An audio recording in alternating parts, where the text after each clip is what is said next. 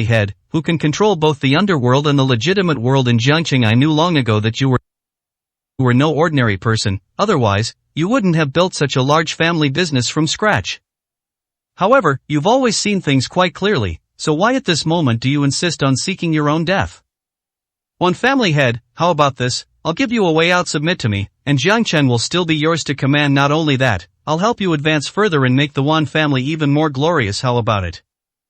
At this moment, Uncle Gong was actually trying to win over Wan family head. However, if Wan family head had wanted to surrender, he wouldn't have waited until now. Looking at Uncle Gong, Wan family head burst into laughter and said, "Uncle Gong, you're truly joking. I was just saying you're a pawn that will be discarded once used, yet you're asking me to live out my days with someone whose future is uncertain. Are you sending me to my death? Moreover, you haven't directly answered my question clearly. You actually know the answer, but you just don't want to admit it, right? But does evasion help? Fact is fact, and no one can change facts. You, Uncle Gong, are just a pawn used by Sea King. Sea King himself doesn't dare to cause trouble, nor is he willing to let his subordinates cause trouble, yet he specifically sought you out and you just came? You're truly fearless. Even Sea King is so wary of Mr. Yi. Uncle Gong, may I ask, are you, old man, even more formidable than Sea King?"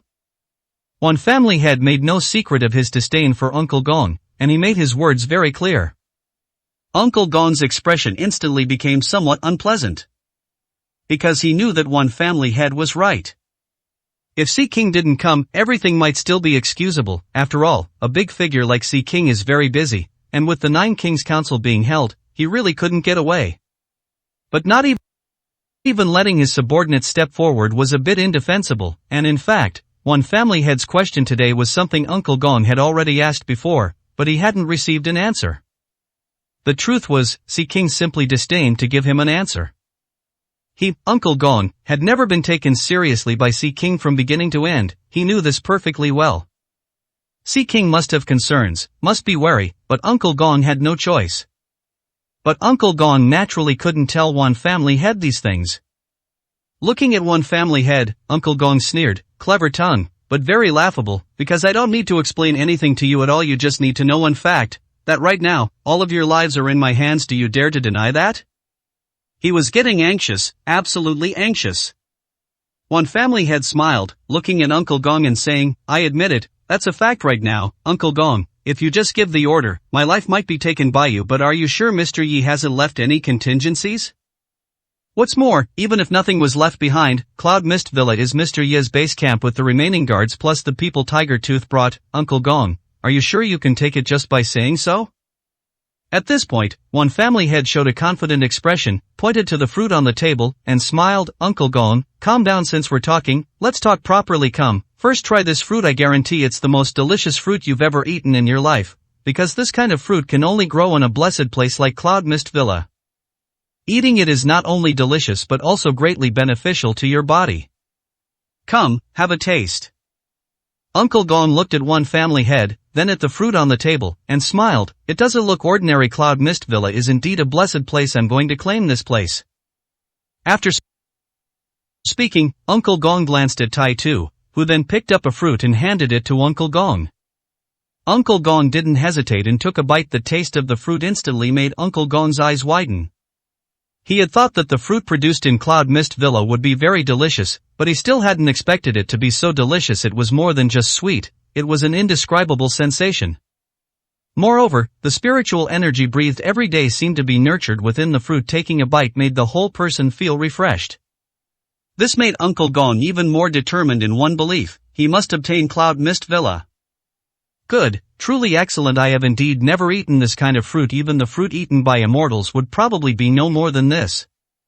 One family head watched Uncle Gong eat happily and said with a smile, "Uncle Gong, although the fruit is delicious, aren't you afraid I've poisoned it?"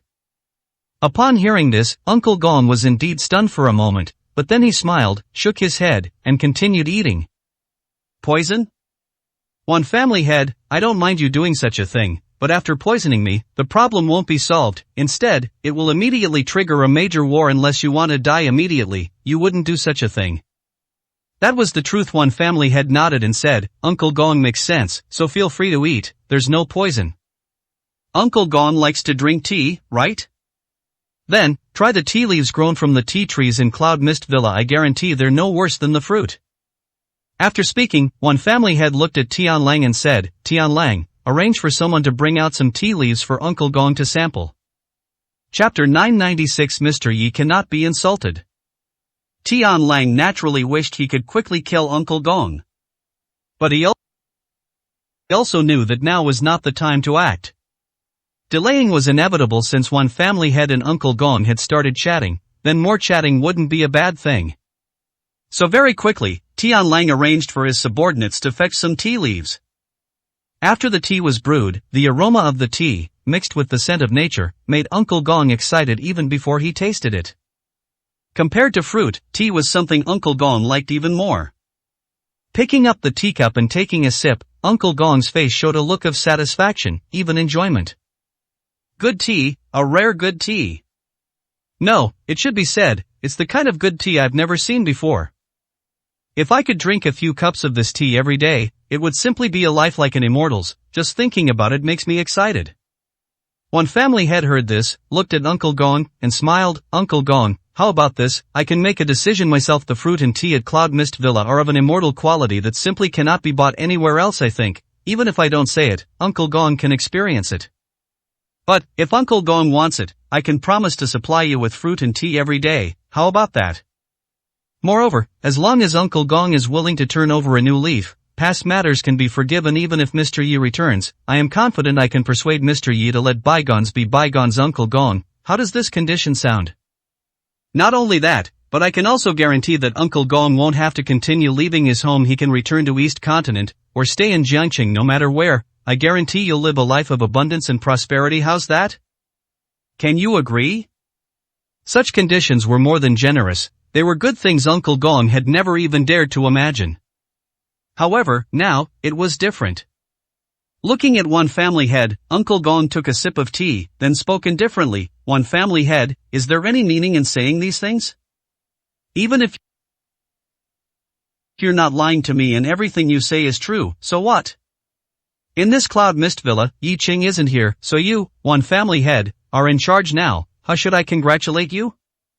How do I feel that if Yi Qing can't return, the happiest person isn't me, but you?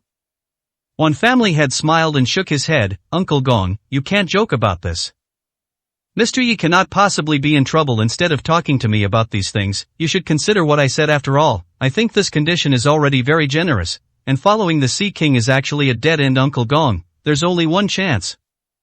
Uncle Gong heard this, looked at one family head, and spoke indifferently. So, you mean for me to give up this excellent situation and then let you go? Not only that, but you also want me to live under your noses, at your mercy? One family head, before you spoke to me, were you drunk? Otherwise, how could you say such drunken words? Instead of considering your proposal, why don't you consider the proposal I'm giving you? Hand over Cloud Mist Villa, and everyone submits to me, then I will spare your lives. This is a very worthwhile thing. Serving Yi Qing faithfully here, but in fact, even if Yi Qing is alive, he won't be able to return to Jiangqing. I've said it, among the 9 kings, there's more than one person who wants Yi Qing dead. Don't tell me you aren't aware of this. And don't tell me you don't know what the 9 kings represent. Submit now, and it's still not too late. I guarantee your lives and your wealth and prosperity. This chance, too, is only once. You are the ones who need to think clearly. Uncle Gong spoke indifferently, looking at one family head, delivering his final ultimatum. One family head smiled and said, so, there's nothing more to discuss? Uncle Gong, do you insist on being this pawn, this cannon fodder? Cloud Mist Villa, do you think you can hold it? Stop now, it's still not too late, otherwise, there will truly be no chance. Uncle Gong heard this and said nothing else, but looked at Gao Qingyue, speaking indifferently. Gao Qingyue, you all know her, right? Yi Qing's ex-wife, of course, the kind without affection, and it seems there's even deep hatred between them. But, no matter what the relationship, she's Yi Qing's ex-wife, right? She was once deeply loved by Yi Qing, right? And had a marital relationship with Yi Qing, that's also right, isn't it?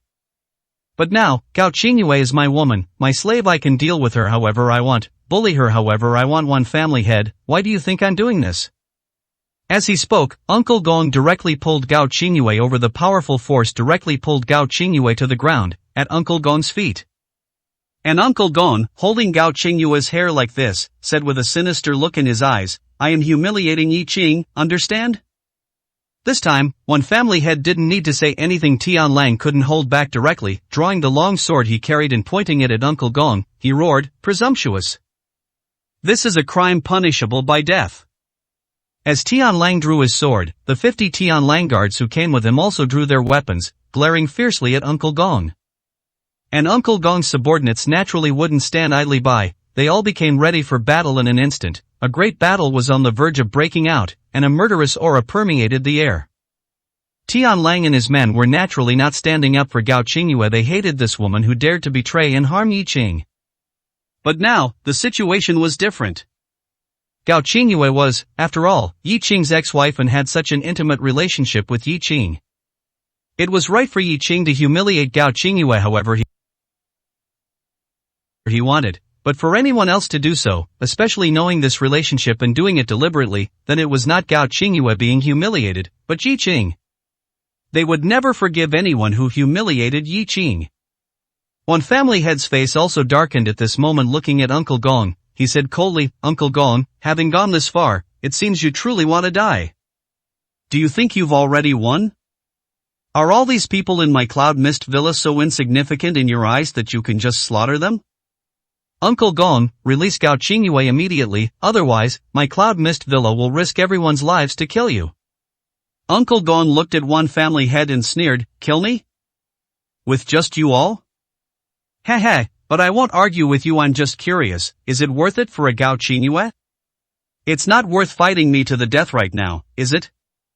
For a Gao Qingyue, it was naturally not worth it, but for Mr. Ye's dignity, there was nothing that wasn't worth it. Looking at Uncle Gong, one family head said coldly, "Whether Gao Qingyue lives or dies is not important, but whoever dares to humiliate Mr. Yi, whoever dares to disgrace Mr. Ye's dignity, that concerns all of us. For Mr. Ye's dignity, all of us can fearlessly face death.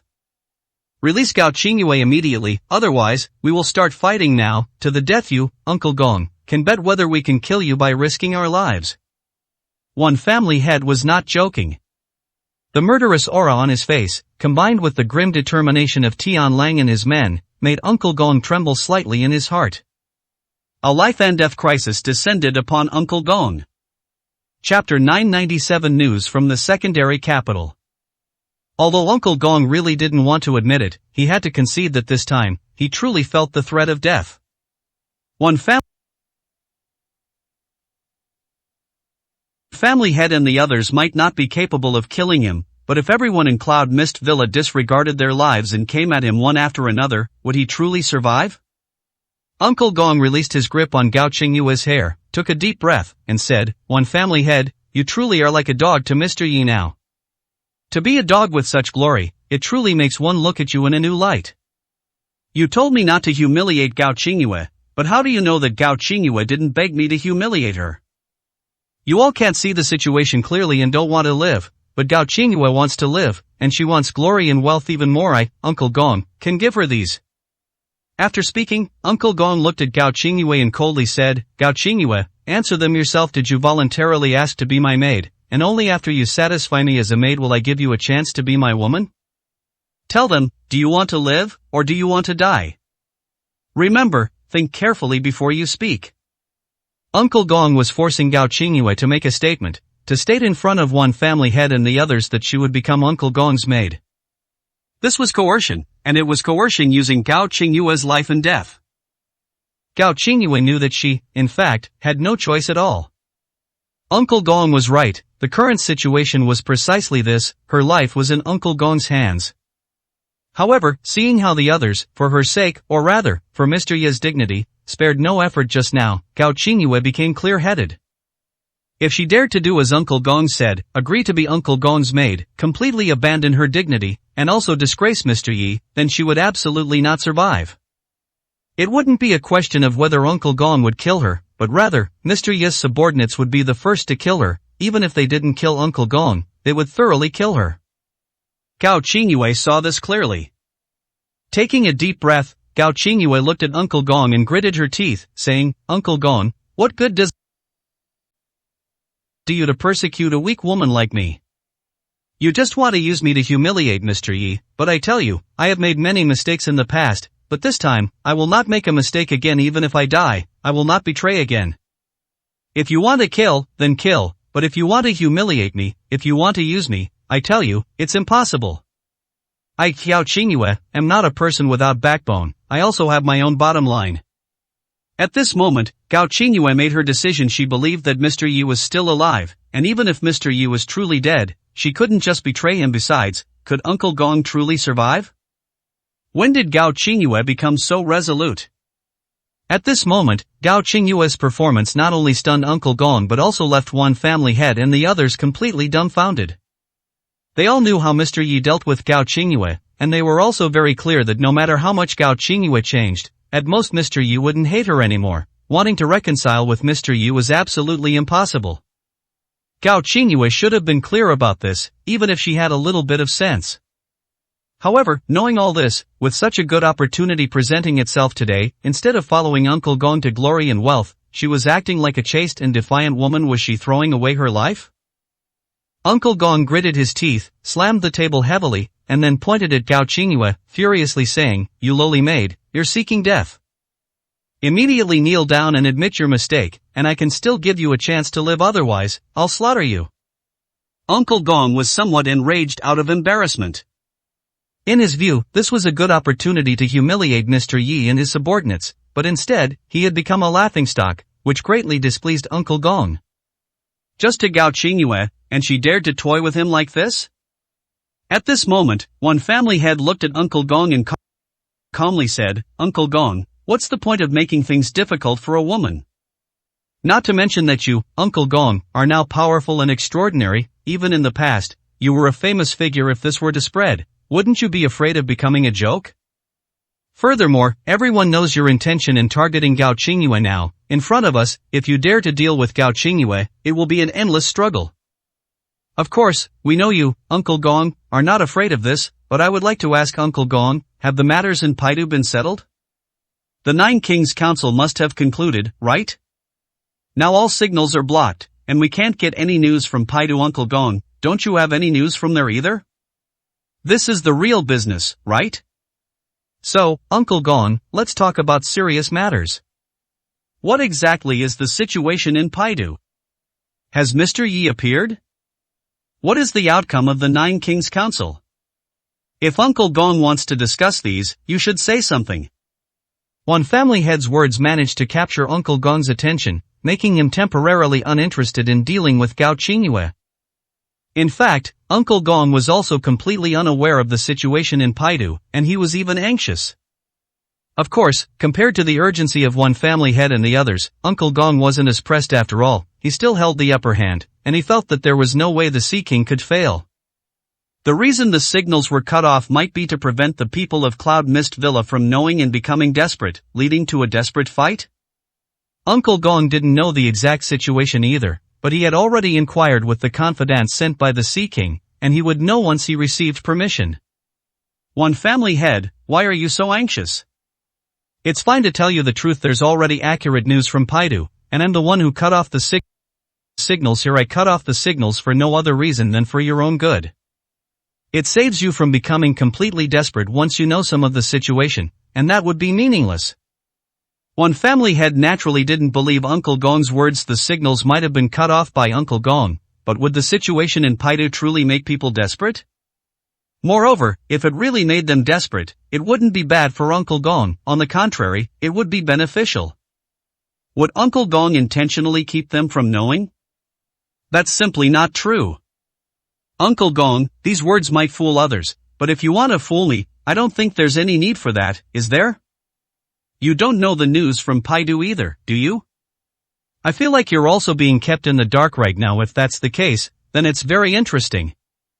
That means this news might not be to conceal from us, but to conceal from you. As one family head spoke, his eyes lit up. Before, he had only considered it, but now, the more he thought about it, the more plausible it seemed. Is there any meaning in concealing from them? Absolutely no meaning. So, who would it be most meaningful to conceal from? It could only be Uncle Gong. But what kind of situation would require concealing from Uncle Gong?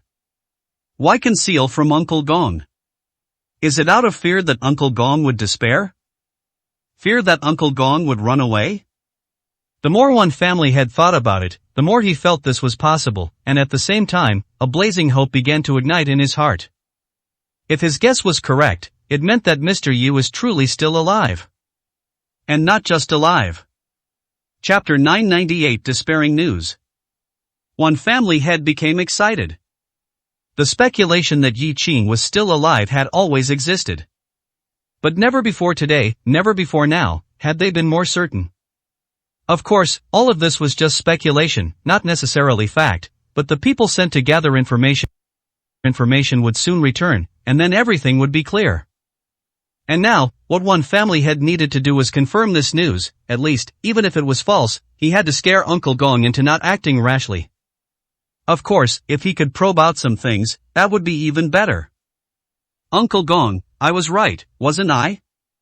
You definitely weren't aware of the news blockade in Jiangcheng. Then, you are also a smart person. You should be very clear whether my guess is right or wrong. If the situation in Paidu was good, there would be no need to hide it from you. They would only hide it when it's bad, fearing you might run away. Uncle Gong, you've been used. It's not too late to turn back now, otherwise, you'll truly regret it. Uncle Gong's face was extremely grim at this moment. He naturally didn't want to believe one family head's words, but he was very clear whether one family head's words made sense or not. A news blockade, and it's even extended to him. What are they trying to do? What are they trying to hide? Even if he didn't want to overthink it, he couldn't help but do so. Now, Uncle Gong felt a strong sense of danger approaching, but he couldn't say much.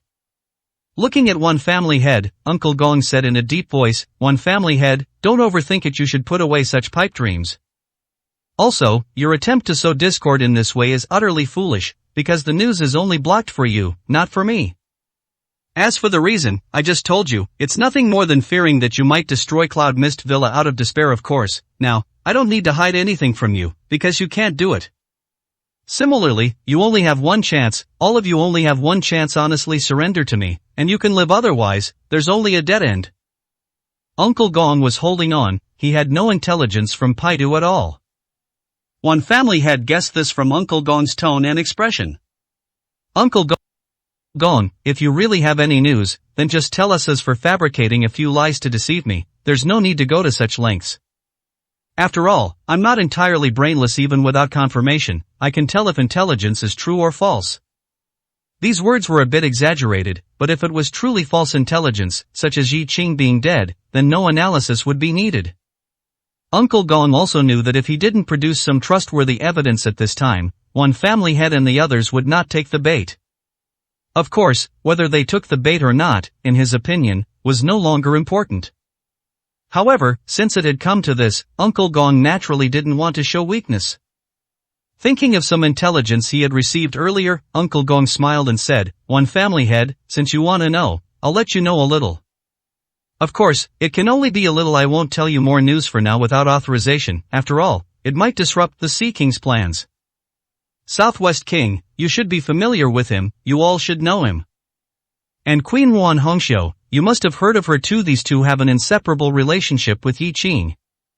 One is the person who fought overseas with Yi Qing, and the other is the person who paid a heavy price for Yi Qing. These two are Yi Qing's staunch supporters. But their kingship was stripped, do you know?" When he said this, Uncle Gong's face was full of arrogance, and his eyes were full of wildness. These words were not fabricated, but facts that Uncle Gong knew. Before the information was blocked, Uncle Gong had received some news from Paidu, and the last news he received was that at the Nine Kings Council, Southwest King Feng Lao and Queen Ruan Hongxiu's kingships were stripped. This was a victory for the Sea King's faction. In other words, the Sea King and his allies won. On the highest battlefield of the underground world of Dragon Country, the Sea King and his allies were the victors.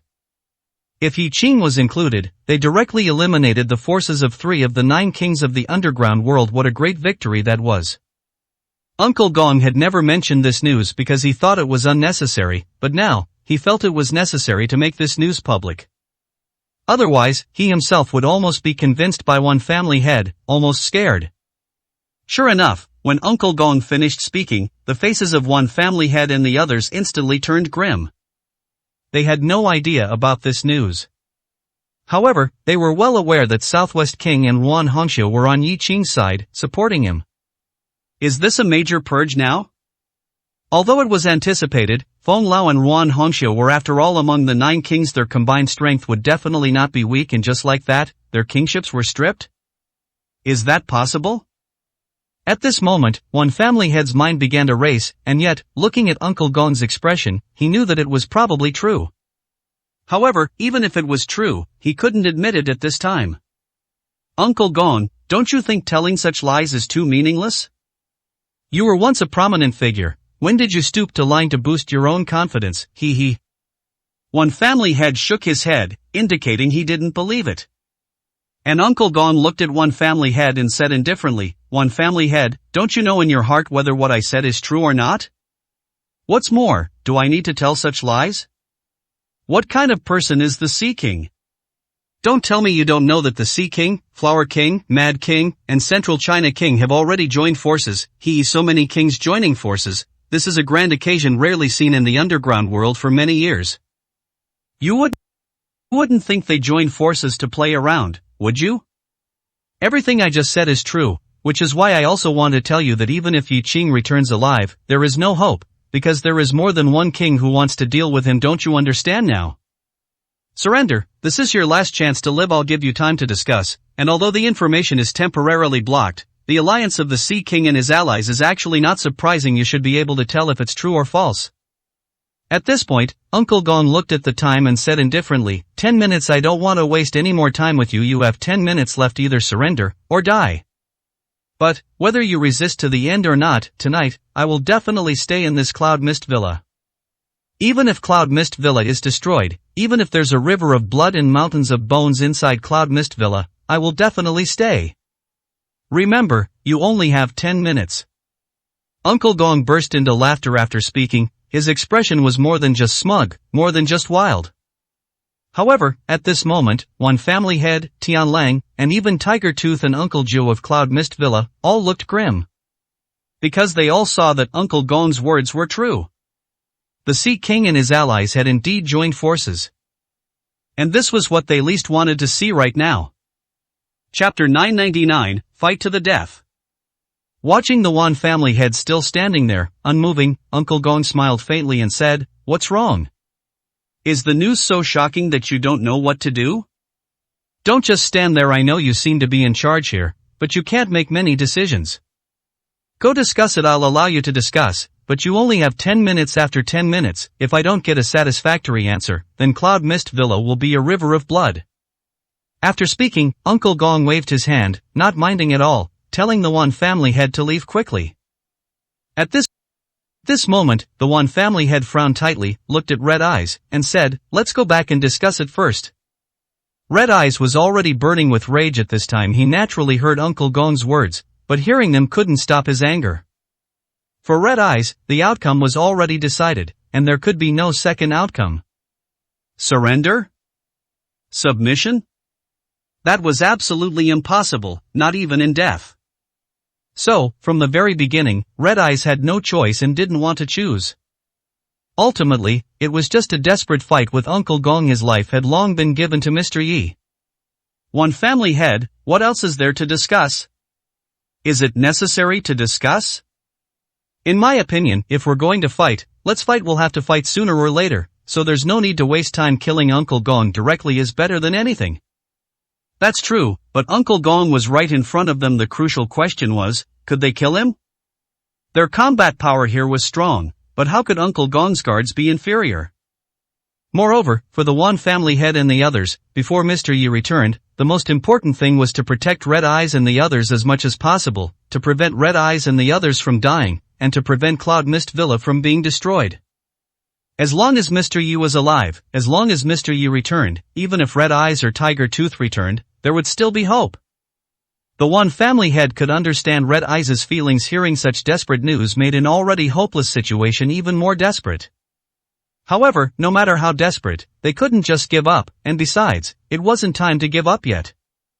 10 minutes wouldn't change anything, and they might not even be able to come up with a result, but they still had to meet, discuss, and find the most appropriate solution. Even if they had to fight to the death, they had to know how to fight to achieve the best effect. Looking at Red Eyes, the one family head said in a deep voice, "Red Eyes, come back and let's discuss it together. Even if Uncle Gong's words are true, it's nothing, don't forget, you have to believe in Mr. Yi." Upon hearing this, Red Eyes gritted his teeth and followed the Wan family head towards Cloud Mist Villa. At this moment, Uncle Gong and Tiger Tooth were already waiting at the gate of Cloud Mist Villa. Upon seeing the Wan family head and Red Eyes arrive, they immediately spoke.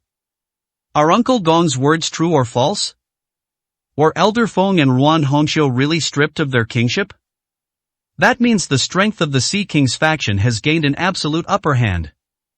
We can't control or interfere with matters in Paidu, but if Mr. Yi returns, he will definitely go to Paidu. The situation he will face then will be even more dangerous than imagined." Tiger Tooth couldn't help but speak directly, stating his analysis. And everyone was aware of this matter. The one family head said in a deep voice, "There's still no news of Mr. Yi for now, but one thing is certain, the information blockade in Jiangcheng was not done by Uncle Gong, he was also blocked from information. The matter of Elder Feng and Ruan Hongqiu being stripped of their kingship might be true, but this might be the initial news, we don't have any subsequent news. Don't forget, the Nine Kings Council has been over for a day and a night, and the news is still under blockade. What does this mean? We don't know the final outcome of the Nine Kings Council. Whether Mr. Yi has returned, whether he has managed to turn the tide, that's the news we want to know. However, looking at it now, I think there's still a turn for the better. If there wasn't, then there would be no need to block the news. I still believe this information blockade is directed at Uncle Gong, to prevent him from escaping, to leave him with no way out." As the Wan family head said this, a light flashed in his eyes. The more he thought about it, the more he felt this was possible. The people sent out should have returned by now. Why haven't they returned yet? Nothing could have happened, could it? At this moment, Uncle Gong mentioned the people sent out to gather information, and his brows furrowed slightly, calculating the time. They should indeed have returned, but it was true that it was difficult to return. Although they could find a way out, returning might not be possible. The Wan family head said in a deep voice, looking at Uncle Gong's intentions, "He definitely hasn't caught anyone, so let's wait a bit longer. However, we don't have much time left. Uncle Gong seems to have sensed something is wrong and wants to make a move now. 10 minutes, he only gave us 10 minutes. Let's discuss what to do." At this moment, Tiger Tooth said coldly, "What else is there to discuss? There's nothing to discuss at all. If we're going to fight, then let's fight. Even if we die, we will never compromise." No compromise was their bottom line, and no compromise meant fighting to the end. Even if everyone was killed, they would fight to the end. Uncle Gong nodded, Red Eyes nodded at this moment, everyone nodded, agreeing with this statement. Compromise was impossible, and there was no other choice. If they were going to fight, then they would fight to the death. Prepare for battle. The one family head said in a deep voice. At this point, there's nothing more to say. Prepare for battle. This time, Red Eyes and I will go out again. Although we've decided to fight to the death, we can't not show our faces, lest they say we're afraid of them and disgrace Mr. Yi. If we can wait for news to come, that would be best, but if we can't, there's nothing we can do. Whether it's Red Eyes or Tiger Tooth, even if they're still alive, they probably don't have time to support us. Everyone, prepare to die. The one family head's words made everyone nod. At this point, they were all prepared. Afterward, the one family head left Cloud Mist Villa again and came to face Uncle Gong. Uncle Gong looked at the one family head and the others, their faces grim and tinged with a deathly aura, and knew that these people would not surrender. The 10 minutes are up. Life or death is in your hands. I know you want to show your loyalty, but is loyalty more important than life? One family head, don't tell me your decision will disappoint me. The one family head looked at Uncle Gong and said in a deep voice, "Then I'm sorry, Uncle Gong. Because our decision will definitely disappoint you. We have decided never to compromise and to fight to the death. You, retreat immediately, and you will have a way to live, otherwise, I will kill you." As the one family had finished speaking, Red Eyes and the others all drew their weapons and aimed them at Uncle Gong. A great battle was on the verge of breaking out. Chapter 1000 was caught. Fighting to the death, this is no joke. If it really comes down to fighting to the death, then no one can say how many people will die today. The nearly 1,000 people at Cloud Mist Villa right now would probably all perish, and the people Uncle Gong brought would have to pay double or even more the price to win. By then, it would truly be rivers of blood and mountains of bones. And this is not what one family head and his group want to see, nor is it what Uncle Gong wants to see. Not only are they all waiting, but at the same time, it's all for Cloud Mist Villa. This ethereal place was meticulously built by Yi Qing. Although Yi Qing didn't say anything, everyone knew that the construction of Cloud Mist Villa was by no means simple, and furthermore, it couldn't be described by just the words not simple. A barren mountain and desolate waters, in Yi Qing's hands, transformed into a blessed land of immortals, rich in spiritual energy. Such miraculous methods were truly astonishing. However, even if everyone didn't know the specific method, everyone knew that it would probably be impossible to replicate another Cloud Mist Villa. And if this blessed Cloud Mist Villa were truly stained with the blood and lives of thousands of people, could it really maintain its current appearance as a blessed land of immortals? Would the spiritual energy here not be affected? Even if they didn't understand anything, they knew that so much blood would definitely cause irreversible damage to this blessed land. And this is also something they are all unwilling to see, and one of the reasons they are all waiting. Irreversible losses. A Cloud Mist Villa cannot be repurchased with countless sums of money. This is a place that, if it can be preserved, must be preserved. But now, it seems, that's not possible.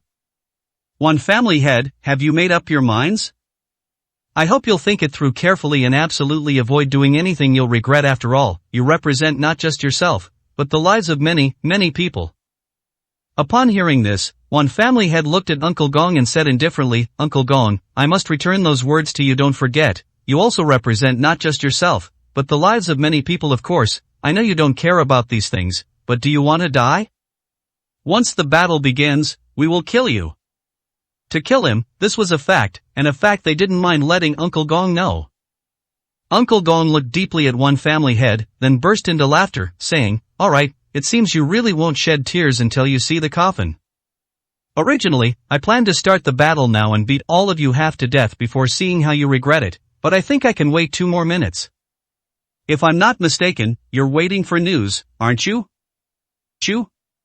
Cloud Mist Villa went to great lengths to send people out to gather information, but the people haven't returned yet, have they? No need to wait. I just received a report that the people you sent out have already been captured by my men and will be brought back soon. As soon as these words were spoken, the expressions of one family head and the others all turned extremely grim. They were indeed waiting for news, waiting for people to return, but they had not received anything. Now, they were effectively deaf and blind, unaware of the situation in Paidu, and many decisions could not be made correctly. But now, that hope was probably shattered. However, before one family head could say anything, Uncle Gong smiled and said, are you desperate? Don't worry, there's something even more despairing for you. However, I didn't plan to kill the people you sent out. Not only that, I plan to bring him before you. You just want to know the news from Paidu, right? Haha, each and every one of you won't shed tears until you see the coffin, and won't give up until you reach the Yellow River. Since that's the case, then I'll let you give up in a moment. We'll all listen to the despairing news he's gathered for you, ha ha ha ha. Uncle Gong laughed extremely arrogantly. He hadn't even heard any news yet, but he was already certain that the news would undoubtedly bring despair to one family head in his group. For Uncle Gong, no accidents were possible. Even Elder Feng and Ruan Hongqiu's royal titles could be revoked, so what other accidents could there be? The Sea King's faction now held an absolute advantage in the underground world. To put it unpleasantly, more than half of the underground world now belonged to the Sea King and his group. If they could still lose, then there would be no justice. One family head said nothing, his face grim at this moment. And the more Uncle Gong saw this expression on one family head, the more excited he became. Although he hadn't received definite news yet, just seeing one family head's dejected and lifeless expression was a victory. Sitting in a chair, drinking tea from Cloud Mist Villa, Uncle Gong smiled faintly and said, soon, all these fruits, tea leaves, and such will be mine. My wish to move in tonight will certainly be fulfilled. After saying this, Uncle Gong looked at Gao Qingyue, who was pale beside him, and said indifferently, Gao Qingyue, don't worry, I will still give you a chance to be my maid, although I no longer need you. But, who told me I'm so magnanimous? Once the news from Paidu comes, I think all your hopes will be shattered by then. I'll wait to see you beg for mercy and regret before me. Remember, you must beg for mercy properly, perhaps I'll forgive you, ha ha ha. The news had clearly not yet arrived, but Uncle Gong was already in the stance of a victor. And Gao Qingyue at this moment was trembling all over, not knowing what to do. Her reason for persevering was that Yi Qing was still alive. She truly dared not betray, dared not make any more wrong choices. But if the news from Paidu came, and Yi Qing was truly dead, and all opportunities were gone, could she really continue to persevere? Or would she truly have to kneel at Uncle Gong's feet, desperately begging for his forgiveness, and then become his maid, serving tea and water without dignity, in exchange for a chance to regain wealth and glory? No, at this point, talking about wealth and glory was meaningless. Preserving her life was what truly mattered. And just at this moment, Uncle Gong's subordinates had already sent someone to bring back the person sent out by Cloud Mist Villa. Upon seeing one family head and his group, this subordinate became excited. He had originally thought all hope was lost, that the message couldn't be delivered, but now it seemed there was still a chance. One family head, I have news. However, before he could finish speaking, he was gagged by Uncle Gong's subordinate. One family head said with a grim expression, Uncle Gong, didn't you say you wanted to hear the news from Paidu together? What? Regretting it? Scared? Upon hearing this, Uncle Gong laughed heartily. What am I afraid of? I just don't like it when someone speaks before I give the order. All of you, remember this, I call the shots here. After speaking, Uncle Gong said indifferently, release him, let him speak. I want to see if they still dare to be so arrogant after hearing the news that will bring them despair, ha ha. At Uncle Gong's command, his subordinate immediately released the hand that was covering the man's mouth. Chapter 1001 Mystery E is alive. As the subordinate from Cloud Mist Villa was released, he immediately became excited, looking at one family head and shouting, one family head, he's alive. Mr. Yi is still alive. As soon as these words were spoken, one family head in Tianlang immediately stood up. The next second, at the entrance of Cloud Mist Villa, the figures of Uncle Gong and Tiger Tooth also appeared, and everyone's face showed an excited expression. He's alive.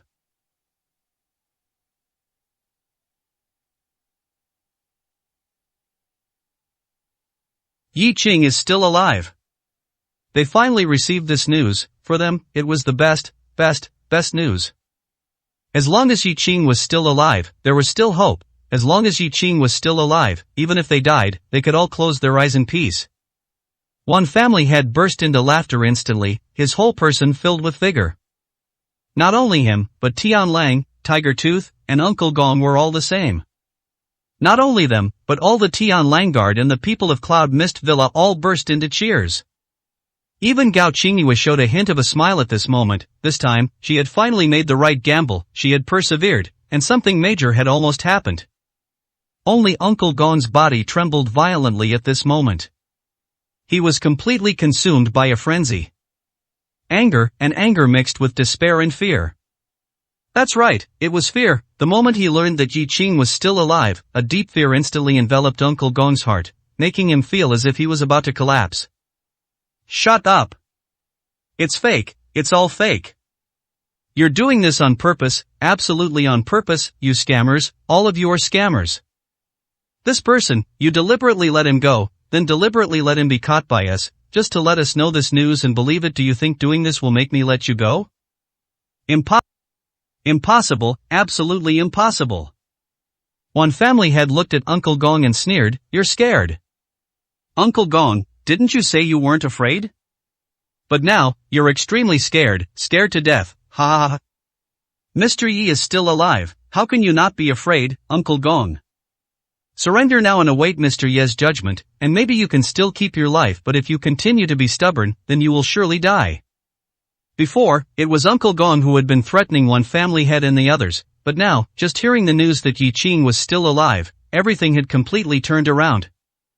One family head and the others were incredibly excited, feeling that the dark clouds in the sky had dispersed, leaving only widespread sunshine, while Uncle Gong and his people were facing imminent death. Uncle Gong looked at one family head and roared, "Shut up, you bastard! Don't tell me this news is fake, even if it's true, so what? What if Yi Qing is alive? The Sea King and the others have already dismissed Southwest King and Wan Hongxiu. Now the entire underground world belongs to the Sea King, and them Yi Qing coming back alive will only delay his death for a while. The Sea King and them will absolutely not let Yi Qing go, that's right, they will absolutely not let him go." After speaking, Uncle Gong looked at the Cloud Mist Villa subordinate who had been gathering information and gritted his teeth. "You dog, keep talking. Was Yi Qing captured, or killed? Tell me, have the Sea King and the others already dealt with Yi Qing? If you dare to lie even a little, I, Uncle Gong, swear I will not only kill you, but I will also kill your entire family." This subordinate inexplicably became the focus of everyone's attention. However, facing Uncle Gong's threat, this subordinate showed no fear. Are you kidding? He was an enemy in the first place, would he be afraid of Uncle Gong? Moreover, the news he had received made him very excited. Mr. Yi is alive, not only alive, but Mr. Yi fought his way to Paidu. It is said that Paidu was drenched in blood, and countless people, countless experts, died at Mr. Yi's hands. Mr. Yi killed his way into Nine Kings Hall, and even killed one of the 9 kings. It is said that Central China King was executed by Mr. Yi. The words were not yet finished, but at this moment, Uncle Gong no longer waited for him to finish. However, compared to his previous fear and tension, at this moment, Uncle Gong burst into laughter. "Bastard, I almost believed you guys, but now it seems it's fake after all fake, ha. You say Yi Qing fought his way to Paidu, I believe that. You say he's alive, I believe that too. You even say he entered Nine Kings Hall and killed so many people that blood flowed like a river, I even believe that. But, you say he executed one of the 9 kings? And it was Central China King? Ha, this is simply the greatest joke under heaven, ridiculous, absolutely ridiculous. Do you know what the 9 kings represent? An executed Central China King, ha, why don't you just say he executed the Sea King? Ridiculous, ridiculous, truly ridiculous." Uncle Gong shook his head, seemingly without any worries. Fake, it must be fake, and too fake. However, he didn't believe it at all, but one family head and the others became even more excited. Was it fake or not? Didn't they know? They had never instructed this subordinate to spread any false news to deceive people, and this subordinate would not possibly do such a thing. That meant one fact, what this subordinate said was all true. Yi Qing was not only alive, he had killed his way into Nine Kings Hall, and he had truly executed one of the 9 kings, and it was Central China King, someone from the Sea King's faction. Executed? That was the word, right? Execution and killing were fundamentally different concepts.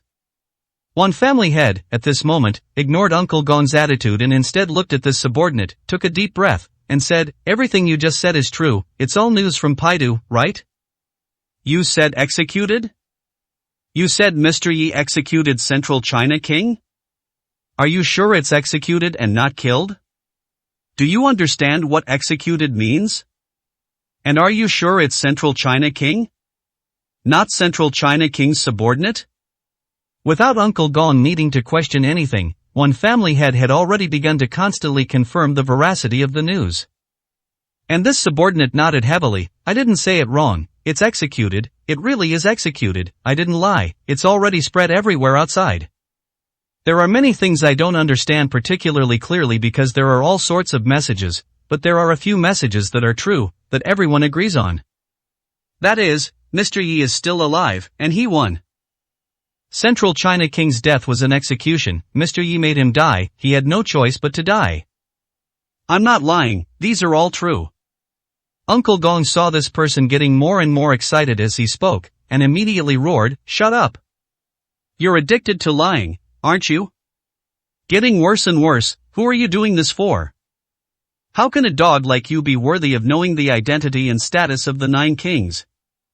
An executed Central China King had no choice but to die? Simply ridiculous. Do you know what kind of existence Central China King is? Not to mention, behind Central China King, there's also Flower King, Sea King, and Mad King. Even if Yi Qing is truly alive, it just means his identity as Southeast King is acknowledged. He has no strength, and even less qualification, to execute Central China King. It's simply foolish and utterly ridiculous. However, at this time, one family head had already confirmed that what this subordinate said was all true. Looking at Uncle Gong, one family head spoke calmly. Uncle Gong, are you truly disbelieving? Or are you just too afraid? Whether this news is true or false, actually, if you send someone out to investigate, wouldn't it all be clear? But do you dare? Chapter 1002. He was executed. One family head proposed the simplest method, a method so simple it could not be simpler. Yet, it was extremely practical. Since the signal was still blocked, Jiangcheng had no signal and could not receive news, but it was still possible to leave Jiangcheng. One person can fake it, 10 people can fake it, but how could the events in Paidu be faked? In Paidu, there were probably tens of thousands of people who already knew about Yi Qing's news, and the matters of Nine Kings Hall could not be concealed from anyone, especially such a major event as Central China King being killed. How could there be no news? Therefore, as long as someone avoided the signal blockade here and went to inquire about the news from Paidu, they would easily obtain it. Uncle Gong looked at the unconcerned one family head, his brows slightly furrowed, and said, "Do you think only you are smart? I'll tell you the truth, I've already sent people to gather information, and they've gone farther, with more people, precisely to prevent anyone from fabricating false news."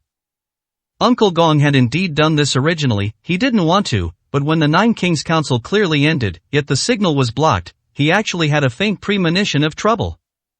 However, he couldn't say much because the Sea King's confidant told him not to worry, that it was all part of the plan. He believed him. But Uncle Gong was not a fool. When the Sea King's subordinate suddenly disappeared after noon today, he knew that something might have gone wrong. Yet, he dared not show anything, only praying that he was overthinking things. Otherwise, if he fell into disarray, it would be utter chaos. Most of those who besieged Cloud Mist Villa here today were his old brothers and subordinates, with a small portion brought by the Sea King's confidants, but they weren't those people's staunch followers, just individuals recruited locally in East Province later on. With those people present, if Uncle Gong didn't fall into disarray, he would still be in control of everything, just as he was now. But if it became chaotic, it would be a messy situation, which would give one family head and the others at Cloud Mist Villa an opportunity. Therefore, he absolutely could not let the situation become chaotic. And sending people to gather information, he had indeed done it, and he sent more than one. By his calculations, they should indeed be back by now. At this moment, one family head and the others were not anxious at all. They weren't afraid of Uncle Gong sending people to gather information. They were only afraid he wouldn't, since he had sent people. They just had to wait. The face of despair did not belong to them, but to Uncle Gong. Because they were very certain that the news was true. Yi Qing had indeed returned alive, and as expected, upon his return, he immediately turned the tide. He was indeed Yi Qing, indeed, the man who could always create miracles. One family head looked at Uncle Gong and said with a relaxed smile, "Uncle Gong, actually, why bother? It's come to this point, and I'm sure you know the truth in your heart. It's fine to keep waiting here, but is there any meaning to it? When the people actually return and bring back news that will make you even more desperate, you will go mad." Seeing the mocking expressions on one family head and the others, Uncle Gong's anger was completely ignited. These people, who should clearly be desperate, on the verge of collapse, and crying out for his mercy, were now one by one acting as if nothing was wrong and relaxing. Why? This was not the outcome Uncle Gong wanted to see. What he wanted to see was these people all collapsing and kneeling on the ground, begging for mercy, pleading with him to spare them. Taking a deep breath, Uncle Gong calmed himself and said coldly, Laugh while you can. You can't scare me. I'll just wait until they return to see how you despair." Afterward, Uncle Gong fell silent, but every second was a torment. Until, a few minutes later, Uncle Gong's subordinates came to report that all 5 people who had been sent out had returned. Subsequently, these 5 subordinates were brought before Uncle Gong. However, at this moment, Uncle Gong already had a bad feeling without even needing to ask, because their expressions gave him a bad premonition. But at this moment, it was impossible not to speak. Don't say anything, you only say what I ask you, do you hear me? Uncle Gong was afraid they wouldn't speak properly if he let them speak on their own. And these 5 subordinates all nodded, not daring to disobey Uncle Gong's wishes. Uncle Gong took a deep breath, looked at them, and gritted his teeth. Remember, every word you say, even every single character, must be true. If anyone dares to deceive me with even a single lie, you know what the consequences will be. It wasn't that Uncle Gong deliberately wanted to scare these people, nor was it that he didn't trust these subordinates. It was simply that the matter was too important, and he could not afford to be anything but cautious. After receiving affirmative replies from these subordinates, Uncle Gong looked at them, exhaled, and said, "Is Yi Qing still alive?" Uncle Gong's subordinate nodded and said, "He is alive." Uncle Gong was not surprised by this news, so he didn't say much, but looked at the second person. It wasn't until the second, third, fourth, and even fifth person gave the same answer that it was truly accurate and undeniable. Yi Qing was still alive. And one family head and the others were very excited at this moment, although they highly trusted the people they sent out. Having Uncle Gong's people corroborated made it even more accurate and certain. Uncle Gong said calmly, "If Yi Qing is alive, then he's alive, that's nothing." After speaking, Uncle Gong looked at his subordinate and asked the most crucial question at hand. "Tell me, is Central China King dead? If he is dead, how did he die? Remember, tell me the truth, absolutely no lies. You speak first." The subordinate named by Uncle Gong spoke with a bitter expression. "Central China King, one of the 9 kings, is indeed dead. I haven't found out how he died specifically, but it is true that one of the 9 kings, Central China King, has died." "Dead?" Uncle Gong gritted his teeth and looked at the next person. And the next subordinate said, "I heard a bit more. It is said he was executed." "Executed?" Uncle Gong's brows furrowed even tighter as he looked at the other 3 subordinates. As a result, he received a unified answer from the 3 subordinates. Uncle Gong, Central China King, was indeed executed. Many people already know about this. Uncle Gong could ignore, disbelieve, and deny what one family head subordinate said. But these were his own subordinates, and there were 5 of them. However, even more chilling was that Central China King was executed. Even if Central China King died, he couldn't possibly have been executed. Impossible. How could Yi Qing possibly have the ability to execute Central China King? If only Central China King was his enemy, I might believe it a little, but Central China King was with the Sea King. The Sea King and his people would never stand by and do nothing. So, it's impossible, absolutely impossible. However, besides the impossibility, there was an even more terrifying possibility, a possibility that Uncle Gong dared not even contemplate. That was, the Sea King and his people were simply powerless against Yi Qing, and Yi Qing held an overwhelming advantage, which was why he could easily execute Central China King. Otherwise, none of this made sense. But how could that be?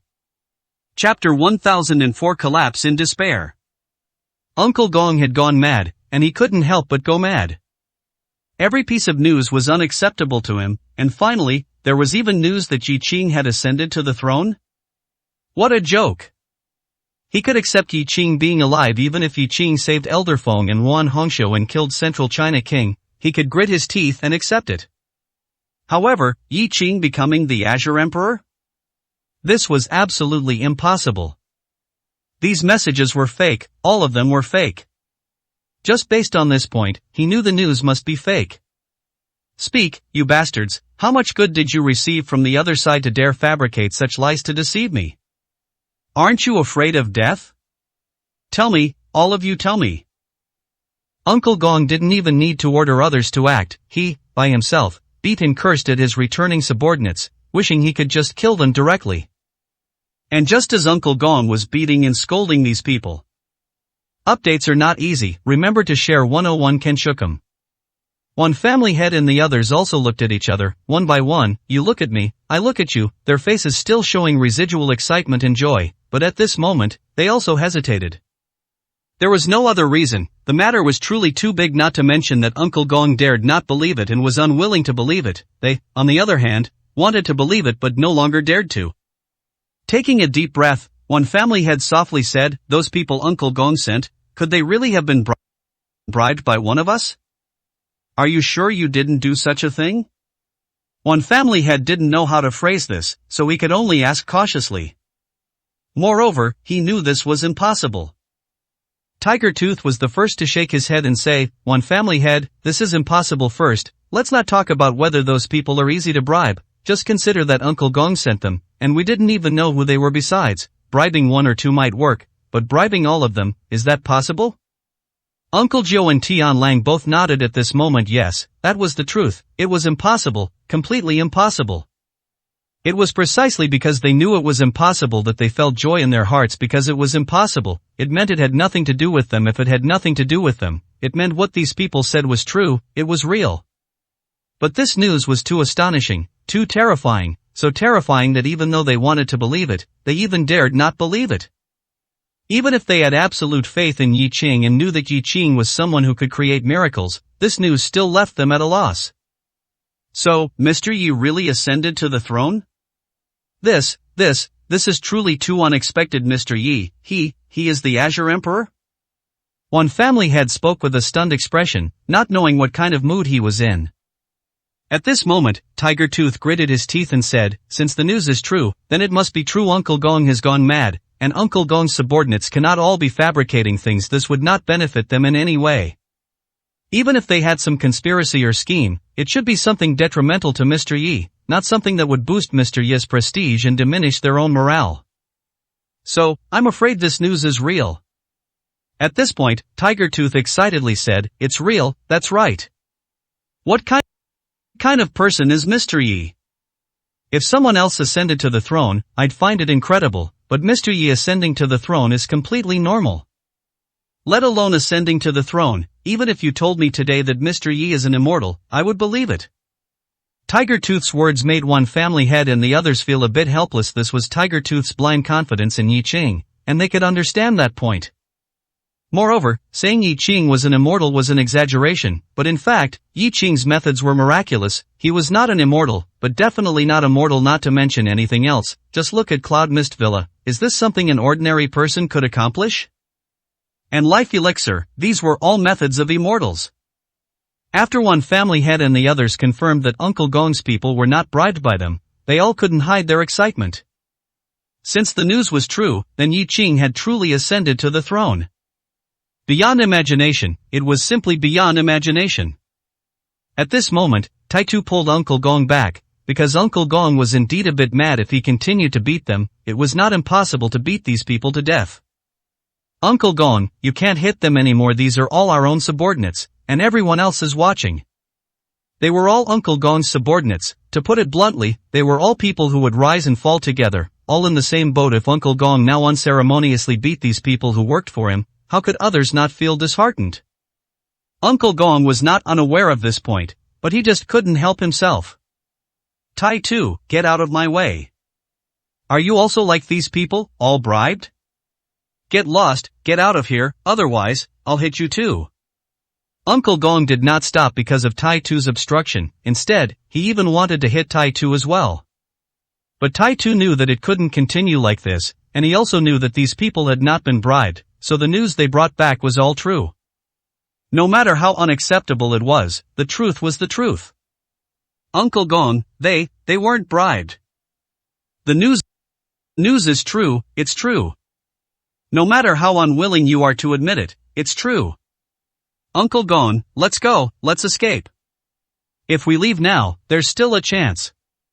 Taitu had always wanted Uncle Gong to save his life before. Even when Yi Qing's life and death were uncertain, he didn't dare to gamble and made the decision to conspire with one family head and the others. Now, the news came that Yi Qing was not only alive but had also reached an unimaginable height. Even Central China King, one of the 9 kings, was executed by Yi Qing. What else could Yi Qing not do, or not dare to do? Uncle Gong was doomed. If he continued like this, without repenting, he was doomed. And Uncle Gong, looking at him, slapped Tai-Tu directly across the face, roaring hysterically, "You shut your mouth, you traitor. You actually conspired with them to deceive me, you deserve to die. Get out of here right now." Tai-Tu didn't care about the burning pain on his face. He knew that Uncle Gong had collapsed. He simply could not accept the news of Yi Qing ascending to the throne. This was not merely a matter of being unable to seek revenge, it was also something that made Uncle Gong despair. But Tai Tu couldn't leave. Even if he died with Uncle Gong, he couldn't leave. In a sense, Tai Tu was truly loyal, Uncle Gong's most trustworthy subordinate, yet he couldn't change anything. Uncle Gong, wake up, please wake up. Everything is over. It's still not too late to repent now. Uncle Gong, I will try every means to beg for your mercy. Don't worry, Uncle Gong, you will absolutely not be harmed before I, Tai Tu, die. But you cannot continue to be so stubborn. You cannot. Uncle Gong was already overwhelmed even without these words from Tai Tu. With them, Uncle Gong wanted to go even madder. Beg for mercy? Mercy? Save his life? No, he didn't want any of that. He also knew that Yi Qing would not let him go. Yi Qing's ruthlessness was simply beyond people's imagination. You shut up, you fool. So what if Yi Qing ascended to the throne? So what if he really became the Azure Emperor? He wants to kill me, fine, then let him kill me. But before he kills me, all of his subordinates must die. Chapter 1005, Just an Ant After All. Uncle Gong seemed to resign himself to fate, no longer bothering with the truth or falsity of the news. In fact, he wasn't a fool. How could he not discern whether the news brought by his subordinates was true or false? But he just wasn't willing to believe it, nor did he dare to believe it. Now, however, self-deception was meaningless. Uncle Gong suddenly turned and looked at one family head and the others. From his bloodshot eyes, an intense killing intent erupted. Yes, at this moment, the killing intent was hundreds of times stronger and denser than before. Seeing the joyous expressions on one family head and the others' faces, Uncle Gong's rage burned fiercely. You bastards, do you think that just because Yi Qing is still alive and has become the Azure Emperor, you can rest easy? Do you think that after hearing this news, I, Uncle Gong, would grovel before you, begging for your forgiveness so that you might intercede for me before Yi Qing and spare my life? No. Uncle Gong's hysterical appearance was utterly insane. Everyone could see that Uncle Gong was completely abnormal at this moment. I, Uncle Gong, will absolutely not beg Yi Qing for mercy, much less grovel before you for it. I haven't lost yet. Even if I can't get my revenge, I won't let Yi Qing have an easy time of it as long as I kill all of you. I refuse to believe that Yi Qing won't feel pain, won't feel grief. Ha ha ha, I want all of you to die. At this moment, one family head and the other's expressions were indeed not good. Uncle Gong's madness made the situation even more dangerous. However, were they afraid? No, they weren't afraid. They weren't afraid before, and now, after learning about Yi Qing's situation, they were even less afraid. Uncle Gong wasn't afraid of death, and they, of course, weren't afraid either. However, looking at Uncle Gong, one family head still sighed and said, Uncle Gong, I advised you before, but you didn't listen. Now that it's come to this, who can you blame? Mr. Yi is an extraordinary individual, a man who has always created miracles. You forgot this point, and even now, you remain stubbornly misguided. You are truly seeking death. Now, there's still time as long as you surrender, and everyone here awaits Mr. Ye's judgment. We can intercede for you. I wouldn't dare say more, but saving your life should not be a big problem. Stop now, otherwise, it will truly be too late. Stop? Uncle Gong laughed heartily, looking at one family head and the others, and angrily said, If I could have stopped and spared your lives before, then now, it's absolutely impossible for me to stop. All of you must die. Not only that, I will burn the entire Cloud Mist Villa to ashes. I want Yi Qing to experience pain. I want him to know that offending me, Uncle Gong, was the biggest mistake he ever made in his life. You all must die, all of you must die, ha ha ha. Uncle Gong was truly insane. He was somewhat better when he learned that Yi Qing was alive, but when he learned that Central China King had been executed and Yi Qing had become the Azure Emperor, he completely lost his mind. There was no opportunity left, no opportunity for revenge, and even no opportunity to live. Of course, if he, Uncle Gong, truly started groveling and begging for mercy, abandoning his dignity now just to live, perhaps there would still be a glimmer of hope. But he didn't want that kind of hope. He wanted everyone present today to die with him. He wanted to destroy everything he saw before him, so that when Yi Qing returned, he would also be in immense pain. This was what he wanted to do now. One family head and the others frowned slightly. They all noticed Uncle Gong's abnormality, but at this point, nothing they said would help. Looking at Uncle Gong, one family head coldly said, "Stubborn and unrepentant, you are simply deserving of 10,000 deaths. Do you think we are afraid of you? To tell you the truth, even if you truly kill all of us now, we will have no regrets whatsoever. Whether Mr. You will be sad is not something for you to consider. You are on the verge of death, unrepentant. The one who will regret is you. Our lives are not worth regretting. If you dare to fight, then fight." Before, one family head and the others did not compromise or retreat in the face of life and death crises, and now, at this moment, they certainly would not. Uncle Gong became even more furious seeing one family head and the others completely unafraid. What? They weren't afraid of death, so was he afraid? They had seen hope and were still unafraid of death. What was there for him, a desperate man, to be afraid of? Even in death, he would drag them down with him, make them all buried with him. Uncle Gong's eyes widened, and he roared, "Everyone, attack! Kill all of them, burn down the Cloud Mist Villa! All of you, kill!" Uncle Gong roared, and while many present were shaken, they were still loyal to Uncle Gong. However, compared to loyalty, they actually cared more about their own lives.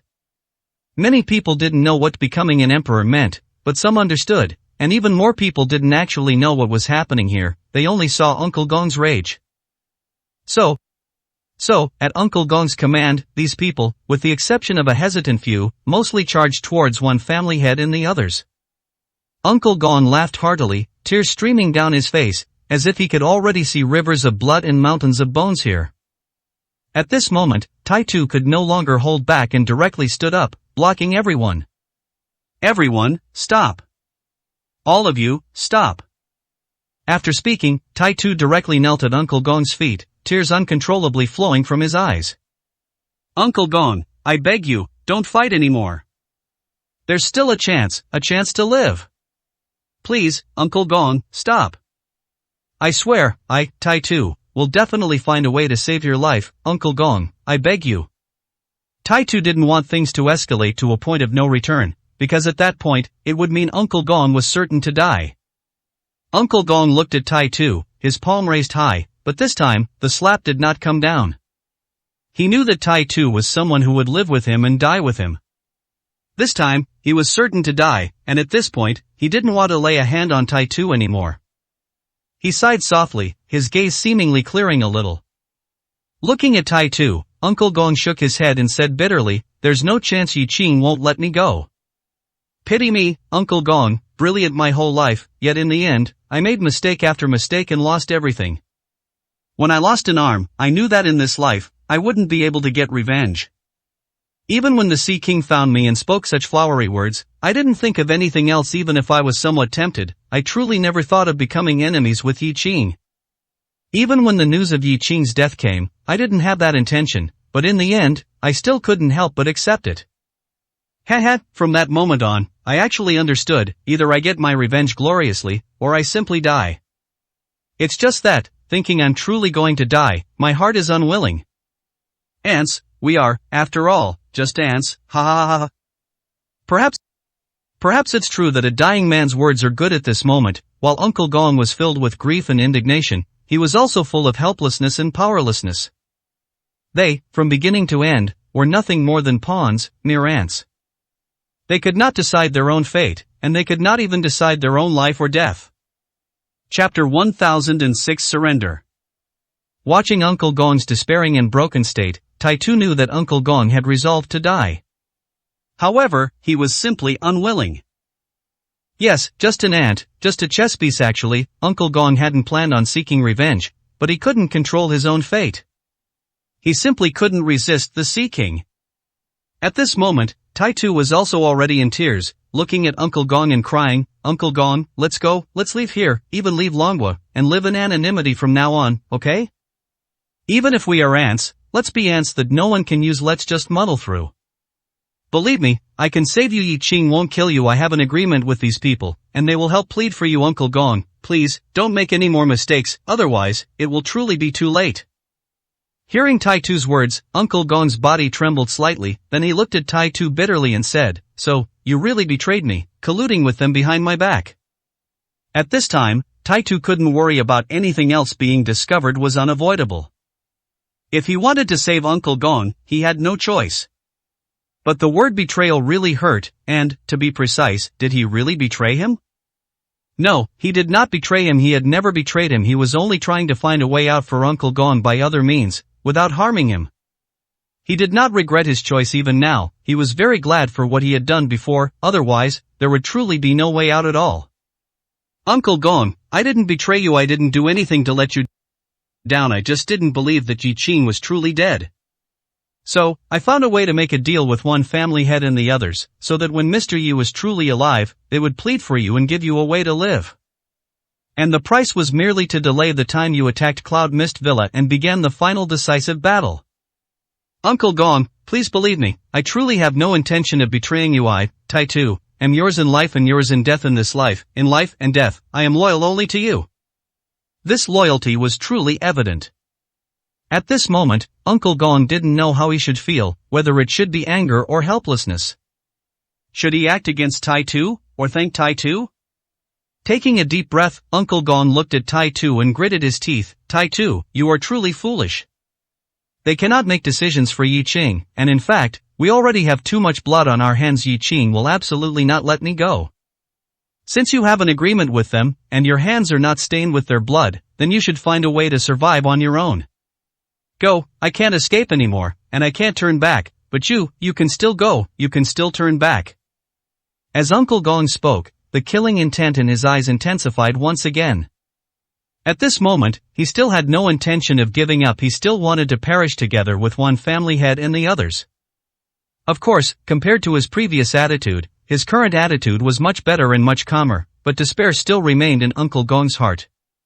Taitu knew that at this moment, if he wanted Uncle Gong to give up, he could only rely on one family head and the others to give a promise, otherwise, nothing he said would be useful. Taking a deep breath and looking at Uncle Gong, Taitu gritted his teeth and said, Uncle Gong, give me a chance. I promise to let you live. I promise they will keep their word. After speaking, Taitu, without waiting for Uncle Gong to say anything, stood up directly, looked at one family head and the others, and said loudly, One family head, we had an agreement before. I believe you. One family head, are trustworthy people now. It's time for you to fulfill your promise. Let Uncle Gong go. All of you, promise to let Uncle Gong go, and also guarantee that Mr. Yi will not deal with Uncle Gong. This is the promise you need to fulfill. As long as you do this, I guarantee that there will be no war today, no one will die, and Uncle Gong will leave here, even leave Longhua, and never return. What Taitu said was correct. In fact, this was the best outcome at the moment. One family head and the others give their promise, the great battle will not start again, and Uncle Gong will leave Longhua and live in anonymity. Everything would then return to peace. However, they couldn't fulfill this promise. It wasn't that one family head and the others didn't keep their word, but rather, Taitu was asking for too much. They had not guaranteed to spare Uncle Gong's life, nor had they guaranteed to directly let Uncle Gong go. At this time they had only promised to plead for Uncle Gong in front of Yi Qing, to the best of their ability, to leave him a way to live. So, one family head shook his head, sighed, and said, Taitu, we will naturally do what we promised, but you don't have to make things difficult for us. Whether Uncle Gong can live and whether Mr. Yi will let him go, everything depends on Mr. Yi's decision after he returns. First, put down your weapons and kneel on the ground to surrender. If there are no surprises, Mr. Yi will be back soon. One family head had naturally not contacted Yi Qing at this time and did not know the exact time of Yi Qing's return, but based on his understanding of Yi Qing, unless there were more troublesome matters to deal with, Yi Qing would definitely rush back as soon as possible.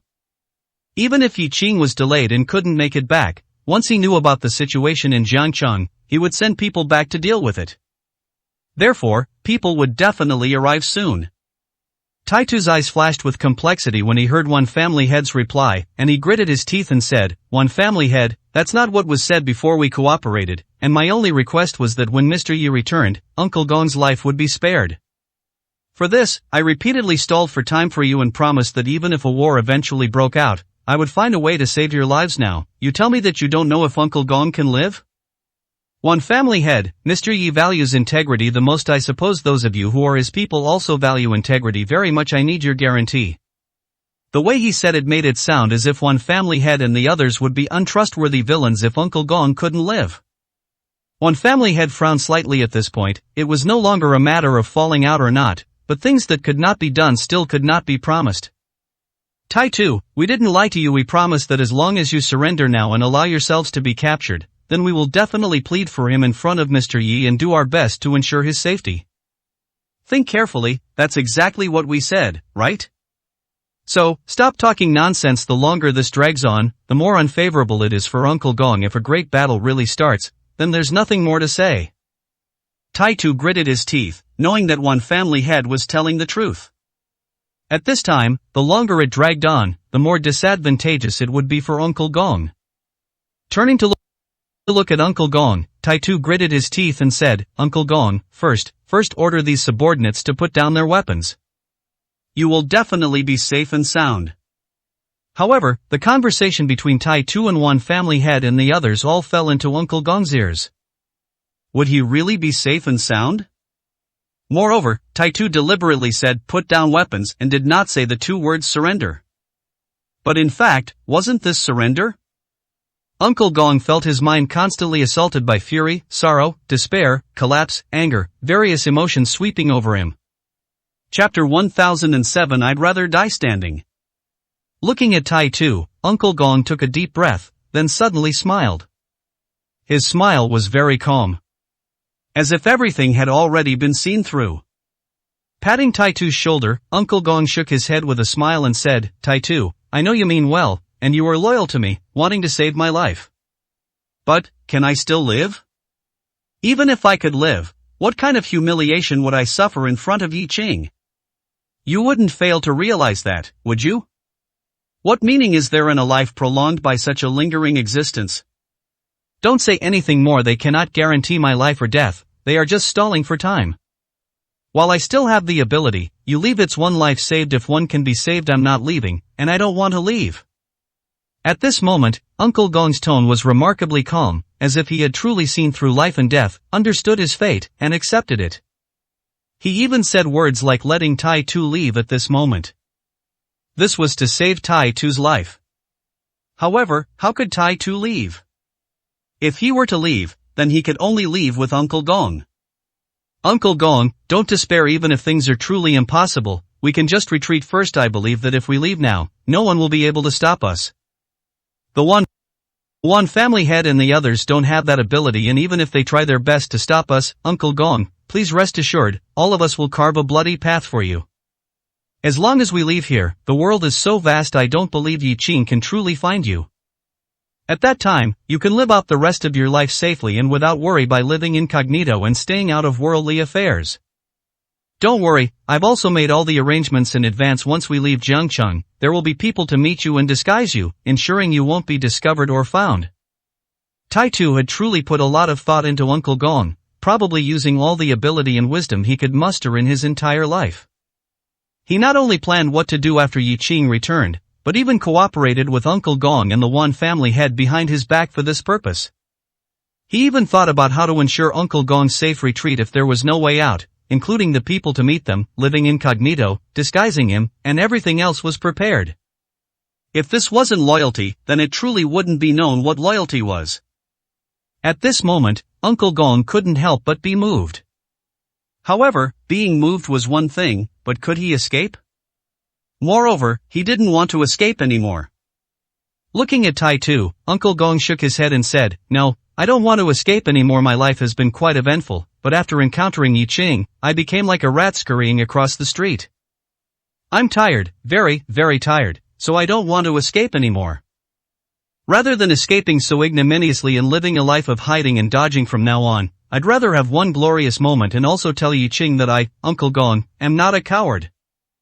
Uncle Gong's words gave Tai-Tu a bad feeling. Uncle Gong was not leaving. He wanted to fight to the death. No, Uncle Gong, no. Where there's life, there's hope. Even if you're unwilling, you must first save your life. Run. Run, run. Only by living is there a chance. These words were perfectly fine, but for Uncle Gong, hearing them was the most ridiculous problem. Where there's life, there's hope? He used to believe these words too, that as long as a person was alive, there was hope. Uncle Gong, had once held onto this idea, but now, he no longer had such thoughts. Does living mean there is hope? But, while others have hope by living, he does not. Because his enemy was Yi Qing, did he want to seek revenge on Yi Qing? This in itself was the most ridiculous thing.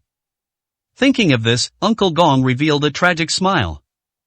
Let alone revenge, just living was a luxury.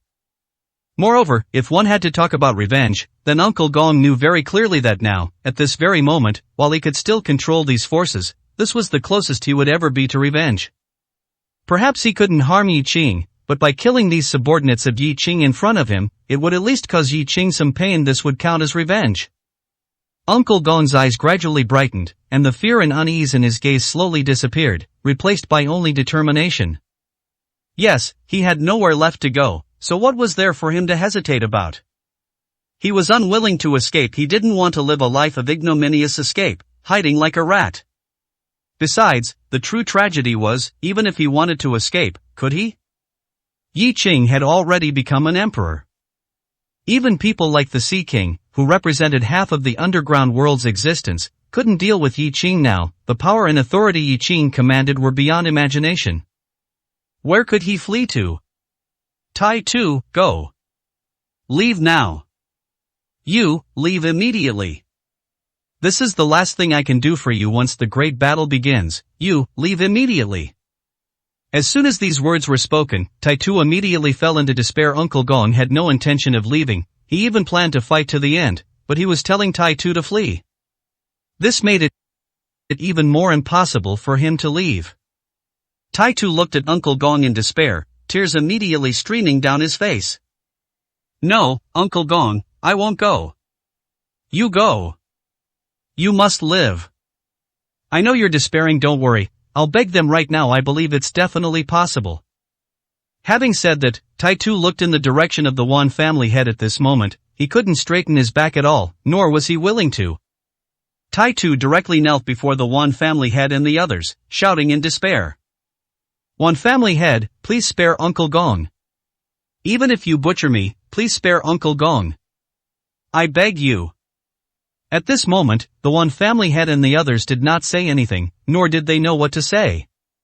Tai Tu, although an enemy, had to be said to be a person worthy of respect.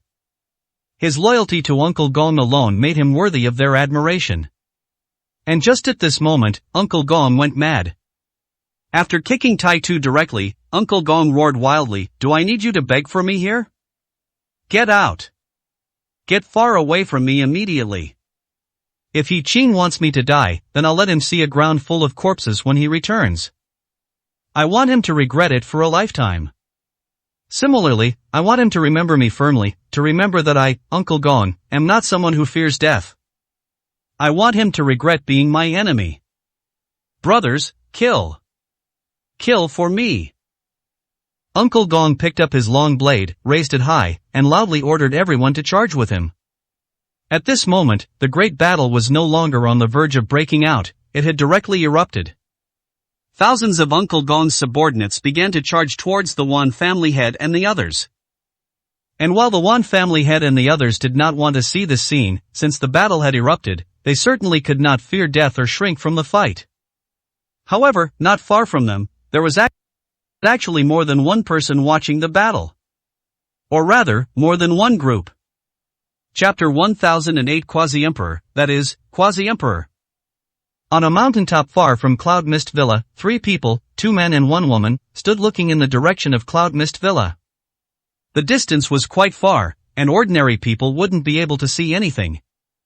However, these 3 people were not ordinary, so they saw clearly what was happening at Cloud Mist Villa. These 3 were none other than Gu Xin, along with Hongchen and Mandala. Hongchen sat on a large rock, resting her chin on her left hand, watching with great interest. Hongchen and Mandala were on either side, also watching intently. Mandala seemed not too interested in these matters, so she said nothing. It was Hongchen who watched with great interest, even offering her opinion. "Master, this time, Gao Qingyue actually stuck to her choice. That's rare," she said. Before the news of Yi Qing was spread, everyone thought Yi Qing was certainly going to die, especially after the news of Southwest King and Yuan Hongxiu being stripped of their titles came out. Everyone should have understood that victory belonged to Uncle Gong.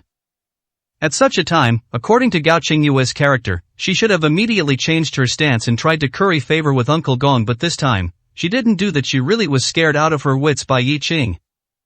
Han Chen was Gu Xian's confidant, an existence who could even joke in front of Gu Xian, so her status and position were imaginable. And yet, to be sent to Jiangqing to secretly observe Gao Qingyue already proved that in Gu Xian's heart, Gao Qingyue's status, or rather, her utility, was extremely high. Gu Xian smiled slightly and said, "That's good, otherwise, if she made the wrong choice again, she would be of no use to me. This Gao Qingyue is actually quite smart, but unfortunately, she met Yi Qing, which led her to make one wrong step after another, leading her to where she is today. It's a matter of timing and fate, but to defy fate, it's simple for me. Continue to observe. The more resolute she acts now, the better. She is always special." Special, this was Gu Xian's evaluation of Gao Qingyue. And this so-called special wasn't about how good Gao Qingyue's potential was or how strong her abilities were, but rather that she was always the first person Yi Qing loved, and she was the one with the well-deserved title of wife. Yi Qing didn't even hesitate to risk his life, freedom, and even dignity for Gao Qingyue. It was imaginable how important Gao Qingyue was in Yi Qing's heart. Of course, it now seemed that Yi Qing hated Gao Qingyue, perhaps to the bone, but no matter how much he hated her, it couldn't be denied that Yi Qing had once deeply loved Gao Qingyue. And this love, even if it seemed to have disappeared now, was it truly completely gone? If it were truly gone, Gao Qingyue might have died long ago. Han Chen looked at Gu Xian, nodded slightly, and said, "Master says she is special, so she is naturally special. Don't worry, I will keep watch and not let anything happen to her. However, she already knows of my existence. Are you sure you don't need me to do anything else?" Gu Xian shook his head and said, "No need from now on, unless absolutely necessary, you don't need to appear." Her tribulation has just begun to regain Yi Qing's trust, and even his love. She still has a long way to go. Of course, I will help and find ways to accelerate it for her. But, sometimes, the greater the hope, the greater the ambition. Gao Qingyue will gain hope, but ambition and jealousy will once again make her lose herself. Heh, I actually hope she can truly stick to her original intention, but I'm afraid she can't. Regarding Gu Xian's words, Han Chen smiled and offered no opinion. All he had to do was firmly execute Gu Xian's orders. There was no need for him to say anything else. However, Han Chen still had some thoughts about Yi Qing. "Master, the great battle is about to begin. Once it starts, there will be rivers of blood, and Yi Qing's subordinates will likely be either dead or injured. It's hard to say how many will remain. This Uncle Gong, this time, is quite resolute. He's putting his life and everything on the line, determined to make Yi Qing feel the pain even if it costs him his life. But, unfortunately, Yi Qing must have made arrangements with his actions and methods. It's impossible for him to stand by and do nothing about what's happening here. I just don't know if Yi Qing has already rushed back. I'd like to see him act personally." At this point, a hint of excitement flashed in Han Chen's eyes, and he gritted his teeth and said, "Quasi-Emperor strength, the title of Green Emperor, heh. Since he dared to accept it, he should have thought about what kind of situation he would face. Emperor? In this world, besides you, Master, who dares to be called Emperor?" Upon hearing this, Gu Xian smiled slightly and said, seemingly unconcerned, "His claim to be Emperor is actually a provocation to me, a challenge to me, telling me that he, Yi Qing, is still alive, and he will soon come to seek revenge on me. My junior brother, he's adorably foolish, but it's very interesting, isn't it?" As he spoke, Gu Xian looked towards a distant place and smiled. He is also waiting. He has clearly rushed back, but he wants to wait until the very end to act. What does he want to see? Han Chen was stunned upon hearing this. He looked in the direction Gu Xian was looking and said, "Master, Yi Qing is already back? Why didn't I sense his aura?" Although the distance was great, since Gu Xian said Yi Qing was back, then Yi Qing must indeed be back. However, Gu Xian had sensed Yi Qing's aura, but Han Chen had not, which gave Han Chen a sense of frustration and even a feeling of being unconvinced. Gu Xian's strength was terrifyingly boundless and unfathomable. What he said must be true. But was Yi Qing's strength so much greater than his own? Otherwise, he shouldn't have been unable to sense it. Gu Xian looked at Hong Chen and said faintly, he deliberately concealed his aura, and the distance is so far it's normal that you can't sense it after all. He now possesses true quasi-emperor strength. Do you think a quasi-emperor is a joke? Hong Chen, perhaps in a real fight, you could have a hard-fought battle with him, but the gap in realm is indeed something that cannot be bridged in a short time. A quasi-emperor is a quasi-emperor, do you understand? A quasi-emperor is a quasi-emperor. This was telling Hong Chen that Yi Qing was simply stronger than him whether he accepted it or not. The fact was the fact. Quasi-emperor's strength, with the word emperor attached, was no joke. It was a chasm of difference. Hong Chen was not unable to understand. Of course, he knew what kind of combat power a quasi-emperor possessed. However, he was simply unconvinced by Gu Xian's high regard for Yi Qing, and so, he was filled with hostility towards Yi Qing, or rather, a sense of comparison. He felt that he was no worse than Yi Qing. Even now, he still thought so. Looking at Gu Xian, Hong Chen nodded and said, Master, don't worry, I understand. Then, Yi Qing should make his move now, right? It just so happens that I also want to see how powerful this quasi-emperor truly is. Chapter 1009. Let them vent. How powerful a quasi-emperor truly was, Hong Chen would soon find out. However, even though Yi Qing was already a quasi-emperor, he was still very, very far from Gu Xian. No other reason was needed, the fact that Gu Xian could detect him but he couldn't detect Gu Xian was enough to show it. But at this moment, Yi Qing stood in place, with Black Bone beside him. There were only the two of them. Pujuan had left to clean up the mess in central China King's territory, while Red Eyes followed Feng Wuhan to the southwest, and Leng Han remained in Paidu. Yi Qing had rushed back. Although he had made arrangements for backup, he was still worried about the many brothers in Jiangcheng. Black Bone noticed Yi Qing's slight frown. Black Bone asked in confusion, Your Excellency, is something wrong? I've looked at Uncle Gong and his men. As long as you make a move, one person can deal with all of them, one family head, and the others won't be in any danger. Uncle Gong still had thousands of people gathered around him, and with a command, at least 1,000 more would fight for him. This was a fact. For anyone, 1,000 people was not a small number. However, Black Bone was so confident in Yi Qing. As long as Yi Qing was willing to act, what were 1,000 people? This was not blind confidence, it was trust in Yi Qing's strength. But seeing Yi Qing frown, Black Bone was a little confused. Yi Qing, however, shook his head slightly and said, Black Bone, did you feel anything just now? Black Bone was stunned for a moment upon hearing this and asked, Feel what? Yi Qing thought for a moment and said, A feeling of being spied on. I just had a feeling of being spied on, as if someone was watching us. After Yi Qing finished speaking, he looked around, but the feeling disappeared, as if it was just his imagination. Black Bone, however, didn't take it seriously and shook his head with a smile. Your Excellency, that's impossible. The strongest people in Jiangcheng now are only Tiger Rankings experts, but, let alone Tiger Rankings experts, even Dragon Ranking experts cannot spy on you without being discovered. Now, you are a quasi-emperor level expert. I can't even imagine how powerful someone would have to be to spy on you without leaving a trace. At least, they would have to be a quasi-emperor, but how is that possible? Black Bone didn't believe it, thinking it was Yi Qing's illusion, because it was indeed a bit incredible. It wasn't Black Bone's fault for not believing, it was simply something no one could believe. A quasi-emperor. In all these years in Dragon Country, there had only been one Yi Qing, and he was already almost Tai Wudi and another quasi-emperor? And at least a quasi-emperor? It couldn't be said to be impossible. After all, the world was vast and deep, full of hidden experts, which was very possible.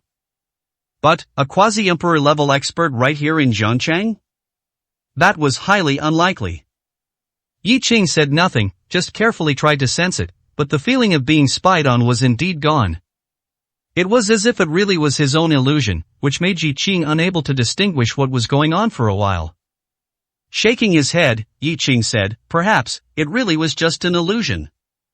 Forget it, I won't worry about it. Even if someone is really spying, they will naturally reveal themselves when the time comes. Whether they are friend or foe, there will be a time to meet, but now, it's time for me to step in. Looking at Cloud Mist Villa, where a battle was about to break out, Yi Qing had no intention of waiting any longer. Training troops also depended on the timing. He naturally knew the value of the saying, a compassionate general does not command troops, but today, there was no need for it. During the time he was away, the battles that should have happened had already taken place. Now, he wanted these people to live. Blackbone knew Yi Qing's thoughts, but Blackbone's thoughts were still a bit different from Yi Qing's. Are you going to act now, Your Excellency? Should we wait a bit longer? I know you care for these people and are afraid of casualties, but in reality, it's impossible to navigate the underground world without casualties. Especially now that you are the Azure Emperor, various major battles will break out one after another, and it's impossible to protect everyone's life. Moreover, these people have been trapped in Cloud Mist Villa for so long, facing Uncle Gong's provocations and insults every day, yet they could only endure. They must have a lot of pent-up anger with nowhere to vent. I think it's better to let them fight, and let them vent the resentment in their hearts. Yi Qing listened, then remained silent for a moment before nodding and saying, yes, they've endured for so long, it's time they had a good vent. Then, let them fight. After seeing blood, the accumulated anger and resentment will be released. After saying this, Yi Qing said nothing more, but stood there with Blackbone, watching the battle erupt at Cloud Mist Villa. It had to be said that both sides were fighting to the death. However, the relatively better thing was that many people from Uncle Gong's side fled, and many others stood still, seemingly not intending to participate in the battle. If it were before, it would naturally be impossible, but not all of Uncle Gong's subordinates were loyal to him, and most importantly, they had all heard the conversation between Uncle Gong and one family head just now. They all knew that Yi Qing was still alive, and not only was he alive, but he had also become even more terrifying. At this time, to still stand with Uncle Gong? That would truly be seeking death. It was because of this unexpected situation that the battle could be evenly matched, otherwise, Cloud Mist Villa would have fallen into an absolute disadvantage. At this moment, one family head and the others all charged forward, their eyes red, fighting with their weapons. On Uncle Gong's side, Uncle Gong also personally entered the battle. It seemed that only by doing so could he forget his fear of Yi Qing. Blood gathered more and more, and more people fell. It was impossible for no one to die. In such a large-scale battle, it would truly be a miracle if no one died. In just a few minutes, hundreds of people from both sides lay in pools of blood. Some of these people were injured, but some were also killed. The strong smell of blood was incredibly pungent. The entire area in front of Cloud Mist Villa's main entrance was covered in a reddish blood mist, as if it had turned into a human purgatory. And it was only at this moment, when one family head and the others were all starting to get injured, that Yi Qing sighed and said, it's almost time to end this. If it continues, everyone will be wiped out. At this moment, Blackbone nodded and said nothing more. The battle had reached this point, everything that needed to be vented had been, and what remained was to clean up the mess. However, Blackbone looked into Yi Qing's eyes, and a hint of terror appeared in his gaze, as if he had seen something incredibly dangerous and terrifying. Mr. Yi, do you feel anything amiss? Yi Qing turned his head to look at Blackbone at this moment. The red lotus on Yi Qing's forehead was flickering, incredibly alluring, as if it wanted to jump out. And Yi Qing's eyes had turned red, with a longing within the red, yes, a longing for blood. It looked terrifying. Chapter 10:10 I'm not afraid of you. Actually, even without Blackbone saying anything, Mr. Yi himself felt that something was wrong. This feeling of unease had already begun when he was in Paidu, but at that time, Mr. Yi could still control it. However, now this feeling was becoming increasingly difficult to control. It was a possibility for slaughter, a craving for blood. Hundreds of people were killed or injured in the battle outside the Cloud Mist Villa gate, and thousands of people were almost all wounded and bleeding. The blood on the ground had already converged into a river. And as the blood gathered more and more, a nearly uncontrollable impulse and desire surged from the depths of Mr. Yi's heart. He wanted to rush down and kill everyone here, making them all bleed dry. What made Mr. Yi feel somewhat out of control was that the red lotus on his forehead kept transmitting a feeling of craving to him. Mr. Yi was still unsure of the exact capabilities of this incredibly enchanting red lotus, but he knew that this red lotus was definitely not that simple. Now, this red lotus actually craved to absorb blood, which made Mr. Yi feel an inexplicable horror. But, even more, it was excitement. He knew that this was not his original feeling, he was being influenced. However, he didn't feel there was any problem. It's nothing, just some minor issues. It's not a bad thing, don't worry, it won't harm me, and perhaps, there might even be benefits. Black Bone, let's go, it's our turn to go over. Since Mr. Yi said so, Black Bone naturally couldn't say anything more. However, the feeling Mr. Yi gave him now made him feel incredibly terrified, so much so that he didn't even have the courage to look at him more. Then, Mr. Yi directly leaped high and landed on the path leading to Cloud Mist Villa. Looking at the constantly fighting crowd ahead, Mr. Yi's voice, as if coming from the Nine Nether Hell, was even more terrifying. A pressure like heavenly might directly emanated from Mr. Yi's body, pressing down on everyone, making them gasp for breath, as if their lives had reached their end. Everyone, stop. This indifferent remark, seemingly devoid of any emotion, was like a voice from the heavens, making people unable to resist, and also like a voice from the Nine Nether Hell, making people too afraid to resist. Everyone stopped their actions. The strong pressure made everyone tremble, as if facing a natural predator. Mr. Yi, while everyone seemed to be frozen in time, walked step by step, slowly, towards everyone. Each step he took, the sound it made was like stepping on everyone's hearts, making them increasingly terrified. Mr. Yi, with his hands behind his back, walked into the crowd and then threw it. The blood on the ground did not wet Mr. Yi's shoes, because with each step, a burning red lotus, like a flame, was left beneath Mr. Yi's feet. The red lotuses formed a heavenly path, leading Mr. Yi to stand before everyone. Remember our 101 Kenshokum. And at this moment, Mr. Yi finally retracted the extremely powerful pressure on his body. Everyone present, like those rescued from drowning, bent at the waist, gasping for breath. One family head and the others, upon seeing Mr. Yi at this moment, were all overjoyed and wanted to step forward, but the previous pressure had deprived them of the courage. They could only stand respectfully in place, expressing their excitement to Mr. Yi. One family head, you are finally back. Mr. Yi looked at one family head and the others, nodding faintly, and said, I already know about the matter. You did very well. I will handle the rest. Mr. Yi had returned, the backbone had returned. One family head and the others felt a sense of surviving a catastrophe at this moment. Because, just before, they had already prepared to fight to the death. They had planned to sacrifice their lives. But now, it was no longer necessary, because Mr. Yi had returned, and all problems were no longer problems. Even if it was just Mr. Yi alone, it was enough. At this moment, Uncle Gong's face was extremely grim, and the fear in his eyes grew increasingly intense, so intense that even his anger gradually disappeared. Yi Cheng. Uncle Gong looked at Yi Cheng, murmuring through gritted teeth, as if seeing an irreconcilable enemy. Yi Cheng looked at Uncle Gong, a faint smile on his face, and said, Uncle Gong, did you forget my previous words? If you dare to appear before me again, it will be your death. Now, not only have you returned, but you've also brought people to kill my subordinates. You have such great audacity. Who gave you this courage? The Sea King? Ha. Utter nonsense. Yi Cheng's face was full of mockery, showing no sign of respecting Uncle Gong at all, as if Uncle Gong was just an ant in his eyes, nothing more. Being able to exchange a few words with Yi Cheng was already Uncle Gong's good fortune. As for wanting more, Uncle Gong was not worthy. This extremely contemptuous gaze deeply stung Uncle Gong's heart. He was about to die, about to fight for his life at this point. Was he still not worth more than a glance or a word from Yi Cheng? This intense humiliation was unbearable for Uncle Gong. Yi Cheng, stop pretending here. I tell you, others may fear you, but I don't. Since I know about your matters today and still dare to make the decision to fight you to the death, I don't care about this life.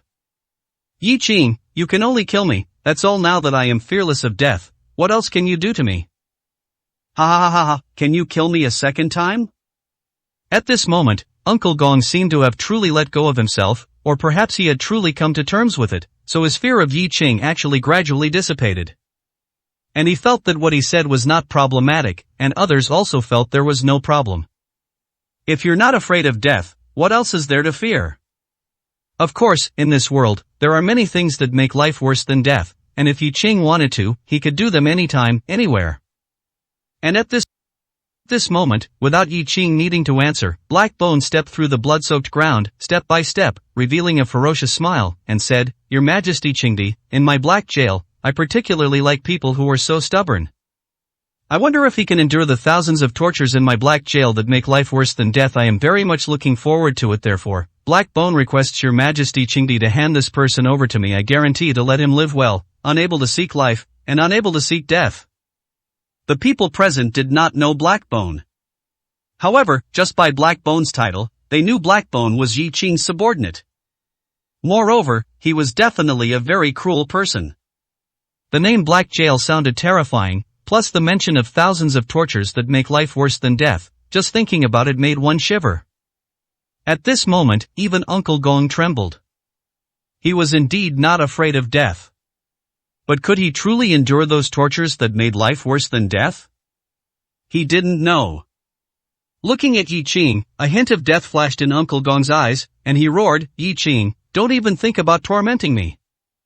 I know you're ruthless, but if I want to die, what can you do to me?" After saying that, Uncle Gong became so desperate that he directly put a knife to his neck and then fiercely slashed it.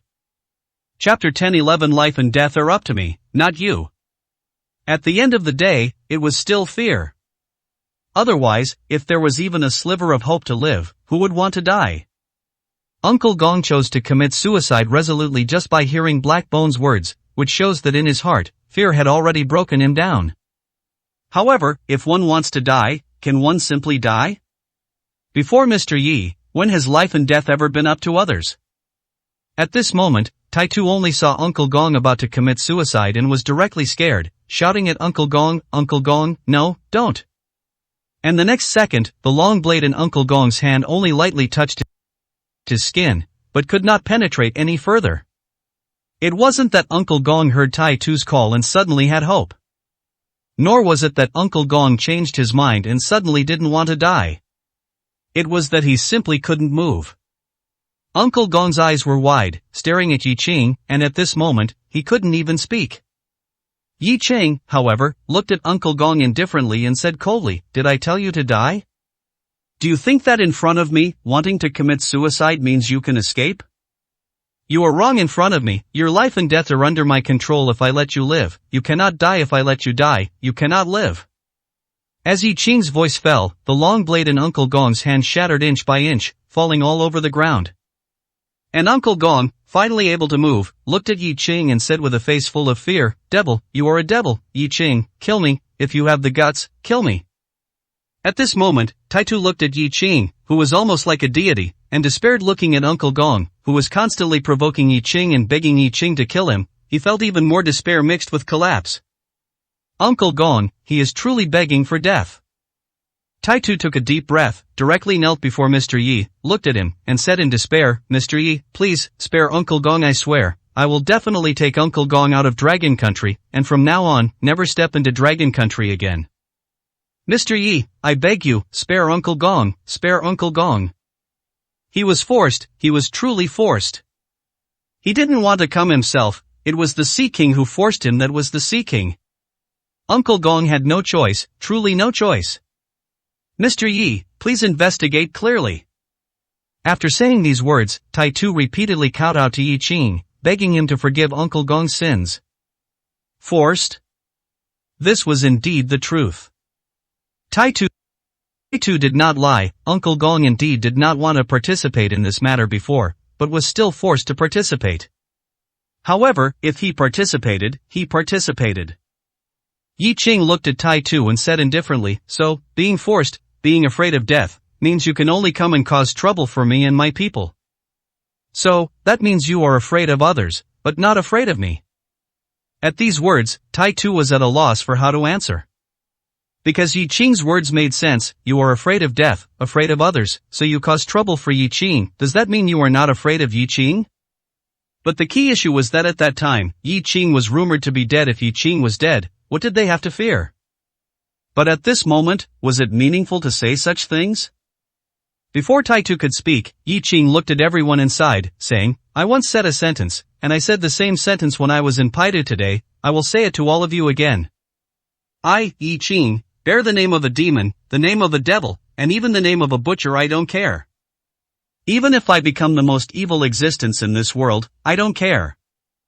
In fact, I actively embrace this title. Do you know why? This was not Yi Qing asking them, so Yi Qing did not need their answer. Everything I do, everything I kill, is to tell everyone a truth. A critically important truth. And this truth is, I want everyone to firmly remember that the most unprovocable person in this world is me, Yi Qing. As long as I am alive, even if I die, and my corpse is laid before you, I want all of you to not dare to be my enemy, not dare to be the enemy of my people, to make you tremble uncontrollably even at the thought of it. This is the result I want.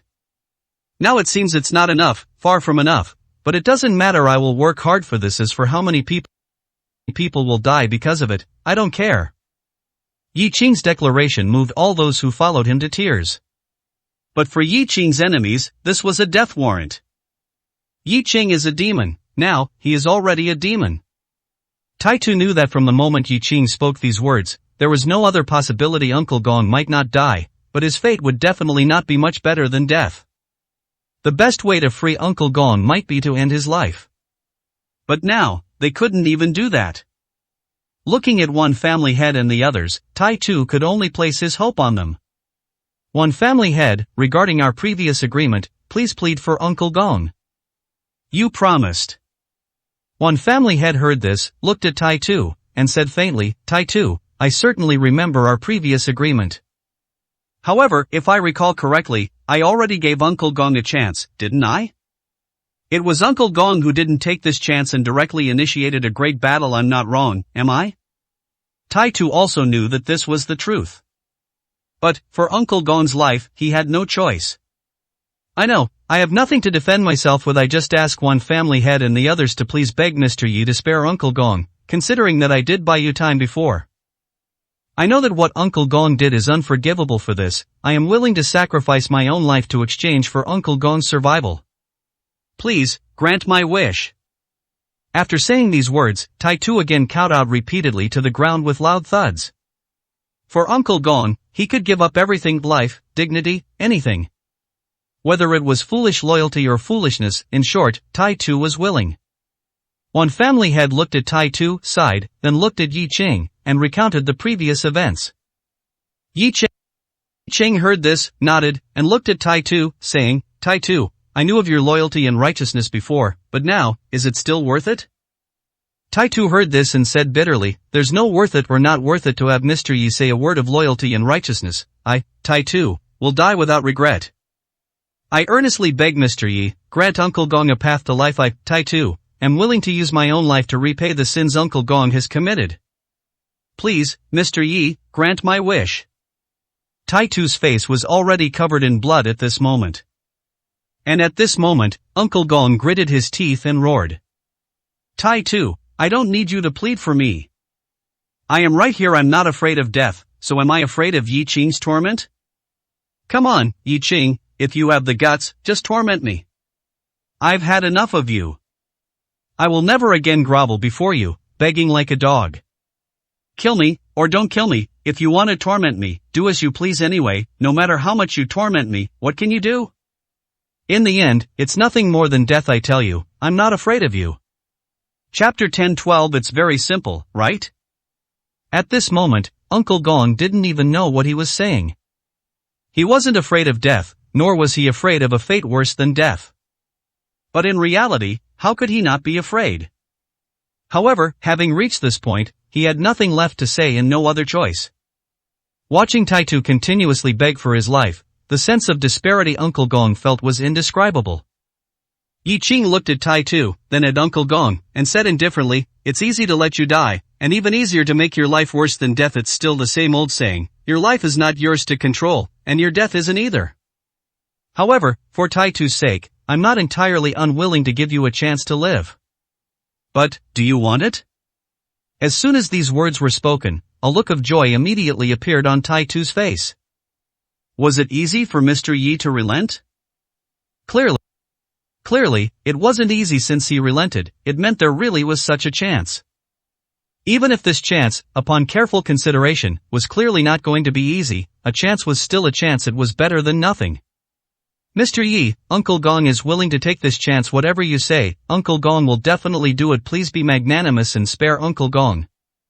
After speaking, Taitu looked at Uncle Gong, his face full of pleading as he said, Uncle Gong, I beg you, at this point, please don't be like this anymore. Mr. Yi is magnanimous and will forgive you. Hurry and bow your head.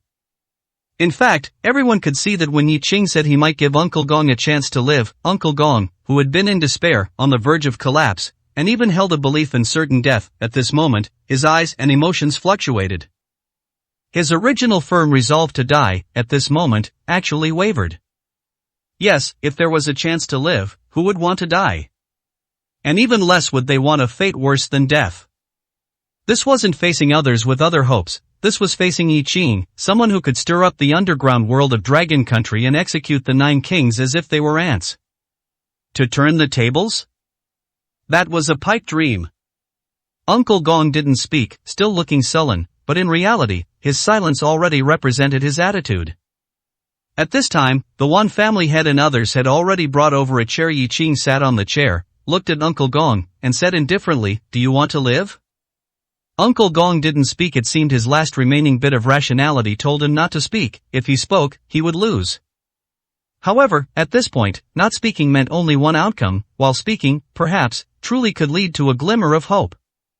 Taking a deep breath, Uncle Gong looked at Yi Ching and gritted his teeth. Yi Ching, are you trying to use this method to extinguish my belief in death, to strike at me, to humiliate me, is that it? If so, I'm telling you, don't dream about it. I won't fall for your trick. Truly, stubborn. Yi Ching burst out laughing, looking at Uncle Gong as if he were an idiot. Are you worthy? At this moment, Yi Ching's eyes were filled with disdain and mockery, looking at Uncle Gong as if he were an ant. You think too highly of yourself in my eyes, you are no different from an ant. Do I need to lie for you? Truly, ridiculous. I'll ask you one last time, do you want to live? Although Yi Ching's words were harsh, hearing them, Uncle Gong felt humiliated, but most importantly, hope had emerged. Yi Ching indeed had no need to lie or scheme for an ant like him. To kill him would require no effort at all. Not wanting to kill him, there was no need to say anything else. His life and death, his fate, were all within Yi Ching's single thought. Taking a deep breath, Uncle Gong gritted his teeth and said, I want to live. Can you let me go? Yi Ching heard this, nodded indifferently, and said, Why can't I let you go? As I said, to me, you are merely an ant, or even less than an ant. Does the life or death of an ant concern me? The words became increasingly unpleasant, but what was said was indeed the truth. In front of Yi Ching, wasn't Uncle Gong just an ant, whose life and death were not in his own control? The disparity was unimaginable. Good, as long as you are willing to let me go, I swear I will leave Dragon Country and never be your enemy again from now on. Uncle Gong took a deep breath at this moment, his desire to survive grew increasingly strong in his eyes. However, Yi Ching shook his head and said, I don't care where you go, and I don't care if you continue to be my enemy, but if you want to live, you can, but there's no such thing as a free lunch in this world. I broke one of your arms before, already sparing your life to you. I was already benevolent and righteous, but you, in the end, still chose revenge and harmed my people. This makes me very unhappy. So, even if I want to spare you this time, you must pay a price after all. Equivalent exchange. This makes a lot of sense, doesn't it? Uncle Gong showed no surprise. He had known all along that things couldn't be so simple. If Yi Ching truly asked for nothing and let him go so easily, then Uncle Gong would suspect if something was wrong with himself. Now, it was normal. What do you want me to do? What price do I have to pay? Do you want to cut off my other arm? Or cut off one of my legs? You tell me, I should be like this, I accept it. He thought well enough. This price was indeed quite heavy. After all, Uncle Gong had already lost one arm. If he lost another, it would truly be too tragic. However, this was not what Yi Ching wanted. Yi Ching shook his head, looked at Uncle Gong, and said indifferently, You're thinking too much. This price doesn't need to be paid by you. After speaking, Yi Ching glanced at the 1,000 or so people standing behind Uncle Gong and chuckled. The others all ran away just now. Those who remain now are either unable to escape, or they are your loyal subordinates. My request is very simple. I want all of them to die. How about exchanging all of their lives for your single life? As soon as these words came out, everyone's expressions changed completely. And Uncle Gong's face also turned pale. To exchange the lives of these thousands of people for Uncle Gong's single life? Is it worth it? No, this was no longer a question of worth, but a question of inhumanity. Uncle Gong took a deep breath, looked at Yi Ching, and gritted his teeth. Yi Ching, are you toying with me? Aren't all of us already under your control? You can kill as you please, do as you please. Can we still resist? Why are you deliberately saying this now? What are you trying to do? What he said was indeed flawless. All of their lives were controlled by Yi Ching. But, Yi Ching just asked Uncle Gong. Looking at Uncle Gong, Yi Ching smiled and shook his head. Yes, all of your lives are indeed under my control, but I don't want to kill so many people today, so I actually didn't plan to kill so many. So, the decision is yours. You live, they die. You die, they live. It's very simple, isn't it? Chapter 10:13 I am the devil. Simple? When facing matters of life and death, nothing is ever simple. When one can live, no one will choose death. Now, Yi Ching clearly controls everything, yet he says he'll leave the lives of these people entirely up to Uncle Gong to decide. This in itself is a form of mockery, a heart-piercing torment. Compared to directly killing Uncle Gong and the others, doing this is even more unacceptable. Yi Ching, you're toying with me. Uncle Gong instantly flew into a rage, looking at Yi Ching, furious beyond measure. But Yi Ching, seeing Uncle Gong's fury, was not bothered in the slightest. Instead, he sneered and said, toying with you? That's right, I am toying with you. But what I said is also the truth. When I, Yi Ching, speak, my word is my bond. Do you think I'm like you? Choose for them to die, and I'll let you go choose for yourself to die, and then they will all live. These words instantly drained Uncle Gong of his strength. Yi Ching was indeed toying with him, but he had no way out. Moreover, he believed Yi Ching's words. As long as he made a choice, then either he would die, or all these people would die. On one side were thousands of loyal subordinates, thousands of lives. On the other side, there was only himself. One person versus 1,000 people. It seemed like there was no choice, but with the power of choice in that one person's hand, everything became uncertain. Uncle Gong wanted to live. He knew that as long as he made the choice, he would definitely live. He hated Yi Ching, hated him to the core, hated him to his very bones, but he also had to admit that Yi Ching was a man of his word. At this moment, Uncle Gong's body trembled. He didn't know how to choose. He desperately wanted to say, kill me and let these 1,000 brothers go, but he couldn't open his mouth. He wanted to live. Uncle Gong looked at Tai Tu. And Tai Tu, at this moment, was trembling violently, seemingly also at a loss. He was willing to sacrifice his life for Uncle Gong, but now Yi Ching was asking not for just one person, but for over 1,000 people. Over 1,000 brothers, all to die? Tai Tu didn't even know how to make this decision. Taking a deep breath, Tai Tu looked at Uncle Gong and gritted his teeth. A general success is built upon 10,000 bones. Uncle Gong, you don't need to worry about us. Your survival, I believe, is the greatest wish of all of us. If our lives can be exchanged for yours, then I don't think anyone will object. Tai Tu finally made his decision between Uncle Gong and over 1,000 brothers. He chose Uncle Gong. And at this moment, Yi Ching's smile grew even more playful. In a sense, whether it was Tai Tu or Uncle Gong, as long as they made this kind of choice, weren't they also devils? The human heart, it truly cannot be tested, cannot be tested. However, things were not that simple. Before Uncle Gong could speak, many who heard began to clamor loudly. Tai Tu, you're talking nonsense. If you want to die, go die. We don't want to die. That's right, why should we die for Uncle Gong? If we died in battle, that would be one thing, but now that there's a chance, we want to live too. Exactly, why? Even if someone has to die, it should be Uncle Gong who dies. Using his one life to exchange for our over 1,000 lives, that's the most cost-effective thing. In short, we don't agree, we won't exchange. More and more people began to roar continuously. All their talk boiled down to one point: they wouldn't exchange. If they could live, who wouldn't want to live? Uncle Gong didn't want to die, did they want to die? At this moment, Uncle Gong's face was also extremely pale. Was this betrayal?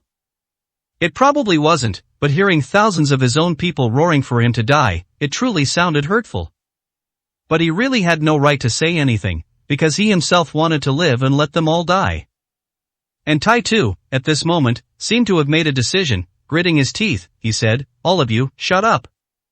As Uncle Gong's subordinates, what is it to sacrifice our lives for Uncle Gong? Don't worry, even if you die, Uncle Gong will not forget you." These words had no effect whatsoever. Instead, they further ignited the anger of the people present. Remember them? What use was remembering them? They wanted to live. Moreover, if it came to remembering, wouldn't it be better for over 1,000 of them to remember Uncle Gong? The scene instantly became chaotic. But Yi Qing, looking at this scene, smiled faintly and said, "It's okay, let it be chaotic, but no matter how chaotic it gets, it's useless, don't worry, I won't listen to them. I said the power of choice is in your hands alone. As long as you state your choice and let them die, then they will all perish. As for whether they are willing or not, it's not important." Yi Qing looked at Uncle Gong and said these words, which were meant to reassure Uncle Gong. However, they pushed Uncle Gong even further into the abyss. Uncle Gong looked at Yi Qing, a bitter expression on his face, and gritted his teeth. "Yi Qing, you are a devil." Yi Qing nodded and smiled. "I said, as for that title, I gladly accept it. But if you don't choose soon, I might change my mind. Everyone dies except you, including Tai too, in exchange for your life, Uncle Gong. It's not that hard to choose, is it? After all, you are not a benevolent person either. What are you hesitating for here?" Uncle Gong was indeed not a benevolent person, but today's matter really had nothing to do with being kind or not kind.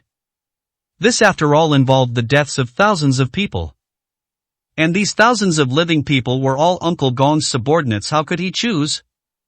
"Yi Qing, is there no other way? I know you want to toy with me, and you've succeeded, so is there no other way? As long as you're willing to spare us, we're willing to surrender. You can punish us however you want, we guarantee we won't resist. Otherwise, Yi Qing, no matter how powerful you are, if thousands of us attack together, I presume you won't be able to kill all of us, and you certainly won't be able to save everyone's lives. You'll be fine, but not everyone is yours." Uncle Gong had actually already wanted to make a choice, but at the last moment, he still hesitated. It wasn't that he couldn't be ruthless, but rather, he felt that he had to let Yi Qing know that he wasn't completely without resistance. Otherwise, would Yi Qing really let him go honestly? He didn't quite believe it anymore. However, at this moment, Yi Qing looked at Uncle Gong, then looked at everyone present, and seemed to see that these people, unable to decide their own fate, were becoming restless at this moment. And Yi Qing slowly stood up, looked at the crowd, and chuckled. "You all, even now you still have thoughts of resisting in your minds, truly ignorant and fearless. I'm also getting impatient, so, let me show you, let you fully experience, what despair truly is."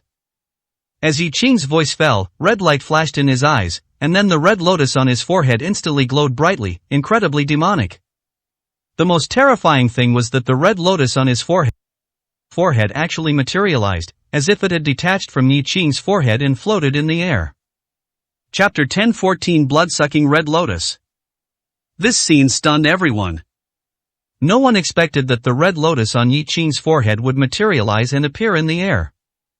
Moreover, after this red lotus emerged, it instantly exuded an incomparably terrifying aura. This aura was not like pressure and seemed incapable of causing harm, yet it made people instinctively feel awe and fear, as if they had seen a natural predator. Yi Qing slowly stretched out his palm, and the red lotus obediently floated onto Yi Qing's palm, slowly rotating and emitting a captivating red light. "You're hungry, aren't you? Then go. Today, I'll let you eat your fill." Everyone was confused by Yi Qing's words. A red lotus, could it be hungry? And what did he mean by eat your fill? But in the next moment, everyone understood, yet this dreamlike and terrifying scene made them wish they had known nothing at all. The red lotus detached from Yi Qing's palm and flew directly upwards. Then, in the sky, a colossal red lotus phantom appeared, enveloping the entire battlefield and everyone within it. The red lotus was a phantom, illusory, but at its center, there was a small, tangible red lotus. this was not the most terrifying sight. The most terrifying thing was. The next second, everyone felt their blood flowing uncontrollably, and even a faint sensation of their life force draining away. An illusion? However, in the next second, they knew it was not an illusion. The blood that had already pooled into rivers on the ground began to slowly float up, drop by drop. Even the blood mist in the air condensed into droplets of blood at this moment, all defying natural laws and rising into the colossal red lotus phantom. This red lotus, was actually devouring blood. This scene shocked everyone. The word evil was often spoken, with various interpretations. However, there was no unified standard for what evil truly was or its specific form. Yet, at this very moment, a common word emerged in everyone's mind: evil. This was a red lotus evil to the extreme, one that devoured blood to sustain itself. What did this signify? Just thinking about it sent shivers down their spines. And this red lotus had materialized from Yi Qing's forehead. It could be said to be Yi Qing's innate object. Did this blood-devouring red lotus imply that Yi Qing himself was devouring this blood? Everyone looked at Yi Qing, whose eyes glowed red, flickering with madness and evil, and gained a new understanding of the word demon. This wasn't merely describing Yi Qing as a demon, it was that Yi Qing, perhaps, truly was a demon. If he wasn't a demon, could he do such a thing? Could he achieve such a feat? Impossible, absolutely impossible. Even one family head and the others, at this moment, felt their minds complex, even daring not to look at Yi Qing again. Terrifying, it was truly too terrifying. The key was that the things Yi Qing did were simply incomprehensible to them. If Yi Qing had killed thousands, or even tens of thousands, in battle, earning the infamous reputation of a butcher, they wouldn't have cared, as it was a life and death struggle. Even if Yi Qing had directly slaughtered the more than 1,000 people present, they wouldn't have said much, because these were enemies. But to kill people and then devour their blood, that was something they truly could not comprehend. If he devoured blood today, then what about tomorrow? Would even more terrifying things happen? They truly didn't know. Demon! Demon! This is a demon! Run, quickly run! If we don't escape, everyone will die, everyone will be sucked dry of their blood by this demon and die. Run, everyone, run! At this moment, many of Uncle Gong's subordinates almost lost control of their collapsing emotions, starting to cry and wanting to escape. Despair, collapse, this unexpected scene completely shattered their inner resolve. However, could they escape? The colossal red lotus phantom had already enveloped the entire battlefield. Yi Qing did not speak to stop them. Over 100 people, their minds shattered, began to flee. But there was no need to stop or obstruct them. The moment they fled, the colossal red lotus emitted countless fine red rays of light, accurately striking each person attempting to escape. The next second, everyone who tried to flee stood motionless, as if controlled. However, this was only the beginning. The next scene completely shocked everyone. From each person controlled by the red light, blood began to emerge. That blood, following the red light, directly flowed into the red lotus. The red lotus was no longer absorbing the blood flowing on the ground, but directly drawing blood from living people. Every person from whom the red lotus drew blood had their expression turned to despair and pain, yet they could not make a single movement or utter a single sound. It was only when each person was drained of their blood and turned into a dried corpse that the red light controlling them slowly returned to the red lotus. And the lives and blood of over 100 people vanished just like that. At this point, no one dared to speak of escaping, nor dared to make the slightest movement. Demon, a true demon. Yi Qing, he's not human. Everyone fell silent. Terror filled the eyes of every person. Only Yi Qing, looking at the increasingly eerie red lotus in the sky, had a faint smile on his face. Looking at Uncle Gong, Yi Qing smiled and said, "Are you still determined to fight me to the death now? Are all of you still determined to resist? I don't mind, really, not at all. It hasn't eaten enough. It's very hungry, very hungry." Yi Qing pointed at the red lotus in the sky and said these words, making people's hair stand on end and their skin crawl. Many people, at this moment, felt their legs weaken and collapse directly to the ground, their spirits somewhat shattered. Uncle Gong trembled violently. The threat of death, at this moment, truly made him feel like collapsing. It wasn't just ordinary death, but dying in such an inconceivable way. This was something Uncle Gong could not accept. You, who exactly are you? No, you're not human. How can a human do this? You are a demon, you truly are a demon. Hearing this, Yi Qing sat in his chair, propping his chin under the red light. His entire being appeared truly evil, like a demon, and moreover, a demon king who controlled life and death, who controlled everything. What does it matter if I'm a demon? Now, it's time for you to choose. Don't worry, you won't have to kill anyone yourself. As soon as you make your choice, they will die immediately. After speaking, Yi Qing again pointed to the red lotus in the sky and said with a smile, "It will do it for you." Chapter 10:15, Even Death Can't Escape. At this moment, Uncle Gong had yet to answer. However, on the distant mountaintop, Hong Chen's legs were trembling slightly. Hong Chen, who had initially been dismissive of Yi Qing, thinking he was nothing special, was now utterly terrified as he looked at the red lotus emanating a terrifying aura from below the mountain. Only Guexayan sat on a rock, watching everything before him with great interest, his eyes showing not a trace of fear, but rather, only excitement and joy. Hong Chen swallowed hard, looked at Guexayan, and asked, "Master, what is this? Yi Qing, is he really not human?"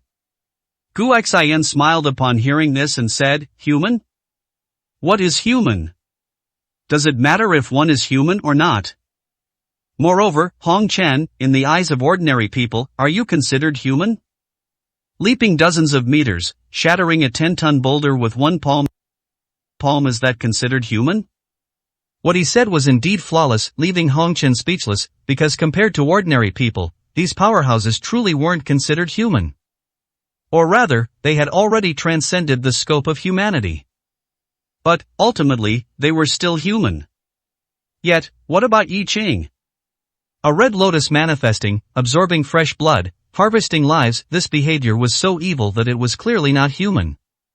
Scared? Guexayan did not look at Hong Chen, his eyes fixed on the red lotus below the mountain, as he chuckled. However, that single word, scared, made Hong Chen's eyes light up once more, and a surge of defiance and unwillingness welled up within him.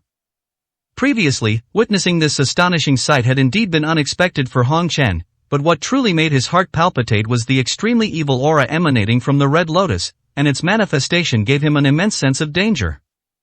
To say he felt no fear at all would be a lie. But to say he was afraid of Yi Qing, and that after seeing this, he would never dare to be his enemy again, that was a lie. Moreover, even if he was afraid, could he show it in front of Guexayan? Afraid? No, not only am I not afraid, I'm even more excited. Master, I just feel that Yi Qing seems to be losing control more and more. He is walking a path that he might not be able to control at all, and in the end, he might self-destruct without anyone needing to intervene. This wasn't Hong Chen disliking Yi Qing or deliberately cursing him, rather, it was Hong Chen's true feelings at that moment. Guexayan smiled and nodded, saying, "Perhaps, but perhaps not." Regardless, that's for the future, and right now, his progress, his actions, are better than I expected. I'm very satisfied. I thought he would resist this feeling, resist this behavior, but I didn't expect him to accept it willingly, and even actively do more. He good, truly good.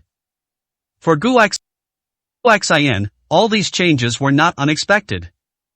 At this moment, Hong Chen seemed to think of something and looked at Guexayan's forehead. Then, he saw a sight that terrified him 100 times more than before. He saw that on Guexayan's forehead, there was also a red lotus, which was currently emitting an eerie red glow. This red lotus seemed to be echoing Yi Qing's red lotus, but it was restrained by Guexayan and unable to materialize. However, this was absolutely of the same lineage, there was no doubt about it. Hong Chen dared not look further, just that one glance almost devoured his soul. If he looked twice more, he feared his life would not be preserved. Alright, that's enough, we can go now. After Guexayan finished speaking, he stood up from the rock, apparently not intending to continue watching. Hong Chen was stunned for a moment, and said with some surprise, "Are we leaving now? The show seems to have just begun." This red lotus hasn't disappeared. I think Yi Qing won't let these people go. He intends to feed all of them to the red lotus. Guexayan smiled and said, "I've seen everything I wanted to see. The rest doesn't matter, let him do as he pleases." Now is not the time for me to meet him. Let's go. It's been a long time since I returned to the dragon country. Let's find a place to eat some local delicacies. I should treat my stomach. Hearing Guexayan say this, Hong Chen naturally couldn't say anything more and followed closely behind Guexayan, leaving the place. However, even as he left, Hong Chen kept looking back, constantly gazing at the giant red lotus phantom in his eyes. A hint of dread flashed, but more than that, there was a kind of greed, a kind of yearning. He actually wanted to possess this red lotus for himself.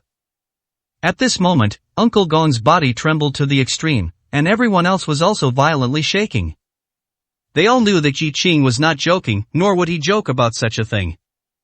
As long as Uncle Gong spoke, this red lotus would truly take action, and everyone would be drained of their blood and die.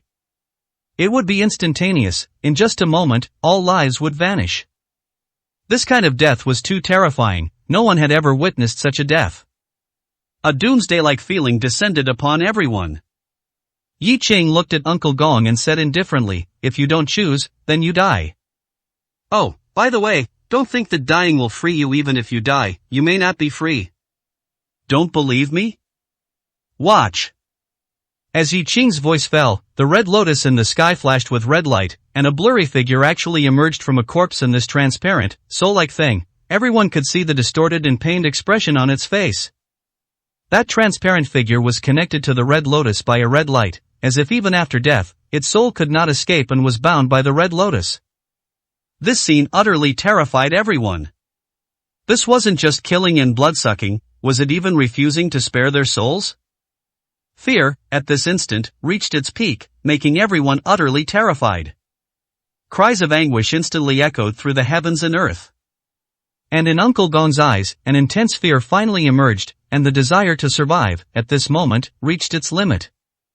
If his previous fearlessness of death was real, then at this moment, his fear was also real, and his desire to live was even more real. If death meant the end of everything, Uncle Gong would have died, but now, death meant even his soul couldn't escape Yi Qing's grasp, and this was not the outcome Uncle Gong wanted. No, what is this? Tell me, what is this? It was unclear if he was completely terrified and had some mental issues, but Uncle Gong screamed frantically. As he screamed, he collapsed to the ground, constantly vomiting. It seemed not only his body couldn't endure this fear, but his mind couldn't either. And Yi Qing said indifferently, "What is this? Haven't you already guessed?" "If I have to prove it to you, it's nothing more than this: if you live, I'll manage; if you die, I'll still manage." "Now, tell me your decision." Immediately. As Yi Qing delivered his ultimatum, Uncle Gong could no longer hold back and roared, "I want to live, I want to live. Please, let me live." Chapter 10:16, Strength Increases. Yes, at this moment, Uncle Gong wanted to live.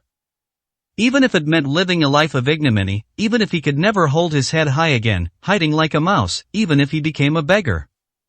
He still wanted to live. This fear was more than Uncle Gong could bear. Yi Qing smiled slightly upon hearing this, nodded, and said, "Good, then it shall be as you wish." After he finished speaking, a red light flashed from the red lotus in the sky, and thousands of fine light threads instantly appeared on everyone except Uncle Gong, as if they were targeting them. This scene, identical to the hundreds of people whose blood had just been drained, filled countless people with despair, and they collapsed, weeping loudly. Pleas for mercy and cries reached their peak at this moment. Yi Qing looked at the crowd, sighed, and said, "If you want to blame someone, blame Uncle Gong. It was he who chose your deaths." Yi Qing was not lying. Everything had been done in front of everyone, and it was indeed Uncle Gong who had made the choice. He lives, everyone else dies. Everyone understood this clearly, so at this moment, countless curses, screams, and pleas were directed at Uncle Gong. The only one in the entire crowd who didn't curse Uncle Gong, but whose eyes were filled with complex emotions, was Tai Tu. However, at this moment, Tai Tu's eyes held not relief, but despair. It seemed his own feelings were very complicated. He had wanted Uncle Gong to live, and now Uncle Gong had indeed chosen to live, but the price was the deaths of 1,000 people. This was something Tai Tu found somewhat difficult to accept. It was as if so many people had died because of him. And among these people, many were not strangers, but brothers with whom he had fought side by side. Yi Qing looked at Tai Tu and chuckled. you also have a red thread on you. Do you regret it? Originally, only Uncle Gong needed to die, and all of you could have lived. But now, everyone will die, just to exchange for his ignominious survival. Is it truly worth it? Is it worth it? Tai Tu really wanted to say, it's worth it, right now. Because wasn't this the result he had wanted? Uncle Gong survived, everything else was unimportant. But was it really unimportant? 1,000 people, crying, cursing, one by one, so terrified they were almost incoherent. They also wanted to live. At the very least, they didn't want to die like this. And now, their deaths seemed unrelated to him, but in reality, they truly were related to him. Looking at Yi Qing, Tai Tu knelt on the ground, his face covered in blood, his eyes full of pleading. Mr. Yi, you are a magnanimous person, please spare them, so many people cannot all die. If this gets out, your reputation will be ruined. Speaking of reputation? Yi Qing burst out laughing. Did he care? Perhaps he once did, but now, Yi Qing no longer cared about this so-called reputation. Could the best reputation exchange for the lives of good brothers? Could the kindest reputation make these enemies never dare to trouble them again? No, it wouldn't. Only a terrifying reputation would achieve this result, only that would make people fearful. Kindness, to these people, would only lead to being bullied. Yi Qing didn't want that kind of reputation, he only wanted tangible benefits. Tai Tu, you don't feel for your brothers, but I feel for mine. No matter how many people I, Yi Qing, kill, in the end, weren't you still unafraid, still daring to seek revenge on me? But I believe, very soon, everyone will extinguish such thoughts, they won't even dare to dream of it. Because that will bring them an unbearable price. Don't worry, don't rush. Even if you die, you are just the first batch. Soon, very soon, countless people will die with you. These words offered Tai Tu no comfort, only despair. Yi Qing was determined and had no intention of letting them go. Just as Tai Tu was about to speak again, Yi Qing sighed and said, forget it, what's the point of saying so much nonsense to you? Whether you regret it or not, it's useless now. My red lotus, it's already impatient. Then, Yi Qing slowly stood up, looked at the red lotus in the sky, and chuckled, eat to your heart's content, eat your fill. From now on, for a considerable period, you'll be able to eat your fill every day, ha ha ha. At this moment, Yi Qing exuded an incredibly dark aura, making anyone who looked at him feel a terrifying evil. And as if responding to Yi Qing's words, the red lotus in the sky flashed with a strong red light, and then, the red threads connecting everyone began to glow. In the next second, all cries, curses, and resentful sounds disappeared. Every person seemed to have had all their ability to express emotion and act taken away, standing blankly in place, and then, their blood and life were completely absorbed by the red lotus along the red light. This time, it didn't take long, only about a minute. The lives of 1,000 people silently fell to the ground, completely vanishing. And this time, the red lotus seemed full, gradually dissipating, transforming into a real, incredibly demonic red lotus that slowly flew back to Yi Qing's glabella, then drilled straight in, once again becoming the red lotus pattern. It was at this moment, after the red lotus returned to his body, that Yi Qing's body suddenly glowed with a brilliant red light, and an incredibly terrifying aura emanated freely. Pressure. A pressure like that of heaven and earth, as if the entire sky had descended. This pressure made everyone still alive feel a sense of suffocation. They couldn't look directly, dared not look directly, and even wanted to kneel and submit. Then, under everyone's astonished gaze, Yi Qing's body slowly floated up, and a faint, 10-meter-tall giant Dharma idol appeared behind Yi Qing. And Yi Qing's face bore an expression of extreme comfort, his eyes revealing a hint of excitement, a hint of madness. But the most terrifying thing was that within this excitement and madness, there was also a longing, a desire to slaughter all living beings, to kill all life. Powerful. With every gesture, he seemed capable of destroying heaven and earth. Red light flickered in Yi Qing's eyes as he looked at a distant boulder weighing hundreds of tons. With a casual wave, red light flashed, and the hundreds of tons of rock silently shattered into countless pieces. Is this still human?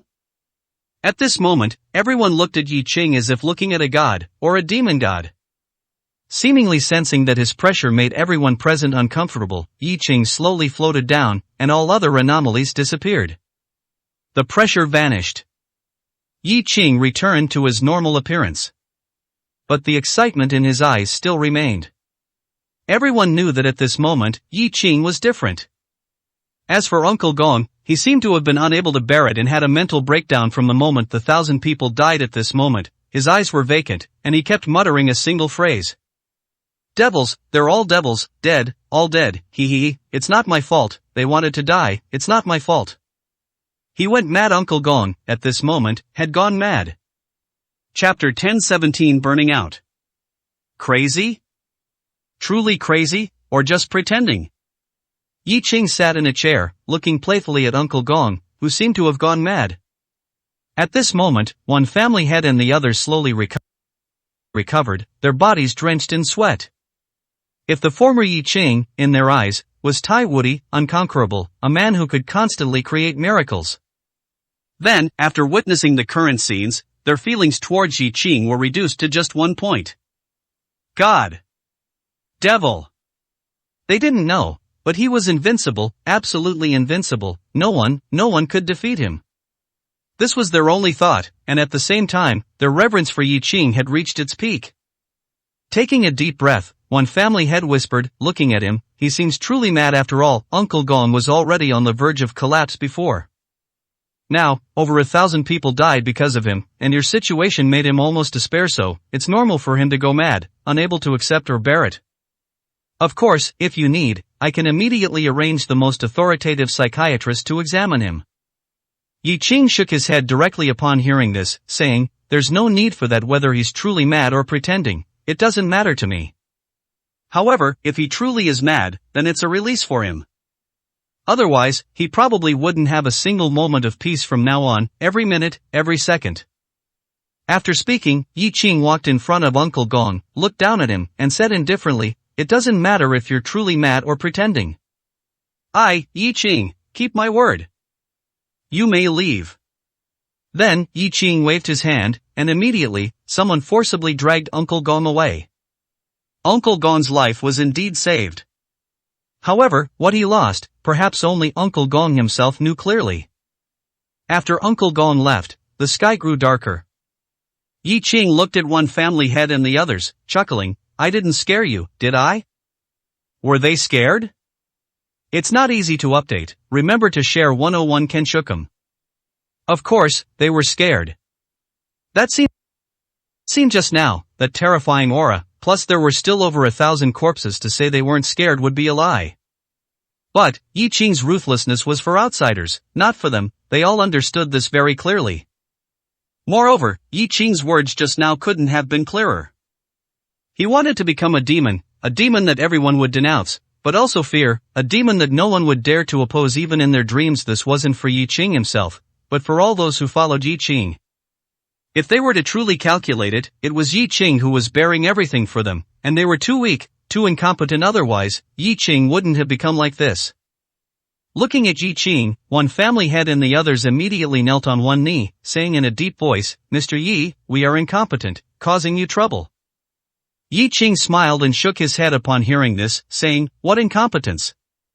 Since you followed me and haven't betrayed me, I have a responsibility to take care of you.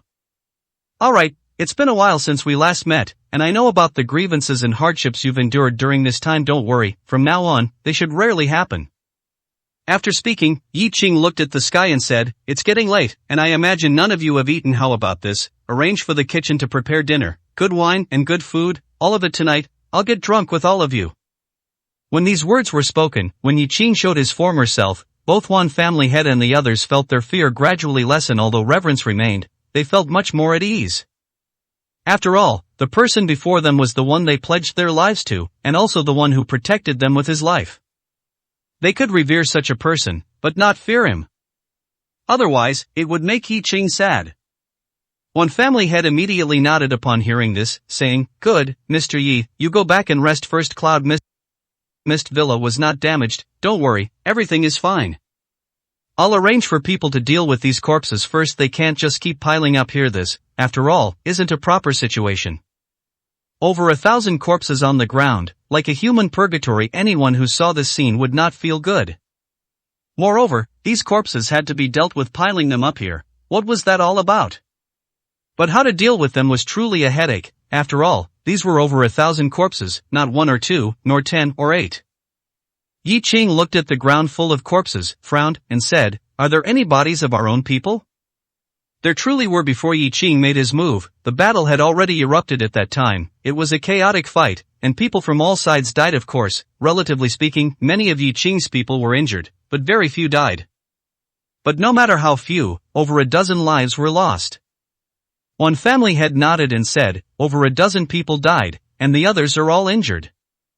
Yi Qing said, "No battle is without death. Find all the fallen brothers, give them a proper burial, and issue a huge sum of compensation to each of their families at the same time. Provide monthly subsidies to their families to ensure they live comfortably for the rest of their lives."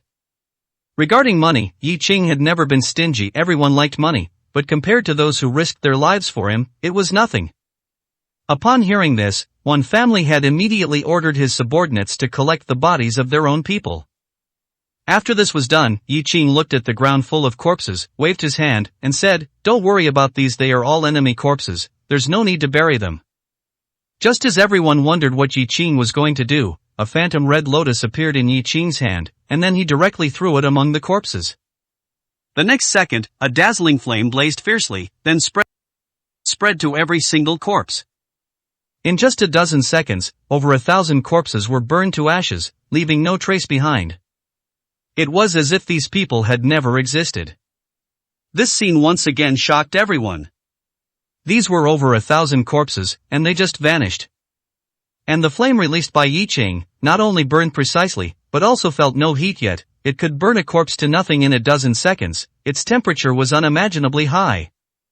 Yi Qing didn't take it seriously. Looking at everyone, he said, "All right, the matter is resolved. Let's go back first. Since I promised to get drunk with the brothers and have a good rest, then we must have a good rest." Afterward, Yi Qing took the lead and entered Cloud Mist Villa. And everyone else followed him in. Only Gao Qingyue's expression kept changing, with emotions of excitement and loss appearing on her face simultaneously. She had finally made the right choice once, but Yi Qing, it seemed, didn't even see her. Chapter 10:18, Drink the Life Essence. No matter what, this time, Gao Qingyue didn't cause trouble, and in the end, she still didn't make the wrong choice. Although there might have been hesitation in the middle, the result is what matters most. One family head saw Gao Qingyue's distress and knew she had suffered this time. Even if she had no merit, she had put in hard work, so he walked towards her. "Come on, let's go together. After all, this time, you can be considered to have done the right thing." Gao Qingyue heard this and gave a bitter smile, saying, "One family head, I don't even exist in Mr. Ye's eyes. From the moment he appeared until now, he hasn't even looked at me once." These words sounded like a complaint, and in reality, they were indeed a complaint, but everything she said was true. From the moment he appeared until now, Mr. Yi had indeed not looked at Gao Qingyue, not even a glance from the corner of his eye. One family head heard this, smiled, and said, "Gao Qingyue, what kind of relationship you have with Mr. Yi? I think I don't need to remind you, you are very clear about it. Mr. Yi indeed didn't look at you more than once, but isn't that normal? You are no longer Mr. Ye's wife. Are you expecting Mr. Yi to show concern for you after seeing you? If you have such thoughts, then I advise you to leave now, otherwise, you will definitely be disappointed." At these words, Gao Qingyue immediately shook her head and said, "One family head, you've misunderstood. I don't have such improper thoughts. I still remember the huge mistakes I made before, so I don't dare to harbor any wishful thinking. I just feel a bit sad in my heart." Sadness was definitely there. This was Mr. Yi, after all. Before, Mr. Yi had created miracles again and again, which already made Gao Qingyue unable to comprehend or reach his level. Now, the strength Mr. Yi displayed was simply like a divine method, and he even became an emperor. In the underground world of Dragon Country, an era where the 9 kings jointly governed, Mr. Yi actually became an emperor and even executed the 9 kings. What this implied, what heights Mr. Yi had reached, was already unimaginable. However, the more this was the case, the more regretful Gao Qingyue felt in her heart. One family head looked at Gao Qingyue, smiled, and said, "It's best that you have such a clear understanding, otherwise, no one can help you. Let's go, attend the banquet, or if you want to leave, I'll send someone to escort you." Leave? No, if she really left, then there would be no chance at all. Gao Qingyue would not leave. No, I'll go to the banquet, even if it's just to look at him from afar. One family head nodded, said nothing more, and directly entered Cloud Mist Villa. And Gao Qingyue followed him in. The preparation for the banquet didn't take long, as all the fruits, vegetables, chickens, ducks, meat, and eggs were readily available. Before, Cloud Mist Villa had gathered so many people, and they also needed to eat, drink, and relieve themselves, so preparations were very thorough. In about half an hour, tables were densely arranged in the courtyard, and over 1,000 people were all seated in their respective places. Of course, some who were severely injured and unable to get out of bed could only watch from their rooms. Mr. Yi sat at the main table on the high platform, looking at the dense crowd below, and said with a smile, "Everyone, I won't say much more. You were loyal to me, Mr. Yi, and I naturally will not let you down. For those who died, I will compensate their families well, and for those who are injured, I will heal your injuries as soon as possible. One family head, distribute all these life elixirs. Everyone should take a sip. I believe it will be helpful to them." Life elixir was incomparably precious, and its miraculous effects were already known to everyone. Now, over 1,000 people present were all to consume life elixir. In terms of wealth alone, this was an astonishing astronomical figure. One family head gritted his teeth, looking at barrel after barrel of life elixir, and said with a bitter smile, "Mr. Yi, this is too valuable, isn't it?" Actually, besides some severely injured people, most are only lightly injured. They can recover after a period of rest. There's no need to waste such precious life elixir. Others also spoke up at this time. "That's right, Mr. Yi, life elixir is truly too precious. These are all minor injuries. There's no need to consume it." "Exactly, there's no need for this." Mr. Yi heard this, but shook his head and said, "What if it's precious? No matter how precious, can it compare to the lives of my brothers? Stop talking, everyone consume it. Even if it can make my brothers suffer a little less pain, no matter how much money and cost it takes, it's worth it."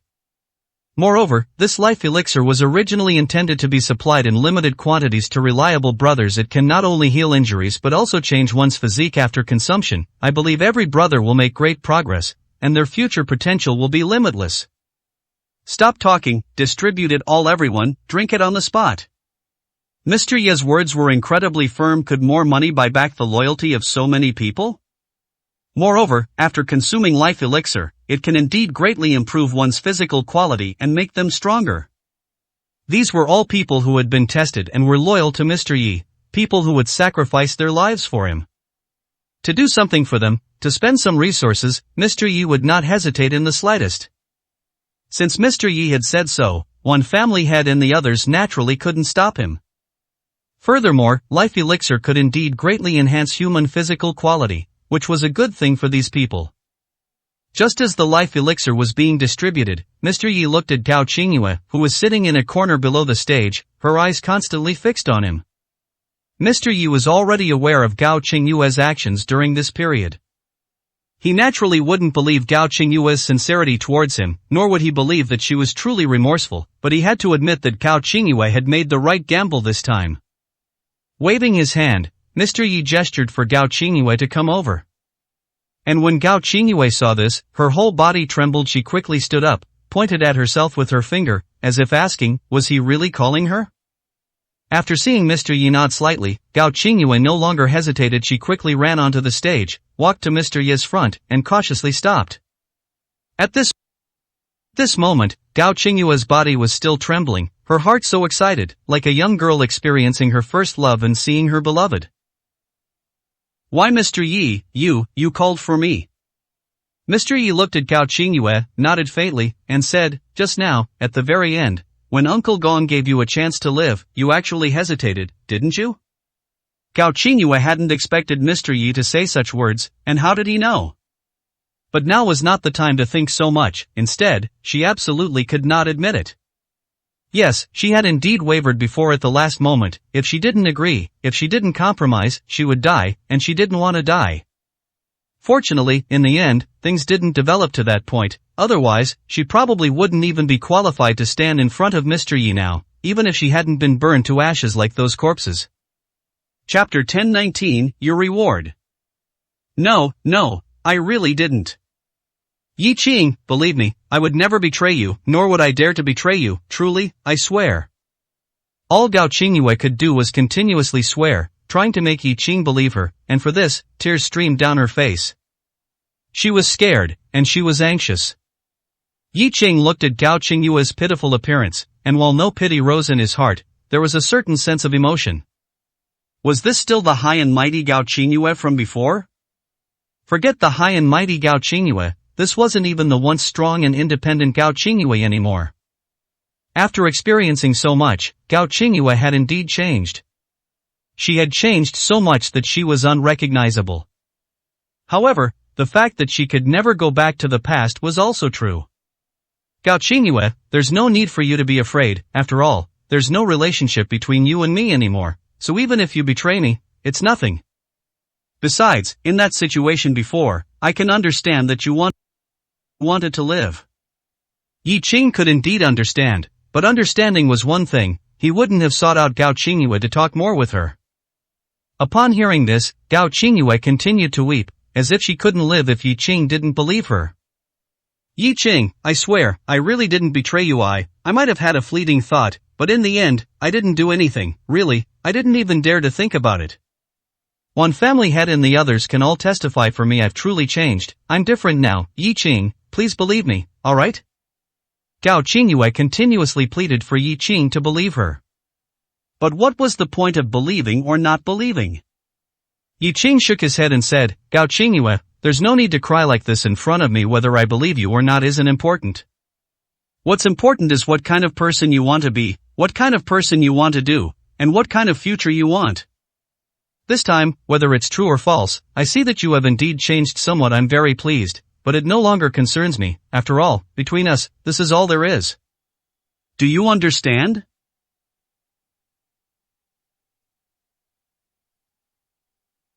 Gao Qingyue certainly understood and knew that even if her choice this time was correct, there wouldn't be any special change. Yet, she still harbored fantasies, and in fact, this outcome was already quite good. I understand, Yi Qing, don't worry, I will change for the better, truly, I will definitely change for the better. At this point, Gao Qingyue hesitated for a moment, looking at Yi Qing, and asked, Yi Qing, have you found Bai Ruoruo? It wasn't that Gao Qingyue missed Bai Ruoruo, but Bai Ruoruo's continued disappearance somewhat affected Gao Qingyue, as her best plan to legitimately approach Yi Qing was to always be with Bai Ruoruo. At that time, she would naturally be able to contact Yi Qing, and Bai Ruoruo would even speak well of her. How wonderful that would be. But Bai Ruoruo had disappeared, which left Gao Qingyue helpless. Upon hearing Gao Qingyue mention Bai Ruoruo, Yi Qing's expression turned a bit unpleasant. However, he didn't intend to hide any information. Ruo got a little injured for a while, you probably won't be able to see her. Injured? Seeing Yi Qing's pained expression, Gao Qingyue felt a deep ache in her heart now. He didn't even hide his heartache for Bai Ruoruo. Yes, she and Yi Qing no longer had a relationship. The one truly good for Yi Qing was Bai Ruoruo. But this had originally belonged to her. To say she wasn't sad was a lie. Injured? What happened? Is the injury serious?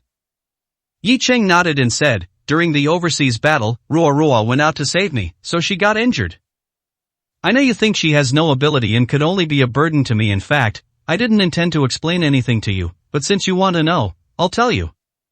She gained immense power in a short period of time. Of course, the price she paid was unimaginable. You can think of it as her experiencing a period of hellish life. Truly hellish. She crawled out of hell. Then, she lost almost everything, including her appearance, voice, physique, and all other things, in exchange for immense power. As he spoke, seemingly recalling Bai Ruoruo's appearance, Yi Qing's expression of heartache grew even more intense. Besides heartache, there was also guilt. It seemed he felt guilty for not being able to take good care of Bai Ruoruo, and instead, letting Bai Ruoruo become like this for him. This scene was fully observed by Gao Qingyue. She didn't know what Bai Ruoruo had exactly gone through, but for Yi Qing to describe it as hellish injury and to say she lost her appearance, voice, and everything else, upon careful thought, one could roughly imagine it. Bai Ruoruo, she feared, was no longer in human form. Gao Qingyue couldn't imagine that scene. However, she didn't need to imagine it, it already made her gasp. Although she gained powerful strength, if she lost almost all external conditions of being human, was she still considered human? Was that what she wanted? No, she couldn't do it. Gao Qingyue took a deep breath, looked at Yi Ching, and said, then, Ruorua, is she alright? Can she recover? If there's anything you need me to do, you must tell me for Ruorua, I can do anything. What could Gao Qingyue do? Anything she could do, Yi Ching could naturally do as well. Saying this was merely to make Yi Ching feel her sincerity. Yi Ching shook his head and said, no need. Ruorua and my parents are temporarily in a very safe place. After everything is over, I will bring them back. As for whether she can recover, she definitely can, although it's very difficult. No matter how great the cost, I will make her recover as before. As he spoke, Yi Ching's eyes were incredibly firm. Just one look allowed one to clearly feel that for by Ruorua, Yi Ching was willing to pay any price. Gao Qingyue said nothing more at this point. She lowered her head, lost in thought. And Yi Ching, looking at Gao Qingyue, lightly tapped the table in front of him and said, the old you, for a bit of life elixir, almost lost your sanity today, you can openly take it. Consider this a reward for your correct choice this time and for indeed gaining time for Cloud Mist Villa. Seeing Gao Qingyue about to speak, Yi Ching shook his head and said, don't make any other demands of me, Gao Qingyue, you don't have the qualifications. Taking life elixir is the greatest grace I can bestow upon you. As for other matters, I can't help you. You understand what I mean, right? Upon hearing this, Gao Qingyue immediately showed a bitter expression, nodding to indicate understanding. However, the disappointment was real disappointment. Life elixir was certainly excellent, but what Gao Qingyue wanted was not just life elixir. Looking at Yi Ching, although she knew she shouldn't continue speaking at this moment, Gao Qingyue still couldn't help herself. Chapter 1020 I don't intend to help you. Yi Ching, I know I don't have the qualifications or the conditions to talk to you about anything, but I still want to ask you one thing, okay? Yi Ching looked at Gao Qingyue, his brows furrowing slightly, and said, since you know you're not qualified, then you shouldn't open your mouth, because you know, even if you do, I won't agree. Yi Ching directly rejected Gao Qingyue without even knowing what she was going to say. This resolute attitude not only hurt Gao Qingyue, it utterly devastated her. Yi Ching, I just want to beg you, can you help me? I really have changed, but now every day I'm living like a rat crossing the street. Those debt collectors, I really don't have money to pay them back. Please, can you help me? I don't ask for great wealth, nor am I saying I won't pay them back, but right now, I just don't have the money. I don't even have a place to live. Please help me. Can you ask them to give me some time? I swear, as long as I have money, I will definitely find a way to pay them back. Okay? Was this request too much? No, not only was it not much, it was so low it couldn't be any lower. For Yi Ching, the requests Gao Qingyue mentioned didn't require him to expend any effort. In fact, he could solve everything with just a single word. Even if Yi Ching didn't want to speak, was the money problem really a problem? The debt Gao Qingyue owed was a huge sum for others, but for Yi Ching, it was just an insignificant number. But this wasn't about money, this was the life Gao Qingyue deserved to live. Gao Qingyue, because of money, lost her true self and did one heartbreaking thing after another. She, because of money, became unrecognizable. And now, also because of money, she was living in dire straits, wishing she were dead. This was the punishment Yi Ching gave her, to make her understand how much she had truly erred. If Yi Ching were to solve Gao Qingyue's problems now, wouldn't his punishment become a joke? Why? Just because Gao Qingyue firmly stood by Yi Ching this time? But this didn't mean anything. The most important thing was that Gao Qingyue hadn't truly changed from the heart. Instead, she was still being opportunistic. This, she could hide from others, but she couldn't deceive Yi Ching. Gao Qingyue looked at Yi Ching with hope, feeling that there shouldn't be any problems. After all, her request was truly not high. She wasn't asking Yi Ching to return the company to her, nor was she asking Yi Ching for immense wealth. She was merely asking Yi Ching to say a word, to tell those debt collectors to stop pursuing her, at least for now. This request, no matter how Gao Qingyue thought about it, was not excessive at all. She had truly performed very well this time, and Yi Qing had no reason not to agree to her request. However, Gao Qingyue was disappointed. Yi Qing looked at Gao Qingyue, shook his head indifferently, and said, "No, I can't fulfill your request. Of course, for me, it's incredibly simple, not to mention just making those debt collectors give up their pursuit, even making you, Gao Qingyue, regain immense wealth and rise to prominence again, for me, is merely a matter of a single word. But, I don't intend to do that. If you insist on asking me why, then the reason is simple. Just as I said before, you haven't learned your lesson yet, you haven't changed back into the person you should be, so I can't do this. You can feel that I'm punishing you, or you can feel that I'm saving you, that's your business. Blame me, resent me, you can do all of that, but I won't help you." Despair, at this moment, despair filled Gao Qingyue's heart. This despair wasn't the despair of having to continue living that life of hiding, but rather, despair towards Yi Qing. Despair of hope. She had performed so well this time, yet Yi Qing was unmoved, not even having the slightest intention of helping her. What was this? Didn't this mean that Yi Qing truly had no lingering affection for her at all? If that were true, then did she still have hope? Even if she became the person Yi Qing wanted to see, wouldn't there still be no hope? However, what made Gao Qingyue even more despairing, or rather, heartbroken, was Yi Qing's next sentence. "You don't need to think about taking the life elixir to sell it. Drink it here, you're not allowed to take it away. Gao Qingyue, take care of yourself. Go, I don't want to say anything more to you." Gao Qingyue hadn't even mentioned the life elixir, but Yi Qing had proactively blocked her last retreat. This broke Gao Qingyue's heart, but she, ironically, could do nothing. Seeing that Yi Qing had already dismissed her, Gao Qingyue knew that anything she said would be meaningless. Subsequently, Gao Qingyue directly stepped down from the high platform and returned to her corner to sit.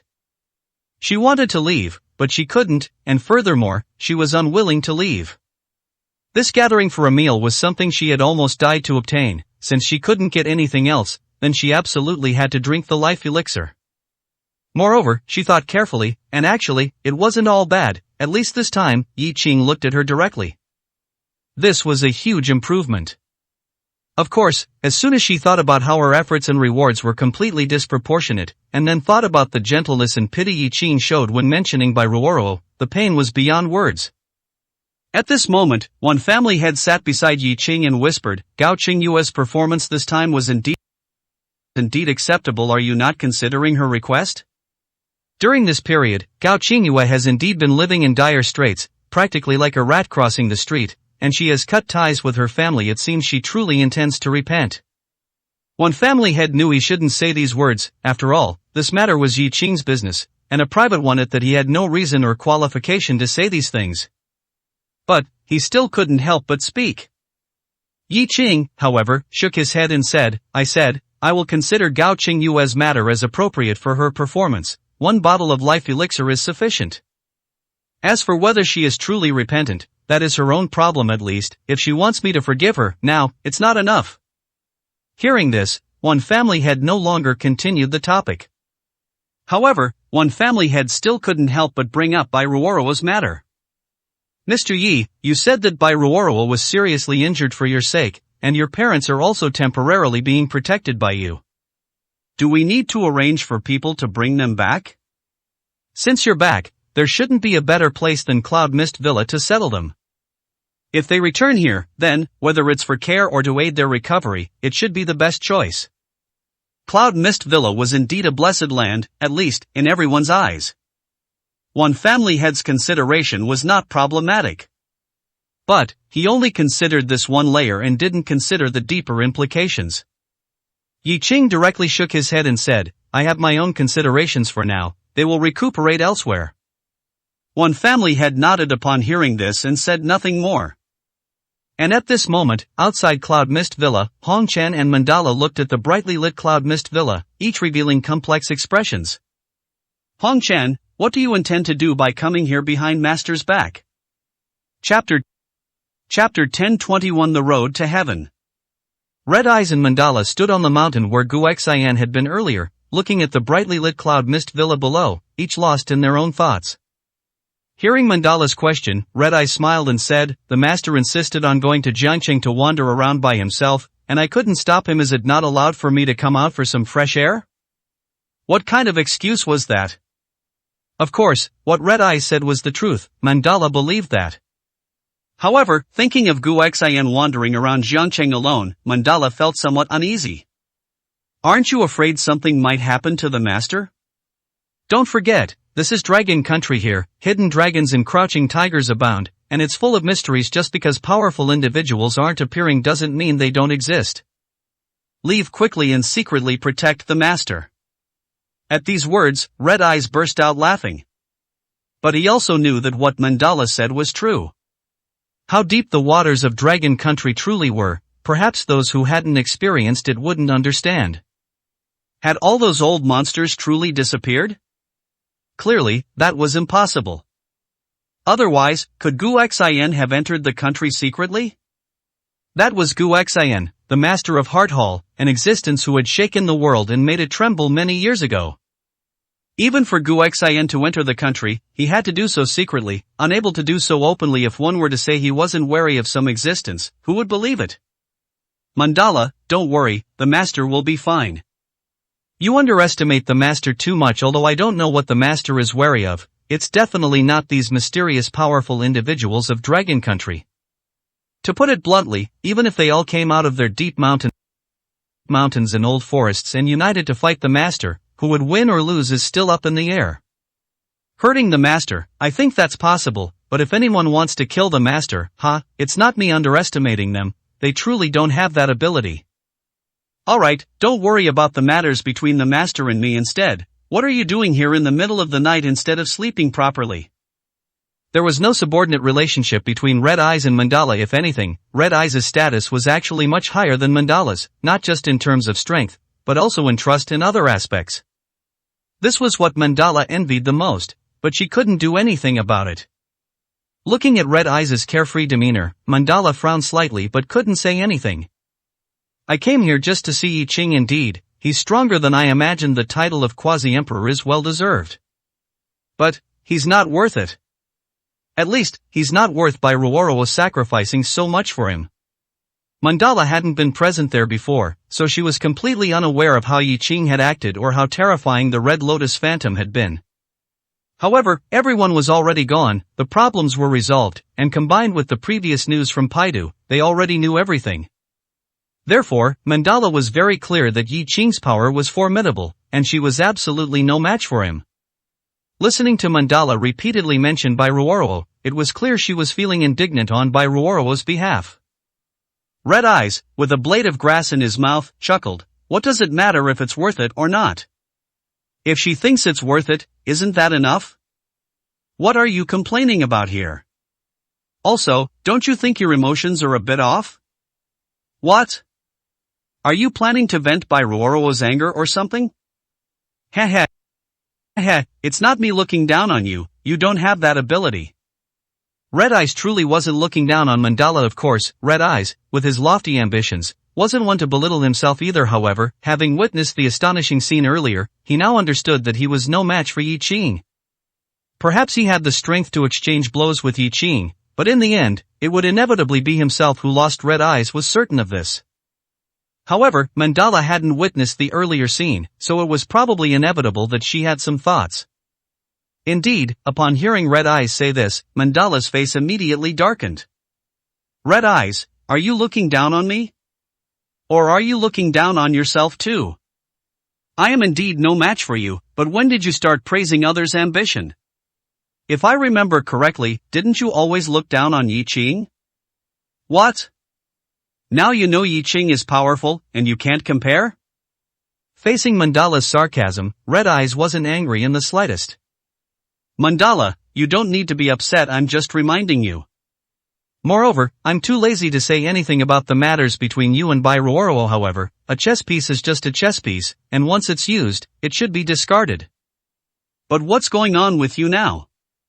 Before, because of Bairuoro, your behavior was already a bit perplexing, and now you still have this attitude. What? Is Bairuoro your long-lost sister? At these words, a cold light flashed in Mandala's eyes, and she fiercely kicked Red Eyes in the back. However, Red Eyes merely smiled faintly, not even turning his head, his body instantly shifting sideways. Mandala, don't lay a hand on me. The master doesn't want to see us fighting amongst ourselves, otherwise, I'll make you understand right now what kind of attitude you should have when facing me in the future. Mandala looked at Red Eyes' back, her heart filled with rage. Red Eyes' mouth was notoriously venomous. She even suspected that Red Eyes had been sent here by Gu Xian because he was annoyed. Red Eyes, what I want to do is none of your business to criticize. Instead, what do you want to do? Coming here behind the master's back, don't tell me you just came here to watch them feast. Red Eyes heard this, looked at the cloud mist villa below, a glint of light flashing in his eyes, and chuckled, Mandala, what you see and what I see are different. Do you know what I see in my eyes? I'll tell you, I see hope, I see the future, things that ordinary people cannot comprehend. What I see is a path to becoming a god. These words were inexplicable, and Mandala couldn't understand them at all. But she could hear the longing, a jealous longing, in Red Eyes' emotions. It was as if, before Red Eyes' eyes, there was a clear path to heaven, and he wanted to claim it for himself. She couldn't understand, but she knew that if she stayed with Red Eyes any longer, she would become very, very annoyed. Red Eyes, I'm returning your warning to you. It's best you don't provoke Yi Qing, otherwise, your own death is nothing, but if you disrupt the master's plan, you won't be able to bear the consequences. Red Eyes heard this, nodded, and chuckled, don't worry, it's indeed not time for me to meet him yet. However, it will be time very soon. What I'm looking at here today isn't him, but of course, it is also him. Instead, Mandala, are you sure you won't go find Yi Cheng? Anyway, I've kindly reminded you, although nothing might necessarily happen to you, what if? If something really does happen and you lose your life, don't blame me for not warning you. Mandala snorted coldly upon hearing this and turned to leave. And looking at Mandala's back, Red Eyes chuckled, Mandala, I really didn't lie to you, be careful, or someone might really die. Chapter 1022, Meet the Green Emperor. Hong Chen watched Mandala's disappearing back, sat on a stone, and chuckled, unconcerned. I've advised all I can, if she refuses to listen, then so be it. It's also a good chance to see what kind of person Mr. Yi truly is.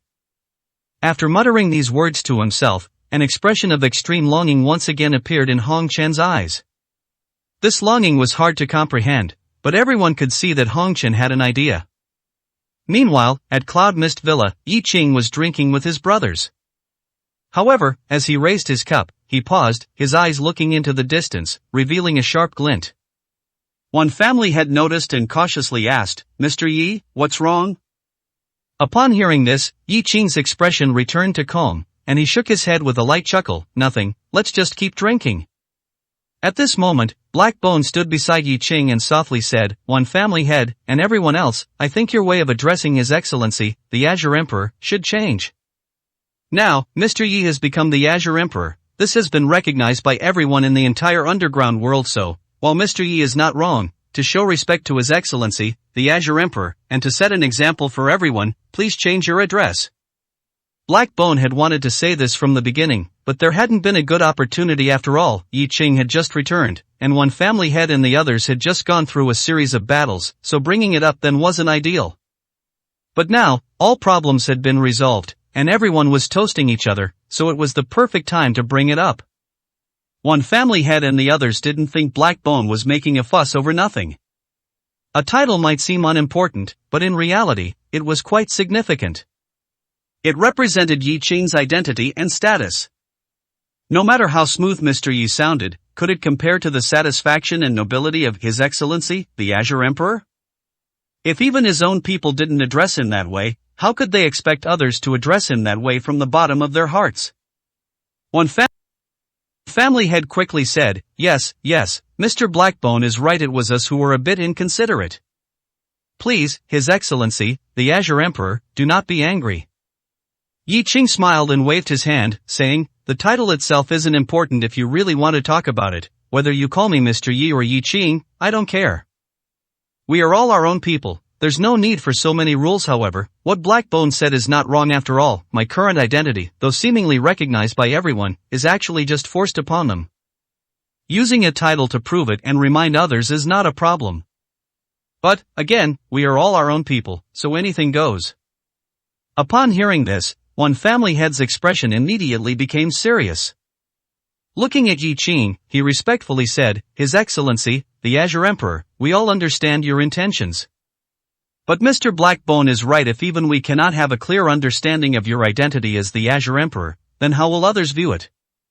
If we rely on our relationship with you and address you casually, wouldn't that make us a laughingstock to others?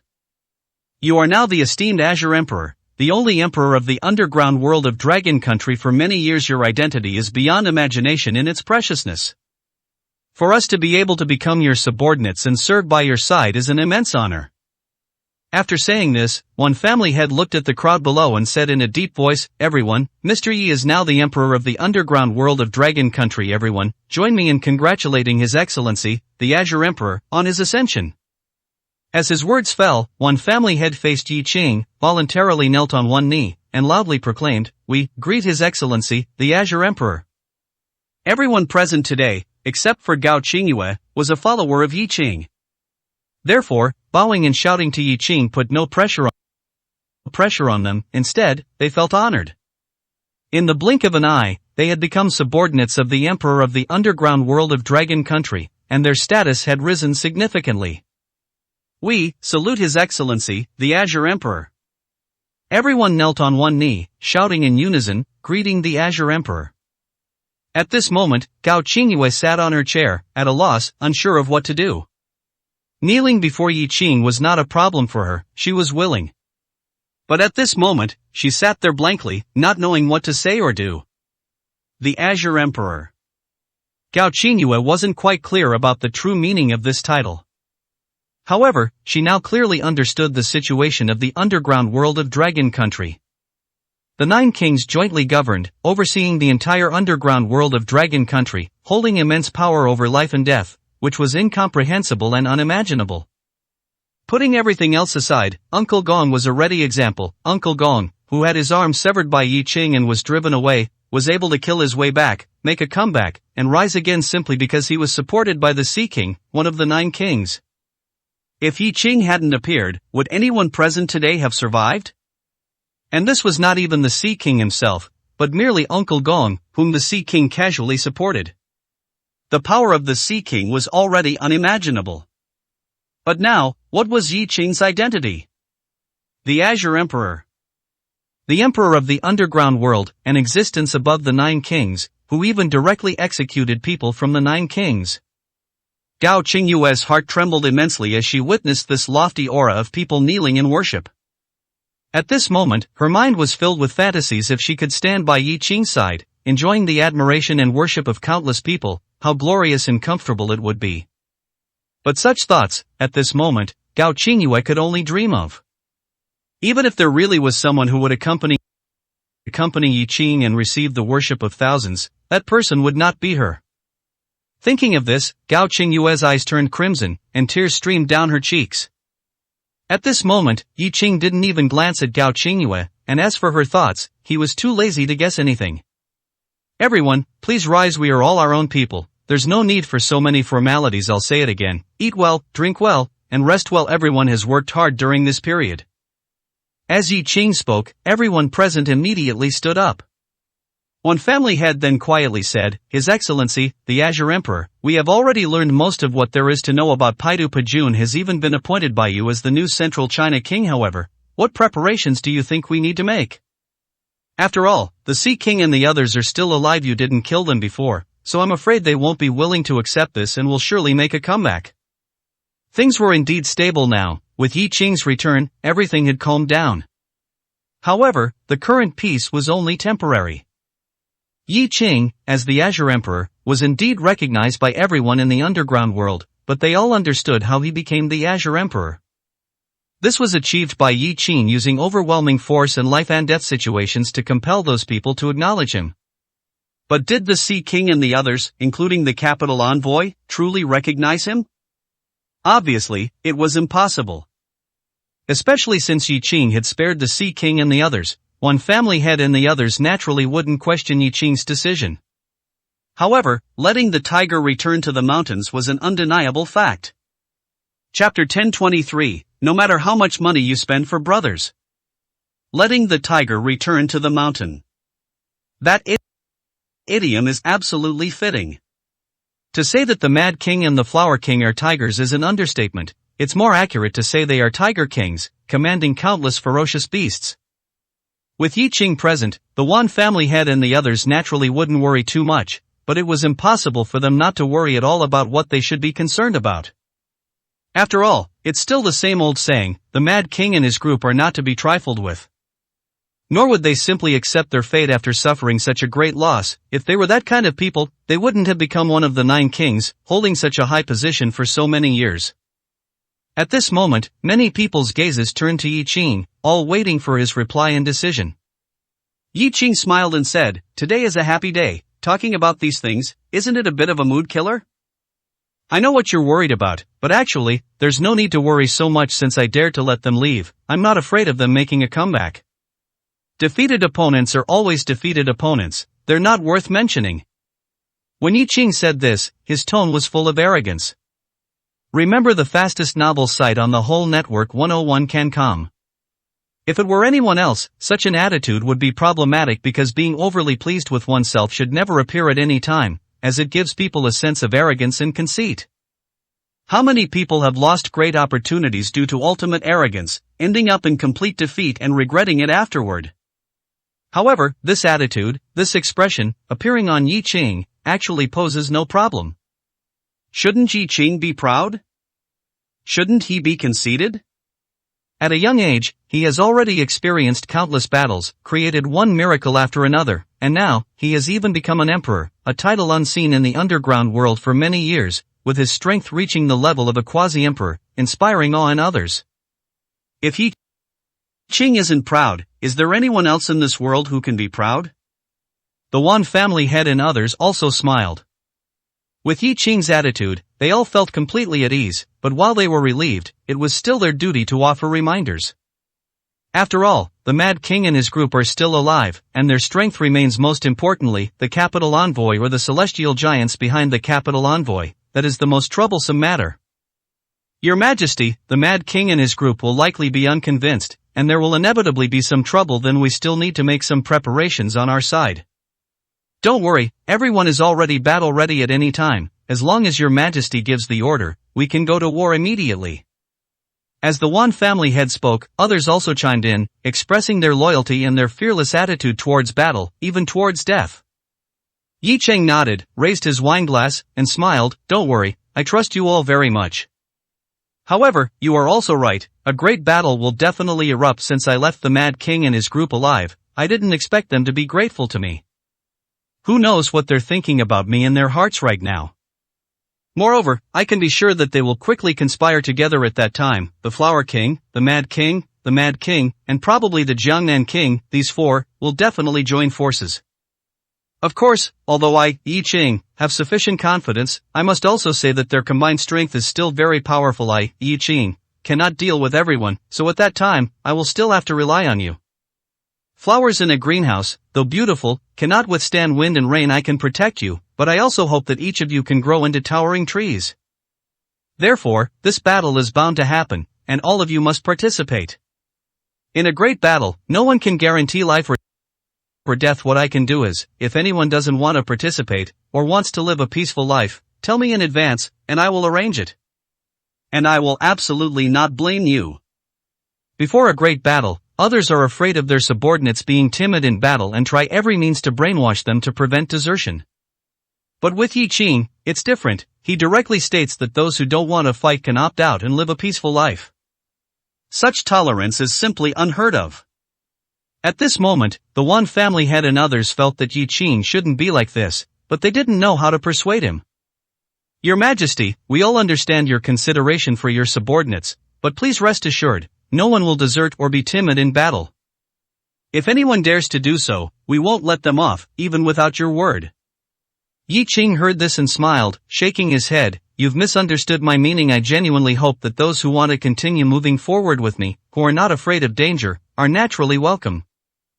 However, everyone has their own aspirations, everyone's pursuits and ideas are different. As for me, I hope everyone can live the life they want to live.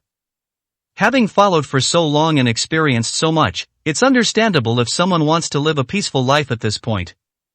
So, I won't have any other thoughts, and you, even more so, cannot have such thoughts. Just these few days, you should make a count. If there are truly people who want to live a peaceful life, don't say anything, just record it, and then arrange things properly for them. They are all our own people. Even if they withdraw, we must take good care of their lives. Yi Qing spoke very calmly, without any hint of anger, and the Wan family head and others saw that Yi Qing was not testing them. He genuinely thought this way. Would anyone really withdraw? Perhaps some would, but it would definitely be very few. Since Yi Qing had already decided, they naturally wouldn't say anything more. Your Majesty, I will convey the favor you've granted to everyone, but I believe no one will withdraw. Even if there are, they are probably those who are severely injured and unable to continue fighting, and they are also afraid of holding us back.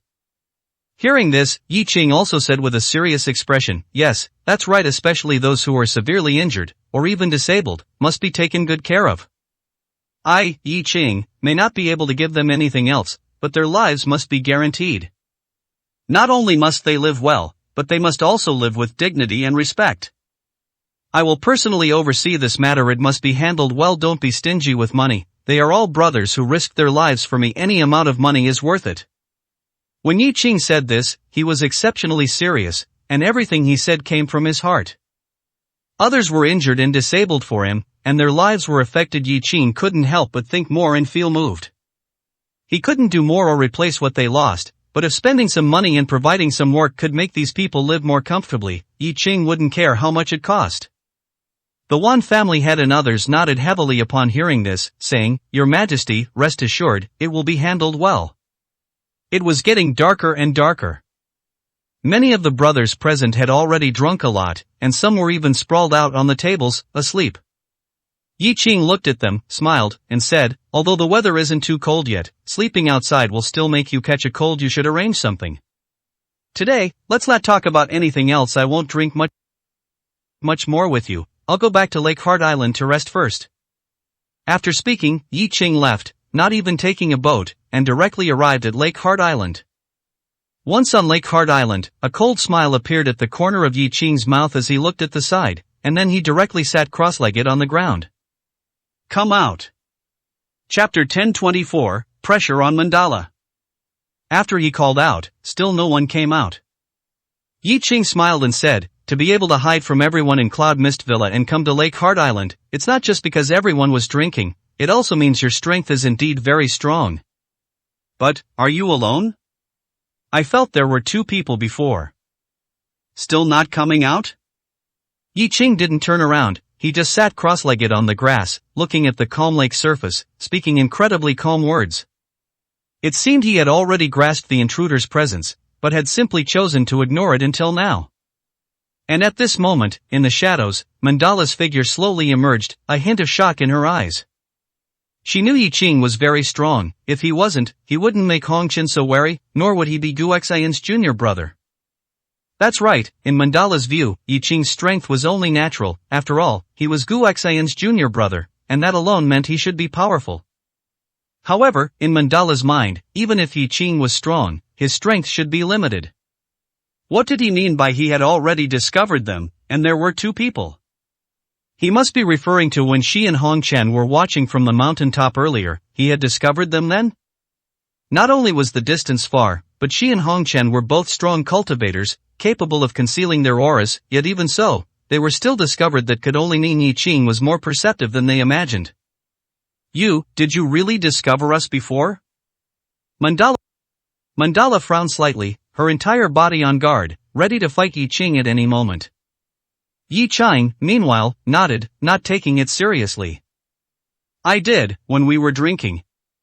Although your strength is great and your ability to conceal your aura is good, in my eyes, you are like two flames in the darkness, incredibly dazzling. If I couldn't even discover that, wouldn't I be blind? His words were a little playful. But to Mandala's ears, they were incredibly shocking. What did he mean? She and Hong Chen were like two incredibly dazzling flames in the darkness. This meant that despite their distance and the concealment of their auras, it had absolutely no effect? How could Yi Qing be so powerful? You certainly know how to brag. I'm not sure how strong a quasi-emperor you are, but your bragging skills are quite impressive. Upon hearing this, Yi Qing spoke indifferently. Speak, who are you, and why are you spying on me? Moreover, knowing who I am, you still came here. What do you intend to do? Seek death? Mandala looked at Yi Qing, feeling a surge of anger at this moment. Yi Qing's attitude clearly showed he looked down on her, yet she knew she was absolutely no match for Yi Qing. However, despite knowing she was no match, she still came. Because she had something important on her mind, she couldn't not come. Yi Qing, I came here to ask you one thing, is Bai Ruoro still alive? Upon hearing Mandala mention Bai Ruoro's name, a sharp glint flashed in Yi Qing's eyes. He immediately stood up, his gaze fixed on Mandala, red light flickering in his eyes, and the red lotus on his forehead also emitting an eerie glow. A murderous aura surged skyward. You are the one who took Ruoro away? How dare you?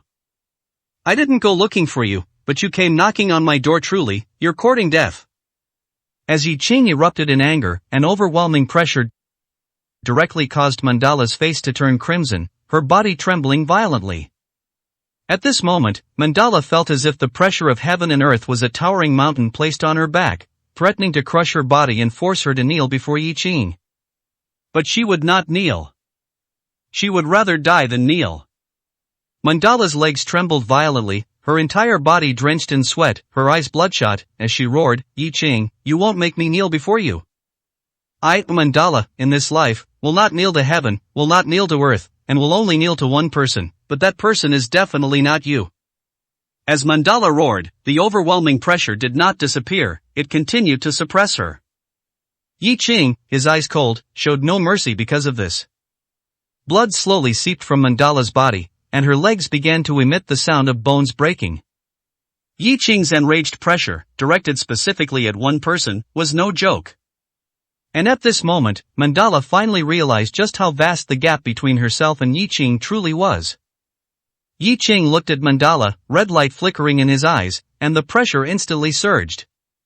The next second, Mandala actually used all her strength to straighten her legs completely. If the pressure continued, her legs might completely shatter. But Mandala's face was resolute, without the slightest hesitation. She was willing to have her legs broken rather than kneel before Yi Qing. Finally, Yi Qing sighed softly, and the pressure permeating the air instantly dissipated. At this moment, Mandala was already drenched in sweat, and not only that, but her legs, arms, and entire back were covered in blood. That person, it's Gu Xin, isn't it?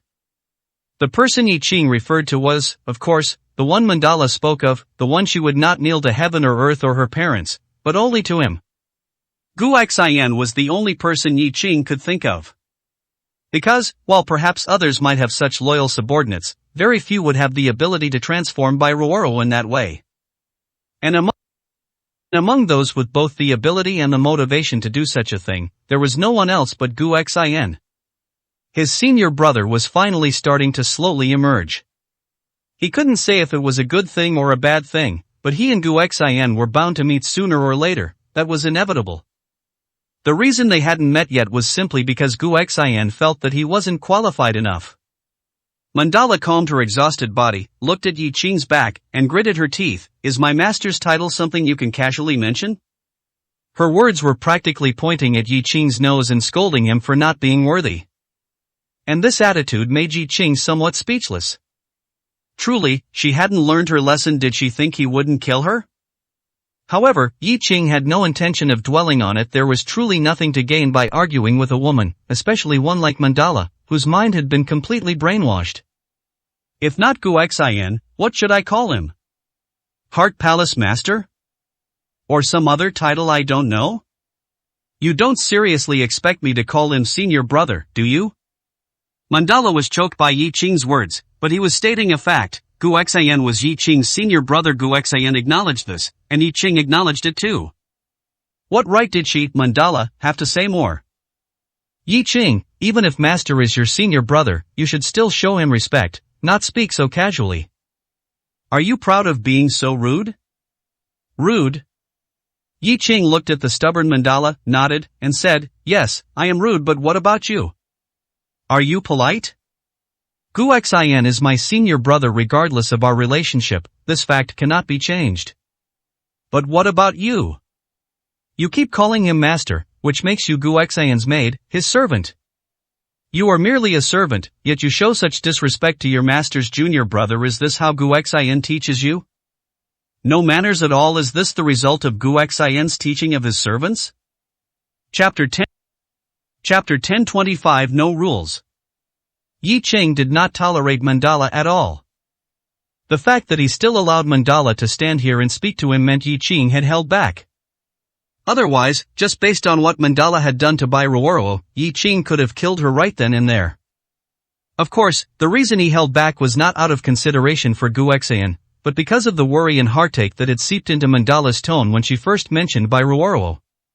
That was genuine. And Mandala couldn't possibly be unaware of her own strength, nor could she be unaware that, although she and Gu Xian were nominally fellow disciples, in reality, they were more like enemies. Under such circumstances, to still dare to seek him out, unafraid of death, she must have paid a considerable psychological price. But Yi Qing could not tolerate Mandala's attitude. Therefore, he had no intention of being kind to Mandala. He wanted Mandala to know that a master is a master, and a servant is a servant. Mandala looked at Yi Qing and angrily said, Yi Qing, how dare you? How can you speak nonsense about the master's affairs? Upon hearing this, a cold glint flashed in Yi Qing's eyes, and a dense killing intent instantly made Mandala feel as if she had been targeted by a natural predator, unable to move, and drenched in sweat. Noisy, you're taking my kindness for granted, aren't you? As he spoke, Yi Qing walked directly in front of Mandala and delivered a heavy slap across her face. With that single blow, Mandala's lips bled, and her face became swollen and red. You! Red light flickered in Yi Qing's eyes as he looked at Mandala and coldly said, dare to be disrespectful to me again, and I will kill you immediately. I don't care what your relationship with Gu Xian is, but there will be a battle between him and me sooner or later. However, guess what, if I kill you, will Gu Xian immediately come to kill me for your sake? Do you think you hold such significant weight in Gu Xian's heart? And more importantly, although I don't know what Gu Xian's ultimate goal is, all his actions prove one thing, he does not want to be my enemy right now. Or rather, he might have to fight me and kill me sooner or later, but definitely not now. Do you want to ruin his plan? Mandala covered her face, which Yi Qing had slapped red, her eyes filled with hatred and venom. A slap? She, Mandala, had actually been slapped by Yi Qing. This hadn't happened in so many years. That single blow brought back memories of her tragic past. If not for Gu Xian's rescue, she, Mandala, would not only lack her current strength but would probably have suffered a mental breakdown long ago, even if she hadn't died at the hands of those who abused her. After gaining immense power, the first thing she did, the first people she killed, were those individuals, dismembering them all and burning them to ashes. She had killed her past, burned away her former misery, and she thought that this lifetime, she would never again experience such a humiliating day. But today, Yi Qing's slap brought her back to reality. However, she could not ignore Yi Qing's words. Yes, Gu Xian had a plan for Yi Qing. If she truly affected Gu Xian's plan, then her sin would be unforgivable, even if she died 100 times over. I will remember this slap. Mandala looked at Yi Qing and spoke fiercely. Yi Qing sneered and said, before you have the strength, stop with the threats. What does it matter if you remember? Do I need to make your memory even deeper? If needed, I can help. Furthermore, I warn you one last time, clean up your mouth and show some respect, otherwise, I will kill you. You can try if I dare to kill you. You can also try to see if Gu Xian will ruin his plan for you. If he's willing, then I would be more than happy. I'm eager to meet him. Facing Yi Qing's threat, Mandala fell silent. After taking a deep breath, the hatred in Mandala's eyes slowly began to subside, gradually disappearing. No, it wasn't disappearing, it was being hidden by her. I came here today not to provoke you, nor to fight you. I just want to ask you, is Bai Ruoro still alive? If she is, where is she now, and how serious are her injuries? This time, Mandala's attitude became much calmer, no longer daring to confront Yi Qing. Yi Qing didn't answer Mandala's question. Instead, he looked at Mandala and said indifferently, "Were you the one who previously misled by Ruoro, took her away, and made her into that inhuman, ghostly appearance?" Upon hearing this, Mandala nodded. She was about to speak, but the next second, a fist the size of a casserole directly smashed towards her face. Mandala gritted her teeth and resisted with all her might. However, that punch sent her flying dozens of meters backward, and the bones in her arms began to shatter. A thunderous roar echoed throughout the entire Cloud Mist Villa. Many people were watching this side, and some even wanted to rush over. And Yi Qing roared, "Everyone, continue with your work, do not come over." After hearing Yi Qing's roar, the Cloud Mist Villa returned to peace. Since Yi Qing told them not to come over, they naturally wouldn't. Besides, they truly didn't believe anyone could harm Yi Qing, given his strength. At this moment, Mandala struggled, her arms trembling, slowly rising from a piece of shattered stone that her body had broken. Looking at Yi Qing, she gritted her teeth and said, "If you're doing this to avenge by Ruoro, then I'll take this punch. I can't defeat you, but Yi Qing, don't go too far. Is by Ruoro's matter truly only my responsibility? Do you, Yi Qing, have no responsibility at all? If you truly bear no responsibility, then why did Bai Ruoro become like that for you? Don't forget, she became that way all because of you." If one listened carefully, there was truly nothing wrong with those words. Bai Ruoro, wasn't it precisely for Yi Qing that she became like that? Because Yi Qing was in danger, Bai Ruoro was willing to sacrifice everything for him. This was a touching scene, and Yi Qing had to acknowledge her kindness. But this was not the outcome Yi Qing wanted to see. Bai Ruoro had become inhuman, ghostly in appearance. Although she gained immense power, she lost all conditions for being human, her appearance, her skin, and even her voice. This was an unimaginable, devastating blow for any woman. And one of the culprits behind all this was Mandala. Yet now, Mandala dared to say to his face that he was the cause of all this, and even hated him deeply out of sympathy for Bai Ruoro? This was simply outrageous. Bastard. Presumptuous. How dare you distort black and white, you're courting death. Chapter 1026. It's me, too weak. This time, Yi Qing didn't directly attack, but instead waved a palm from a distance. This single palm directly knocked Mandala to the ground, blood flowing from her mouth. However, in Mandala's eyes, besides awe of Yi Qing's terrifying strength, there was still no hint of submission, only more anger. "Yi Qing, even if you kill me, you can't stop my mouth, nor can you stop your own thoughts. Isn't this your fault? Bai Ruoro, that woman, is truly too foolish. She would actually go to such lengths for you. Do you know how many times I tried to persuade her? Do you know how much suffering and hardship she endured for you? Yi Qing, I, Mandala, am a ruthless person. I believe that in this world, there are very few things that can make my heart tremble, but Bai Ruoro did it. Such a delicate woman, yet for you, she was able to endure hellish pain. I am moved by her persistence and love, but for you, it's not worth it." After Mandala finished speaking, she prepared herself for Yi Qing to continue beating her.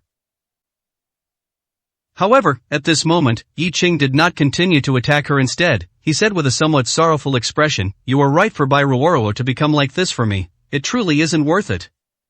I should have been the one to protect her, but instead, I let her endure hellish torment, beyond what any ordinary person could bear. To protect me, this is my fault. Mandala, whether it's you or Guxian, I know full well why you did what you did today. I should have killed you directly, but I think Ruoro wouldn't want me to kill you if she knew. Remember our 101 Kenshokum. After all, when she was at her most painful and helpless, you were there with her, whether persuading her or encouraging her. I could see in your eyes that you were moved by her, and in the end, you truly wished her well. At that time, she needed someone who cared for her. Even if that person, at first, only wanted to use her and didn't truly wish her well." Yi Qing slumped to the ground, showing no intention of continuing to attack Mandala. Because he truly had no intention of killing Mandala, not because he was afraid of Guxian, but because Mandala had indeed come to genuinely care for Bai Ruoro in the end, and Yi Qing believed that Bai Ruoro, in that desperate moment, had regarded Mandala as a friend, or at least, a source of comfort. Mandala's life or death. When the time comes, it's best to leave it to Bai Ruoro to decide. And Mandala, at this moment, also seemed very surprised that Yi Qing had actually reined in his killing intent and sat on the ground, without the imposing presence of the Azure Emperor, but instead with a sense of being wounded. A lone lion licking its wounds is the most touching sight. Even though Mandala harbored extreme resentment towards Yi Qing, at this moment, she had to admit that seeing Yi Qing in such a wounded state, her heart couldn't help but be stirred. At this moment, two people who should have been fighting to the death temporarily put aside their mutual animosity for Bai Ruoro's sake. Although they hadn't completely abandoned their animosity, at least, they weren't fighting to the death anymore. Mandala looked at Yi Qing, her brows tightly furrowed, and gritted her teeth. I was indeed moved by Bai Ruoro, but I still can't understand what makes you worth her doing all that? Yi Qing, you can only imagine what Bai Ruoro went through, but I personally witnessed how she transformed from a weak, helpless girl who was even afraid of insects, into someone who was so cruel to herself. All of this, she did for you. Do you know? The most frequent thing she said from beginning to end wasn't when this pain would end, but whether by doing this, by enduring a little more, by suffering a little more, she could become stronger, and help you more. Yi Qing, hearing these words, what does your heart feel like? What does it feel like? Yi Qing looked at the calm lake, but his heart couldn't find peace. He could indeed only imagine what Bai Ruoro had experienced. However, imagination is, after all, just imagination. What if all his guesses and imaginings were correct? He couldn't experience the pain Bai Ruoro went through, not even a little. Sadness and pity, for Yi Qing, these were the only feelings he had now. I don't want to blame anyone anymore right now. I truly have no right to blame anyone. If I have to blame someone, then I can only say it's because I'm not strong enough. If I were strong enough that Gu Xian couldn't scheme against me, or even wouldn't dare to scheme against me, then none of this would have happened. You're right, ultimately, it's all my fault. It's me, I'm too weak. Yi Qing didn't blame Mandala, because there was no need to anymore. Even if he blamed Mandala and killed Mandala, what then? What happened in the past couldn't be undone, and Bai Ruoro still endured immense pain. And in fact, even without Mandala, someone else would have carried out Gu Xian's orders. Ultimately, the fault still lay with himself. It was he who was too weak, it was he who was targeted by Gu Xian, and everyone else was merely implicated. Mandala watched Yi Qing's self-reproach at this moment, and the resentment in her heart actually subsided a lot. Yi Qing, is he weak? As Gu Xian's confidant, Mandala's ability to carry out such a task was enough to show her standing in Gu Xian's heart. At the very least, trust was certainly there. And because of this, she knew even more. Yi Qing was not weak. In fact, Yi Qing truly hadn't offended Gu Xian. The two of them were like two completely separate lines with no intersection. Of course, if one had to say there was an intersection, it was because they shared a common master, Bai Wu. But even so, the two of them should have had no interaction whatsoever. It was Gu Xian who was causing trouble for Yi Qing. However, Mandala was Gu Xian's person. How Yi Qing fared was none of her business. Looking at Yi Qing, Mandala frowned slightly and said, Yi Qing, if you're trying to use this method to gain my sympathy and make me leak some information to you, then you can give up on that idea. Hearing this, Yi Qing immediately laughed. He was merely expressing his true feelings, nothing more. When had he ever used sympathy to make Gu Xian's subordinate pity him? If he were to do that, leaving aside whether it would be effective, Yi Qing himself couldn't get past it in his own heart. Looking at Mandala, Yi Qing shook his head and said, You're overthinking it. I don't have such thoughts, nor would I harbor such intentions.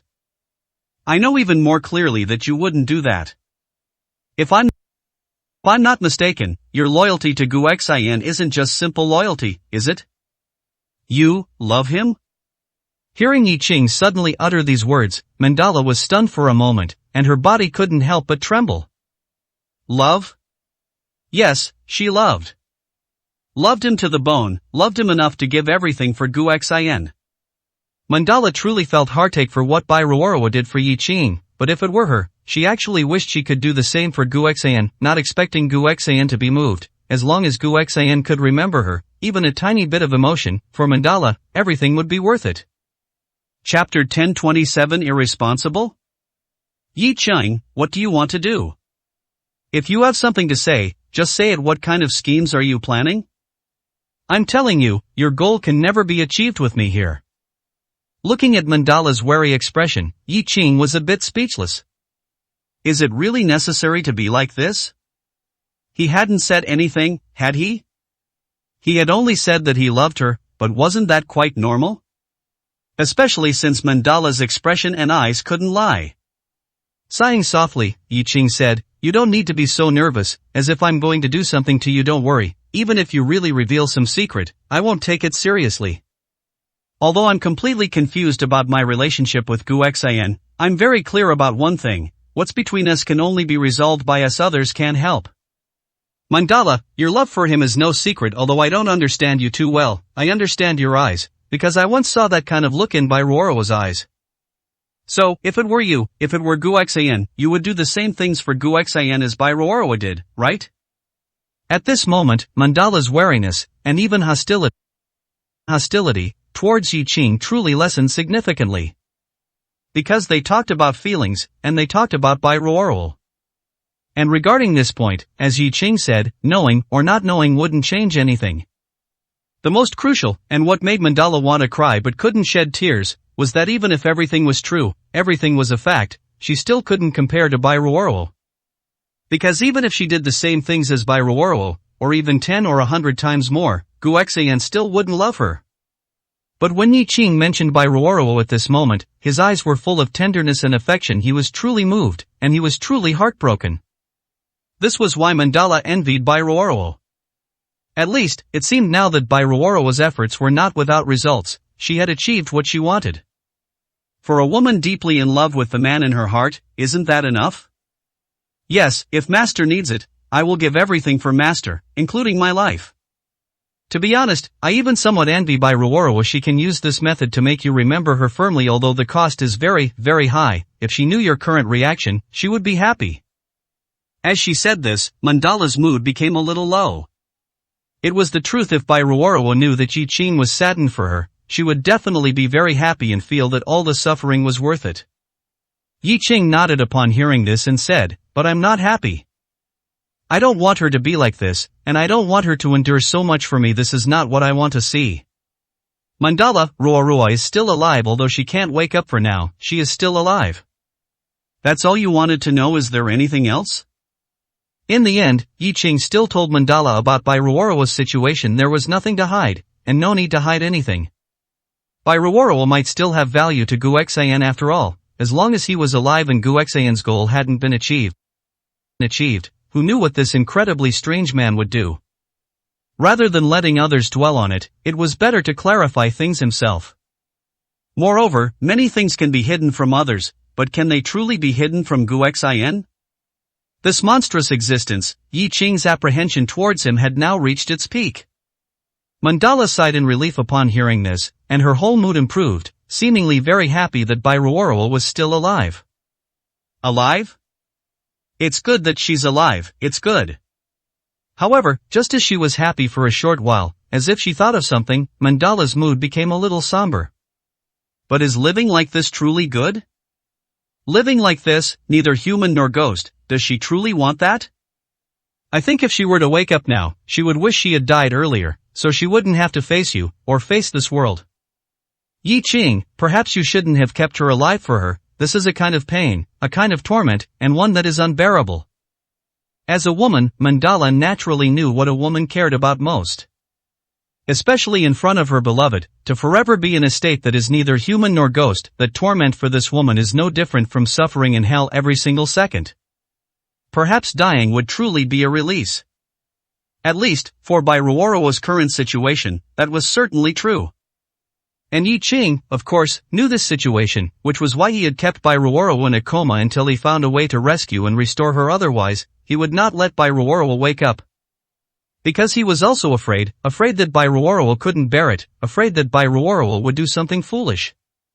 This possibility was not absent, in fact, it was quite high. Mandala, you don't need to worry about that. Ruorua will be fine. I will find a way to make her recover. Before that, she will remain in a deep sleep until I heal her, so that the first thing she sees when she wakes up is her former appearance. Hearing Yi Qing say this, Mandala was quite touched, but then she became somewhat disdainful. Make Bai Ruoro recover? How dare Yi Qing say such a thing? Bai Ruoro didn't just have a cold or fever, nor did she just have a few small cuts on her skin. It was a fundamental change, from the inside out, an essential transformation. How could Yi Qing restore her? With what could he restore her? Yi Qing, what are you talking about? Are you making excuses for yourself? I think I understand now. Bai Ruoro has been in a coma all this time because of you, right? Your intention might be good, but haven't you considered that you simply can't do it?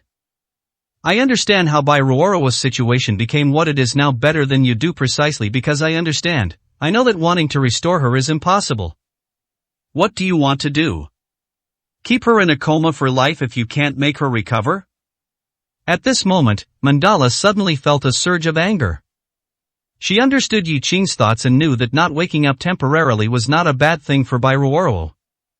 However, could she remain in a coma forever? Was that fair to Bai Ruoro? Yi Qing was evading responsibility, at least, in her opinion, that was the case.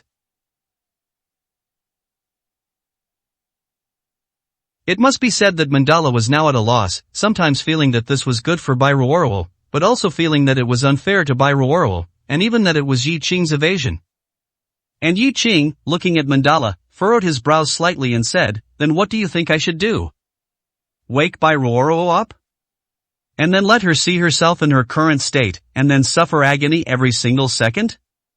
Mandala, come on, tell me, what should I do that would be the best choice for Bai Ruoro? I'd like to hear what good ideas you have."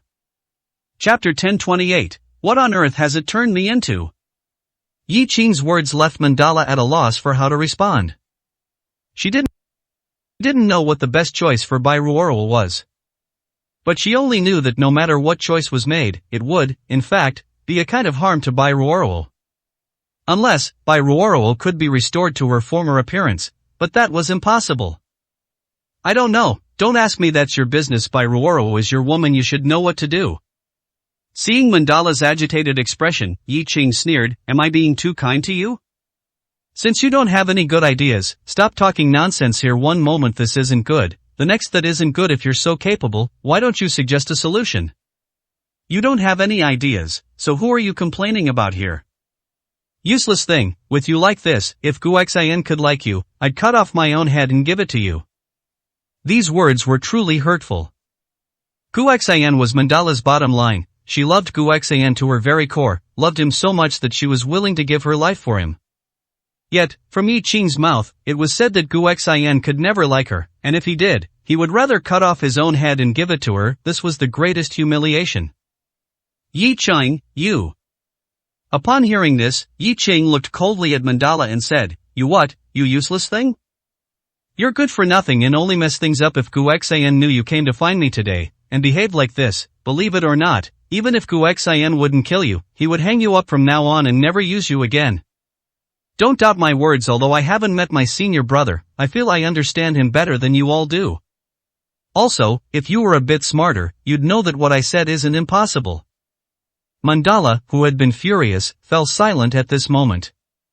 Because she knew that Yi Qing was telling the truth. If Guxian knew she had taken it upon herself to come find Yi Qing, and behaved in such a way, he would likely have an opinion of her. Perhaps the situation wouldn't be as serious as Yi Qing described, but it wouldn't be much better either. "Yi Qing, since Bai Ruoro is safe and sound, I have nothing more to say. If you don't plan to kill me, then I'm leaving." Upon hearing this, Yi Qing looked at Mandala and said coldly, "Bai Ruoro doesn't need your feigned concern here. I said I would restore her, and I will definitely restore her. No matter how great the cost, I will not hesitate." Mandala sneered upon hearing this. "Alright, then I'll wait for the day you restore Bai Ruoro. I hope you can deliver on your words, instead of just spouting big talk here." Mandala clearly didn't believe Yi Qing's words. This had nothing to do with her conflict with Yi Qing. It was simply too difficult, almost impossible to achieve. And now, she had nothing more to say to Yi Qing. After all, the relationship between the two of them was irreconcilable. And Yi Qing, looking at Mandala, said coldly, "You can leave whenever you want, but remember this, don't trespass into Cloud Mist Villa again in the future, otherwise, if you die, don't blame me for not warning you." Mandala only felt that this was Yi Qing's threat to her after all. Anyone whose lair was trespassed upon without permission would be unhappy. But she didn't know that Yi Qing was speaking the truth, and out of good intentions the reason Mandala was able to break in this time, besides some incomplete trap arrangements, was that Yi Qing had already seen her and deliberately opened a path to let Mandala in. Otherwise, it would have been absolutely impossible for Mandala to sneak in safely. Mandala left, and Yi Qing did not stop her. Looking at Mandala's retreating figure, Yi Qing said coldly, "Leaving you alive is my meeting gift to Gu Xian. Can't cure by Ruoro?" Hey, perhaps, but as long as there's even a 1 in 10,000 chance, I will do my utmost. Ruoro must be cured. As for how to treat by Ruoro, Yi Qing already had a general idea in his mind, but this idea was fraught with difficulties and simply couldn't be achieved by his efforts alone. It required far too much preparation, and the most crucial key point among them, Yi Qing, had a faint suspicion, but he hadn't fully confirmed the specifics. But he knew that once it was confirmed, it wouldn't be Gu Xian looking for him, but rather he, risking his life, would have to go find Gu Xian. Cloud Mist Villa slowly quieted down again. And the Lake Heart Island where Yi Qing was located became even more peaceful, devoid of outsiders. Yi Qing sat on the island's lawn, a faint red glow emanating from his body, while the red lotus on his brow was now suspended in his palm.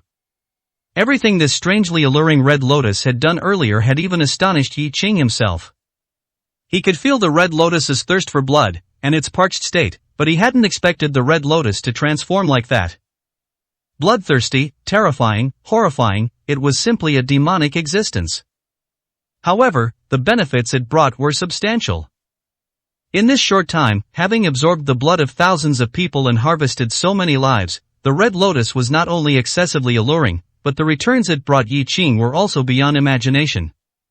Putting aside other things, in terms of strength alone, it gave Yi Qing a tenfold increase upon careful calculation. Yi Qing, who had received the power feedback from the red lotus, had seen his strength soar.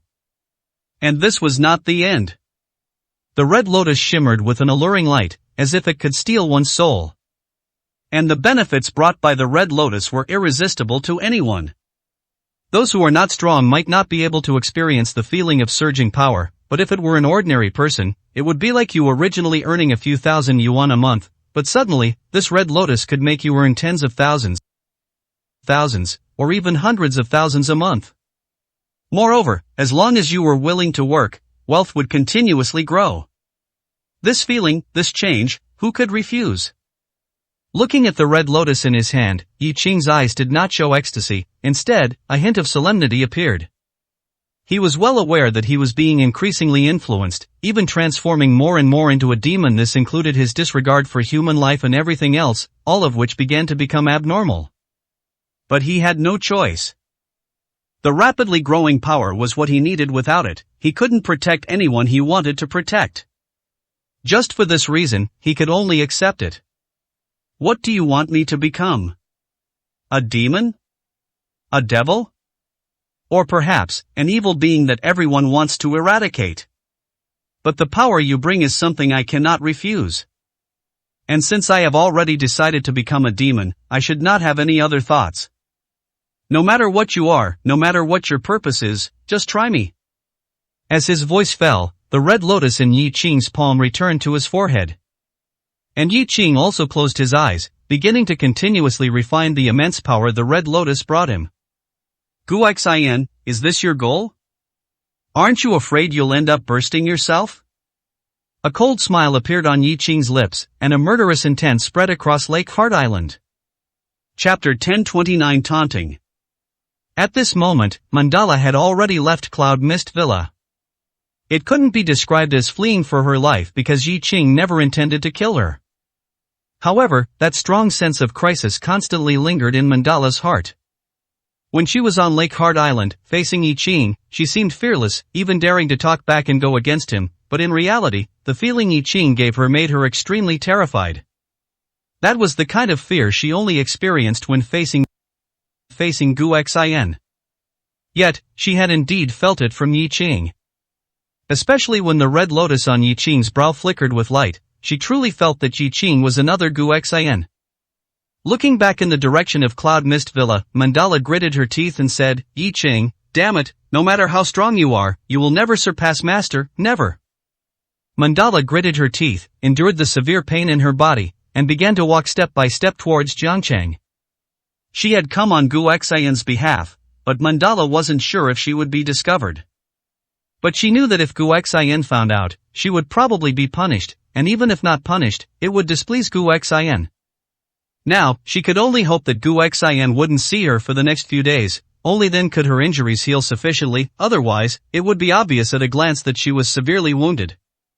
Just as Mandala was filled with worry, a red convertible suddenly appeared in front of her, and the person sitting in the car was none other than Hong Chen, whom she also disliked. Mandala's expression instantly became extremely ugly. If Mandala didn't want anyone to see her as a joke, then Hong Chen was definitely high on that list. But at this moment, avoiding Hong Chen was impossible, especially since Hong Chen could accurately wait for her here, clearly already knowing some things. Mandala was the first to not believe this was a coincidence.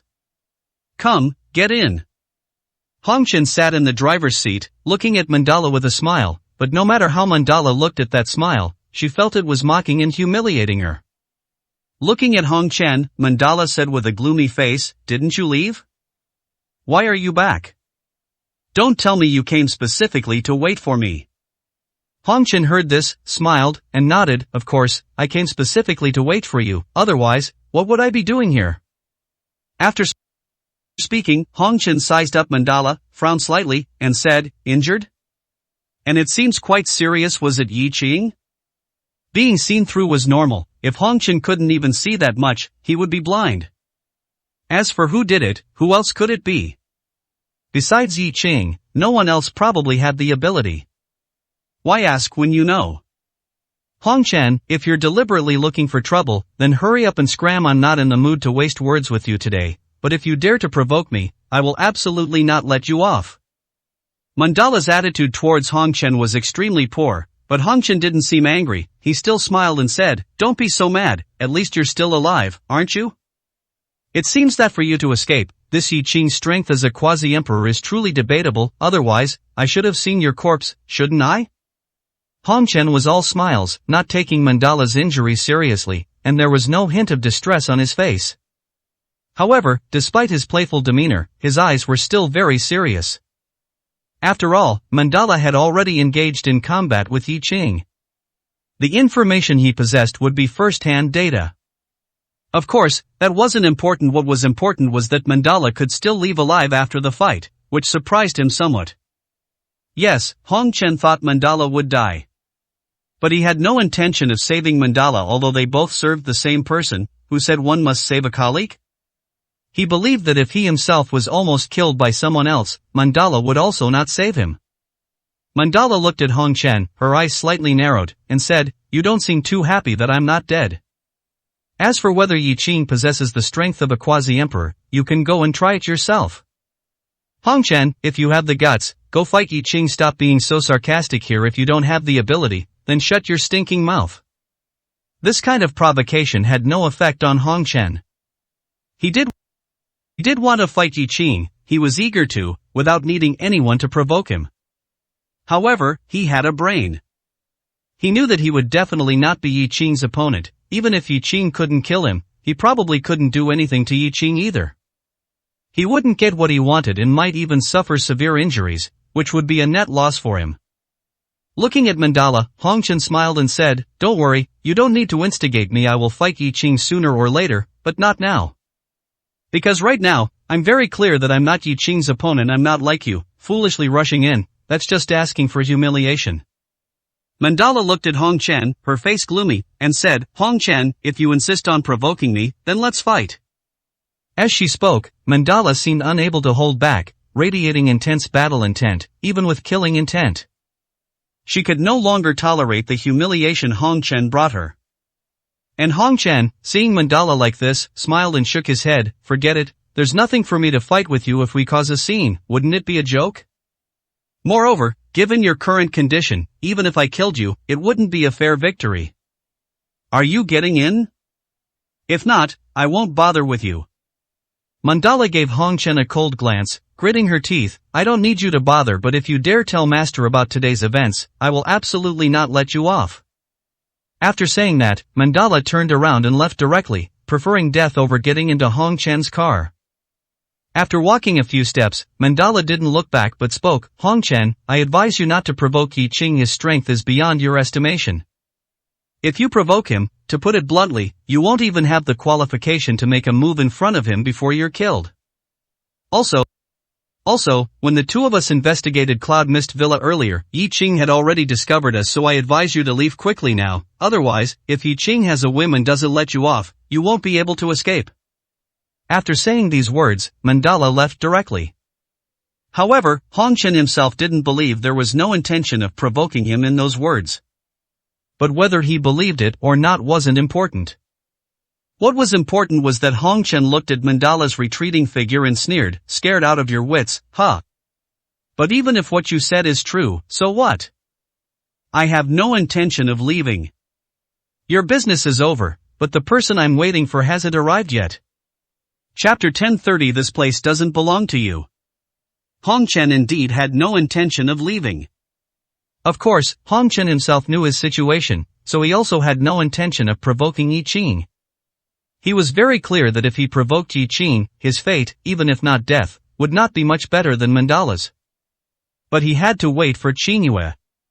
The chess piece that was Qingyue had not yet reached the point of being discarded for them, so they naturally wouldn't give her up.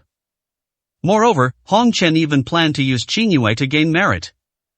By Ruoro's matter, Mandala handled well and received praise from Gu Xian, but Qingyue here had not yet played any role.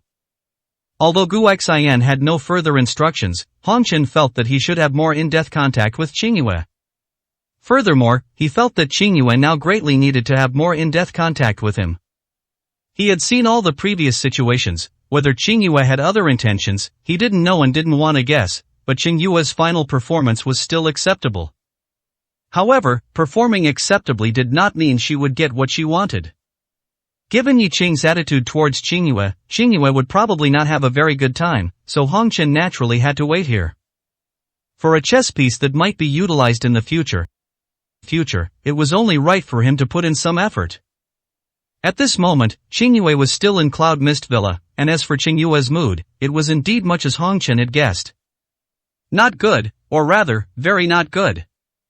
At Cloud Mist Villa, everyone had smiles on their faces. After all, Yi Qing had returned, and Yi Qing had become the Azure Emperor for them. This was more than just good news, it was a feeling that even getting rich overnight couldn't describe. But Qingyue was different. Although she ate the same food and drank the same wine as everyone else, and even had life elixir to consume, what else did she get? Besides that, she got nothing. She didn't even get a smile from Yi Qing, let alone praise.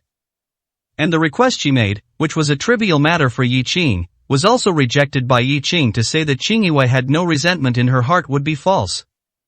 After all, if Yi Qing didn't help her, her days ahead would still be full of hardship. She knew she couldn't and dared not have any improper thoughts about Yi Qing. She also knew she should continue to persevere. But what was the motivation to persevere? She had survived such a major crisis this time, but what was the result? Disappointment, extreme disappointment. This was Qingyue's current thought. Did she still have hope? At this moment, Yi Qing had already left here and gone to Lake Heart Island. No one knew what happened on Lake Heart Island, but it had quieted down, and no one would worry about anything happening to Yi Qing. If something were to happen to Yi Qing, then no one in the entire Cloud Mist Villa would be able to escape. Qingyue was out of place with everyone here. This place did not belong to her. Perhaps it once should have, but now, it truly did not. Sighing softly, Qingyue, with disappointment on her face, walked up to One Family Head and quietly said, One Family Head, I should leave.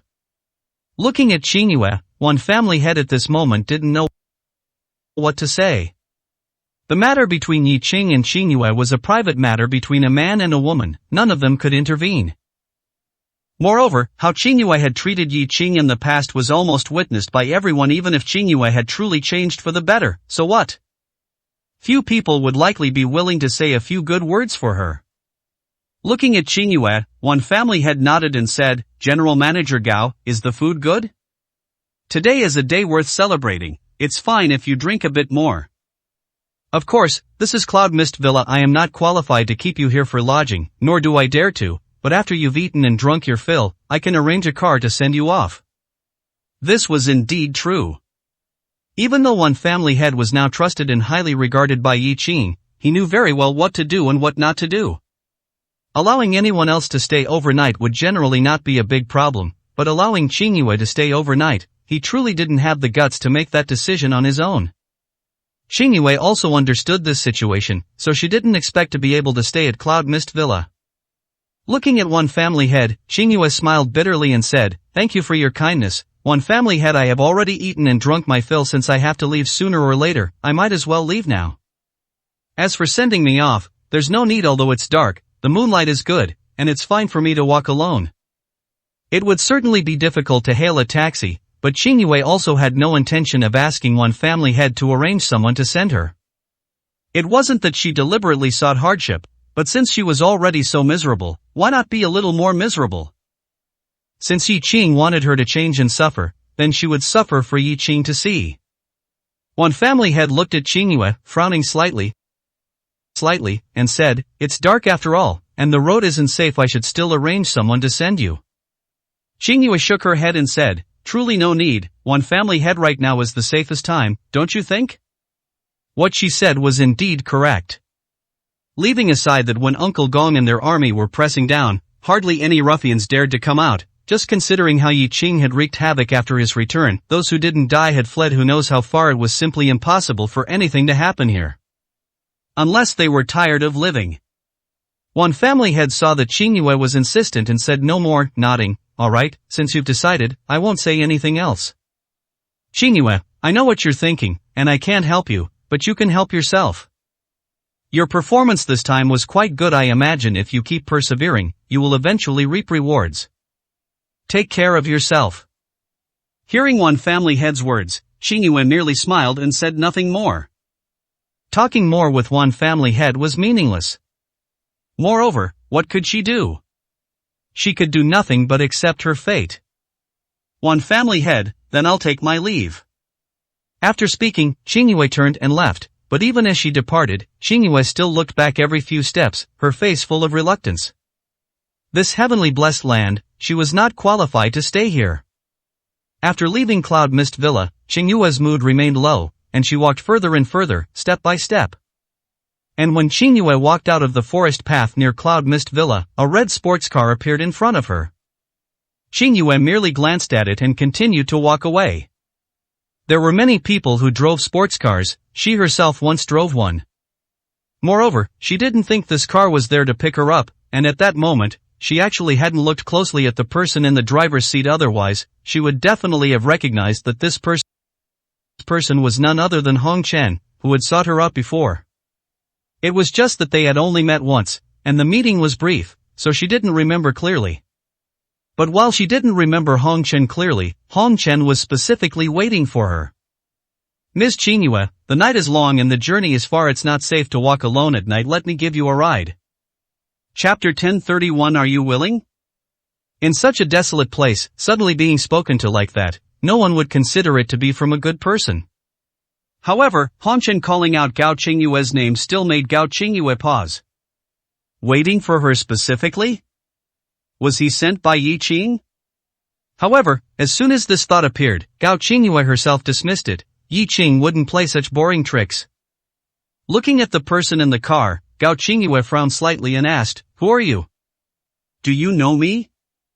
Hong Chen sat in the car, smiled, then opened the car door, got out, walked up to Gao Qing Yue, and with a slight smile, said, "Ms. Qing Yue, we've met before, have you forgotten?" Seeing Hong Chen walk up to her and say they had met before, Gao Qing Yue's mind immediately conjured up Hong Chen's image. There was no other way. Hong Chen's demeanor was truly unique, making him hard to forget, especially since Hong Chen's appearance seemed related to Yi Qing, making it even more impossible for Gao Qing Yue to forget. "It's you?" After Gao Qing Yue recognized Hong Chen, her entire being became alert, and she looked at Hong Chen, saying, "Why are you stopping me? What do you want to do? This place isn't far from Cloud Mist Villa. I'm telling you, Yi Qing has already returned. If you want to cause any trouble, he won't let you off." At this point, Gao Qingyue could only use Yi Qing's name to intimidate him. But Han Chen looked indifferent, smiling at Gao Qingyue and saying, "Miss Qingyue, you've misunderstood. I have no intention of harming you. You should be clear about that. If I wanted to harm you, I think you wouldn't even have waited for Yi Qing to return. You'd already be dead, wouldn't you? Moreover, is your relationship with Yi Qing that good? At this point, you'd actually think of Yi Qing coming to help you. It truly makes me feel a bit helpless." Han Chen's words made Gao Qingyue feel increasingly uncomfortable, but she also knew that what Han Chen said was true. Would Yi Qing care about her life or death? If he truly cared, things wouldn't have come to this point. Perhaps Yi Qing even thought her death would be for the best. But what was Han Chen's situation? This person was not simple, absolutely not simple.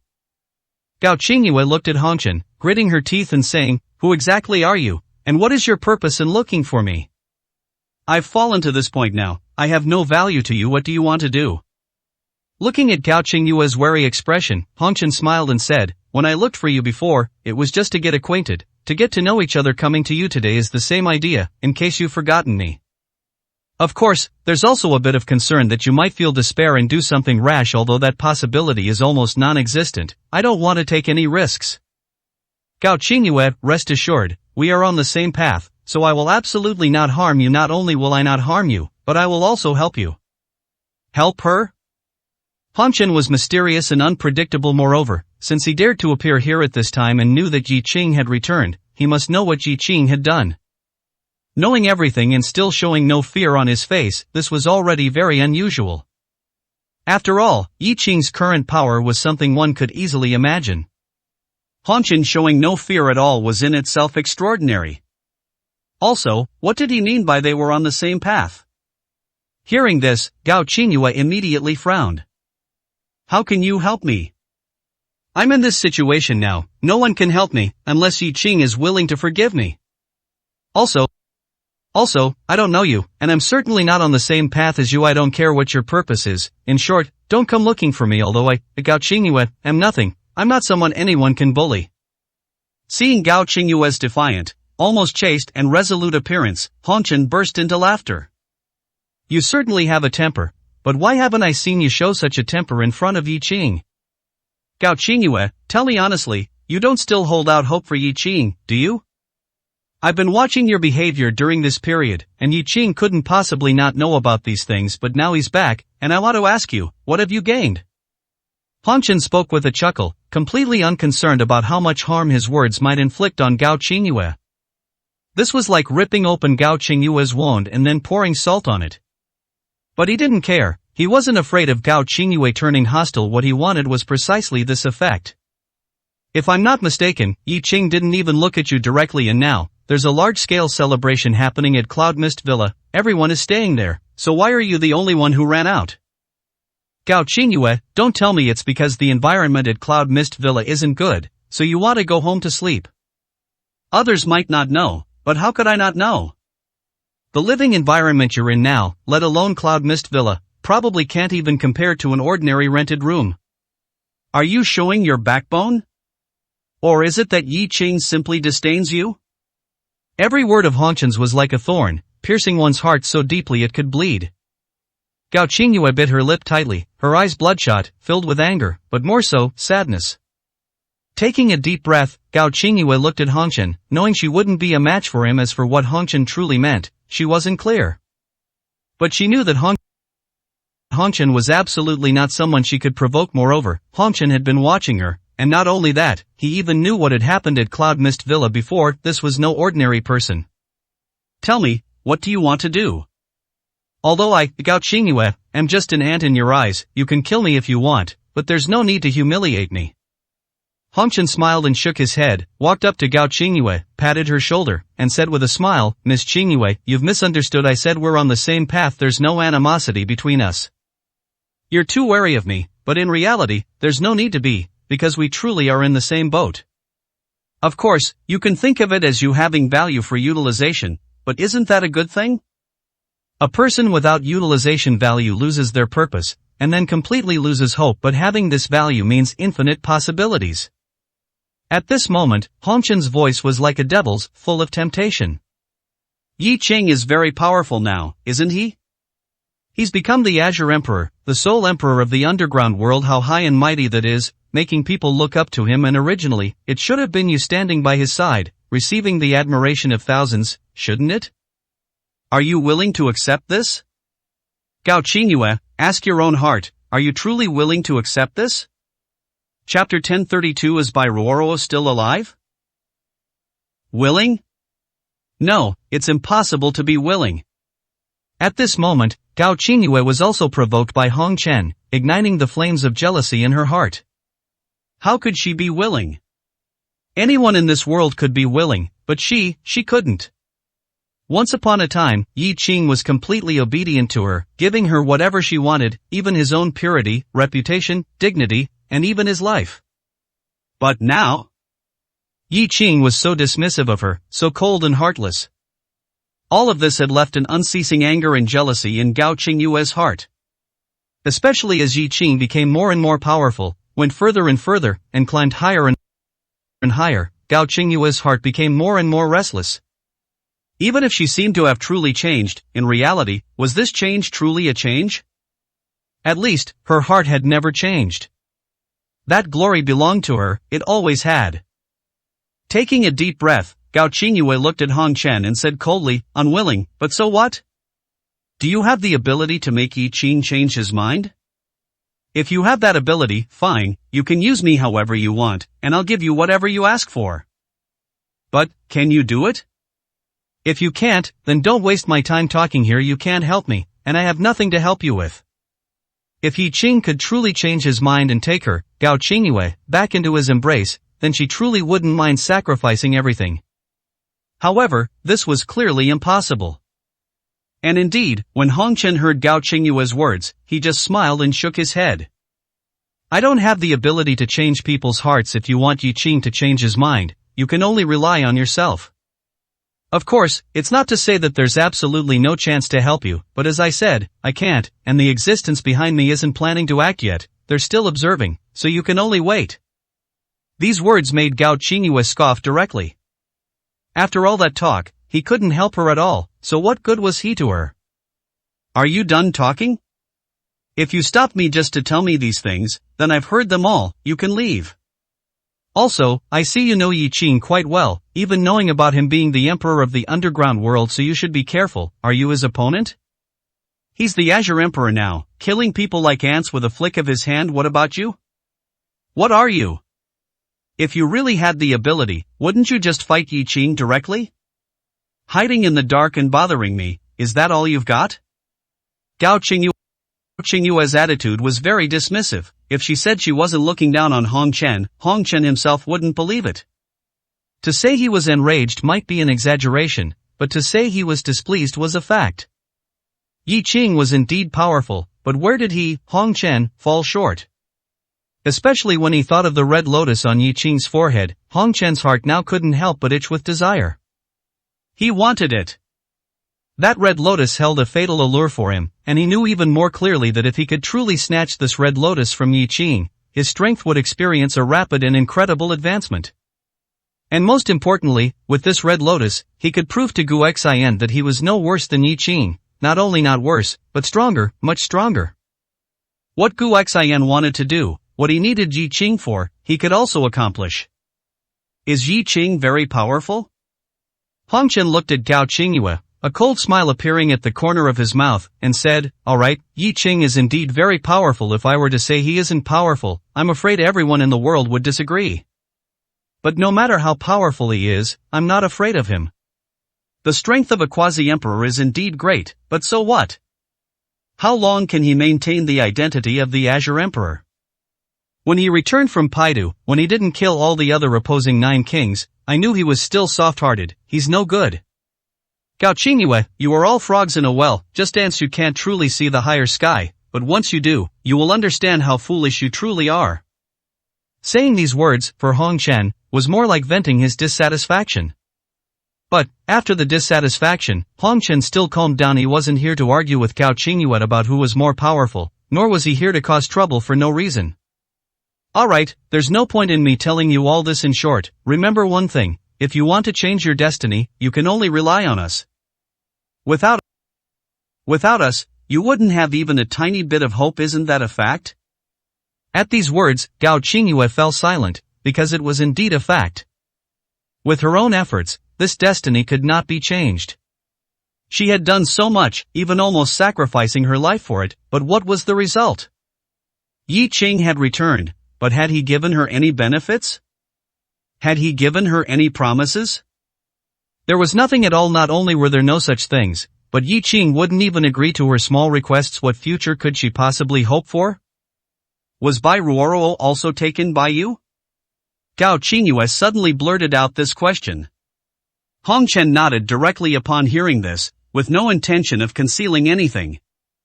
That's right, Bai Ruoruo was also taken by our people. There's no harm in telling you, after all, it's not a secret. Bai Ruoruo was taken by us and transformed, gaining super strength. That's why she was able to help Yi Qing on the overseas battlefield, and it was then that Yi Qing saw Bai Ruoruo's feelings and help for him, and thus, fell completely in love with her. Gao Qingyue, your role is actually no less significant than Bai Ruoruo's, but it's just not your time yet. When it is your time, rest assured, you will have everything. Hearing Hong Chen personally admit that Bai Ruoruo was taken by them, and what she had gone through, at this moment, Gao Qingyue understood even more clearly that Hong Chen and his group were definitely not just one person, but a massive force. This force, in their every word, even looked down on the 9 kings of the underground world. They didn't even care about Yi Qing, who had already become the Azure Emperor. Unless they were fools, they must possess a power that Gao Qingyue could not imagine. And now it seemed, the latter possibility was greater. Is Bai Ruoruo still alive? What Gao Qingyue most wanted to know now was whether Bai Ruoruo was still alive. Although Yi Qing said Bai Ruoruo was still alive, if she was alive, then why didn't he bring her back? If she were alive, given what Bai Ruoruo had done for Yi Qing, plus Yi Qing's deep affection, Gao Qingyue wouldn't be surprised if they got married on the spot. But if she wasn't alive, did Yi Qing have any reason to lie? Hong Chen heard Gao Qingyue ask about this, thought for a moment, and smiled. She is alive. But, that's not entirely accurate, because right now, being alive and being dead makes no difference. Perhaps, for this lifetime, Bai Ruoruo will never appear again. Chapter 1033. Is Yunwu Villa yours? Gao Qingyue was a bit confused by what was said. Being alive means being alive, and being dead means being dead. What did he mean by still alive, but no different from being dead? And what did he mean by might never appear again in this lifetime? Looking at Hong Chen, Gao Qingyue said with a puzzled expression, explain yourself clearly. What you're saying is incomprehensible. Also, you're not trying to deceive me just to make me believe you, are you? Otherwise, why make it so confusing? This truly wasn't Hong Chen's fault. He had no intention of hiding anything from Gao Qingyue. It was just that Bai Ruoruo's current state was indeed as he described.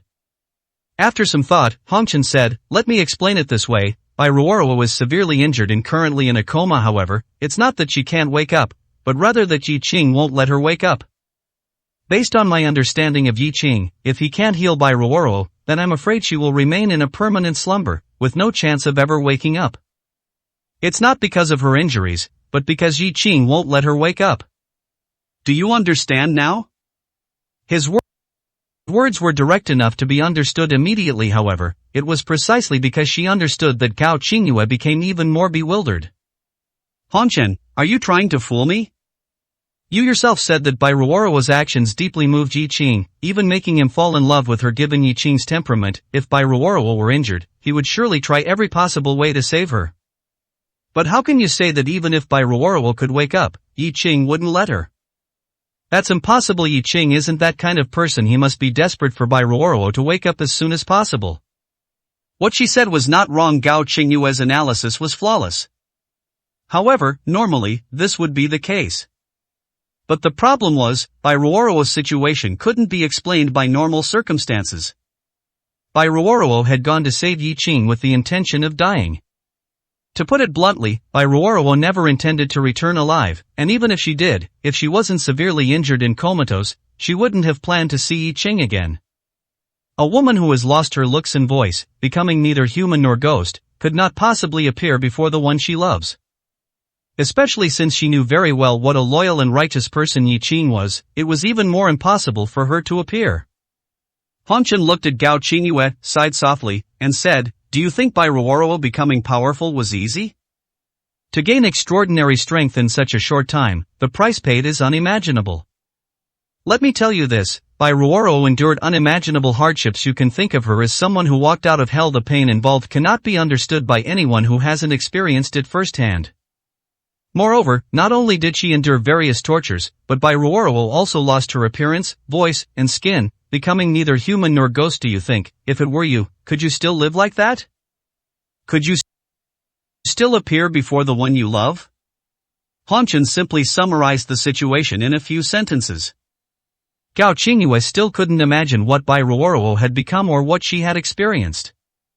However, just the phrase neither human nor ghost made her realize, even with a casual thought, that Bai Ruoro must be in an incredibly tragic state right now. Could she do it herself? At this moment, Gao Qingyue pondered, and the answer she got was, probably not. Are you saying Bai Ruoro has become an ugly monster now? Upon hearing this, Honchen nodded and said, much uglier than what you call an ugly monster. Neither human nor ghost is no joke. That's why I told you that even if she could wake up, Yi Qing wouldn't let her. It's not because Yi Qing finds her too ugly to face, but because Bai Ruoro herself would likely be unable to face herself after waking up. Rather than living such a tragic life, enduring despair and pain every second, it might be better to remain in slumber. It might not be a bad thing. If it were you, I think you would also prefer to remain in slumber rather than wake up and face a hideously ugly self, wouldn't you? Gao Qingyue nodded directly at this, expressing her agreement. Indeed, compared to the torment of waking up, it was better to remain in slumber. At least, she wouldn't have to face all that. Then, can she still be saved? You just said Yi Qing would save her? Can she be saved? Can she recover? Honchen didn't know how to answer that question. Can she be saved? He truly didn't know. After all, she had already become like that. How could she be saved? However, it wasn't entirely impossible. He had once asked Gu Xan, and Gu Xan's reply was that she could be saved, but it would be very, very difficult. Moreover, to save Bai Ruoro and restore her to her original state, it wouldn't be something Yi Qing could do alone. But Gu Xan didn't elaborate on how, only saying that if Yi Qing defeated him, then it might be possible. If he lost, then there would be no need to think about such things. Perhaps, who knows? What? Did you see hope again? Gao Qingyue, you're not thinking that since Bai Ruoro can't wake up for now, you have a chance, are you? If that's what you're thinking, then, well, I won't say much more. Honchen originally wanted to provoke Gao Qingyue, but after thinking about it, he decided against it. If Gao Qingyue herself couldn't even understand this much, then she truly was utterly foolish. And Gao Qingyue did indeed have such a thought. Since Bai Ruoro was out of the picture, wouldn't her own chances be greater? This was a good thing. However, Gao Qingyue herself knew that she probably had no chance. Unwillingness, such unwillingness. Looking at the cloud mist villa in the distance, Gao Qingyue gritted her teeth and roared in a low voice, all of that should have belonged to me. Her bloodshot eyes, filled with jealousy and indignant rage, made Honchen burst into laughter. Clapping his hands, Honchen laughed, that's right, all of that should have been yours, it should have belonged to you.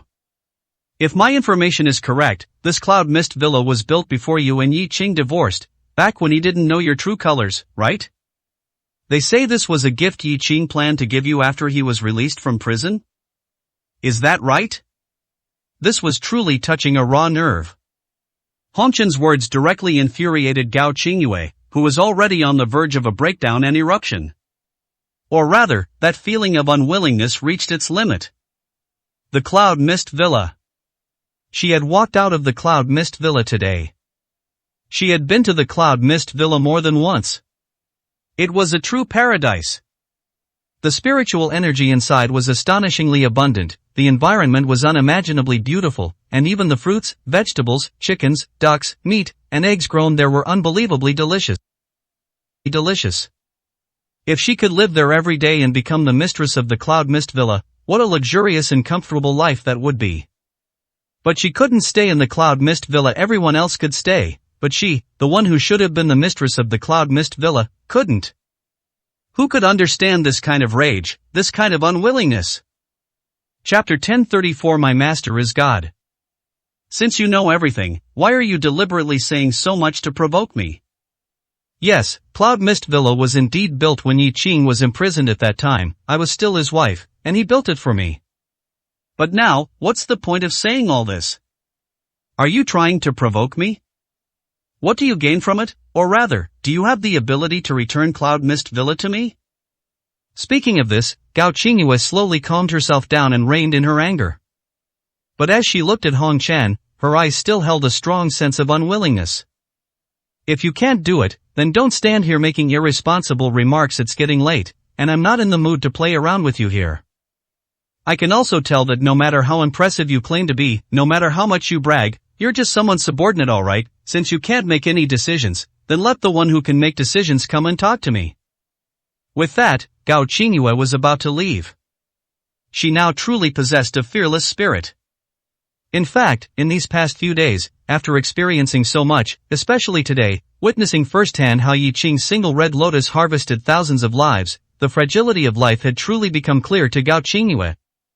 She naturally didn't want to die, but she also didn't want to live so sorrowfully. If Hong Chen really wanted to kill her, then so be it, but the key was that Hong Chen was clearly trying to use her, so what did she have to fear? Hong Chen also noticed that Gao Qingyue's emotions were a bit off, and his provocation might have been a bit excessive. However, without provocation, how could Gao Qingyue's inherent jealousy and potential be stimulated? Yi Qing's appearance had already scared Gao Qingyue to death, and this was not the result he wanted to see. Gao Qingyue, don't be in a hurry, you don't need to say such discouraging words. I indeed can't return Cloud Mist Villa to you temporarily, but not being able to now doesn't mean I won't be able to in the future. You're right, I have a master behind me, things I can't do are effortless for my master. It's just that it's not time for you yet. When it is, if you perform well, you will naturally get everything you want. Everything she wanted? Gao Qingyue now scoffed at this statement. Could Hong Chen afford what she wanted? Could Hong Chen's master afford it? It's fine to boast, but too much boasting makes people laugh. I want Yi Qing to forgive me, to be with me again, and for me to regain the glory I deserve. Can you do these things? If you can't, then don't talk such nonsense in the future. I don't care what conspiracies you and your master have, but I, Gao Qingyue, only have one life. If you want to kill me, then kill me. But if you want to humiliate me, you might as well save yourselves the trouble. Even if you want to use me, you need to see what conditions you offer. To put it bluntly, it's not that I look down on you, but I really don't think you can win. These words were truly Gao Qingyue's heartfelt thoughts. Yi Qing's repeated creation of miracles had long been deeply rooted in her heart, which was also why she was able to persist until the end this time. She didn't dare to gamble anymore. Although he was looked down upon by Gao Qingyue, Hong Chen did not get angry. A frog in a well can at most only see the patch of sky above the well. Although Yi Qing's sky was indeed high enough and vast enough, compared to Guexan, it was not enough, far from enough. When Gao Qingyue truly met Guexan, she would understand how high the sky truly was. And that day would come very soon. Gao Qingyue, I'm not going to brag to you or say anything else. I'll just tell you one thing. Yi Qing is still alive because Master still needs him and doesn't want him to die, otherwise, he wouldn't have lived until now. You think Yi Qing is very powerful, don't you? But do you know that this is all because Master made him this way, step by step? Why do you think Bai Ruoruo became powerful? Why do you think so many people besieged Yi Qing in the overseas battle? Why do you think Yi Qing's parents were captured? And why do you think Yi Qing became stronger and stronger? All of this is because of Master. Without Master, Yi Qing would struggle to even become a Nine Kings right now. How could he possess Quasi-Emperor strength? How could he become the Azure Emperor? And how could he possess that terrifying Red Lotus, hee. You don't know anything, but you don't need to know these things. You only need to know one thing. My master is the goal Yi Qing will always need to chase, and the so-called glimpse he caught of Master's back was merely what Master wanted him to see. Otherwise, he would despair. When mentioning Guexan, Hong Chen's face was filled with admiration and worship. And the words he spoke, in Gu Xian's eyes, were all facts, all the most normal things, but when they reached Gao Qingyue's ears, they were indeed a bit exaggerated. Yi Qing was almost like a godlike existence, so wouldn't the master behind Hong Chen, the one whose back Yi Qing could only chase, be a true deity? But are there gods in this world? Most importantly, even if there were gods, what would a god be like? What Hong Chen said was too exaggerated, making Gao Qingyue dare not believe it. You admire your master very much, I can tell, but what you're saying is too exaggerated, making it hard for people to believe. Hong Chen smiled indeed, it was hard to believe. But the truth was the truth, he wasn't exaggerating. A frog in a well cannot be reasoned with. Hong Chen's gaze towards Gao Qingyue was somewhat disdainful, which made Gao Qingyue very uncomfortable. But Hong Chen didn't care whether Gao Qingyue was comfortable or not. It doesn't matter, you will believe it very soon. You will soon know that no matter how powerful Yi Qing is, in front of my master, he is nothing more than an ant. At that time, cooperate obediently, and you will get everything you want. Perhaps Yi Qing cannot love you, but why make Yi Qing love you? You, too, didn't love him at all before, did you? What you wanted was nothing more than Yi Qing's wealth, status, and power. Wouldn't it be better to just give you these directly? Seeing that Gao Qingyue still wanted to speak, Hong Chen looked at the sky and said indifferently, Gao Qingyue, whether I'm joking with you or not isn't important. What's important is that this is your only chance, isn't it? If you want this chance, get in the car, I'll drive you back. We can talk slowly on the way. I don't mind revealing a few things to you either. But if you don't want it and just accept your fate, then whether this chess piece of yours is used or not doesn't matter much. I can suggest to Master to abandon you as a chess piece. After Hong Chen finished speaking, he directly got into the car. Then, he looked at Gao Qingyue indifferently, waiting for her to get in the car. And although Gao Qingyue was very uncomfortable with Hong Chen's arrogant gaze, as Hong Chen said, she actually had no choice at all. This might truly be her only chance. Taking a deep breath, Gao Qingyue opened the passenger door and got into Hong Chen's car. Chapter 1035. Is this a provocation to me? After Hong Chen and Gao Qingyue left. From a corner, Yi Qing and Black Bone slowly emerged. Black Bone frowned slightly, looked at Yi Qing, and said, Qing Emperor, this person spoke disrespectfully. Why didn't you let me take him down? Yi Qing heard this, but smiled and shook his head, saying, there's no need for that. I know who his master is. He's just setting some things up right now. Let him be. If he didn't do this, I'd find it strange. Moreover, if he didn't do this, I wouldn't know what their next goal is. After speaking, Yi Qing looked at Black Bone and smiled, although this Hong Chen didn't deliberately conceal his aura, and even appeared here so brazenly, you are the only one in the entire Cloud Mist Villa who discovered his whereabouts and chased after him. Black Bone, your strength has improved. Hearing Yi Qing say this, Black Bone smiled and shook his head, my strength has made some progress after all, being by your side and personally witnessing your miraculous moves time and time again, it would be false to say it hasn't helped me. More importantly, every time you cultivate, when I'm by your side, I feel my mind active, and even my cultivation becomes twice as effective. This is all thanks to you. These words were not said to flatter Yi Qing. What Black Bone said was the truth. Cultivating by Yi Qing's side indeed felt like achieving twice the results with half the effort, especially when Yi Qing cultivated, a certain aura fluctuation would emanate from him. This aura, while making Black Bone's mind clear and agile, also made his cultivation increasingly smooth. Therefore, it was not an exaggeration to say it was bestowed by Yi Qing. Yi Qing nodded and didn't say much. He knew what Black Bone was referring to. The aura leaked from the Azure Emperor longevity art during the time he was recovering from his injuries. Black Bone lived with him for a period, so it wasn't surprising that he felt something.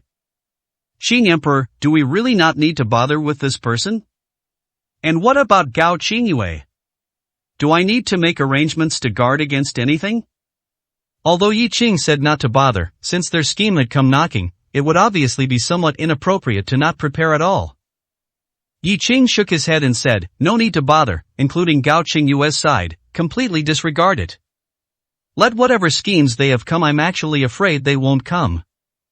As for this Hong Chen, interesting. I'd detected his aura more than once before, and this time, he appeared directly and brazenly here. If you say this isn't a provocation to me, I wouldn't believe it. A smile appeared on Yi Qing's lips, with no hint of anger. However, it was a fact that Hong Chen had provoked him. If it wasn't a provocation, Hong Chen had many ways to take Gao Qingyue away, but choosing to do so in a place that seemed quite far from Cloud Mist Villa but was actually very close for powerful individuals meant he wasn't afraid of Yi Qing discovering him. Mandala was injured to such an extent, yet to Hong Chen, it seemed he didn't take it seriously at all. Or was it that he felt since Mandala could escape from his hands, his own strength was superior, and thus he believed there would be no danger in being an enemy of his? Regardless, Yi Qing felt a certain disdain for this Hong Chen. Previously, when Gao Qingyue said someone was looking for her, Yi Qing took it seriously, as it was very likely to be Gu Xian's subordinate, and he couldn't afford to not pay attention. But if it was just someone like Hong Chen, then no matter how strong he was, Yi Qing wouldn't take it seriously. Because he simply wouldn't pose any threat to him. Yi Qing felt there was no need to bother, not only because he didn't care about Hong Chen's provocation, but more importantly, because Gu Xian was behind Hong Chen. Dealing with just one Hong Chen had no meaning. If he were to deal with him, he would deal with Gu Xian as well. But Gu Xian was clearly not someone he could meet just by wanting to. In that case, there was no need to deal with Hong Chen. The provocation was real, and the defiance was probably also real. Otherwise, Hong Chen wouldn't have bothered to conceal his aura this time. After all, when Hong Chen and Mandala were together before, they did conceal their auras. Yi Qing had even told Mandala that even if they concealed their auras, to Yi Qing, they were like a blinding flame in the dark. But Hong Chen had already met Mandala, and Mandala must have told Hong Chen all this, yet Hong Chen directly stopped concealing his aura. If you say this wasn't deliberately provoking Yi Qing would have to believe it. However, while Yi Qing didn't take it seriously, Black Bone's body emanated killing intent. He didn't know, nor did he care, who Hong Chen was, and even less who was behind Hong Chen. He was loyal only to Yi Qing. Yi Qing had now become the Qing Emperor and possessed the strength of a quasi-emperor, yet what happened? The enemy was still provoking him so openly, even directly going after Yi Qing's ex-wife. This was simply unbearable. Qing Emperor, if you ask me, just eliminate this person. Ignorant and disrespectful, since he's so arrogant, let him know he's nothing. You don't need to do it yourself. I'll take people to deal with him. I know I might not be his match, but it doesn't matter. I have my own methods, and I definitely won't disgrace you. Black Bone naturally had his own methods as long as the difference in strength wasn't too great. In his opinion, the problem wasn't too big. However, whether the problem was big or not, or whether they could win, was not the result Yi Qing wanted. Yi Qing directly shook his head, rejecting Black Bone's suggestion. Don't bother, let him do what he wants to do, I said. I want to see what other goals they have. Of course, most importantly, I think his activeness is unusual. Perhaps there's a chance it could allow me to meet his master earlier, who knows? Since Yi Qing had said so, Black Bone naturally wouldn't say anything more. He nodded, only able to say helplessly, all right then. Yi Qing looked at the sky and smiled. I wasn't planning on coming, but he provoked me so obviously. I wanted to see what he looked like, and now I've seen it. Let's go back. If you want a drink, keep drinking. If not, get some good rest. You've all worked hard during this time. Don't worry, nothing will happen today. Oh, and tell everyone that they can all rest, and there's no need to arrange people for guard duty. Hearing this, Black Bone thought for a moment and still spoke. Surely we still need to arrange some people for guard duty, right? After all, if everyone is asleep and there's no one standing guard, it's not safe. Yi Qing heard this and shook his head. No need. Everyone can rest. Drink what you want, eat what you want, rest when you want. Everyone has worked hard during this time. I know what you're worried about. Don't worry, nothing will happen. Even if something does, I have other warning methods here. Just say it's my order. Let's go back and relay it. I won't go myself. I'm going back to Lake Heart Island. Don't contact me unless it's important. I should also get some rest. Hearing Yi Qing say this, Black Bone naturally wouldn't say anything more. After all, he could only believe Yi Qing's words. Meanwhile, Hong Chen, taking Gao Qingyue, was speeding all the way towards Jiangcheng. He had no idea whether Yi Qing had discovered him or not. However, he didn't know, but Gu Xian already knew everything. Chapter 1036 The Charming Lonely Heart. At this moment, in an extremely high-end penthouse bar in Jiangcheng, Gu Xian sat by the window, savoring fine wine and admiring the night view of Jiangcheng. In the interim, he had already rejected no less than 5 attempts at conversation. Gu Xian's age was indeed not young, but not too old either. In his 30s to around 40, he was in the prime of his life. Most crucially, Gu Xian's appearance was no different from someone in his 20s, especially his skin, which was so fair and tender that countless women envied him immensely. With his handsome face and captivating eyes, the moment Gu Xian sat down, he became the focal point of the entire bar. However, Gu Xian remained unconcerned. Without any bodyguards by his side, every person who approached him was politely rejected. Almost everyone could walk up to him, but not a single person could sit opposite him or beside him. Until Mandala walked over, her face pale. Yes, Mandala had arrived. Her face was pale, and she had come here without even having had time to treat her injuries. It wasn't that Mandala wanted to come, rather, Gu Xian's secret bodyguards had brought her. But these secret bodyguards disappeared immediately after bringing her here. It was from this moment that Mandala realized Gu Xian was never alone. No, not only that, but the power hidden behind Gu Xian was beyond anything she could imagine. Leaving aside other things, just those 4 black-clad individuals who brought her today, Mandala considered her own strength to be formidable enough, yet when facing those 4 black-clad individuals, Mandala felt a sense of despair. One-on-one, she felt she could contend with each of them, and aside from the leader with whom she might be evenly matched, she could defeat the others. However, when the 4 of them stood together, Mandala knew she couldn't win. And she had never seen any of these people before. Standing before Gu Xian, Mandala was like a child who had made a mistake. All traces of her pride had vanished. Her head was bowed, and she looked utterly dejected, like a frostbitten eggplant, unable to muster any spirit. Master! Gu Xian sipped the red wine in his glass, a captivating smile on his face, and pointed to the seat opposite him, saying with a laugh, "Sit." Mandala shook her head upon hearing this and whispered, "Your servant dare not. Your servant has made a mistake. Please punish your servant, master." After speaking, Mandala disregarded everyone's gazes in the room and directly knelt at Gu Xian's feet. This scene caused everyone in the bar to shift their gazes to them. There was no helping it. Mandala, in terms of her figure, demeanor, and appearance, was an absolute beauty, more beautiful than anyone else present. Especially the hint of sickly paleness on her face, which made her appear even more delicate and lovely, evoking immense pity. As a result, such a beautiful woman kneeling before Gu Xian astonished them all. This was kneeling, openly kneeling in front of everyone. This was different. At this moment, many girls who had previously been rejected by Gu Xian and felt unhappy had somewhat calmed their emotions. Some even spoke sarcastically out of jealousy. This woman is so shameless, is it worth it for a Shuage?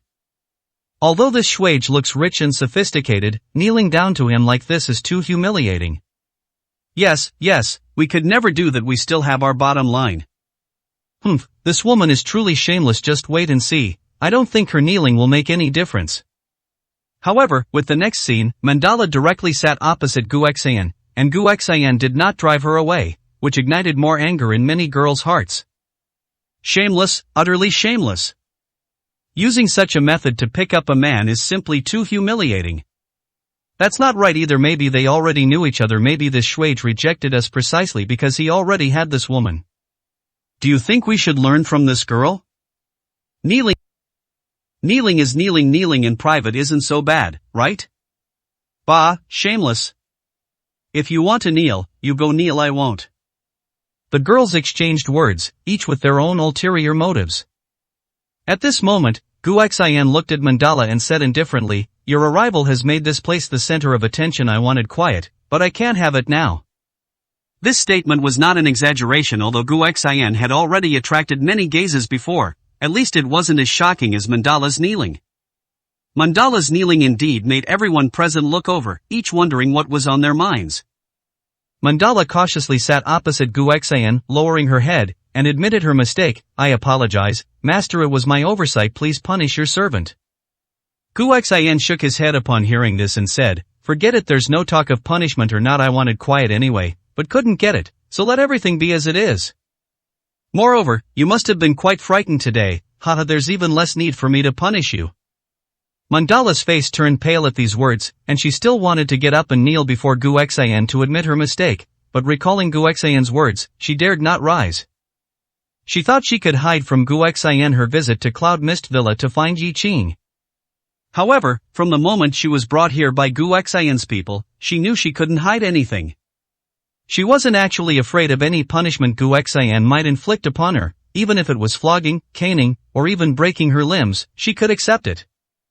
But the only thing she couldn't accept was Guexayan's distrust of her to her. That was tantamount to killing her, and it would cause her even more pain. Master, I was wrong. I shouldn't have gone to Cloud Mist Villa behind your back, and I certainly shouldn't have gone to find Yi Qing. I know I was wrong, Master. Please punish me. Whatever the punishment, I will accept it wholeheartedly. I only ask that you never distrust me. I was wrong. I know I was wrong. As she spoke, Mandala's tears streamed down her face with a sincere and pleading expression. She looked at Guexayan like a small animal about to be abandoned, begging its master for forgiveness and shelter. Guexayan sipped the red wine in his glass and said with a smile, originally, I planned to eat some local specialties today, but in the end, I decided to come here. Places like this are almost the same all over the world, there's nothing interesting about them. But you and Hong Chen, you two are quite interesting to me. Do I have no deterrent effect on you at all in your hearts? Are my words of no value for you to listen to? Each of you, insisting on seeking death, what is it you wish to do? Guexayan spoke casually, as if merely chatting, but in reality, the content of his words was already very serious. Mandala was drenched in sweat, looking at Guexayan, genuinely wanting to continue kneeling on the ground, remaining there indefinitely. But she dared not. Master, I was wrong. There was no explanation, for any explanation would be superfluous. Guexayan sighed, looked at Mandala, and asked, is Yi Qing strong? Chapter 1037 for you.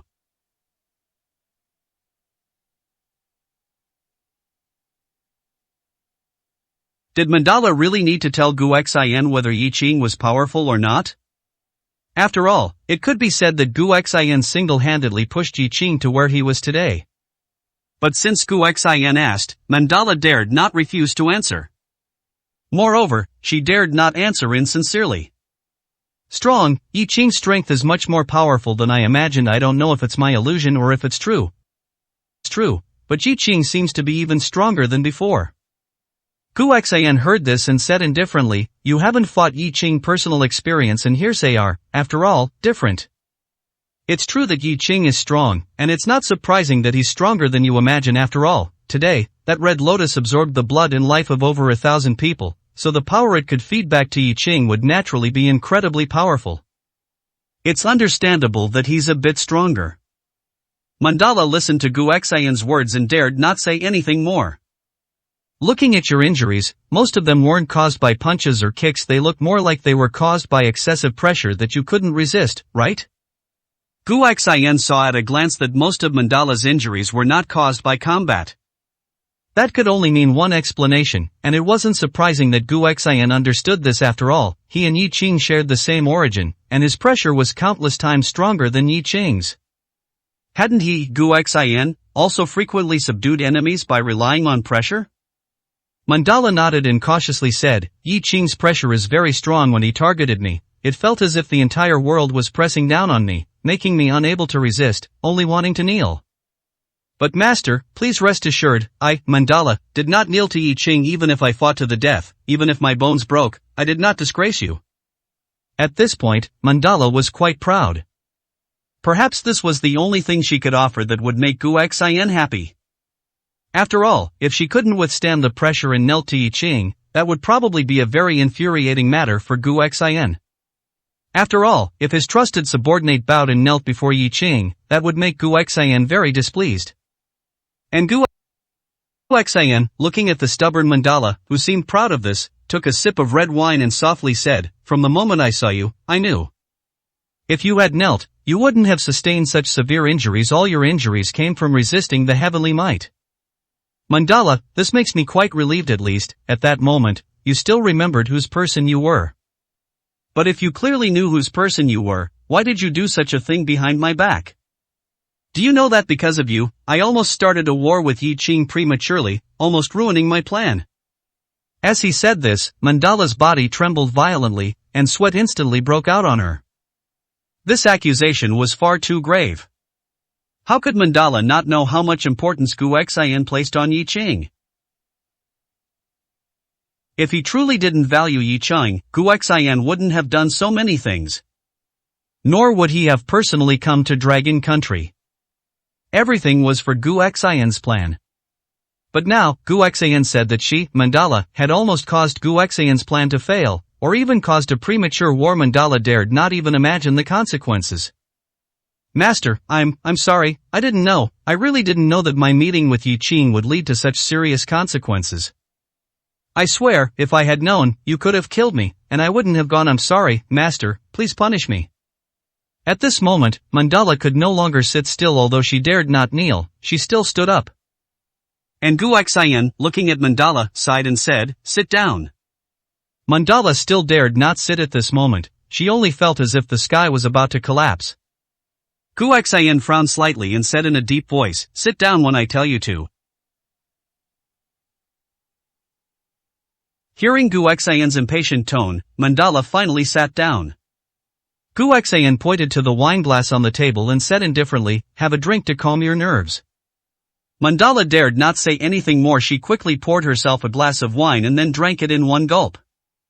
The next second, Mandala felt incredibly refreshed all over, and some of her injuries visibly recovered. Mandala's eyes widened as she looked at Gu Xian. Gu Xian sighed and said, "If Yi Qing can have life elixir, how could I not have it?" Mandala, I'm not blaming you, but you really need to use your brain more when you do things in the future. I know you're standing up for Bairuoro and also want to test Yi Qing's true strength now. Have you tested it out? Mandala saw that Gu Xian's emotions were calm, and her anxiety in her heart also disappeared somewhat. She nodded and softly said, "I tested it out. I'm not Yi Qing's opponent. He's very strong, truly very strong. Master, Yi Qing knows that you are targeting him from behind. He, himself, proactively said it, but he also knows that he is not your opponent right now, so he is enduring, he is waiting. He believes that there will definitely be a time when he can defeat you." Gu Xian heard this, nodded, and said, "If he couldn't even guess this much, then all my painstaking efforts for him would be in vain. As for defeating me, it's good to have that much backbone. If he didn't even have that much backbone, then I would be too disappointed." After speaking, Gu Xian looked at Mandala, sighed, and said, "Do you know why I said you almost ruined my plan and caused me and Yi Qing to start a war prematurely?" This was where Mandala felt bewildered. Her existence, logically speaking, shouldn't affect anything. Even if she died, it wouldn't affect the progress of the entire matter. But since Gu Xian said so, he must have his own reasons. As for what that reason was, Mandala didn't know. "Master, your servant does not know." Gu Xian looked deeply at Mandala and said indifferently, "It's very simple. If Yi Qing really wanted to attack you and kill you, I wouldn't stand by and do nothing. Since I couldn't stand by and do nothing, I would naturally have to step forward. Stepping forward would inevitably lead to a battle, and then some of my plans would have to be forced to advance. Wouldn't that be ruining my plan? Fortunately, Yi Qing also seems to have other intentions and didn't try to kill you, which gave us some time to buffer." Gu Xian spoke these words lightly, yet in Mandala's heart, they were like a bolt from the blue, like towering waves thousands of meters high rising on a calm sea, making it impossible for her to remain calm. Gu Xian actually said that he would, for her sake, ruin his plan and make a move early? For her own sake? Tears streamed down her face. At this moment, Mandala's tears flowed like a bursting river, no longer able to be held back. Moved, it was more than just moved, it was an emotion that was difficult to repay even if she were to be crushed to dust. At this moment, even if Mandala were to die immediately, Mandala felt that she would die without regrets. Chapter 1038 Two Faces of Gu Xian. Wipe your tears, everyone's watching. You're kneeling and crying, making it seem like I'm some terrible person. Gu Xian looked at Mandala and spoke helplessly. He, of course, knew what Mandala's feelings for him were, but he had never promised anything. If he, Gu Xian, had to respond to everyone, then he wouldn't have to do anything else in his life but reject women. This wasn't Gu Xian being overly narcissistic, it was the truth. Gu Xian's appearance, identity, status, wealth, and charm, any one of these was enough to drive people mad. At this moment, Mandala looked at Gu Xian, wiped her tears, and choked out, "Master, how could you have such a thought? It was my mistake, I almost ruined your plan. Even if I die, it should be me who dies. How can you ruin your plan for me? It's not worth it, I'm not worth you doing that." For Mandala, if she could do something for Gu Xian with her life, then it would be an honor to die, with no regrets. However, if she ruined Gu Xian's plan because of herself, that would be an absolutely unforgivable mistake. How could she let Gu Xian go to such lengths for her? Even if she had fantasized about it in her dreams, she knew upon waking that it was just a dream. The move, Dandong emotion/being touched, was real, but it was absolutely unacceptable. She was unworthy. At least, in Mandala's own eyes, she was absolutely unworthy and not worth Gu Xian doing that for her. She was only fit to watch Gu Xian from afar, silently love him, and give her all for him, but not for Gu Xian to do anything for her. Gu Xian looked at the weeping, sobbing Mandala, who kept saying she was unworthy and not worth it. He smiled and said, "How could it not be worth it? How could you be unworthy? You are my subordinate, and not just my subordinate, but also my friend. You are loyal to me, willing to give everything for me, including your life. All of this, I know. If the plan is ruined, we can think of another way, but if something really happened to you, and I could save you but didn't, then I wouldn't forgive myself. Mandala, don't belittle yourself in my heart, you are very important, more important than many things." Gu Xian's words were definitely not a confession, yet to Mandala's ears, they were more effective than any sweet talk. She, it turns out, was so important in Gu Xian's heart. It was worth it. Whatever she gave, whatever she did, it was all worth it. "I'm sorry, Master, it was me. I was wrong, I swear. I will never dare to do it again. I'm sorry. Truly, I'm sorry. Please rest assured, I, Mandala, will never act on my impulses again from now on. I will absolutely not cause you any trouble. I swear. Truly, I swear." Gu Xian smiled and nodded, saying, "I believe you cause me much less worry than Hong Chen. This time, I believe you had your reasons for acting as you did. Don't worry. What's past is past. I won't hold it against you. It's Hong Chen who truly gives me a headache." When Hong Chen was mentioned, Gu Xian seemed genuinely to have a headache, looking quite helpless. Mandala immediately said, "Master, did Hong Chen do something?" "When I came out of Cloud Mist Villa, I met Hong Chen. I could tell he wasn't quite convinced by Yi Qing. He even wanted to contend with Yi Qing, but I had already warned him that Yi Qing is very strong. He shouldn't have still gone, should he?" Mandala and Hong Chen were somewhat at odds, but no matter how much, they were both Gu Xian's subordinates.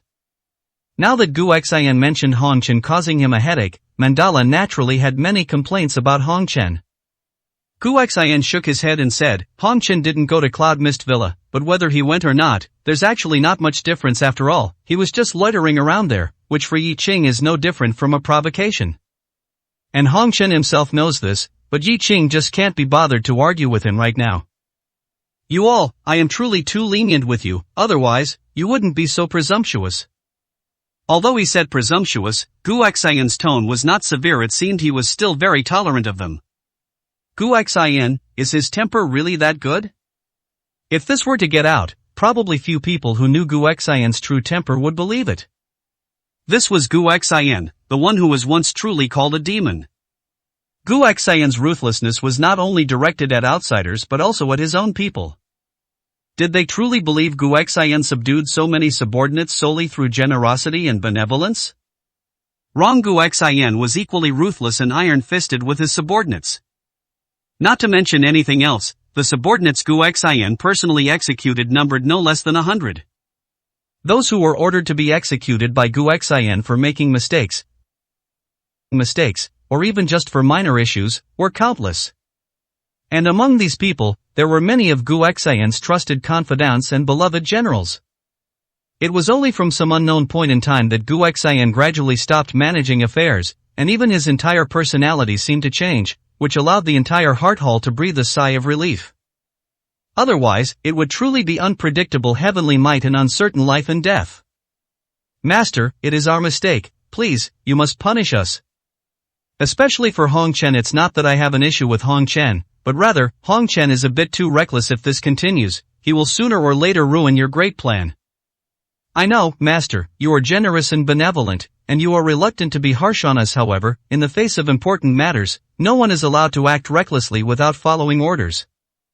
Master, I am willing to accept punishment. Hong Chen must also accept punishment and be restrained. I don't want him to ruin your affairs. Mandala offered herself for punishment even if Gu Xian had already forgiven her. If he forgave her, should he also forgive Hong Chen? Hong Chen was far more unruly than her, although his loyalty to Gu Xian was certainly unquestionable. Sometimes, a powerful person who doesn't follow orders can cause a greater threat. Therefore, for Gu Xian, Mandala didn't intend to let herself or Hong Chen off the hook. Gu Xian looked at Mandala, smiled, and said, "If Hong Chen were as considerate of me as you are, then I would have much less to worry about." Mandala, do you all think I'm too lenient with Hong Chen? Is that why Hong Chen has become like this today? Mandala heard this, lowered her head, and said, "Your servant dare not." Dare not? Not do not have. That means that in Mandala's heart, she indeed had this thought. She indeed felt that Gu Xian was too lenient with Hong Chen, or rather, it couldn't be described as leniency, but rather, indulgence. Those who didn't know might even think Hong Chen was Gu Xian's son. But Gu Xian was unmarried and childless. This was common knowledge. Gu Xian looked at Mandala's insincere expression, sighed softly, and said, "Hong Chen, yes, I have been a bit too indulgent with him. But Hong Chen's situation is different." Chapter 1039, Lonely Heart and the Red Dust's Past. Gu Xian looked at Mandala and chuckled, "Hong Chen has been with me for a very long time. I took him in when he was very young, and one could even say that almost all of his skills were taught by me. There's no problem in saying he's half my disciple. But that's not a reason for me to indulge him. Hong Chen is an extremely talented person. His martial arts talent is something I've rarely seen in my life. To put it bluntly, in my opinion, his achievements should be far greater than they are now. Yet, his current achievements are, in fact, because of me." When Gu Xian mentioned these things, his mood seemed low, clearly thinking of some unpleasant matters. And when Mandala heard these words, she didn't know what to say. Are Hong Chen's current achievements not great? Mandala believed herself to be strong enough, and this wasn't her boasting, but a fact. For Mandala, dragon-ranking powerhouses were merely opponents. Mandala's strength among dragon-ranking powerhouses was definitely top tier. As for Hong Chen, she had actually fought him, and he had more than enough to deal with her. Yes, more than enough, and that was likely without Hong Chen even using his full strength. Hong Chen, like this, would be an absolute standout no matter where he was placed. Coupled with the advantage of his age, it could be said that Hong Chen's current strength was 1 in 10,000. Yet, in Gu Xian's words, he should be much stronger than he is now. He even gave the praise of having martial arts talent he'd rarely seen in his life. This praise was nothing short of exaggerated. One must know, this was Gu Xian. The martial arts powerhouses he had seen in his life were as numerous as ox hair. Quasi-emperors, whom others couldn't even meet, were merely the threshold to meet Gu Xian. It was easy to imagine how strong Gu Xian was and how high his standards were. Yet, his evaluation of Hong Chen was so high, it was simply unimaginable. "Master, isn't your evaluation of Hong Chen a bit too high? I admit, Hong Chen is very talented, and not only talented but also unruly, but can he really live up to the kind of evaluation you've given him?" Mandala was somewhat unconvinced, but she trusted Gu Xian 100%. Since Gu Xian said so, then it must be true. However, no matter how much she believed it, thinking of Hong Chen's arrogant face still made her feel very uncomfortable. Gu Xian looked at Mandala, smiled, and said, "There are some things you don't know, and I can't tell you too much about them.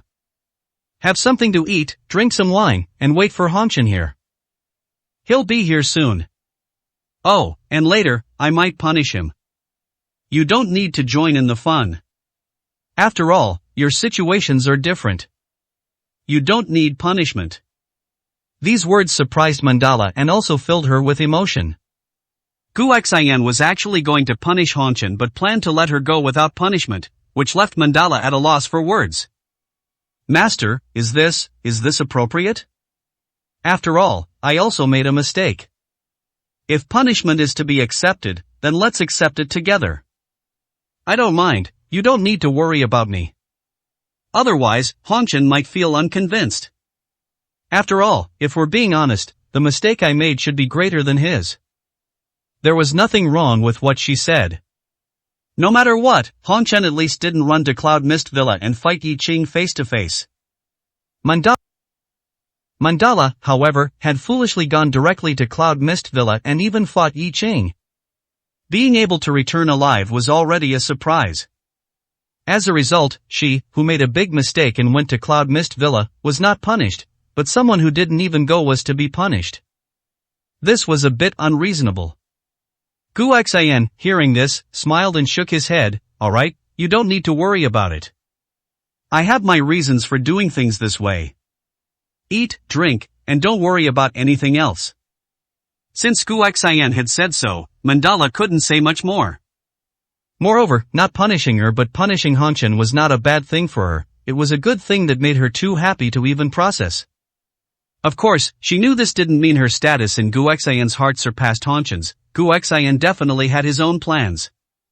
However, thinking that both had made mistakes, yet she was safe and sound while Hongchen had to face punishment, Mandala still felt a little secretly pleased.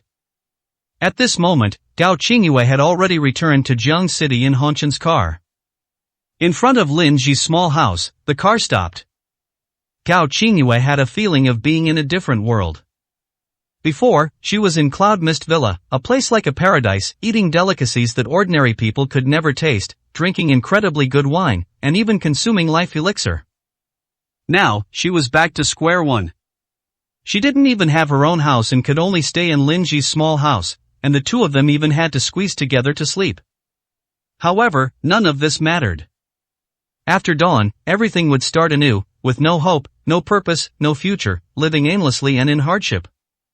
Thinking of these things, Gao Qingyue couldn't help but feel a surge of sadness and unwillingness. Seemingly sensing Gao Qingyue's low mood, Hongchen smiled and said, "Are you very unhappy?" After all, the feeling of falling from heaven to hell isn't pleasant. But just remember what I said. As long as you cooperate well, Cloud Mist Villa will be yours in the future, and everything will be yours. Gao Qingyue took a deep breath, looked at Hongchen, and said through gritted teeth, "I have nothing more to say to you.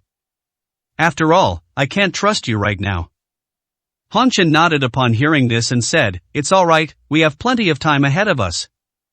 Of course, I could actually offer you some help right now, but that wouldn't be very beneficial for gaining Yi Qing's trust in the future." "Are you sure you need it?" "If you need it, I can arrange it now." Although she didn't know what Hongchen's so-called help was, since it would affect the future, Gao Qingyue decided not to take it. She had at least adapted to her current situation and could still accept it. At this moment, seemingly hearing the commotion, Lin Ji ran out of the house and, upon seeing Gao Qingyue in the car, quickly exclaimed, "Qingyue, you're back." Gao Qingyue glanced at Lin Ji, seemingly not wanting Lin Ji to have too much contact with Hongchen. After nodding, she said to Hongchen, "You should go first. We can talk about things later."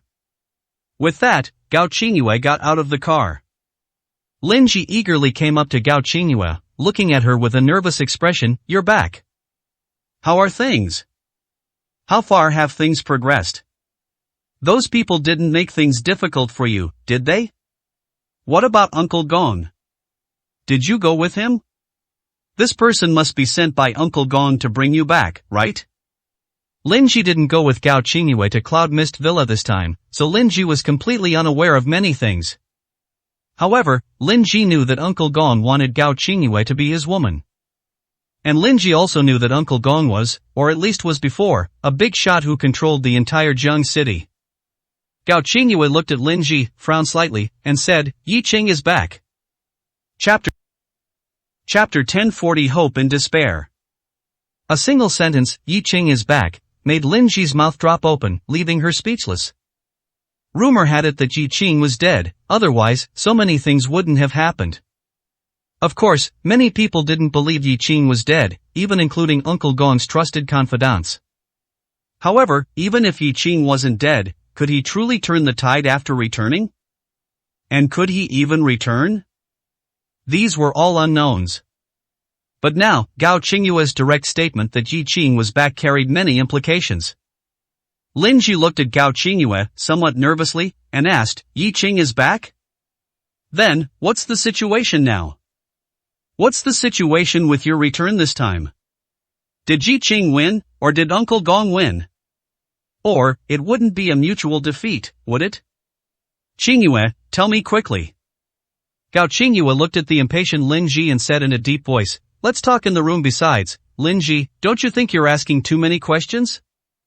Who wins or loses, what does it have to do with you? You wouldn't still be holding on to some inappropriate hope, would you? Upon hearing this, Lin Ji lowered her head and said nothing, but covering her face, only she knew how bad her mood was. Gao Qingyue's appearance, at least, hadn't suffered any problems, but she, Lin Ji, was disfigured now. How could she not be anxious? Gao Qingyue sighed, thinking that she and Lin Ji were, after all, sisters in adversity, and she didn't want to be too cold to Lin Ji. Yi Qing won. The moment Yi Qing returned, everything immediately changed. Lin Ji, Yi Qing is far more powerful than we imagined. We are simply not on the same level as him. In his eyes, we aren't even comparable to ants, do you know? Yi Qing won. Yi Qing returned since Gao Qingyue was unharmed. It meant that, at the very least, she hadn't made the wrong choice. And this was an opportunity. Listening to Gao Qingyue's words, Lin Ji clearly detected a sense of despair in Gao Qingyue's heart, a despair that seemed even deeper than before. Although she didn't know what Gao Qingyue had experienced or seen, it must have been truly shocking, otherwise, Gao Qingyue would certainly not be acting this way. I know the fact that Yi Qing could defeat Uncle Gong as soon as he returned clearly means he's much stronger than Uncle Gong. Qingyue, you definitely didn't choose wrong, otherwise, you wouldn't have come back. So, what happened? Did Yi Qing talk to you? Did he express happiness about your firm choice? Seeing Lin Ji constantly asking questions, Gao Qingyue knew that if she didn't tell Lin Ji everything, she would probably chatter endlessly. Sighing softly, she sat on a chair, drank a cup of tea, and then Gao Qingyue told Lin Ji everything that had happened before. Lin Ji's mouth grew wider and wider as she listened, and she almost went crazy. What was Uncle Gong? The 9 kings behind Uncle Gong had all been dealt with by Yi Qing, and Yi Qing had even executed one of the 9 kings, becoming the Azure Emperor of the underground world. This was truly the return of a king. And there was also the blood-sucking Red Lotus, who had killed thousands of people, making Lin Ji tremble all over, feeling as if her own life might not be safe. After saying all this, Gao Qingyue finally calmed down and closed her mouth. But Lin Ji could no longer hold back. Yi Qing is too powerful, isn't he? Is this possible? Is this something a human can do? Qingyue, you mustn't lie to me, we're in this together. Upon hearing this, Gao Qingyue said coldly to Lin Ji, what's the point of me lying to you? Can you give me any benefits? It's all true, although it's hard to believe, it's all real. Lin Ji covered her mouth and exclaimed, it's terrifying. Yi Qing is too amazing, truly too amazing.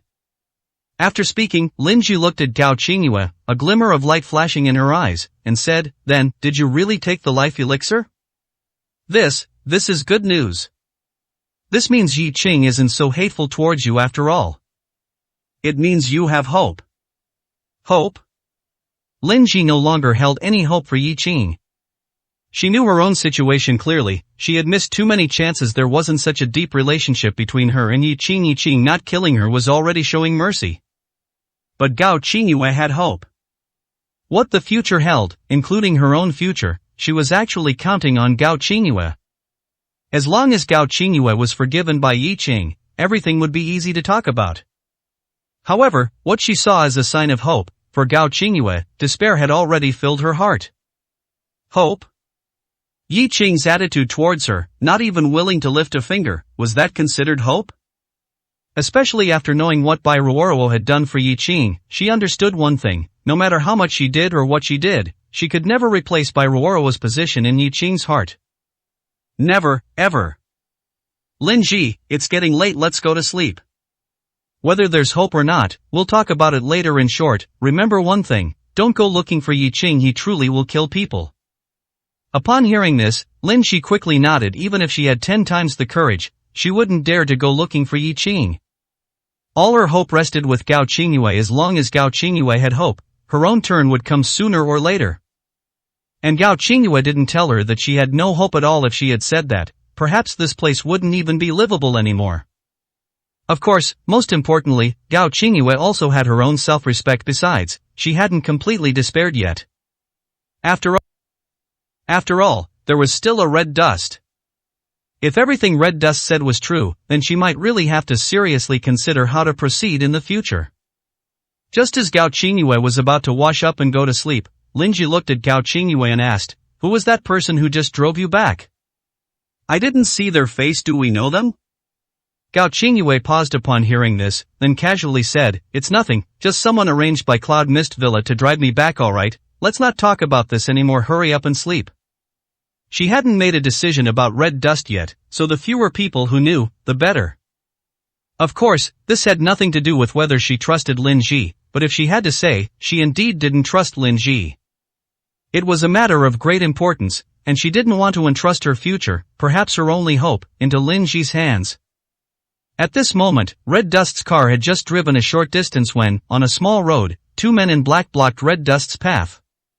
Red Dust stopped the car, a faint smile on his lips. He got out of the car and looked at the 2 men in black, saying, "What? Are you highway robbers? If so, I advise you to leave now, while I'm in a good mood and won't bother with you. Otherwise, I won't be polite." The 2 men in black heard this and didn't get angry. They just looked at Red Dust indifferently and said, "Red Dust, the master wants to see you." Then, the 2 men in black revealed the unique emblem of the Heart Hall. At this, even if Red Dust didn't know these 2 people, he knew that the master they spoke of was Gu Xian. Red Dust sighed helplessly and said, "It seems the master already knows everything. Alright then, let's go." Chapter 1041 Kneeling. Hong Chen did not continue to drive the sports car, but instead sat in the car driven by the 2 men in black. Sitting in the back seat, Hong Chen looked at the 2 men in black, one on his left and one on his right, as well as the co-driver and a driver, and said helplessly, "Quite a display, isn't it? You've been following me all this time? What does the master want with me? Has he already found out about some of the things I've done?" No one answered Hong Chen, as if Hong Chen didn't exist at all, or as if these people were all mute and deaf, unable to hear or speak. Hong Chen sighed helplessly and said, "We're all on the same side, there's no harmonious chatting, right? Where's Mandala? Was it her who snitched? Was she punished by the master? What about you? Which system do you belong to? How come I've never seen you? Can't you speak?" Hong Chen rambled on the whole way, but the men in black did not answer Hong Chen with a single word. They didn't even show a hint of impatience on their faces, as if they were robots. For them, there was only the mission, and completing it was all that mattered. Nothing else was important. By the end, Hong Chen felt bored and stopped speaking. It wasn't until the men in black took him to the top floor bar that they immediately disappeared. And Hong Chen immediately saw Gu Xian and Mandala sitting together. With a smile on his face, Hong Chen scurried over to Gu Xian, glanced at Mandala, and then said with a smile, "Master, you called for me." Gu Xian didn't even look at Hong Chen, but instead looked at Mandala and smiled, "Keep eating, keep drinking. You've worked hard during this time, eat and drink more." Mandala smiled and nodded. Seeing Hong Chen in a difficult position was not a bad thing for her. Hong Chen was helpless and could only watch Gu Xian and Mandala eat and drink there standing beside them. He didn't know whether to speak or remain silent. Anyway, it was quite awkward. However, seeing that Mandala's injuries had almost recovered, Hong Chen knew that Gu Xian must have used means to treat Mandala, otherwise, Mandala would definitely not have recovered so quickly. Moreover, he knew very well that Mandala could not hide anything from Gu Xian. She probably didn't even need Gu Xian to ask. Mandala must have already told Gu Xian everything, including his own affairs. After a few more minutes, Gu Xian finally looked at Hong Chen and said indifferently, "Do you know your mistake?" When Mandala arrived, she actively admitted her mistake, but Gu Xian didn't say much, telling Mandala not to overthink it, and even had Mandala sit down to eat and drink while healing her injuries. When it came to Hong Chen, Gu Xian seemed more like he had come to demand an explanation. Upon hearing this, Hong Chen looked at Gu Xian and said with a bitter smile, Master, Mandala must have slandered me, right? Please don't listen to her nonsense, I haven't done anything at all. Besides, you've already seen her, so you clearly know what she's done. She's the one who made a mistake. I'm wronged.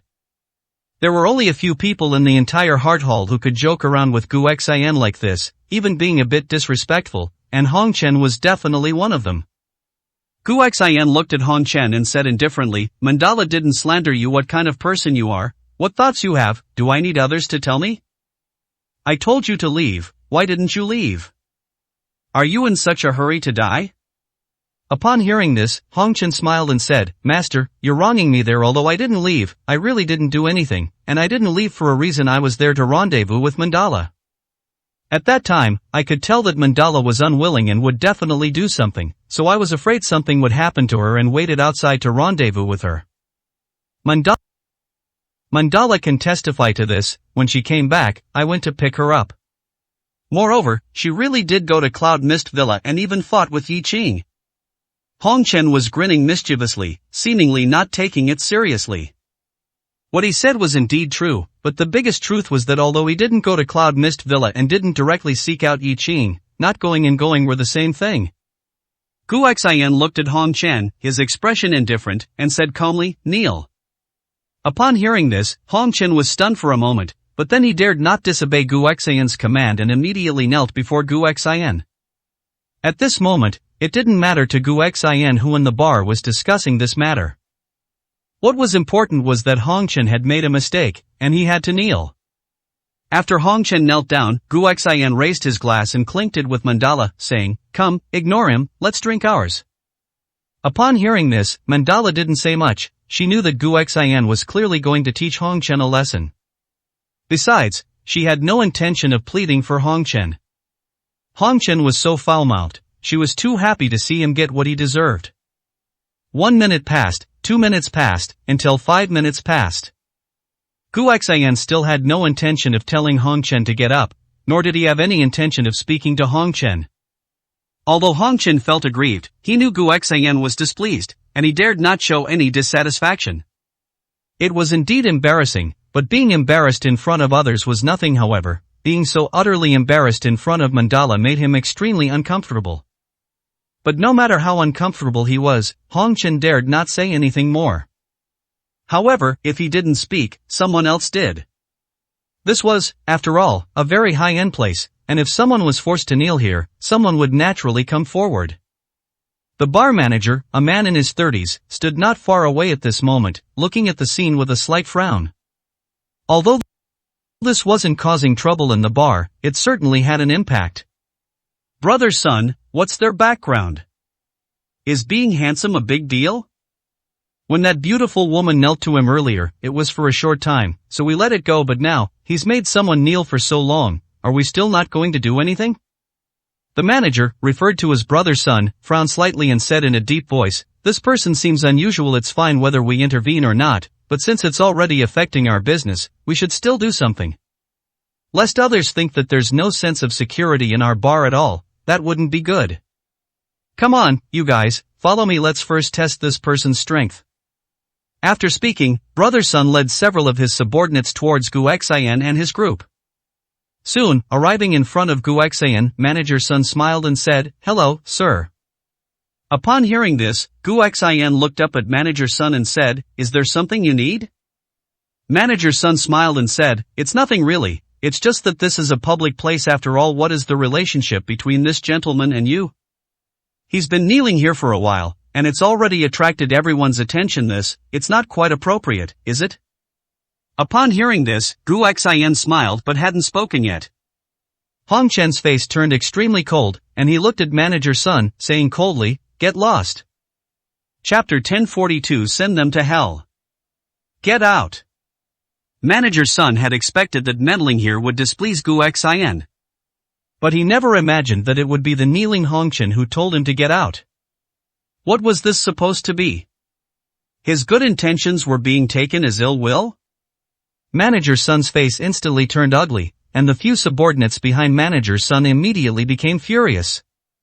They didn't care who Gu Xian and Hong Chen were, they ate Manager Sun's food, and Manager Sun was the one they needed to curry favor with. Moreover, they couldn't see anything special about Gu Xian and Hong Chen. At most, they just had some money. But there were plenty of rich people, and causing trouble here was courting death. Kid, are you looking for death? You dog, how dare you speak to Manager Sun like that? Apologize to Manager Sun immediately, or we'll kill you. Manager Sun, however, stopped his subordinates and said with a smile, "Little brother, I'm actually pleading on your behalf. You're a bit confused about who's good and who's bad, aren't you? No wonder you're being punished. I suppose it's because this mouth of yours always causes trouble." Killing intent was now spreading in Hong Chen's eyes. He was already somewhat annoyed but dared not vent it, and now Manager Sun and his group had walked right into it. However, before Hong Chen could do anything, Gu Xian spoke faintly, "Apologize to them." Upon hearing this, Hong Chen's eyes immediately widened. Apologize to Manager Sun and his group? These ants, were they worthy of his apology? However, looking at Gu Xian's serious gaze, Hong Chen knew that he couldn't refuse, nor did he dare to refuse. Taking a deep breath, Hong Chen looked at Manager Sun and gritted his teeth. "I'm sorry." Manager Sun then smiled and said indifferently, "You should really learn from this gentleman. Look how polite he is. As for you, you have no manners at all." After speaking, Manager Sun looked at Gu Xian and smiled, "Sir, if you don't mind, let's be friends. However, this is indeed not a place to punish people. There are too many eyes. If you truly want to punish him and don't mind, perhaps you should change locations. My surname is Sun, and I am the manager of this bar, also holding some shares in Jiangcheng. I'm not a big shot, but I do have some influence." This gentleman looks unfamiliar, as if it's his first time at the bar, and his accent doesn't sound like he's from Jiangcheng. He must be visiting Jiangcheng for the first time as well. Gu Xian held his wine glass and said with a chuckle, "Indeed, it's my first time in Jiangcheng. I'm new to the place, and it's not easy to get things done without a few friends." Manager Sun wants to be friends, and that's certainly fine. However, let's discuss anything else later, my friend, and I still have things to talk about. What do you think? Upon hearing this, Manager Sun nodded with a smile and said, no problem. After you two finish talking, we can chat then." Although this gentleman was a bit impolite, "How about you give me some face? After all, this is my territory, and it wouldn't look good if people saw this." Gu Xian smiled and nodded, saying, "No problem. If you want face, I'll naturally give it to you." After speaking, Gu Xian looked at Hong Chen and said faintly, "Manager Sun pleaded for you. Aren't you going to thank Manager Sun?" Upon hearing this, Hong Chen didn't dare to say anything more. He looked at Manager Sun, gritted his teeth, and said, "Thank you, Manager Sun." Manager Sun smiled and patted Hong Chen's shoulder, saying, "Little brother, I'm an experienced person who has worked hard in society for a few more years. Let me advise you, making mistakes is not terrible, but what's terrible is being blind. Your attitude just now, I was clearly here to help you, yet you treated me extremely poorly. Don't you think you're crazy? This friend, I think he's been punished too lightly by making you kneel. If you ask me, even breaking your legs wouldn't be too much. It's just that you're not my subordinate. If you were, you'd be in for a tough time. Forget it, I shouldn't say too much. In short, since you're new here, be a little more careful. It won't do you any harm." Manager Sun spoke to Hong Chen from a condescending position, as an experienced elder. Gu Xian kept smiling and didn't speak. His temper was simply beyond words. Even at this moment, Mandala's expression had become somewhat unsightly. After all, she and Hong Chen were both Gu Xian's subordinates. Whatever disputes happened between them were their own internal affairs, but to be lectured by some inexplicable outsider, what was that all about? This was unacceptable to them, but since Gu Xian was here and hadn't spoken, they also couldn't say much. Hong Chen didn't speak, but with Gu Xian's signal, he still got up. And Manager Sun, after doing all of this, swaggered away, swinging his arms, as if he had solved some huge problem. Gu Xian pointed to the chair beside him and said faintly, "Sit." After Hong Chen sat down, he looked at Gu Xian and said in a deep voice, "Master, you can punish me however you want, but what is that dog-like fellow? How dare he lecture me, and even speak to you in that tone? He's simply deserving of death." Mandala also stopped bickering with Hong Chen at this point and said directly, "Master, although Hong Chen and I have some disagreements, this time, I support him." What kind of person is this Manager Sun? Lecturing Hong Chen is one thing, but to dare to speak to you in that tone in front of you, he's simply asking for death. He must be taught a lesson. Hong Chen and Mandala's loyalty to Gu Xian was beyond doubt. In fact, in their eyes, Gu Xian's dignity was even more important than their own lives. Gu Xian, however, looked at Mandala and smiled. Weren't you quite happy seeing Hong Chen humiliated? Why are you speaking up for him now? Besides, isn't what Manager Sun said correct? Being so arrogant and overbearing everywhere, never considering whether you'll suffer a great loss, whether you'll hit a brick wall, or whether you'll cause trouble, what he taught was reasonable. Do you think it wasn't reasonable? This wasn't a matter of whether it was reasonable or not. What if it was reasonable? What if it wasn't? There were many people who could reason, but was it their turn for an unknown nobody to lecture them? However, since Gu Xian had said so, Hong Chen and Mandala could only lower their heads and say nothing more. And Gu Xian, looking at Manager Sun's retreating back, smiled and said, since he offered advice and reasoned, it was all for your own good, Hong Chen, you should really thank him properly. At these words, Hong Chen's mouth was practically twisted in anger. Not only was he not allowed to deal with him, but he also had to thank Manager Sun and his group. For Hong Chen, this was simply a humiliation. But, the next second, a smile immediately appeared on Hong Chen's face. Gu Xian said faintly, find a time to thank this Manager Sun, and also those people who came with him just now. You don't need to thank them too much, just send them to hell, that's all. As he spoke, Gu Xian's face still held a smile, looking harmless. But, in the blink of an eye, Manager Sun, and the few subordinates who came with him, all of them, were already destined for their fate. This was Gu Xian. Human lives, in his eyes, were never worth mentioning. Chapter 1043 The Influence of Red Lotus. At this, Hong Chen was delighted.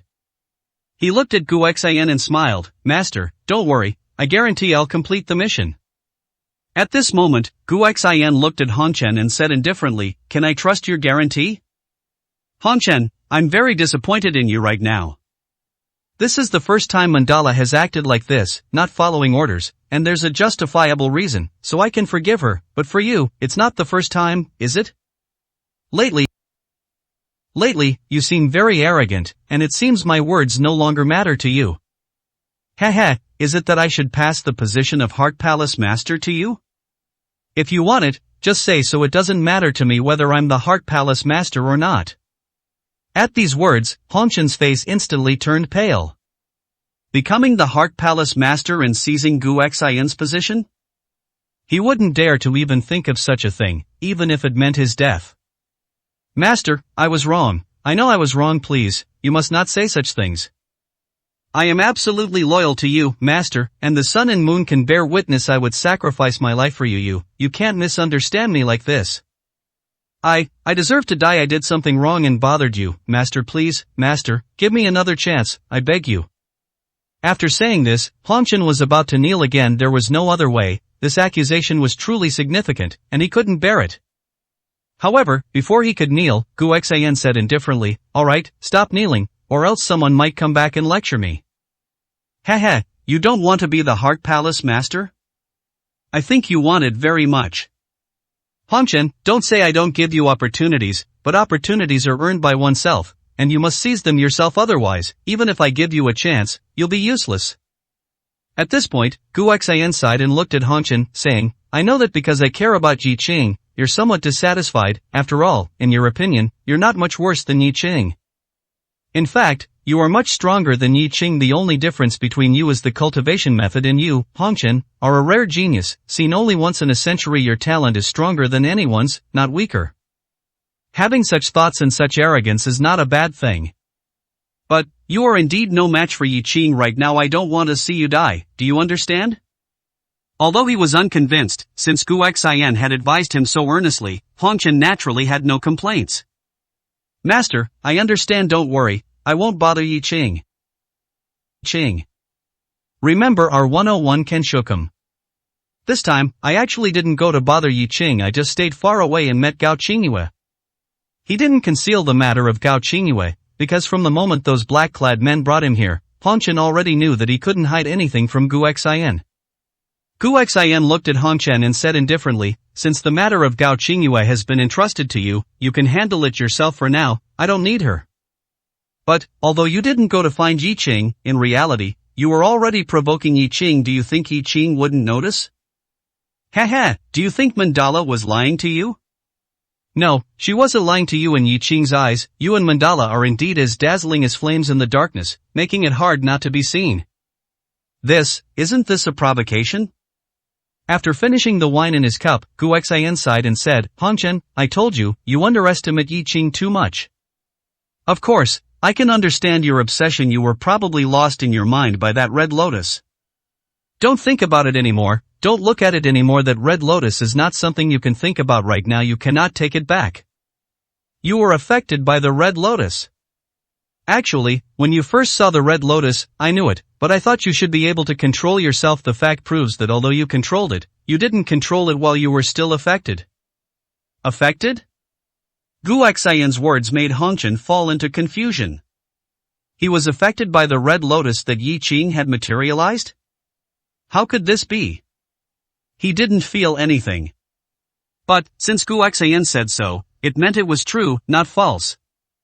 Because Gu Xian wouldn't joke about such things, especially since that extraordinarily enchanting red lotus was not only possessed by Yi Qing, but the first person to possess it was Gu Xian. No one understood the red lotus better than Gu Xian. Master, do you mean that this red lotus can affect people? But I don't feel anything.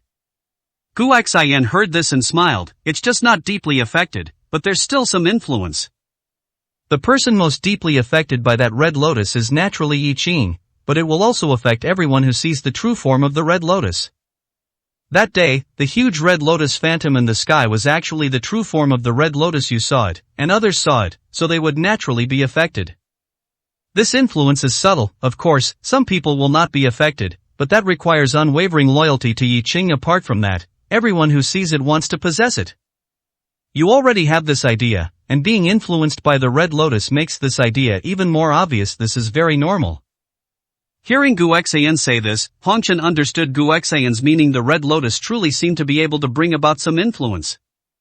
Master, then according to what you said, wouldn't many people want to possess the red lotus, and Yi Qing would be very busy? Gu Xian heard this, glanced out the window, and said indifferently, the path I once walked, he needs to walk it again, and perhaps it will be more difficult and bitter than when I did. Do you really think I wanted to kill so many people? Actually, at that time, I had already resisted the temptation of the red lotus, but unfortunately, if I didn't kill people, people would kill me. But Yi Qing is different. He accepted the temptation of the red lotus, so his growth rate might exceed imagination. Gu Xian's words revealed some of his own secrets, and even some mysteries. Neither Hong Chen nor Mandala said anything more after hearing this. And Gu Xian slowly got up and said indifferently, Hong Chen, Mandala, you two take care of yourselves. I've said what needed to be said. Don't disappoint me, and don't disturb me. I want to live a normal life for a while. After speaking, Gu Xian left directly. Hong Chen and Mandala remained in the bar and did not follow. Mandala, you've been quite good to me this time. Alright, there's no real conflict between us, so let's not cause any trouble. Hong Chen poured himself a glass of wine, took a few sips, and returned to his usual carefree state. Once Gu Xian left, no one could control him. Mandala was also used to Hong Chen's demeanor. Compared to seeing him like this, the previous sight of him being lectured by others was indeed a bit irritating. Hong Chen, I hope you firmly remember Master's kindness to you. Nothing else, I'm leaving. After saying that, Mandala stood up directly, having no intention of chatting with Hong Chen. Chapter 1044. I just looked down on you. Looking at Mandala, who had already risen, Hong Chen smiled and said, why are you in such a hurry? Let's chat. Besides, I know you're not in a good mood either. When we deal with those bastards later, aren't you going to do something? It's good to vent. Mandala sneered upon hearing this. If you want to vent, vent yourself. No one pointed their finger at me and lectured me, so what do I have to vent about? They pointed their finger at you and lectured you. This was truly hitting a sore spot. However, after a brief flicker of displeasure, Hong Chen chuckled. I was lectured, but at that time, you were also unhappy. At this point, Hong Chen glanced to the side and smiled. Speak of the devil, he just came over again. Mandala, guess who he's looking for this time, me or you? I guess he's looking for you. After all, that lecherous look on his face clearly shows he's interested in you. This wasn't just Hong Chen speaking casually, Manager Sun and the others really did walk over again, and their faces were indeed lecherous. If the purpose of coming here wasn't Mandala but Hong Chen, then Hong Chen would go crazy. Mandala also saw this scene, frowned slightly, and was about to leave immediately. However, before Mandala could leave, Manager Sun walked over with a smile. "Beauty, are you leaving already? Don't be in such a hurry. Although that gentleman has left, the bar is still open. I don't think you've had much to drink. Come on, let's have a few more and make friends." Mandala looked at Manager Sun with an utterly indifferent expression. Not just indifferent, but also a look of seeing a dead man, as she stared at Manager Sun. Manager Sun wouldn't live, that was for sure. Just based on his previous attitude towards Hong Chen and the lecturing words he spoke, Manager Sun's fate was already sealed. Of course, if Gu Xian spoke up and wanted Manager Sun to live, then Manager Sun could still live after all. No matter what, Hong Chen wouldn't, and wouldn't dare, disobey Gu Xian's orders. But Gu Xian had already said he wanted to send Manager Sun to hell, so could he still live? At this moment, Manager Sun actually came running to her, truly oblivious to his impending doom, wanting to make friends with her. Mandala almost directly ended Manager Sun's life. "You and I have nothing to be friends about. You two, however, can have a good chat. A good chat, it wouldn't hurt." Mandala pointed to Hong Chen, who was sitting in a chair, drinking red wine, looking like a loafer, and said something that was absolutely beneficial to Manager Sun. After all, if they really had a good chat, Manager Sun, though still unlikely to survive, would at least suffer a little less pain. It was just a pity that Manager Sun clearly didn't understand Mandala's good intentions. He thought Mandala felt that Hong Chen was there to help. Manager Sun smiled and sat directly in the seat Gu Xian had just occupied, saying with a smile, "Don't worry, brother, I will definitely have a good chat with him. After all, our previous chat was quite good. And since you're both visiting Jiangcheng for the first time, as the host, I must take good care of you. Beauty, don't rush off. I just saw you and your previous friend Neil Sai. Was that really necessary? After all, a beauty like you, I think, has absolutely no need to be so submissive to a man, even if that man is truly wealthy in his status. There are many such men out there. You should have a more long-term vision. In this world, there are still many rich people." As he spoke, Manager Sun adjusted his collar, his attitude clearly indicating he was referring to himself. And at this moment, Mandala looked at Manager Sun, her eyes slightly narrowed. She truly didn't plan to leave for the time being. Interesting, she had seen many people seeking death, but this was truly the first time she had seen someone seek death like this. At this time, Hong Chen smiled and said, "Mandala, since Manager Sun is so sincere, why don't you sit down with us?" Manager Sun saw Hong Chen being so understanding and immediately burst into laughter, patting Hong Chen's shoulder and saying, "Little brother, I helped you just now, and it wasn't in vain. That's the right attitude. With your previous attitude, let alone that friend punishing you, I would have wanted to smack you, ha ha ha. But, speaking of which, what's your relationship with that person? Why did both of you have to kneel to him? That rule is a bit too much, isn't it?" Manager Sun still hadn't grasped the situation, patting Hong Chen's shoulder without any sense of propriety. Earlier, he had already angered Hong Chen immensely. If Gu Xian hadn't been there, Hong Chen would have directly killed Manager Sun, and that would have been the lenient option. But now, Hong Chen didn't say anything, maintaining a smiling face, seemingly not angry at all. However, this was the most dangerous moment, because, to Hong Chen, Manager Sun was already a dead man, and what was there to argue about with a dead man? And Mandala was never a soft-hearted person to be able to work in front of Gu Xian until now and become a trusted confidant, whose hands weren't stained with some lives. It wasn't just one or two, it was batch after batch of lives. Mandala sat down, looked at Hong Chen, and smiled. "Hong Chen, since Manager Sun is so sincere, alright then, I'll sit down and chat with you too. Manager Sun, do you want to inquire about our master's identity?" "Haha, I think it's better not to. We wouldn't dare tell you our master's name. Even if we did, I'm afraid you wouldn't have heard of it." These words were truly from the heart. Was Gu Xian's name something to be casually mentioned?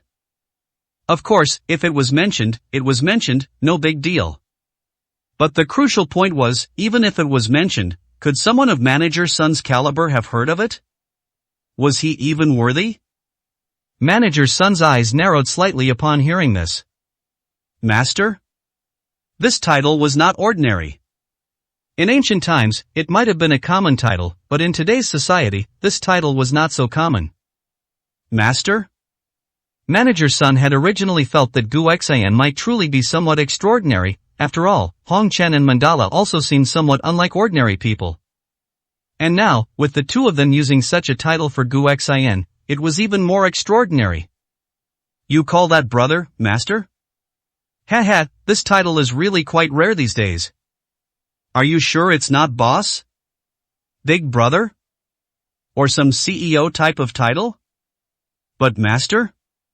Or are you forced to call him that? Also, this beauty said that even if she told me your master's name, I wouldn't have heard of it. Ha, is this looking down on me? Mandala heard this, looked at Manager Sun, and said indifferently, yes, that's right, it is looking down on you.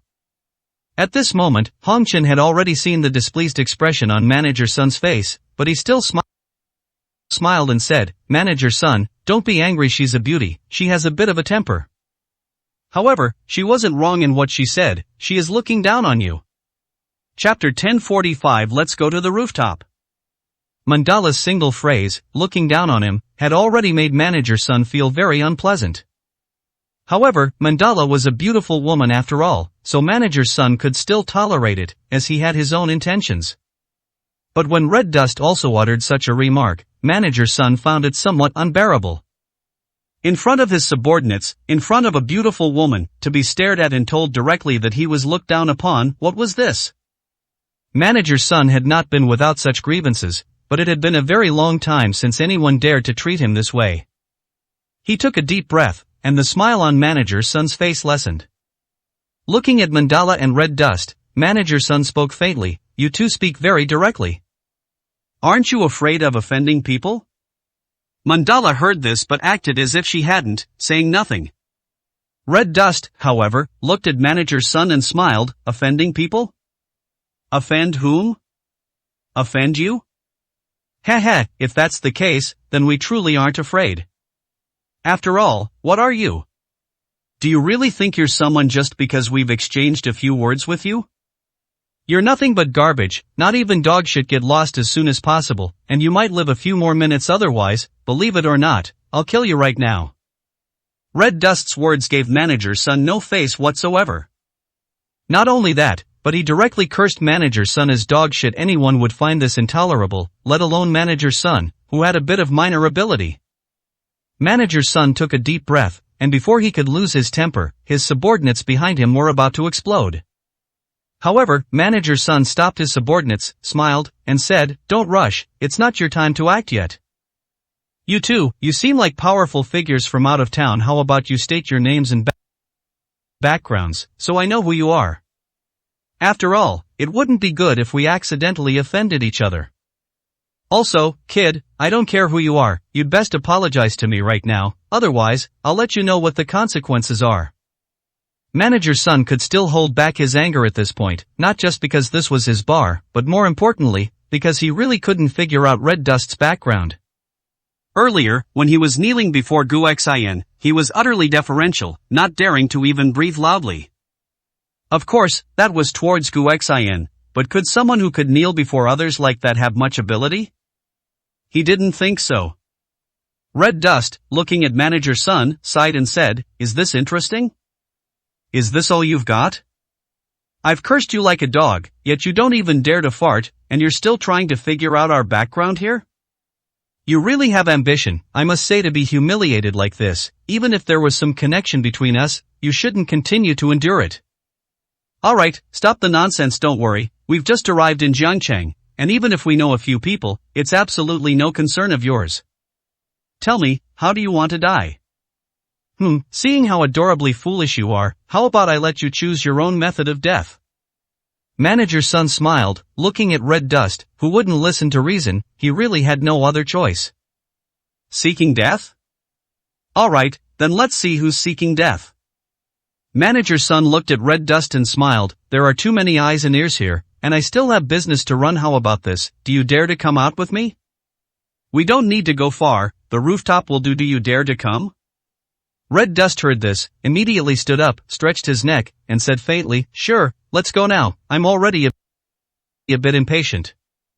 Seeing that Red Dust showed no fear at all, Manager Sun smiled and said, "Good, you have guts. I hope you'll be just as courageous later, and not kneel before me, begging for mercy. After all, I've already seen you kneel, so I won't feel any pity for you." After saying this, Manager Sun looked at Mandala, sighed, and said, "You are a beautiful woman, you should have self-awareness. Mixing with this person will not lead to a good outcome." For money? Or for something else? No matter what it's for, you should open your eyes and see clearly. Otherwise, why don't you come and watch too? Otherwise, I'm afraid you won't see clearly what your attitude should be next.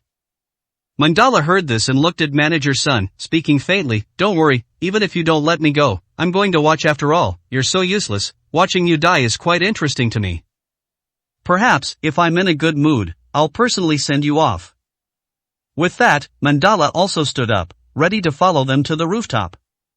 At this moment, Manager Sun looked at Red Dust and Mandala, who showed not even a shred of fear, and his heart began to pound.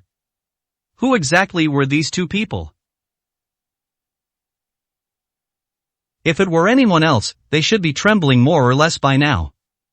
But Red Dust and Mandala, on the other hand, were not only unafraid but even eager to act, as if afraid Manager Sun would run away. However, at this point, if Manager Sun said anything more, it would make him seem cowardly. So, Manager Sun looked at his subordinates and instructed, "Call everyone up to the rooftop later, we'll teach them a good lesson." Yes, he called for backup even though there were only Red Dust and Mandala. At this moment, Manager Sun felt a bad premonition, a sense of great danger, so he called for people to ensure nothing went wrong. Manager Sun's subordinates heard this and immediately left to call for people. Only then did Manager Sun relax, looking at Red Dust and Mandala with a smile. "You two, once we're on the rooftop, it won't be as easy to talk as it is now, so I advise you to say whatever you need to say now. Otherwise, it will be too late to regret it." Red Dust looked at Manager Sun and sneered, "So much nonsense. Are you scared now? Unfortunately, it's too late today. Even if you kneel and kowtow, you won't live. Stop talking nonsense, hurry up. How do we get to the rooftop? Lead the way." Seeing Red Dust's impatience, Manager Sun said no more and directly led his people towards the rooftop. At this moment, more than 20 of Manager Sun's subordinates were already standing on the rooftop. These people were all bouncers at this bar, and each of them depended on Manager Sun for their livelihood. They naturally followed Manager Sun's orders. For them, today was just an ordinary day. Manager Sun had dealt with people many times, always on the rooftop, and each time, they had to show up. However, they rarely had the chance to act. Because seeing so many of them, people usually got scared, so there was no need for them to do anything. Therefore, everyone present was lounging around, not taking it seriously, smoking if they smoked, chatting if they chatted. However, they would never have imagined that today would be the moment that completely changed their destiny. After Red Dust and Mandala arrived on the rooftop, the door leading to the rooftop was immediately locked, as if to prevent them from escaping. At this moment, Manager Sun lit a cigarette, with more than 20 people standing behind him, looking at Red Dust and Mandala with a smile. "Now, it's too late to repent. Of course, beautiful lady, you are an exception." Chapter 1046, Instant Kill. Beautiful women were an exception, clearly, for Manager Sun. Mandala's looks and figure made him extremely desirous of her. This was normal, after all, for ordinary people. Mandala was an existence that was hard to come by. Red Eyes looked at Mandala and chuckled. "Mandala, seeing how interested Manager Sun is in you, why don't you just go along with him?" Mandala gave Red Eyes a cold glance and said, "Scram, don't make me hit you." Red Eyes shrugged, not taking it to heart. He then looked at Manager Sun and chuckled. "Manager Sun, is this all you've got? 20-odd people, do you think these people are enough? Aren't you underestimating me a bit? How about this? I'll give you some more time. Go call some more people anyway. Whoever you can call won't be good people. Killing them might be unjust, but it won't be too unjust." Manager Sun looked at Red Eyes and chuckled. Kid, it's come to this, and you're still talking tough? Do you really think I can't do anything to you? Alright, then let me show you whether I dare, and whether I can do anything to you. After speaking, Manager Sun pointed at Red Eyes and said indifferently, Go, a few of you, go sort him out, don't be too harsh, just break 2 of his front teeth first, let's see if he still dares to talk tough. At Manager Sun's command. Immediately, 4 or 5 people walked towards Red Eyes, shaking their heads and arms. Their posture clearly showed they were not to be trifled with. One of them, with a tattoo on his neck and a menacing look, grinned at Red Eyes and said, You little brat, you dare to provoke Manager Sun today, it's impossible for you not to learn your lesson. With that, he directly threw a heavy punch at Red Eyes' face. However, just as everyone thought Red Eyes would be struck by this punch until his mouth and nose bled, Red Eyes, with one hand, directly grabbed the big man's fist and then said indifferently, Is that all? Then, Red Eyes exerted a slight force, and the big man immediately let out a piercing scream. Red Eyes had one hand in his pants pocket and the other holding the big man's fist. The next moment, he exerted force, and the big man's entire arm was twisted into a pretzel shape, with pale bones mixed with blood displayed before everyone. This scene made Manager Sun and the others' scalps tingle. They had naturally seen ruthless people, but Red Eyes was not just cruel and merciless, the key was that his strength was too terrifying. Twisting a person's arm into a pretzel shape, it looked terrifying no matter how they looked at it. At this moment, Manager Sun was also startled and immediately roared, What are you all standing around for? Go, all of you, go. At this, the crowd, who had been leisurely and relaxed, no longer dared to take it lightly, and all rushed towards Red Eyes. And Red Eyes, with a cold sneer on his lips, said, You are just a bunch of weaklings, killing you would simply dirty my hands. Although he said that, Red Eyes showed no mercy in his actions. A blur flashed, and Red Eyes, like a ghost, moved through everyone in just a few seconds. In the blink of an eye, all of Manager Sun's subordinates stood motionless, frozen in place. Then Red Eyes clapped his hands and walked directly towards the dumbfounded Manager Sun, saying indifferently, I told you these few people weren't enough, why didn't you listen? Why did you look down on me so much? Manager Sun looked at Red Eyes, who was close at hand, and at this moment, he felt like he was going crazy. There wasn't even a drop of blood on Red Eyes, yet he had finally understood how terrifying Red Eyes was. This was a terror he had never seen before.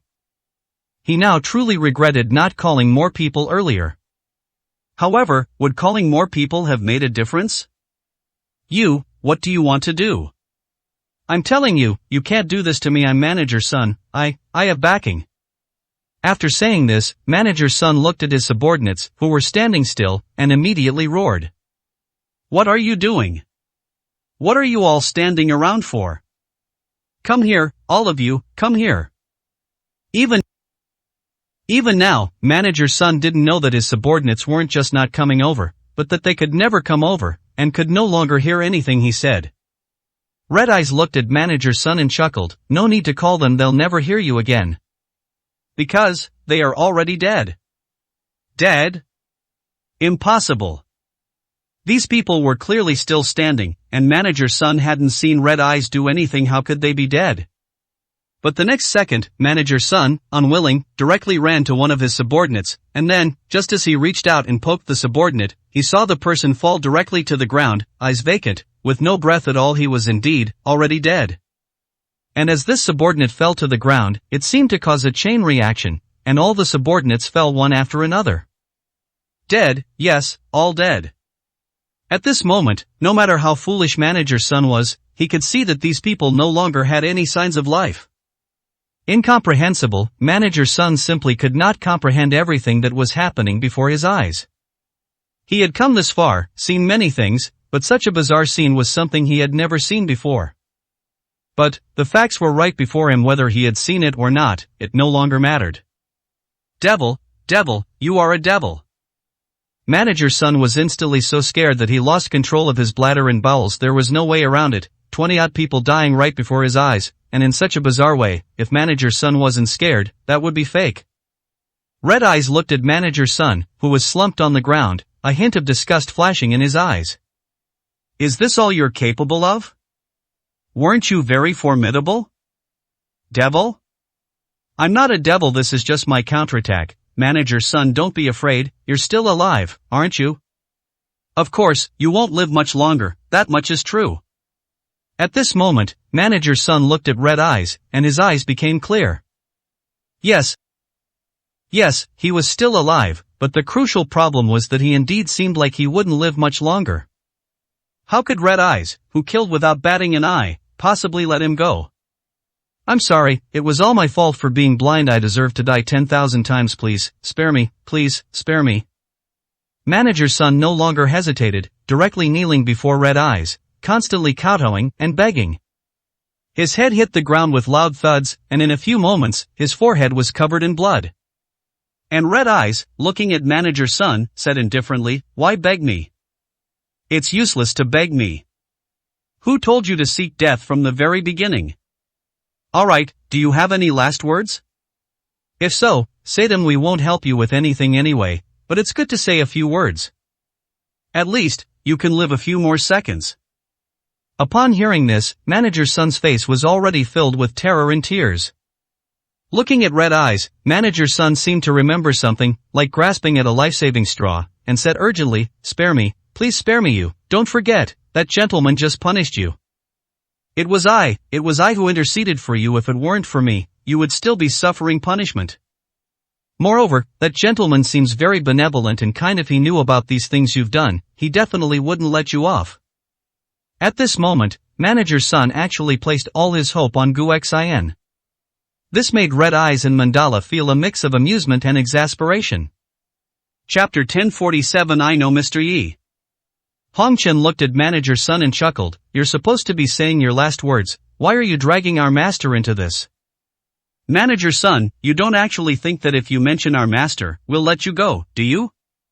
Alright, I admit, if it truly were our master's decision to let you go, then I really couldn't kill you, but, unfortunately, you're overthinking it. Sending you to hell is our master's decision, huh? At this moment, Hong Chen's laughter was incredibly arrogant and sinister. If someone said he didn't resemble a villain, no one would believe them. However, these words plunged Manager's son into despair. This was his only hope. That kind-faced, handsome, yet easygoing Gu Xin, was he the mastermind behind his death? No, impossible. Absolutely impossible. You're lying to me. I haven't offended your master, and he looks so kind. He always smiles when he speaks. How could he tell you to kill me? You're lying to me, you're lying to me. Disbelief? It's understandable. After all, Gu Xin's previous demeanor and attitude truly gave off an impression of tolerance and benevolence. Moreover, this was Manager's son's only hope. Now if it vanished, he would be left with nothing but despair. Unfortunately, this was Manager's son's hope, and Hong Chen had no intention of giving Manager's son any hope. Patting Manager's son's shoulder, Hong Chen smiled and said, "You're right, my master is naturally benevolent, righteous, and incomparably kind. But, when it comes to those who deserve to die, my master never shows the slightest mercy." You ran up to my master, chatting and laughing. Do you deserve to? You even begged for my mercy? What kind of thing are you? Do you even deserve that? Do you know why you're going to die? It's because you couldn't see your place, said the wrong thing, and annoyed my master. My master is kind and benevolent, which is why he told me to give you a quick death. Otherwise, it would be difficult for you to even die. You, after you go to hell, properly thank my master, otherwise, I will definitely torment you. But for now, no, I cannot disobey my master's orders. I can only give you a quick death. Manager's son was truly in despair now. He had originally thought Gu Xin would be his lifeline, but he never expected that Gu Xin was the most ruthless person. What had he done? He had only gone to greet Gu Xin, with no intention of offending him at all, yet, just because he disturbed Gu Xin, he was to be killed? Are there such cruel people in this world? You're lying to me. I don't believe it. I didn't offend him at all. Why would he kill me? Why? If Hong Chen wanted to kill him, he could understand, but Gu Xin, why?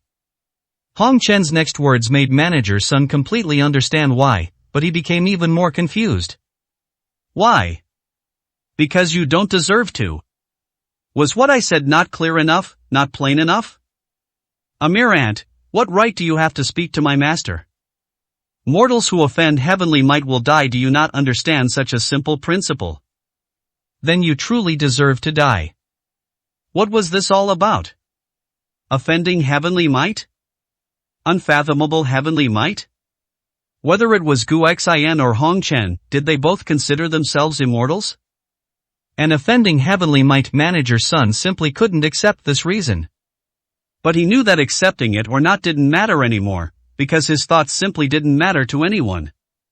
No, you can't kill me. I'm the bar manager, and this bar has other people's shares. Our biggest boss is Uncle Nine of Jiangcheng. Uncle Nine is currently following Mr. Yi Qing. Even if you don't know Uncle Nine, you should have heard of Mr. Yi Qing, right? If you kill me, it's equivalent to offending Mr. Yi, it's equivalent to starting a war with Mr. Yi. Let me go. I swear, I will absolutely not tell anyone. I'll also handle these bodies, and, as long as you're willing to let me go, I swear, I will try every possible way to let you meet Uncle Nine, and through him, meet Mr. Yi. Sirs, that's Mr. Yi. You surely haven't not heard of him, right? The sudden mention of Yi Qing from manager's son's mouth made Hong Chen and Mandala pause for a moment. They hadn't expected that dealing with a small-time figure could actually be linked to Yi Qing. Of course, this so-called connection, one could tell immediately, was the kind that was completely unrelated. But, for them, it was quite interesting. After all, it did touch upon it a little. Especially Hong Chen. His interest in Yi Qing wasn't a recent thing, especially lately. His interest had grown significantly. Among other things, the reason he and Mandala were punished this time wasn't also because of Yi Qing, was it? Looking at manager's son, Hong Chen smiled and said, Yi Qing?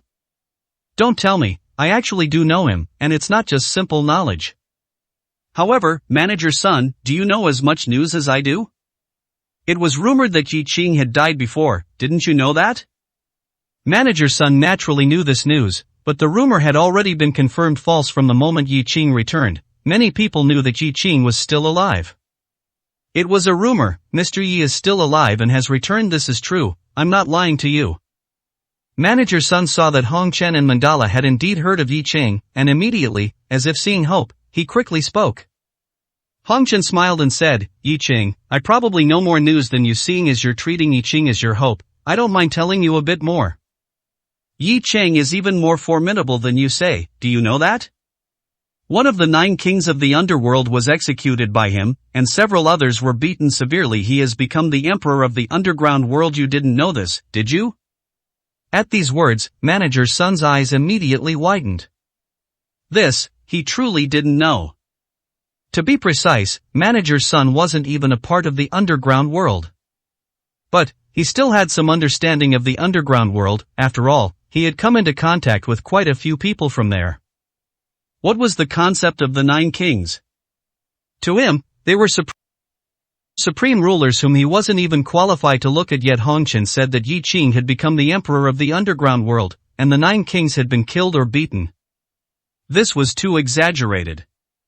However, whether Hong Chen's words were true, he didn't know, but he hoped they were true. In that case, he would have even more hope of surviving. Kano, Mr. Yi is so formidable, nothing he does is surprising. Do you want to meet Mr. Yi? Let me go. I can really find a way to introduce you, truly.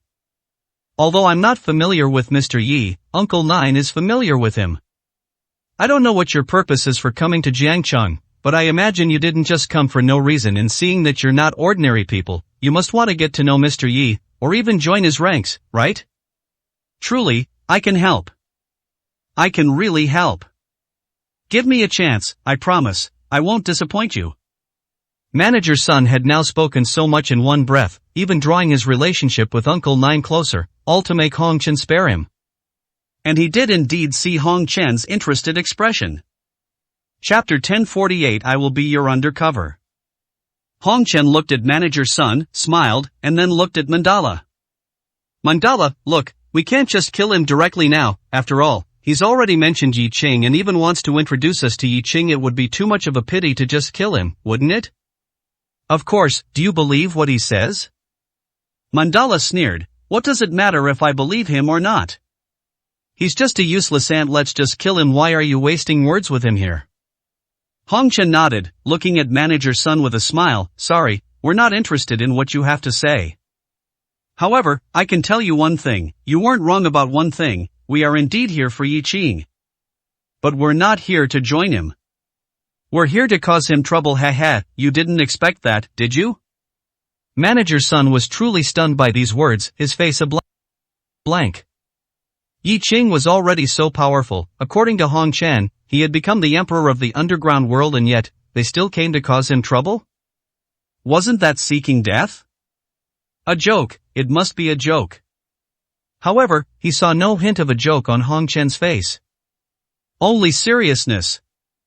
Although he seemed flippant and playful, from his eyes, it was clear that Hong Chen was truly serious about what he was saying. Who exactly are you people? Hong Chen smiled. I just told you, why are you so forgetful? We are, naturally, the kind of people you're not even qualified to speak to. Did you forget? Heavenly might is unpredictable, and you will die precisely because you provoked heavenly might. Oh, I know you're unwilling, but it doesn't matter. Let me tell you something else. Do you know why we were punished before? Manager Sun shook his head. He certainly knew that Hong Chen and Mandala had been punished for doing something wrong. After all, both of them had knelt before Gu Xian in public. But he definitely didn't know the specific reason. Hong Chen patted Manager Sun's face and said with a smile, the two of us were actually both punished because of Yi Qing. Master said that I provoked Yi Qing, and now is not the time to provoke Yi Qing, so he punished me. Just then, Mandala frowned slightly and said, Hong Chen, aren't you talking a bit too much? You're saying everything, don't you know some things shouldn't be said?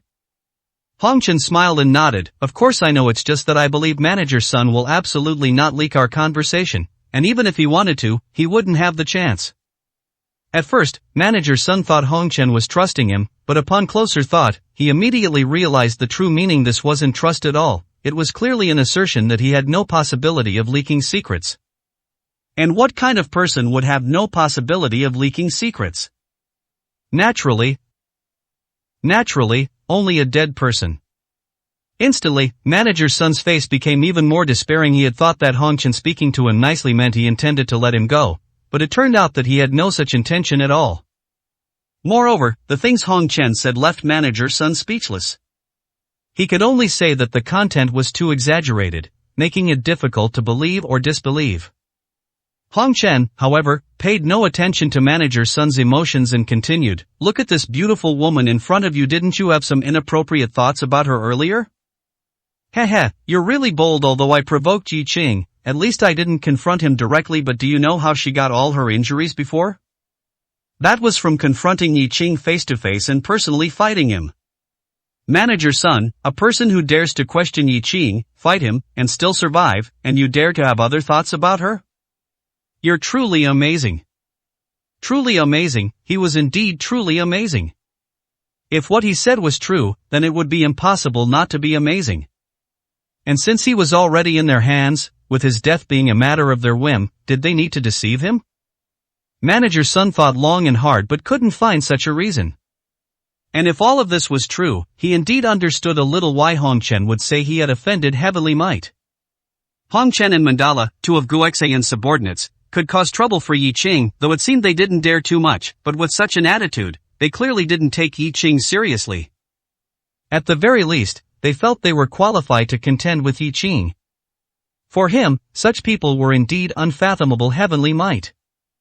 I deserve to die, I was blind, I'm a brainless fool, please, let me go. As long as you let me go, I'll do anything, really, I'll do anything. I hear that you and Yi Qing have a grudge, right? I can help you as long as you let me live. I can be your mole. If you think I'm not qualified, it doesn't matter, I can also have others be your moles. In short, as long as you let me go, I guarantee I'll be useful to you. To survive, Manager Sun was truly resorting to every possible means now. He even suggested becoming their mole. However, it would have been better if he hadn't said those words after he did. Hong Chen and Mandala immediately looked at him with disdain, not because they didn't believe Manager Sun would be a mole, but because they thought Manager Sun was a complete idiot, an utter fool.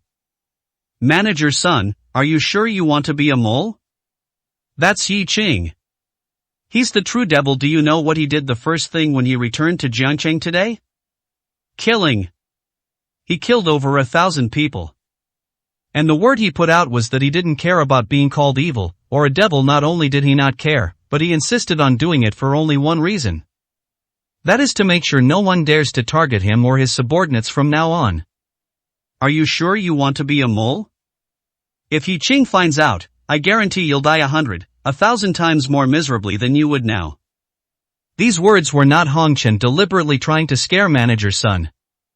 Everything he said was the truth. If Yi Qing discovered the presence of a mole by his side, the outcome was simply unimaginable. Was he scared? Someone like Manager Sun was naturally timid and terrified of death. He certainly knew how ruthless Yi Qing was, and whether Hong Chen's words were true or not didn't really matter to him. He knew very well that it would be incredibly easy for Yi Qing to deal with him. However, compared to the death he was facing right now, he wanted to gamble for a chance at survival. Even if it was fake, or an act, he had to make it convincing. No fear, I'm not afraid. Really, I actually have a deep-seated hatred for Yi Qing too, but unfortunately, I don't have the ability to get revenge. But now that I have you, I have this opportunity, and I will absolutely not miss it.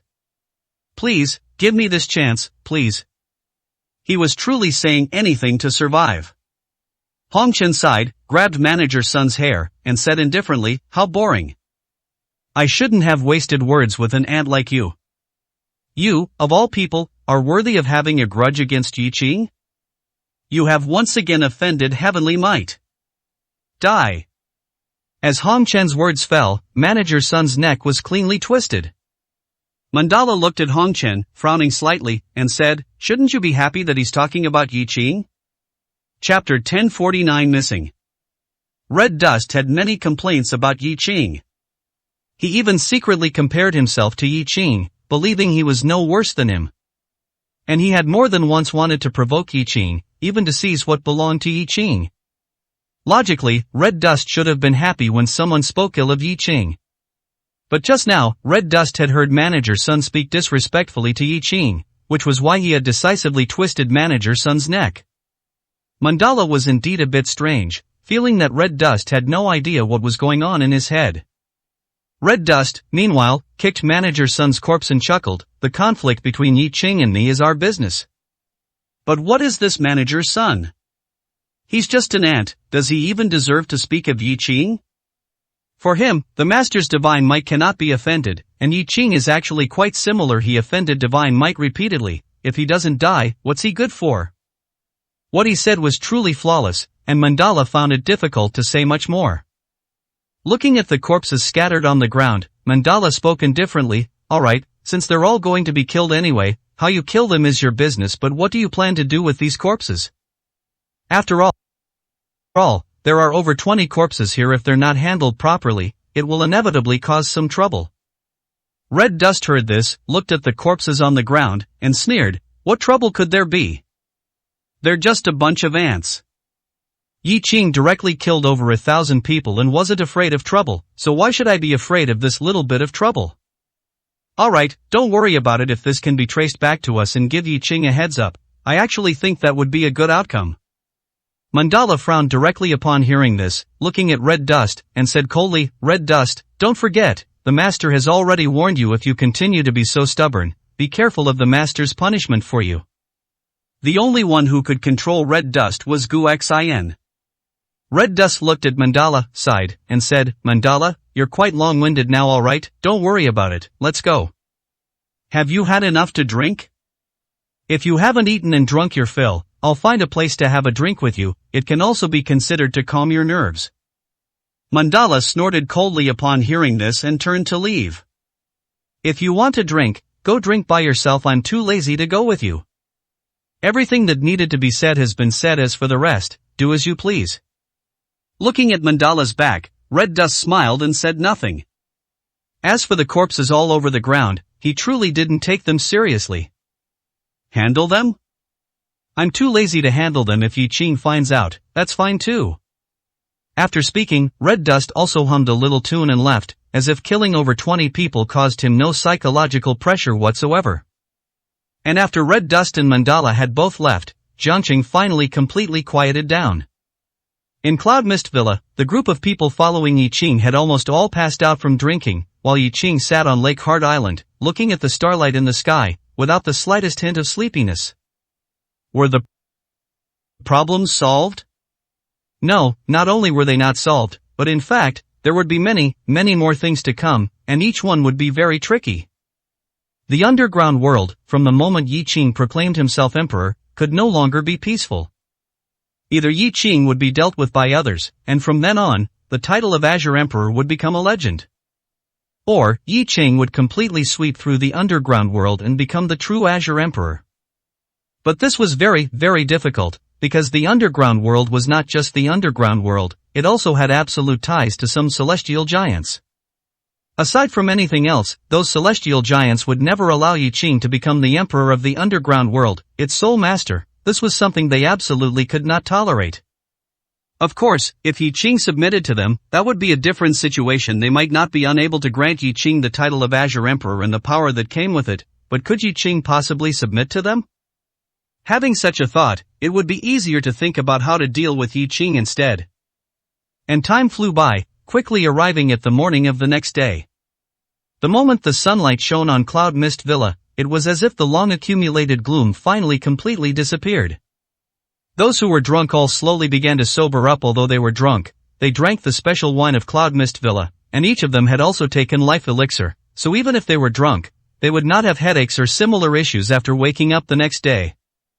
On Lake Heart Island, Yi Qing sat by the lake, looking at the vibrant Cloud Mist Villa, filled with immense emotion.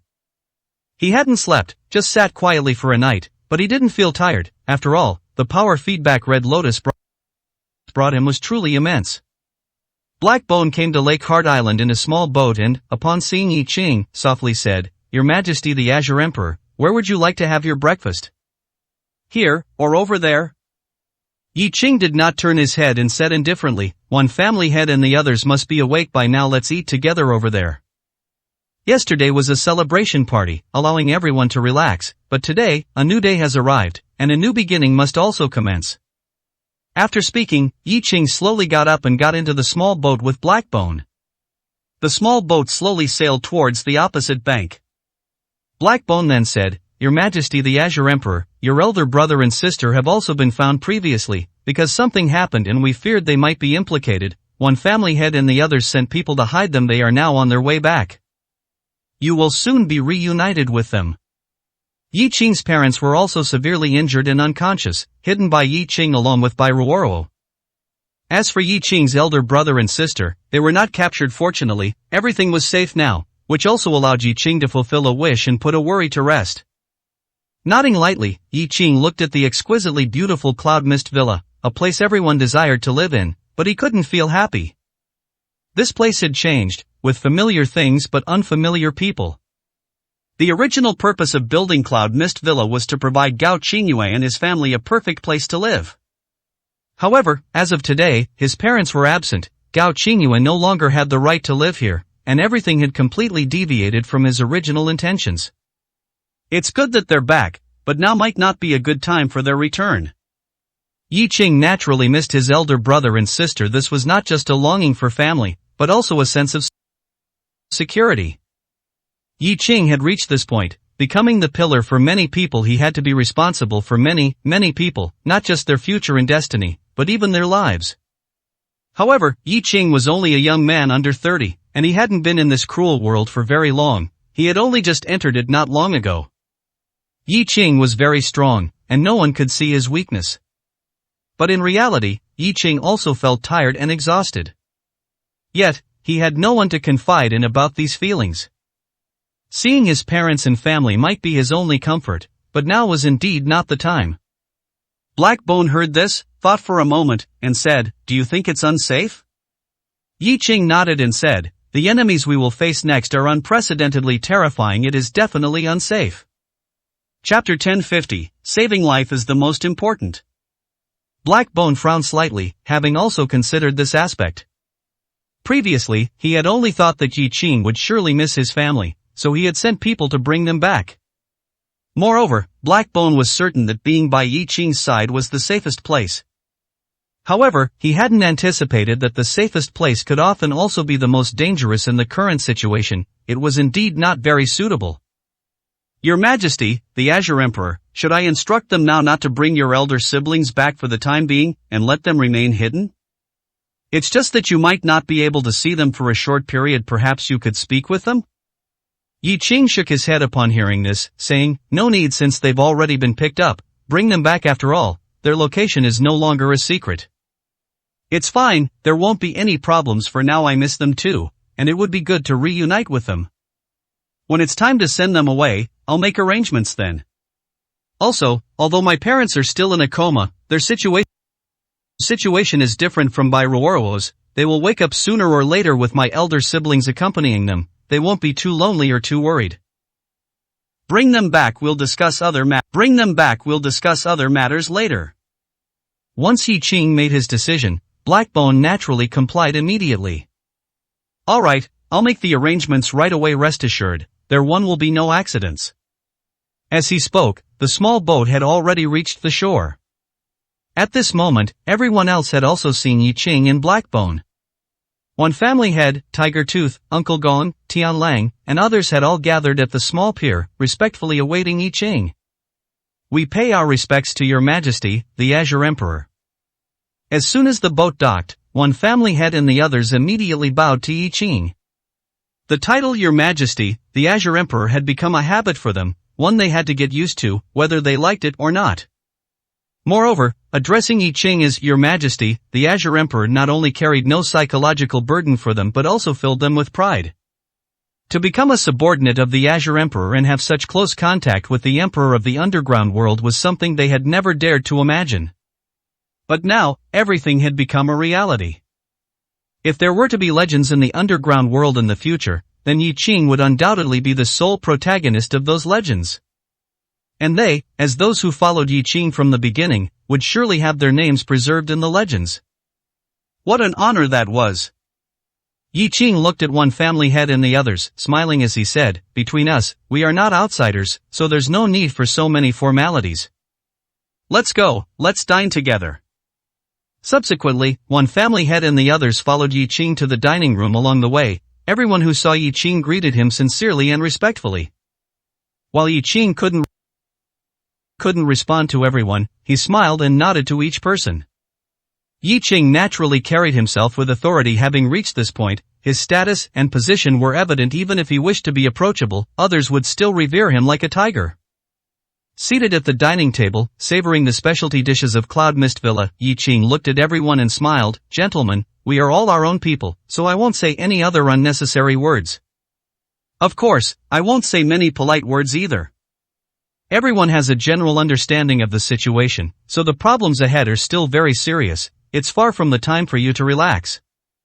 In fact, many situations might be even more severe than before. After all, previously it was just Uncle Gong, this pawn, who came to cause trouble, but what we will face next is the 9 kings.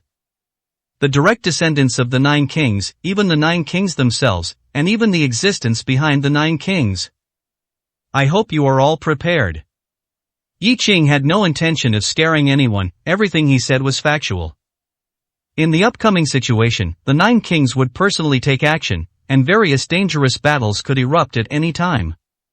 However, the 9 kings were not the ultimate enemy. To truly gain a firm foothold in the underground world and truly become the Azure Emperor, one would inevitably have to face those celestial giants.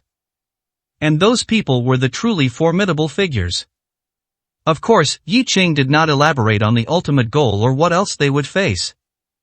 If they couldn't even conquer this part of the underground world of Dragon Country, then saying more now would be meaningless. Upon hearing Yi Qing's words, one family head and the others immediately said, Your Majesty, the Azure Emperor, rest assured, we have made all preparations. We will definitely not let you down. Saying, good, the war won't start in a short time. Moreover, we are not at a complete disadvantage here.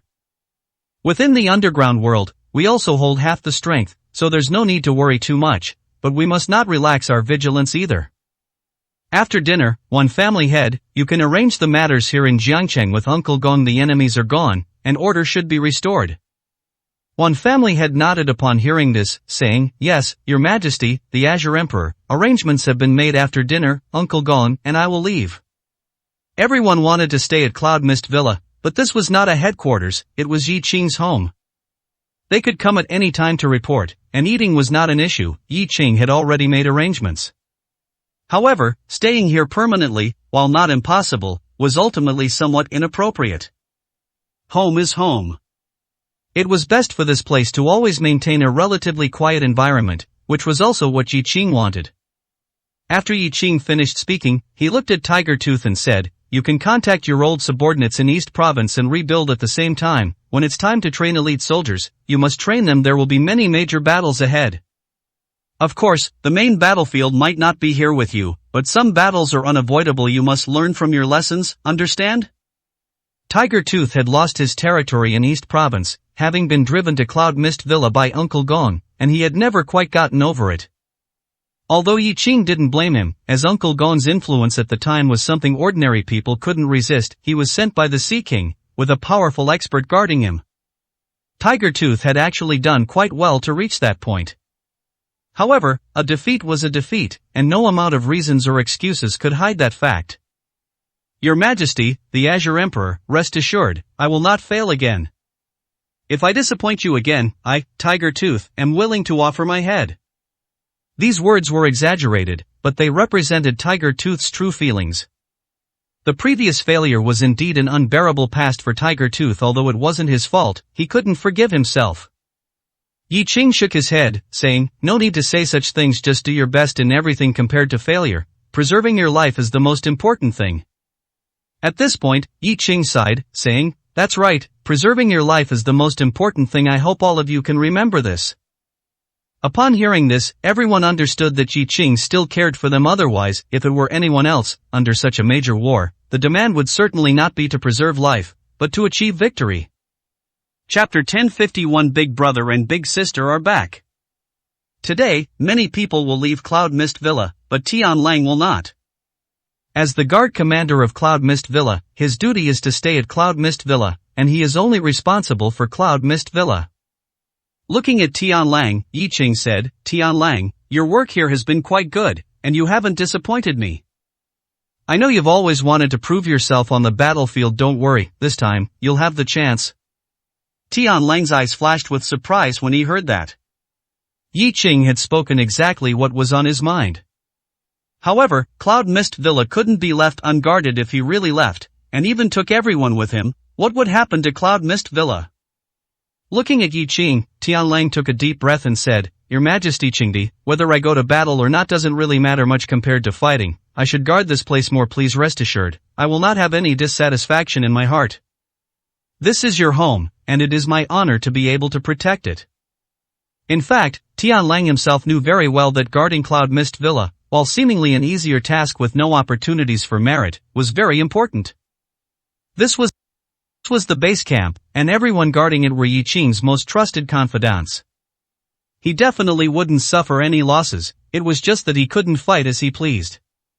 Yi Qing looked at Tian Lang, smiled, and shook his head. Protecting this place is naturally important, but when it's time to go out and fight, you must go out and fight. After all, only through combat can one improve faster. Also, I wasn't joking when I said I wanted to form the Tian Lang Guard. I'll allow you to transfer 800 people from East Province within a week to form the 800-strong Tian Lang Guard. On normal days, you will be responsible for Cloud Mist Villa and other tasks I assign. When a major war breaks out, I hope you can become a vanguard, striking fear wherever you go." As soon as these words were spoken, Tian Lang became completely excited. He would still be a personal guard of Cloud Mist Villa, but also a Tian Lang Guard, not only responsible for guarding Cloud Mist Villa but also executing combat missions. This was the best possible outcome. Tian Lang looked at Yi Qing, immediately knelt on one knee, and said in a deep voice, "Your Majesty Qingdi, please rest assured, your subordinate will never fail your trust." Yi Qing nodded and said to everyone, "Let's eat breakfast." After breakfast, everyone can go about their business. Soon, after everyone finished breakfast, they left one by one. And the previous lively scene at Cloud Mist Villa was gone, replaced by a renewed quietness. After breakfast, Yi Qing went to the back mountain. As for what he went there for, no one knew. After all, that was Yi Qing's secret place, and no one dared to go there without Yi Qing's command. It wasn't until evening that Yi Qing came out from the back mountain. After coming out, Yi Qing looked no different than before. When Black Bone saw Yi Qing come out, he immediately stepped forward and said, "Your Majesty Qingdi, news has come from Pujuan that he has arrived in Central China King's territory and has summoned some of Central China King's old subordinates at the same time. The work of taking over Central China King's forces has officially begun. Also, Red Eyes has already returned to Southwest with young Master Feng, and everything is proceeding in an orderly manner." Yi Qing nodded and said, "There's no news from the imperial capital yet, right?" The imperial capital was the core of everything for Yi Qing to truly become the Qingdi of the underground world. The key was not actually in the underground world, but in the imperial capital. Fortunately, although there were enemies in the imperial capital, and the enemies were powerful, he also had helpers. Yan Fati was Yi Qing's helper, although Yi Qing had never met Yan family master, and it was impossible to rely entirely on him. The fact that Old Master Yan was willing to support Yi Qing was an attitude in itself. Given Old Master Yan's status and position, other celestial giants would definitely communicate with Old Master Yan first if they wanted to do anything. Not only Yan family master, but also young Master Feng's wife's grandfather, Old Master Chen, were all influential figures. Even those celestial giants had to consider things carefully, so the imperial capital wouldn't act for now, unless everything was beyond negotiation. And this was the time given to Yi Qing to integrate his forces. And this time was also what Yi Qing needed. Black Bone nodded and said, "No news has come from the imperial capital yet. If there's any news, I'll report it to you immediately. However, your brother and sister have already arrived. You were in the back mountain earlier, so I didn't disturb you." Hearing that his brother and sister had arrived, a smile immediately appeared on Yi Qing's face. His family, they were the people he wanted to see most now. However, after seeing them, they would soon have to part again. But this was also for their own good. "Good, where are they? I'll go find them now." Black Bone said with a smile, "They're at the lakeside restaurant. It's already late, and your brother and sister thought you'd come out soon, so they're waiting for you at the restaurant. Also, the food is ready. Your sister cooked it herself. She said you've been working hard and suffering during this time, and there's not much she can do, so she can only do this." Yi Qinglian, a woman whose name differed from Yi Qing's by only one character, Yi Qing's older sister, had taken care of Yi Qing since childhood, but after marriage, she had endured many years of hardship. If Yi Qing had one person he cared about most, then his older sister was definitely among them. Sighing softly, Yi Qing nodded and said, "You've been through a lot on the journey, and you're still thinking of cooking for me, alright? Black Bone, lead the way." Soon, Black Bone led Yi Qing to the lakeside restaurant. And after arriving, Black Bone left directly, leaving the three Yi Qing siblings to reunite. Upon seeing Yi Qing's eldest brother, Yi Shan, was able to control his emotions, but Yi Qinglian walked directly to Yi Qing and hugged him. Tears soon soaked Yi Qing's shoulder. Yi Qing said with a smile, "Sister, I'm fine. Aren't I doing well? You're all here too, that's great.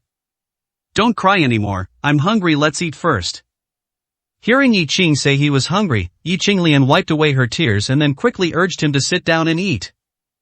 And Yi Shan sighed, looking at Yi Qing with a face full of guilt.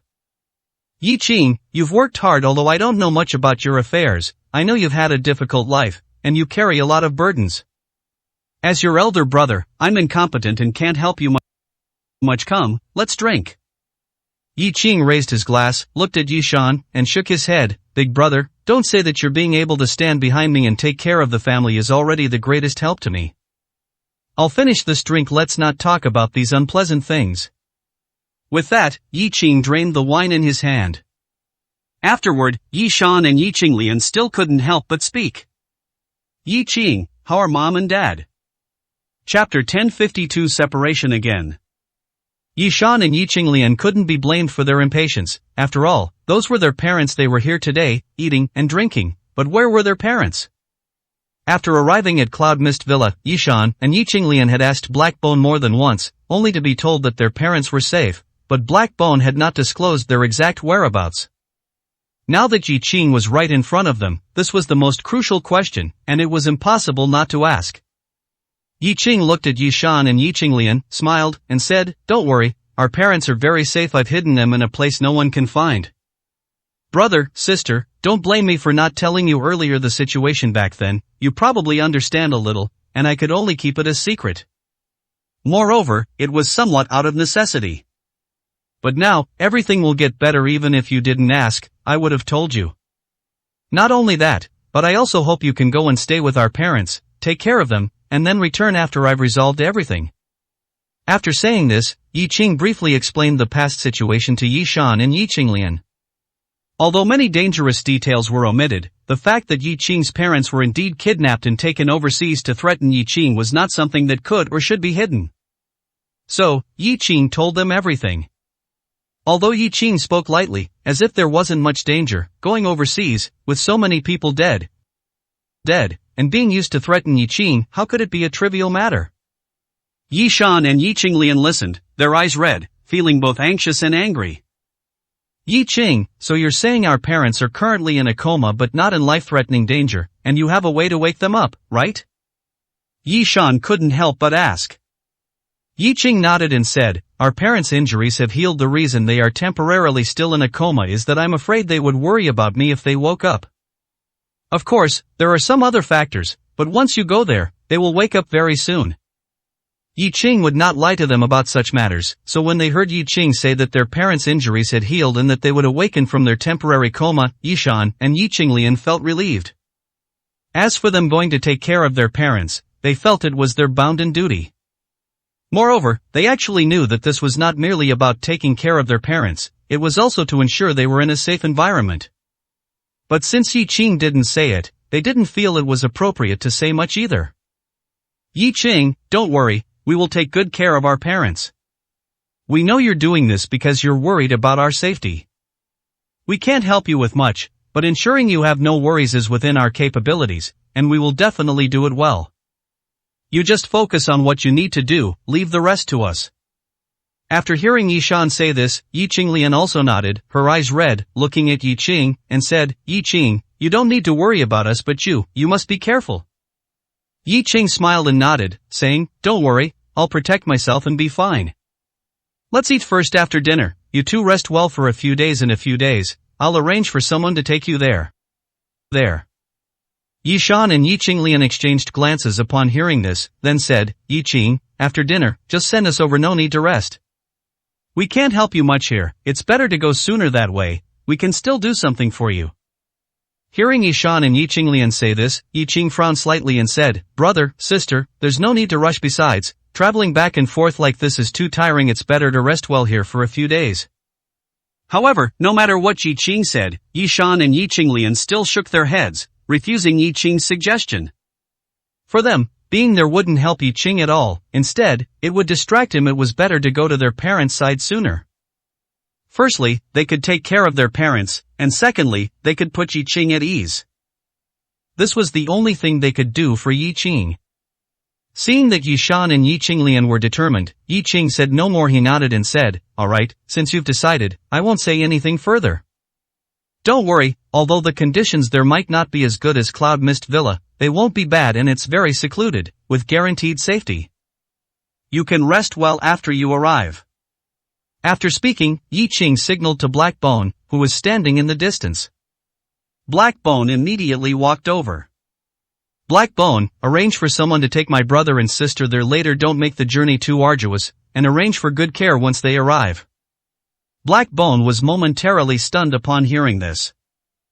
They just arrived, and now they're leaving already? This wasn't Yi Qing's original intention. "Your Majesty, are they leaving tonight?" Yi Qing nodded and said, "Yes, tonight. Prepare." Black Bone said no more and immediately went to make preparations as per Yi Qing's instructions. Subsequently, Yi Qing, Yi Shan, and Yi Qinglian enjoyed a good meal and chatted for a while. As it grew darker, Yi Qing personally saw Yi Shan and Yi Qinglian into the car, watching the vehicle depart. A hint of melancholy, and more so, coldness, flashed in Yi Qing's eyes. "Your Majesty, there was actually no need to rush. Your brother and sister were thinking of you, but if you wanted them to stay a few more days, they wouldn't have refused." Yi Qing shook his head and said, "They wouldn't refuse, but they wouldn't be happy here either. I know they don't want to cause me trouble, and they feel they can't help me much, so they want to go to our parents quickly. If they want to go, let them go, they have their own lives, but now they've been disrupted because of me. I feel very guilty. But soon, very soon, everything will be resolved, and then everything will be fine. That's what he said, yet when he spoke of these things, there were still words in Yi Qing's heart that he hadn't uttered. That was, if he ultimately failed, everything he was doing now was to protect his parents, his brother and sister, and Ruorua. For this, he had also taken some measures, but it wasn't time yet, nothing had begun. When the time truly came, those he cared about would truly live in anonymity and never return. This was the only thing Yi Qing could do for them. Black Bone looked at Yi Qing and sighed in his heart. Others didn't know, but he did. Yi Qing's current inner self, while very cold and hard, was also very fragile. His family and loved ones had all been sent away. Yi Qing had already made all the preparations. Mr. Yi, it's getting late, you should rest early too. Yi Qing looked at the sky, shook his head, and said, you all rest. I plan to go for a stroll in Jiangqing. I don't know why, but I always feel that Jiangqing subtly attracts me. Chapter 1053, Destroying the Rice Bowl. Yi Qing's desire to visit Jiangqing was a sudden impulse, yet not entirely so. It wasn't a lie to say that Jiangqing held something that attracted him. Rather, since yesterday, he had felt an urge to go to Jiangqing. This urge emanated from the depths of his heart. At his level of strength, many things could no longer be explained. The clarity of one's thoughts was extremely important. Just like now, after seeing off his older brother and sister, Yi Qing had nothing pressing to do, and that thought resurfaced. And once the thought appeared, Yi Qing had no intention of delaying. Black Bone looked at the sky and said, it's getting late, are you going now? Yi Qing nodded and said, yes, let's go now. Upon hearing this, Black Bone said, in that case, Emperor Cheng, I'll prepare and accompany you. Yi Qing shook his head and said, no need, you've worked hard lately, just rest well here. This Cloud Mist Villa is not only a good place for recuperation but also an excellent place for cultivation. Just stay here, I can go by myself. Yi Qing refused Black Bone's accompaniment, wanting to leave alone. However, Black Bone was a bit worried and looked at Yi Qing, saying, Emperor Qing, my accompanying you won't delay anything. Besides, when you go out, you always need a driver, right? No one else will follow, just me. What do you think? Yi Qing continued to shake his head, saying, no need for a driver either, I'll drive myself later. There's no need for a too fancy car, it's too flashy, and I don't like it. Just a common one, alright, it's decided. Since Yi Qing had made up his mind, Black Bone couldn't say much more. Besides, there was truly no need to worry about Yi Qing's safety here. If Yi Qing could encounter any safety issues here, then they truly couldn't help him. The strength of a quasi-emperor was not just talk. Wherever Yi Qing went now, it was likely to be dangerous for his enemies. Alright, Emperor Qing, since you've decided, I won't say anything more. I'll have someone drive the car over for you right away. Subsequently, Black Bone had someone drive over a black car that could be bought for 200,000 to 300,000, looking entirely unassuming. Updates are not easy, remember to share 101 Kenshukum. Yi Qing then got into the car and drove directly towards Jiangqing.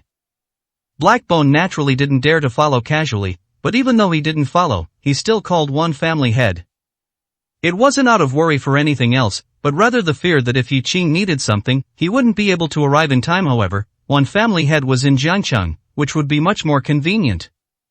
Of course, Black Bone also reminded one family head not to seek out Yi Qing, but to always have an emergency team ready, so that they could arrive immediately whenever Yi Qing needed them. After listening, one family head immediately complied.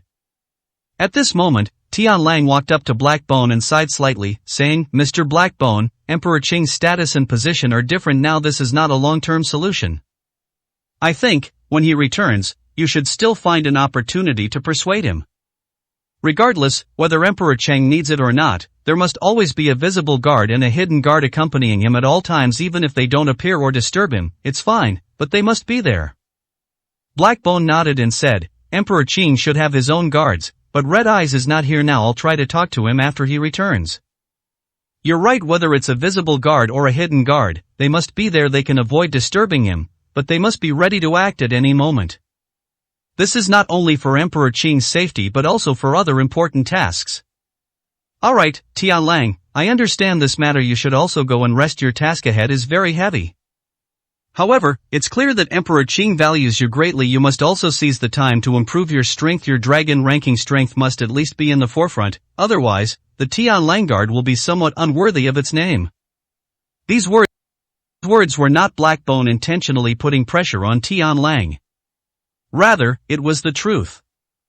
The Tianlang Guard originally had only over 100 people and was only responsible for guarding the Cloud Mist Villa. In this regard, they were already somewhat overwhelmed. If it were before, it would have been fine, but now, Yi Qing's status and position are getting higher and higher. The place he lives, especially the Cloud Mist Villa, is known to everyone as a paradise. Yi Qing's base camp, therefore, the strength of its guards is very important. If the guards of the place where Emperor Qing, the Emperor of the Underground World, and the Quasi-Emperor of martial arts powerhouses reside, are not strong enough, it would truly be a laughingstock. And in fact, currently, among the Tianlang Guard, only Tianlang himself possesses Tiger ranking strength, and not even a high-ranking one. The other guards, although loyal, can at most be considered elites, and it's useless even if a few are close to Tiger ranking strength. Their strength is insufficient, far from enough. Blackbone's words brought immense pressure to Tianlang, but in fact, he knew that Blackbone said these things not to look down on them, but rather because they were all truths. Mr. Blackbone, I understand everything you've said. Don't worry, I will improve my strength as quickly as possible, and not just me, but all my subordinates. We will all improve our strength as quickly as possible. Although that was said, improving one's strength was not that easy. Even with a paradise like the Cloud Mist Villa and the help of Yi Qing and others, wanting to improve to a level that matched Yi Qing and the Cloud Mist Villa was not something that could be achieved overnight. Blackbone patted Tianlang's shoulder and sighed softly, saying, Tianlang, some things I say, don't take them the wrong way. After all, we are all loyal to Emperor Qing. Emperor Qing doesn't mention old feelings, but we need to think ahead about many things. The Cloud Mist Villa is the residence that Emperor Qing painstakingly built. You know what it signifies without me having to say it. It's not that your Tianlang Guard is weak, it's truly that Emperor Qing is a legend rarely seen in 1,000 years, and his current progress has exceeded everyone's expectations. It's understandable to not be able to keep up with Emperor Qing's pace, but if you can't keep up, you must have the awareness of not being able to keep up. When it's time to yield your position, you must yield it. Do you understand what I mean? This is not only for Emperor Qing's reputation but also for your own good. Tianlang's expression grew increasingly serious and somewhat unpleasant. He and Blackbone were just chatting casually, and in fact, Blackbone hadn't said anything else. But, what else needed to be said? These words alone were enough to leave Tianlang speechless. The Tianlang Guard was not qualified. Even he himself was no longer qualified. To become the chief guard of someone with Yi Qing's status and position, one's strength would probably need to be at least at the dragon ranking level. And he wasn't even in the forefront of the tiger ranking. At most, he could only be an ordinary guard, or, if he was good, a squad leader. He was well aware of this. Looking at Blackbone, Tianlang sighed and said, Mr. Blackbone, this is going to break all of our rice bowls. Chapter 1054 New Guard Team. Hearing Tianlang say that, Blackbone immediately smiled and shook his head. Tianlang, you misunderstood, I didn't mean to break your rice bowl. Besides, I have never doubted your loyalty. If I were to break your rice bowl, then His Majesty Yi Qing would probably be the first to disagree. It's just that I think letting you form the Tianlang Guard this time might not be a bad opportunity. Blackbone smiled and said, His Majesty Yi Qing knows that you also don't want to only undertake guard duties without earning military merits, so he is giving you this opportunity, even letting you expand your personnel. But, in a sense, isn't this a good opportunity? You at least have to admit that becoming His Majesty Yi Qing's guard, you are indeed somewhat out of your depth now, aren't you? Tianlang wanted to deny this point, but the fact was undeniable. Nodding, Tianlang sighed and said, Indeed, His Majesty Yi Qing has progressed too quickly and too high. We are truly no longer qualified to be his guards. Although it's only the guard of the Cloud Mist Villa, even this is not enough. After all, Cloud Mist Villa is His Majesty Yi Qing's residence. In other words, it's an imperial palace, the palace of an emperor. Only the most elite and loyal people are qualified to guard here. In terms of loyalty, we dare to compare with anyone, but in terms of strength, we are indeed inferior. So, Mr. Blackbone, what do you mean? Blackbone patted Tian Lang's shoulder and said softly, reorganizing the Tian Lang Guard is a good opportunity. You can go out and fight, earn merits, and at the same time, you can take the opportunity to improve your strength. Selecting talent, improving strength, and forming a new guard team are necessary things to do. However, it cannot be accomplished overnight. It would be best if the new guard team could have old members. As for the others, every single person must be carefully selected and undergo various reviews. In short, the new guard team will become the most loyal, most problem-free, and most powerful force. Tian Lang, this must be done. I hope you understand. Understand. Blackbone's words allowed Tian Lang to see the prototype of the new guard team. However, would he still have a place in it? Tian Lang didn't know. Perhaps there would be a position for him, but it might not be as a commander. Of course, it could also be him. But, as for the other people, it would probably be very few who could remain in the new guard team. For a moment, saying he wasn't emotional would be a lie. The 160 members of the Tian Lang Guard, who had spent so much time together, were they just going to part ways like this? Mr. Blackbone, compared to other things, being able to become His Majesty Yi Qing's guard, becoming the guard of the Cloud Mist Villa, is our greatest honor. But I know that not all of us can stay. However, may I ask what the standard for the new guard team you mentioned is? What kind of arrangements will be made for those of us who are eliminated? I hope you can understand. After all, these are brothers who have followed me for many years, and I have to consider them. Worry was normal. If Tian Lang didn't worry about these brothers at all and only cared about himself, then Blackbone would be very disappointed and would have a negative opinion of Tian Lang. Don't worry, you know very well what kind of person His Majesty Yi Qing is. He values loyalty and righteousness and will never let you down. I can even tell you directly that those who leave the guard and are willing to come to me, I will also arrange good positions for them, not dangerous and very respectable. Of course, I think others will definitely do the same. Of course, I know what you're thinking. You probably want as many of your brothers as possible to stay in the new guard team, right? It's not impossible after all, there's still time, and the reorganization of the guard also takes time. Moreover, the number of people in the new guard team will only be more than it is now. At that time, the new guard team will not only be responsible for the security of Cloud Mist Villa but also for His Majesty Yi Qing's overt and covert guards, and also for the security of some important figures. The power will be much greater, the responsibility much greater, and the required strength will also be stronger. Tian Lang, I'm not afraid to tell you directly, in my opinion, every person who can enter the new guard team should possess the strength of a Tiger Rankings expert. Of course, this is not very realistic, but even if they can't reach that level, everyone should try to get as close as possible. Furthermore, assessments must be arranged to allow everyone to reach Tiger ranking strength as quickly as possible. As for the commanders of the guard and the captains of each team, in my opinion, all of them having dragon ranking strength would be the ideal state.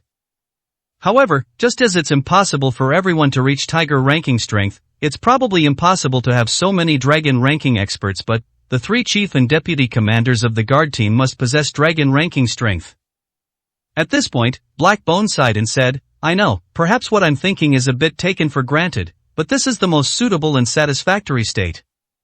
Even if it's a little expansion, even if we prioritize quality over quantity, we must first build the framework. Other things can be compromised, but His Majesty Yi Qing's guard team is the face, the first line of defense, and also the last line of defense. It must be refined and strive for perfection.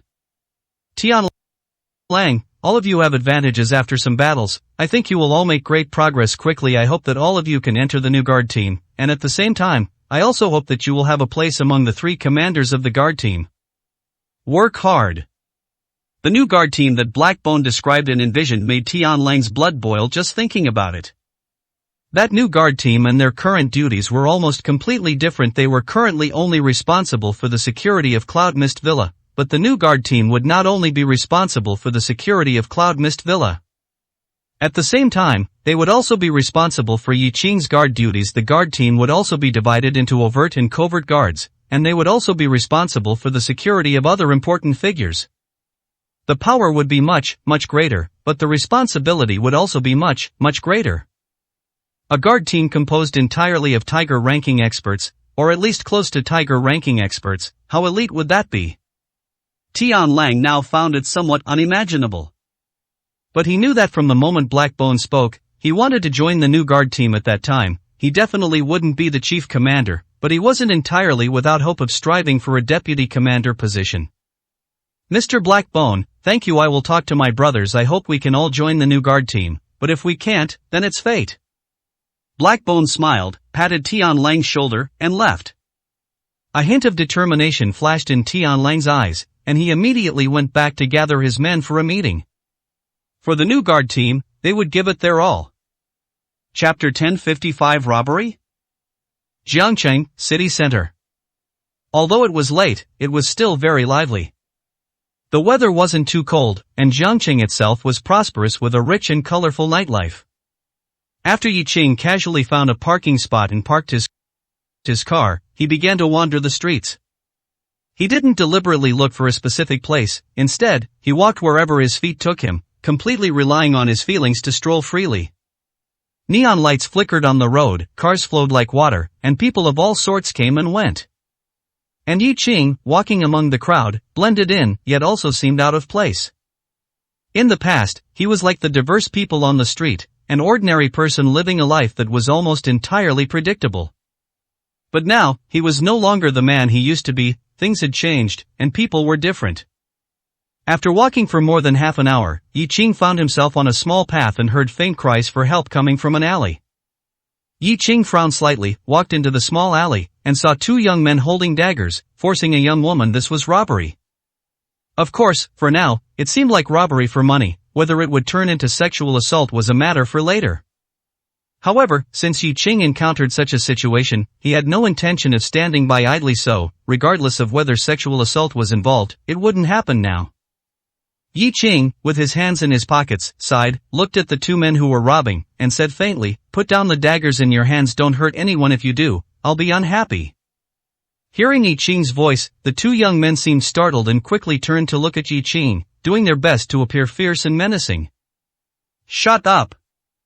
You, who are you? Don't meddle here. Get out quickly." "That's right, get out quickly, or else we won't be polite to you." The young woman being robbed, heavily made up, seemed to see hope and immediately cried out loudly for help.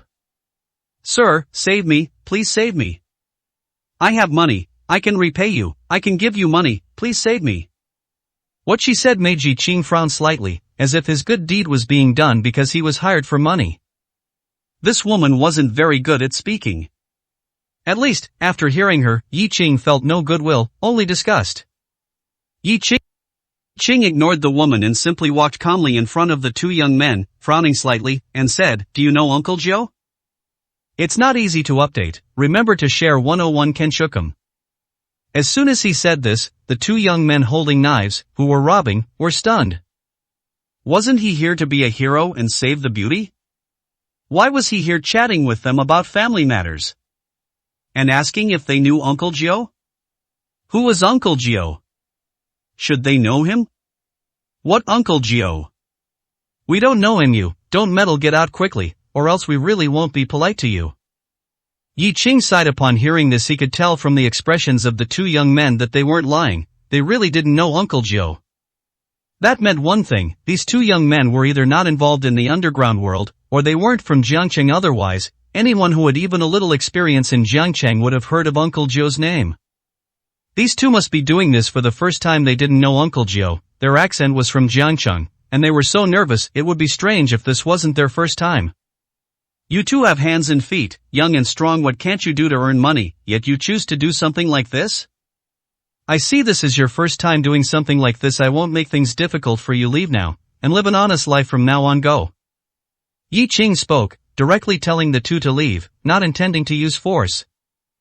He also didn't intend to kill them directly. However, when the two young men heard this, they were completely unwilling to accept it. "You're the one who needs to leave. If you don't leave, we won't be polite to you. Also, don't lecture us. You don't know anything. It's not your place to meddle in this. Get out quickly, or else you won't be able to leave even if you want to." At this moment, the woman immediately cried out, "Sir, don't let these two go. These two scoundrels dare to rob with knives today. Tomorrow, they'll dare to kill. Sir, help me. Don't worry, I will absolutely not treat you unfairly. I will definitely repay you. Beat them to death." quickly beat these bad guys to death.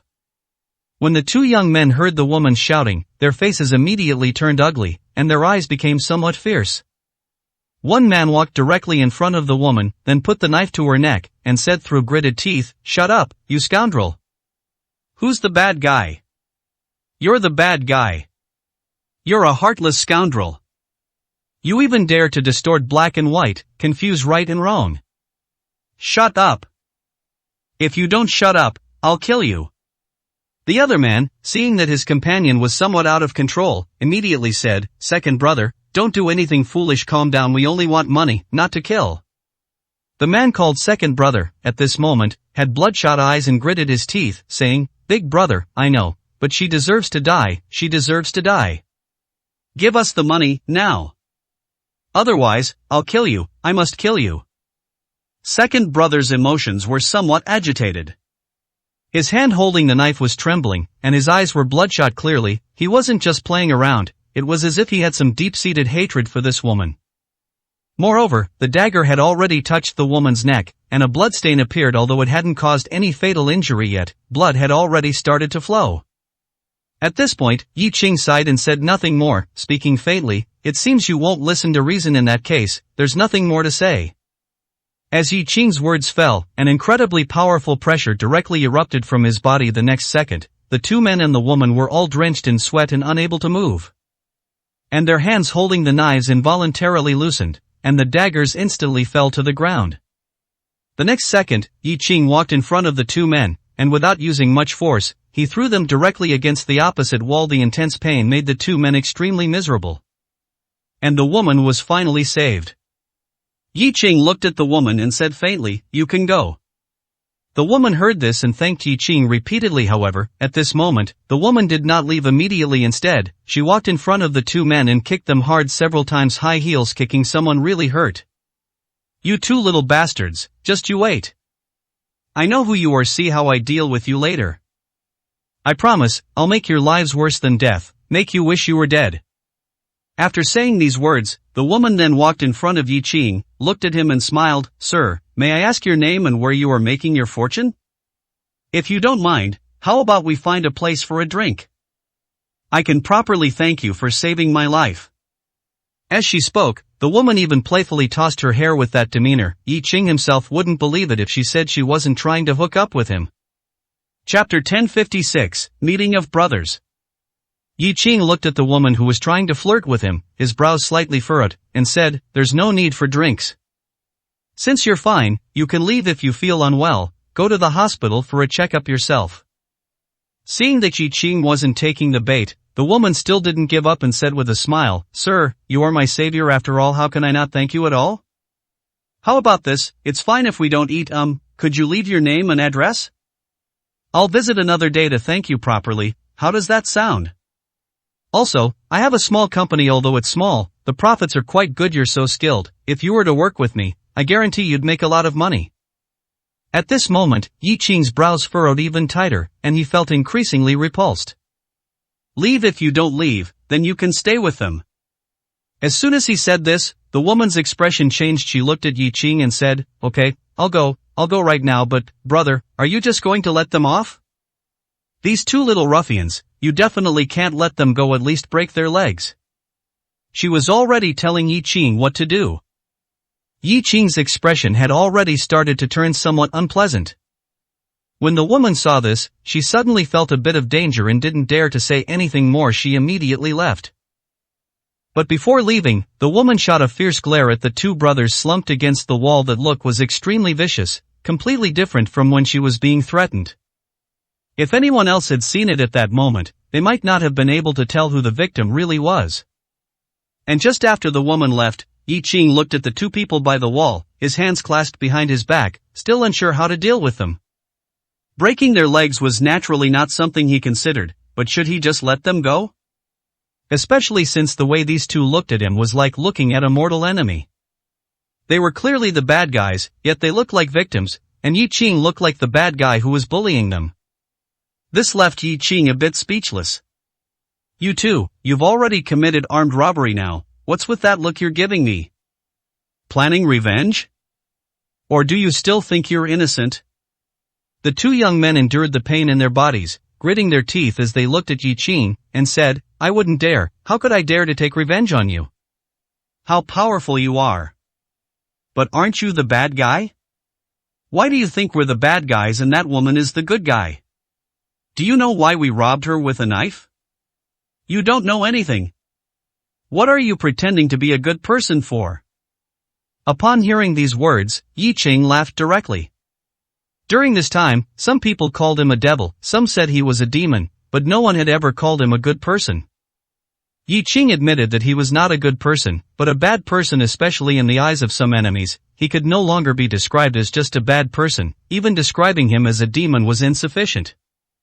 But, encountering something like this today, intervening in being a good person, at least that counts, right? What was the result?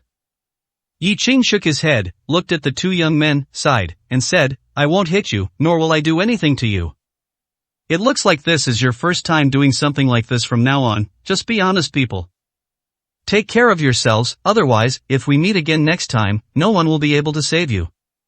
After speaking, Yi Qing was about to turn and leave. And at that moment, a sound of applause reached Yi Qing's ears. Following that, Yi Qing saw a young man, who looked to be in his 20s or 30s, walk out from the opposite side of the alley. The young man was dressed in black, with a faint smile on his face, clapping his hands as he slowly approached. Yi Qing's brows furrowed slightly, although there was no mockery on the young man's face. What did the clapping mean? Yi Qing didn't speak, just quietly watched the young man. The young man smiled as he walked up to Yi Qing and said, "I've been watching for a while. Haven't you noticed that there's a conflict between them? My friend, you just saved this woman and dealt with these two men. Haven't you considered that perhaps you might have actually made a mistake?" Yi Qing looked at the handsome, even somewhat sinisterly charming man, and spoke indifferently, "Who are you?" The young man looked at Yi Qing, smiled, and extended his hand, saying, "Although I look young, I'm actually a bit older than you. If you don't mind, you can call me Yin Fatty's eldest brother." "Oh, my name isn't very pleasant. You can just call me Yin Fatty's eldest brother directly." "Don't worry, I won't take advantage of you. You are worthy of calling me Yin Fatty's eldest brother, and I am worthy of bearing it." This person was none other than Gu Xian. Yi Qing came to Jiangcheng with a vague feeling that it was necessary to come. And Gu Xian was one of the reasons for his feeling to come to Jiangcheng. Yi Qing had never met Gu Xian, but Gu Xian was very familiar with Yi Qing. This was their first meeting. Gu Xian did not intend to reveal his identity now. After all, if he met Yi Qing as Gu Xian, then it would likely be a big fight.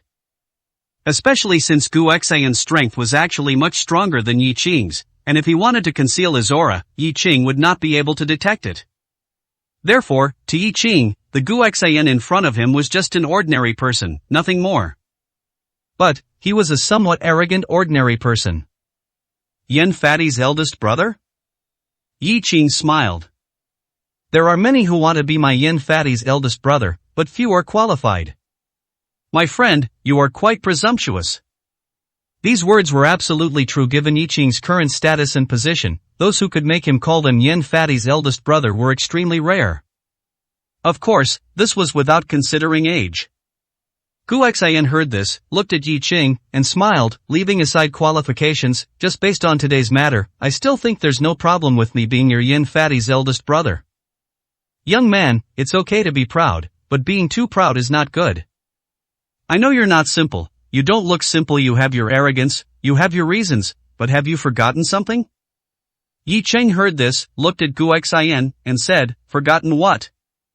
Gu Xian smiled and said, "Forgotten that perhaps you are extraordinary now, but once, you were also an ordinary person. Forgotten that you once experienced the joys and sorrows, and the hardships of the human world because of your ordinariness. People cannot forget their roots no matter what they do, they cannot forget their roots. You've forgotten these things. Perhaps you think they're not important, but in reality, they are very important. Haven't you forgotten?" These were simple words, yet they made Yi Qing frown. He seemed to have truly forgotten some things. Or rather, not forgotten, but intentionally forgotten. He was now the lofty Azure Emperor, a quasi-emperor expert, half a monarch of the underground world, and someone with limitless potential in the future. His opponents were no longer even the 9 kings, but the celestial giants. Did he truly still care about the joys and sorrows of ordinary people? He didn't even care about the lives of ordinary people anymore. To put it bluntly, Yi Qing himself knew that he was becoming less and less like a human. Chapter 1057 I Will Be Your Big Brother. That's right, it might sound exaggerated or a bit over the top. But if Yi Qing thought about it carefully, he knew himself that he was truly becoming less and less like a human. Forget about ordinary people, he wasn't even like a person anymore. Whether you say he was becoming more like a devil or more like a god, in short, he was becoming less and less human, increasingly lacking human emotions. Yi Qing wasn't entirely sure when it started or how far it had progressed. But, not being human, that was true. At this moment, Yi Qing fell silent, seemingly lost in thought. Gu Xian didn't disturb him. In fact, at this moment, Yi Qing didn't even notice that the 2 young men had also fallen silent, not making a sound.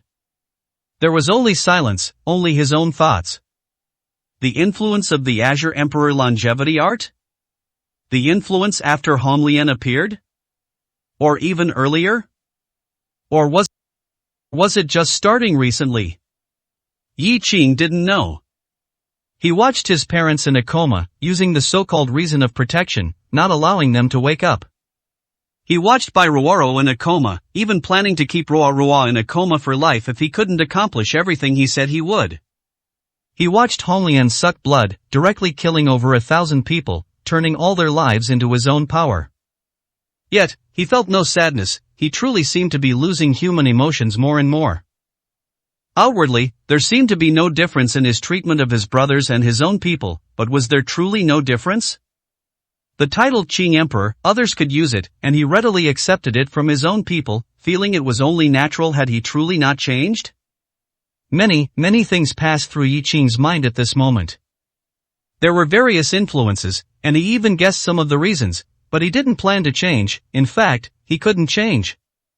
In situations of gain and loss, he could distinguish and choose, but sometimes there was no choice. For example, look at him now.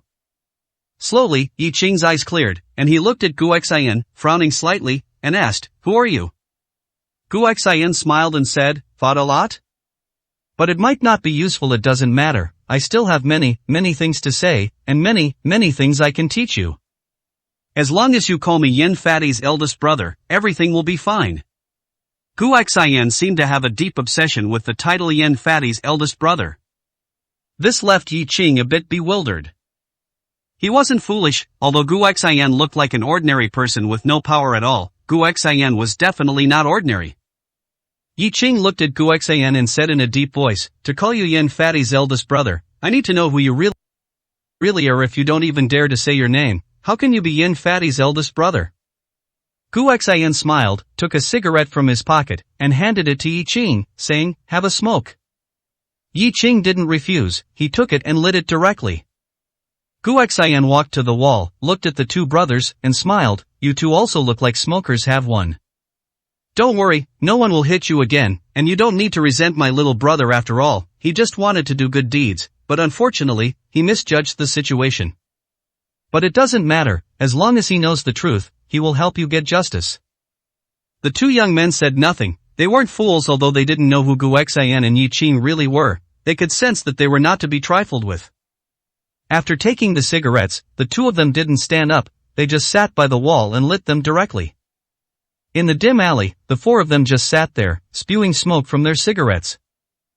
Gu Xian leaned against the wall, looked at Yi Qing, and smiled. "Names are just codenames, and codenames are not necessarily facts. I naturally have a name, but sometimes, why bother with past acquaintances when we meet? Why don't we, between us, not ask about the past, not discuss right or wrong, just talk about today's encounter and today's friendship? How about it?" Since Gu Xian said that, Yi Qing had nothing more to say. He nodded and smiled. "You are so uninhibited. If I say anything more, it seems unreasonable. Alright, why bother with past acquaintances when we meet? No matter what today, I won't ask who you are, but it feels pretty good. Being a fleeting friend is no problem. However, as for calling you Yin Fatty's eldest brother, let's forget about that." Gu Xian heard this and wasn't angry. He smiled and said, Whether you call me Yin Fatty's eldest brother or not isn't important, but if I want to hear you call me that, it's quite important. How about this? I won't force you, but let's see if you made a mistake today. If you did, then you call me Yin Fatty's eldest brother. That works, right? Don't worry, calling me Yin Fatty's eldest brother won't put you at a disadvantage, you might even gain something. Is this a provocation? Not really. Guxian had always been very calm. Yi Ching looked at Guxian and nodded, saying, alright, then I'll see where I went wrong. They were robbing a woman with a knife. I intervened. Was that wrong? Are you implying that I shouldn't have interfered, right? Guxian heard this, smiled, and shook his head, saying, interfering is still necessary. I've always believed that acts of bravery are commendable. Of course, one must act within their capabilities. If someone without the ability to protect themselves tries to be a hero, I don't recommend it. After all, even if you want to be a hero, you must first ensure your own safety before you can rescue others. Otherwise, if you can't save others and end up getting yourself in trouble, that's not good. You have this ability, doing something like this is good, and not wrong. However, the mistake, perhaps, lies in not understanding the truth of the matter. Of course, at that time, anyone who saw this scene wouldn't consider right or wrong, and besides, these two people were already robbing with knives, so they were naturally wrong. But, why did they reach this point? Perhaps you should ask. At this point, Guxian didn't look at Yi Ching but at the two young men and smiled. Your eyes clearly show grievances and pain. If you don't mind now, you can tell us your grievances. At this moment, the two young men looked at Yi Ching with hatred and angrily said, what's the use of saying it now? The person has already run away. We searched for her for a long time to find her, and now, because of this person's self-righteousness, she ran away. Their attitude made it seem as if they were truly innocent, and Yi Ching was the one in the wrong. Yi Ching frowned slightly and didn't speak. Guxian smiled and said, don't worry, if you truly have grievances, the person won't get away. Besides, if I'm not mistaken, she only ran temporarily, but she'll soon come back to seek revenge on you, so don't worry. Upon hearing this, the two young men's expressions instantly changed, but the next second, both of them showed a desperate look in their eyes, as if they were ready to risk their lives. Chapter 1058. I did something wrong. Will she come back? Good, it's good if she comes back. I'll fight her to the death, that liar, that damned bastard, I'll die with her. The leader among the young men, his eyes filled with hatred and murderous intent at this moment, still looked at the second one and said, second brother, you leave quickly. Don't worry, I'll avenge this. At worst, I'll die with her. Upon hearing this, the second brother's eyes also revealed anger, pain, and a hint of despair. He said, no, big brother, I'll be with you. At worst, we'll fight her to the death. If we can't get the money back, mom and dad can't have their surgeries. Let's fight her to the death. Both seemed prepared to die together. And the information revealed in their words made people frown involuntarily. A liar? Money? Parents waiting for surgery, and so on all seemed to suggest that these two young men had been greatly wronged, and the woman they robbed seemed to be the root of their hatred. Guxian looked at the two brothers and smiled. You don't need to be so pessimistic. Things haven't reached a desperate point yet. My brother just did a good deed, but he just didn't understand the situation. As long as you tell us the situation, he can't possibly help that woman, and he will even help you. Upon hearing this, the two brothers looked at Guxian, seemingly a bit defiant. However, the older brother still gritted his teeth, glared at Yi Ching, and said, fine, you want to know? Then I'll tell you. We are all from poor families. Mom and dad are not capable, uneducated, and mom's health itself is not good. She constantly needs medical treatment and medicine, so our family is very tight on money. Before, my mother's illness became somewhat serious, so our whole family tried every means to borrow some money, plus some money we brothers earned by working desperately, totaling around 80,000. But, all our money was swindled away by that woman just now, all of it. That was life-saving money. I know you want to say we are foolish, otherwise, we wouldn't have let our life-saving money be swindled away. But even if we are foolish, that is still our life-saving money. If it weren't for being truly helpless and unable to save a life, we wouldn't have fallen for it. We poor people are not like you, we have no way out. For this, we tried to find this woman more than once. When we found her, she turned hostile and didn't acknowledge us, and even hired people to beat us. Even my dad had a car accident, and we suspect she was behind it. Is she a good person? Are we guilty? Yes, we committed armed robbery, which is wrong, but was she right? Should we just watch our parents lie in bed, waiting to die? No matter how bad we are, we didn't rob anyone else, we just wanted to get back our life-saving money. Is that really wrong? As the older brother spoke, his face was full of uncontrollable rage. The two brothers' eyes were extremely red, filled with anger and despair. Yes, for them, life was already full of despair, and now, it made them even more desperate, unable to live or die. Living was incredibly painful, but they dared not die, could not die, because their parents were in the hospital waiting for them to take care of them, waiting for them to save their lives. Yi Qing listened carefully to the two brothers' narration, or rather, their anger. He didn't need to verify the truth, because the brothers' eyes told him that it was all true, without a doubt. This time, he had indeed made a mistake. Was he helping a tyrant? At this moment, Guoxian sighed, looked at the two brothers, and said, "My brother and I have abilities beyond your imagination, so whether what you say is true or false, we can discern it and investigate it thoroughly. But now, I'll just ask you one question, is what you said true? Is it a fact? If it is, then we will resolve the matter of this woman, and your parents' situation will also be resolved. But if even one word is false, you will not only receive no help, but you will also bear the consequences. Believe me, these consequences are something you cannot bear. It's not as simple as sending you to prison, nor will it kill you, but it will make you suffer more than death. So, is what you said true or false? Tell me now." The two brothers were almost driven mad at this moment. True or false? Of course, it's true.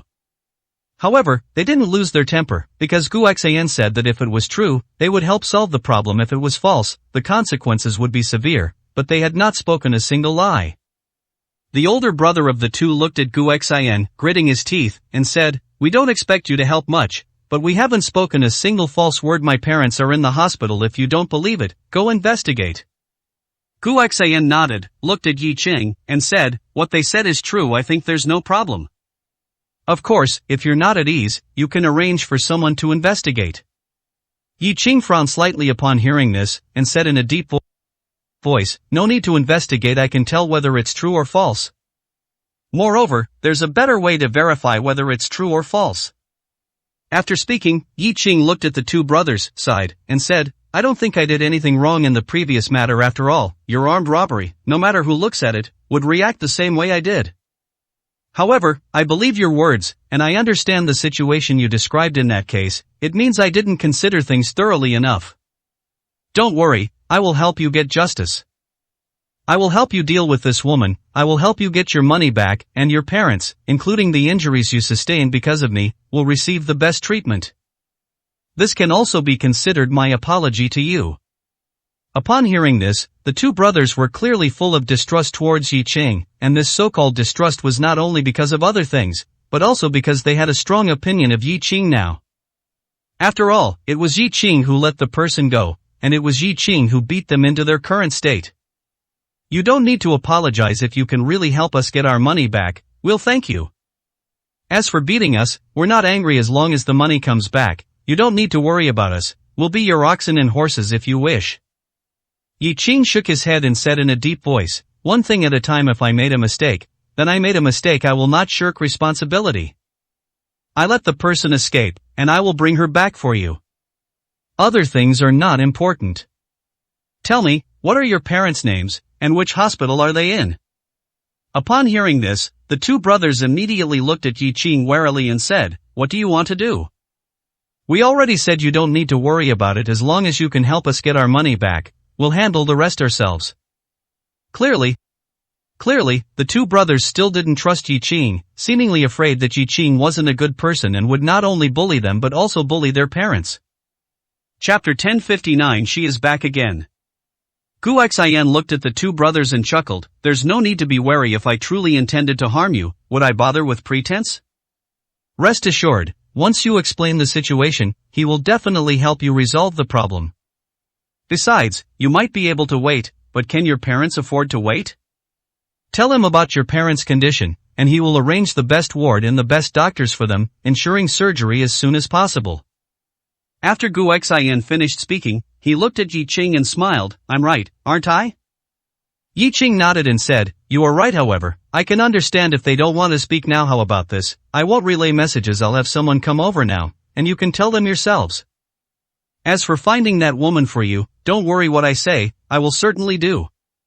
After speaking, Yi Qing directly took out his phone and dialed one family head's number. In Jiangcheng, one family head's people are the most familiar with the area and the situation, so entrusting it to one family head is the best choice. Once the call connected, Yi Qing immediately said, "One family head, come find me at once, I'll send you the location." With that, Yi Qing hung up the phone and sent his location to one family head. After doing all this, Yi Qing looked at the two brothers and said, "When my person arrives later, just tell him your parents' information, and he will arrange everything. And that woman, don't worry, as long as she's alive and still in this world, then no matter where she is, I will find her for you. Because it's not just you who want to get money from her, I, too, need to settle accounts with her." As he spoke, a hint of killing intent flashed in Yi Qing's eyes clearly. He was very displeased today. At the very least, the events he encountered were making him incredibly agitated. Guo Xian chuckled and said, "Don't be in a hurry, I told you, if I'm not mistaken, this woman won't run away, she'll come back." Looking at the two brothers still slumped against the wall, Guo Xian smiled and said, "She thought Yi Qing would leave after his heroic act, and at the same time, you two were injured and she, according to what you said, is not a good person. So, how could she not think of retaliating against you? Therefore, don't rush, she'll be here soon, and not just by herself." The two brothers' expressions shifted upon hearing this, then they looked at Guo Xian and Yi Qing and said, "She's a vengeful and wicked person, with many subordinates or accomplices. Otherwise, you two should leave first, otherwise, they'll have too many people, and then you won't be able to leave." At this point, knowing they might face danger, these two brothers still thought of letting Yi Qing and Guo Xian leave first. It showed that deep down, they were truly kind. To force good, honest people to resort to violence, it's clear that these two brothers were desperate. Otherwise, if there was any other way, they wouldn't have gone to such extremes today. Guo Xian smiled and said, "Don't worry, even if they have many people, there's nothing to fear. You've all seen my brother's skill, he's formidable. Besides, he just made a call and summoned people. Don't worry, you two just enjoy the show." After speaking, Guo Xian looked at Yi Qing and smiled, "Brother, I'm right, aren't I?" Yi Qing looked at Guo Xian, and the more he looked, the more mysterious Guo Xian seemed. Moreover, he seemed to know him very well. Was he specifically here to find him? Knowing who he was, not only was he unafraid, but he could also converse cheerfully with him, even asking him to call him Big Brother to say he had no confidence. Probably few people could do it. Unless it was someone who didn't know his identity, otherwise, anyone who knew his identity would not possibly do such a thing. Especially now, he was already the Azure Emperor. Yi Qing looked at Guo Xian, frowning slightly, and said, "Who exactly are you? You know who I am, don't you?" Guo Xian looked at Yi Qing, smiled, and shook his head. "You asked me that, but I've said, why must we have known each other to meet? Does it matter whether I know who you are or not? The most important thing is that at this moment, there's no mutual exploitation between us, isn't there? Even if you are a celestial immortal and I am an ant on the ground, that's a difference in status. But if we don't consider that today, and just treat it as a chance encounter, then who we are doesn't matter. However, at this moment, it doesn't seem appropriate to dwell on these things, because the person we're waiting for has already arrived." As Guo Xian spoke, he looked towards the entrance of the alley, and Yi Qing looked over at the same time. Indeed, the person they were waiting for had already arrived. That woman not only came back by herself, but she really brought a group of people, a total of over a dozen. As the woman entered the alley, her voice reached Yi Qing in the others' ears. "Dog brother, those two little brats are in here. They probably haven't run away. They're truly audacious, daring to block my way and rob me today. We must teach them a good lesson at the very least. We need to break their legs." And a menacing voice, which sounded fierce, also reached everyone's ears at this moment.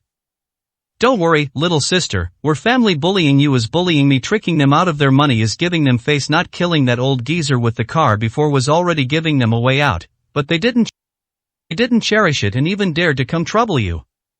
They're practically asking for death. Don't worry, this time, we definitely won't let them go." Yi Qing didn't even need to ask anything. The conversation between these two people had already made things very clear, and it directly proved that the two brothers whom Yi Qing had taught a lesson earlier had not told a single lie. And at this moment, the woman also saw Yi Qing and Gu Xian. She didn't recognize Gu Xian, but she did recognize Yi Qing. It was Yi Qing who had saved her just now. Not only that, Yi Qing was handsome and skilled. She had wanted to win Yi Qing over earlier but failed. Shuage, you're still here. Hee, this is truly great. I was just wondering where to find you. After the woman finished speaking, she turned to Dog Brother beside her and said, Dog Brother, this Shuage saved me just now. If it weren't for him, I don't know what would have happened to me. Moreover, this Shuage is very skilled in just a few moves. He dealt with these two scoundrels who were holding me hostage. The man called Dog Brother, who looked to be in his 30s, appeared somewhat menacing. Walking up to Yi Qing, Dog Brother extended his hand and said indifferently, You're the one who saved my woman? Not bad, you certainly seem to have some skills. Come, let's shake hands. I'll thank you properly once I'm done with my business. Chapter 1060 Follow Sister. Looking at Dog Brother's outstretched hand, Yi Qing remained unmoved. Instead, he looked at the woman from before. You brought people back. Are you looking for trouble with their brothers? The woman hadn't spoken yet. A hint of displeasure flashed in Dog Brother's eyes as he said, Little brother, I'm shaking your hand. What are you doing? Looking down on me? Seeing that Dog Brother was about to flare up, the woman directly pulled Dog Brother and smiled, Dog Brother. Brother, that Shuage doesn't mean that he's just a bit surprised to see us back. Besides, you forgot, this Shuage is very capable. Capable people always have some strange quirks. It's understandable. Understandable? Dog Brother took a deep breath. Although displeased, he still didn't bother arguing with Yi Qing out of respect for the woman beside him. Alright, then I'll leave it to you to handle. Finish up quickly, we still have to sing and drink. The beautiful woman smiled, looked at Yi Qing, and then said, Shuage, why haven't you left yet? Who is this person? Is he also here to act righteously? The woman pointed at Gu Xian, clearly surprised by the addition of Gu Xian. However, Gu Xian's appearance had a more charming allure, making the woman unable to help but take a few more glances. Gu Xian saw the woman looking at him, and her eyes were clearly very interested. He immediately smiled and shook his head. Me? I'm just a passerby. What's acting righteously or not acting righteously? It has nothing to do with me. You all mind your own business, don't mind me. I won't say anything, and I won't do anything. Gu Xian was clearly stating that he had no intention of interfering. The matter was Yi Qing's. What would it look like if he interfered? Besides, did these mere nobodies in front of them require him, Gu Xian, and Yi Qing to join forces against them? If that were to get out, even if these people were killed, they would become legends. The woman saw that Gu Xian had no intention of interfering, so she couldn't say anything for now. Besides, Dog Brother was right there, so even if she had ideas, she wouldn't dare to say them. The woman walked up to the two brothers who had previously threatened her with knives and sneered, You two little brats, you don't know what's good for you. Weren't you very arrogant before? Be arrogant again. You even wanted money from me. You're not worthy. Worthy.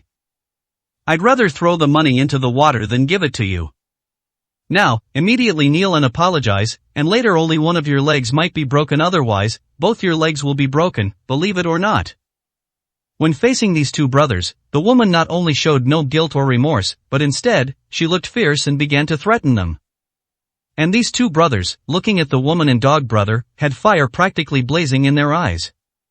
Enemies, irreconcilable enemies. To put it bluntly, if something really happened to their parents, then they and this woman and Dog Brother would be irreconcilable.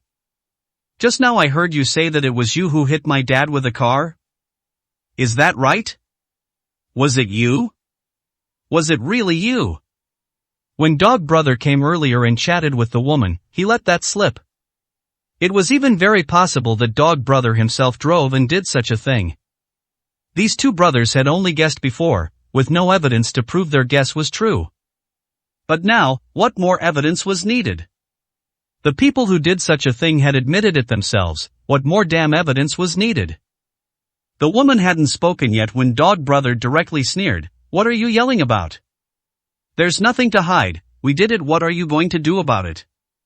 Don't even say we, I drove the car myself. At that time I just wanted to hit that old bastard to death, but I didn't expect him to still be alive. What can you do?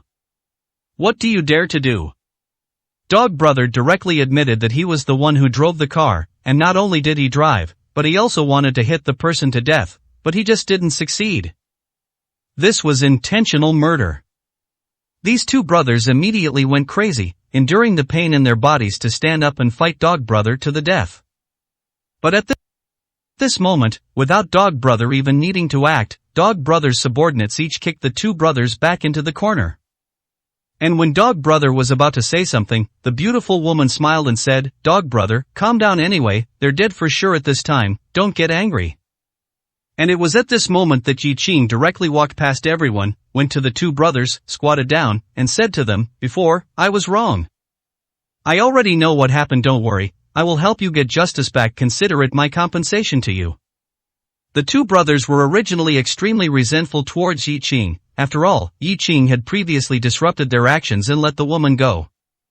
Even when Yi Qing said he would help them get justice, they hadn't actually forgiven Yi Qing. But at this moment, looking into Yi Qing's eyes, seeing that Yi Qing was still willing to stand up for them at this time, they knew that Yi Qing was serious. The resentment they had once held towards Yi Qing dissipated a lot at this moment. The older of the two brothers looked at Yi Qing, sighed, and said, "We can't win, and you can't help us, you weren't really wrong before, after all, our actions made you misunderstand you were actually a good person. If you can leave, then leave, you don't need to bother with our affairs anymore. This world has no justice, we accept our fate." Accept their fate? Although they said they accepted their fate, the eyes of these two brothers clearly held a desperate gaze, a resolve to bite off a piece of flesh from Dog Brother and this woman, even if they died. But the despair was also real.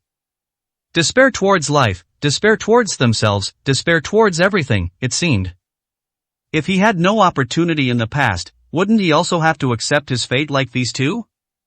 But he didn't want to accept his fate. Nor did he want these two brothers to accept their fate. There was no light in their eyes anymore, but Yi Qing wanted to give them some light. Gently reaching out, he patted the shoulders of the two brothers. Yi Qing smiled, "Don't accept your fate, don't be sad, wait a moment, I will let you see the light." At this time, the person called Dog Brother was already a bit impatient. He had just seen that Yi Qing was quite arrogant, not putting them in his eyes at all. Now, hearing Yi Qing talking to these two brothers like this, it was clearly taking sides against them. "Kid, are you mistaken? You should be on our side, not on the side of these two little brats. Even if you have some brains, you should know how to choose. For my wife's sake, I don't want to bother with you, get lost quickly, otherwise, I'll deal with you too." And the woman was also a bit displeased at this time. Originally, she saw that Yi Qing had saved her, looked good, and was also capable, so she wanted to pull him into her camp. As it turned out, Yi Qing was being a bit blind now. "I say, brother, what are you doing? They're just two little pieces of trash, why are you wasting words with them? Come, follow me, and I guarantee you'll live a good life." Chapter 1061 Vent.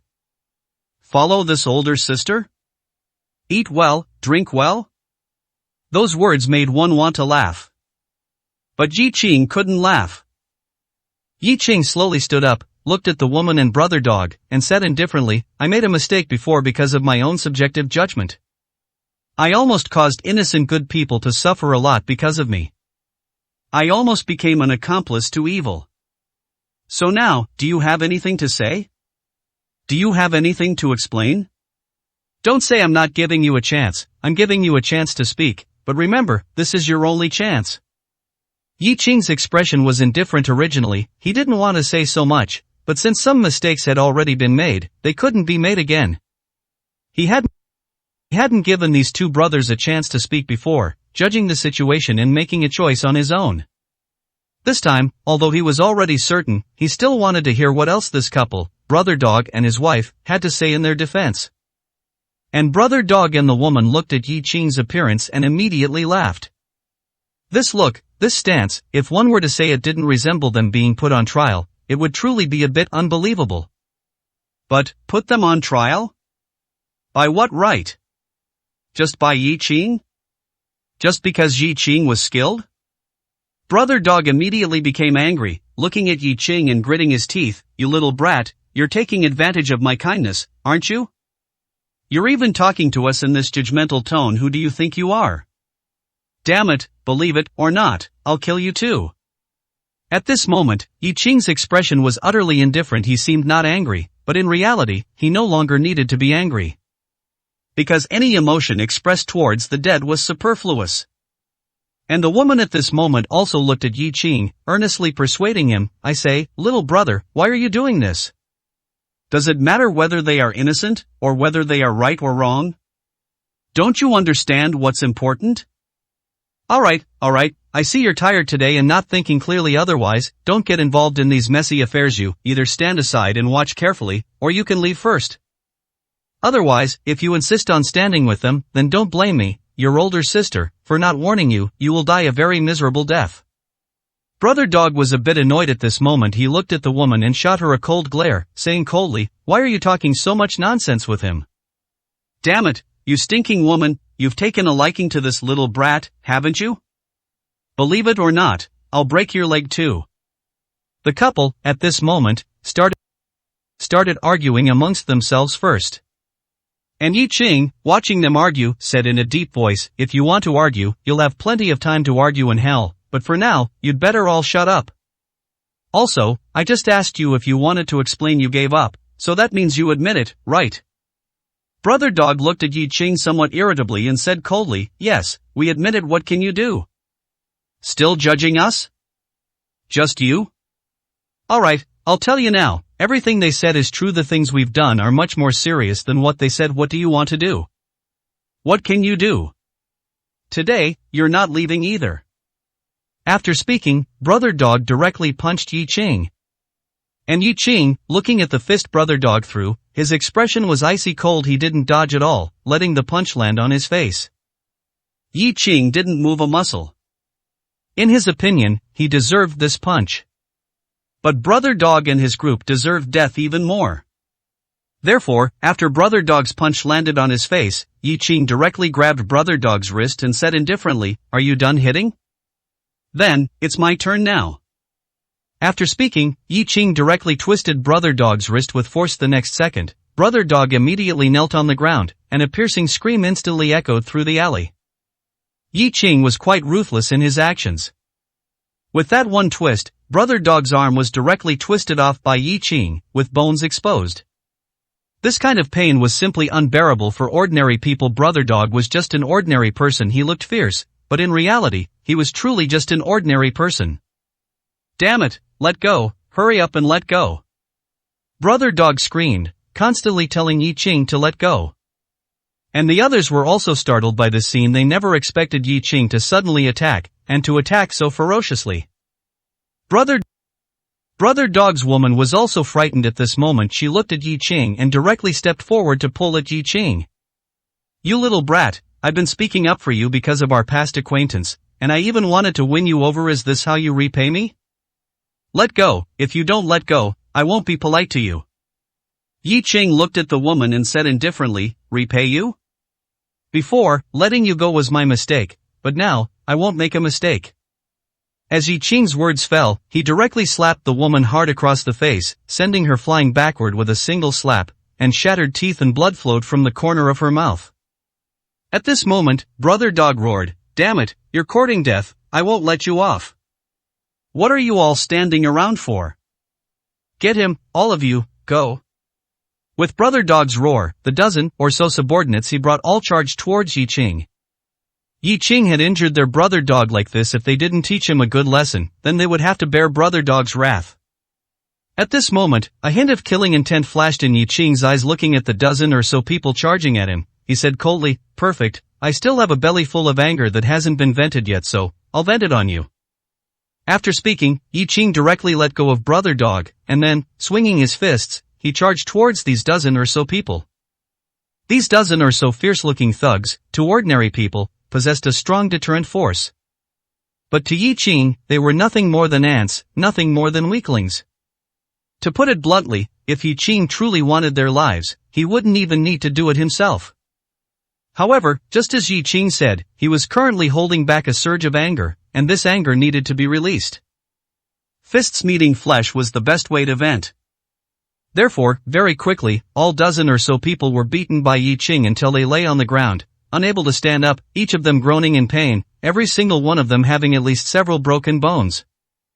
Not taking their lives was the result of Yi Qing deliberately holding back, otherwise, none of them would have survived.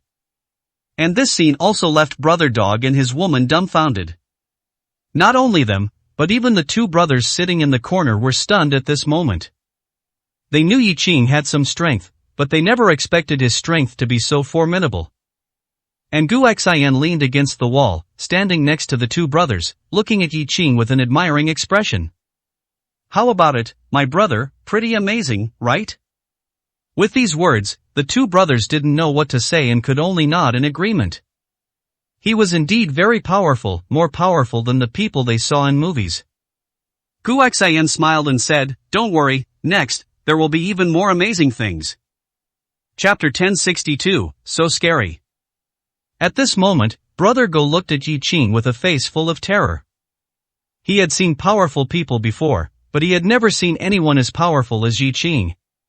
Now, he was truly the fish on the chopping block, and this was not the outcome Brother Go wanted. Watching Yi Qing walk towards him step by step, Brother Go gritted his teeth and said, What do you want to do? Don't come over here. I'm warning you, don't come over. Kid, I know you're very powerful, but no matter how powerful you are, you're still just one person. If you dare to lay another hand on me, I guarantee you'll die in Jiangcheng.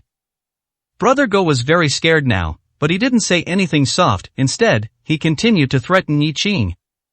It seemed that only this way could he deter Yi Qing and prevent him from attacking again. But would Yi Qing be afraid of him? Yi Qing walked directly in front of Brother Go, grabbed his hair, and said indifferently, "How do you want me to die in Jiangcheng? Compared to that, you should be more worried about whether you can survive today. I'll tell you the truth, all of you are going to die today. Today, not a single one will survive." As he spoke, Yi Qing's eyes flashed with killing intent. Clearly, this was not a joke, he was serious. Who lived and who died, for Yi Qing, was just a thought. Many people, if he wanted to let them go, he could, but some people, if he didn't want to let them go, then not a single one could live. Yi Qing looked at Brother Go and directly punched him hard in the stomach. This blow made Brother Go collapse to the ground, wailing in pain. Then, Yi Qing stepped forward, stomped on Brother Go's left hand, and said indifferently, "You're very unlucky, you ran into the muzzle. Of course, for people like you, I never intended to let you go anyway." As he spoke, Yi Qing pressed down hard with his foot, and the next second, Brother Go's agonizing scream, accompanied by the sound of bones breaking, rang out once again. Brother Go's hand had been crushed by Yi Qing. "Bastard, stop it now. Do you know who I am? Do you know what mistake you've made?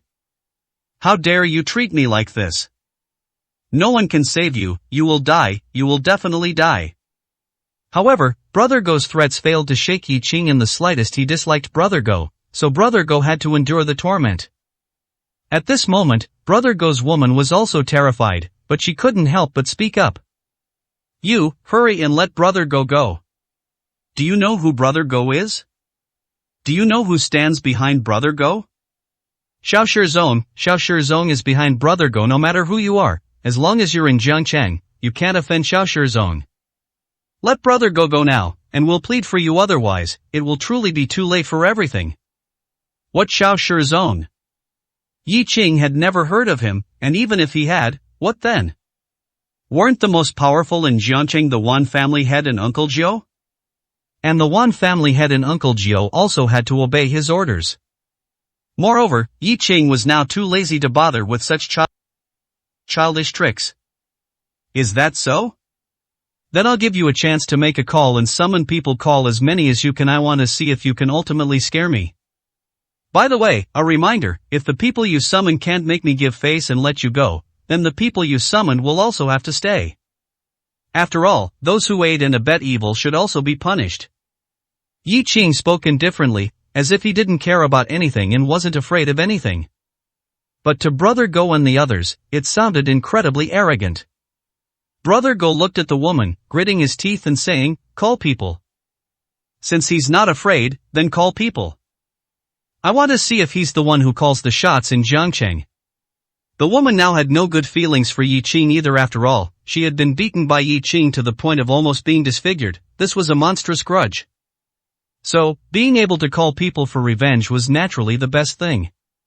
Before, she was afraid there wouldn't be a chance, but now, Yi Qing actually gave them a chance to call people, which left them with nothing to say. I'll give you one last chance. Are you going to let Brother Go or not? Otherwise, I'm really calling people. Upon hearing this, Yi Qing lifted his foot and stomped heavily on Brother Go's wrist. The next second, the sound of bones breaking rang out once again.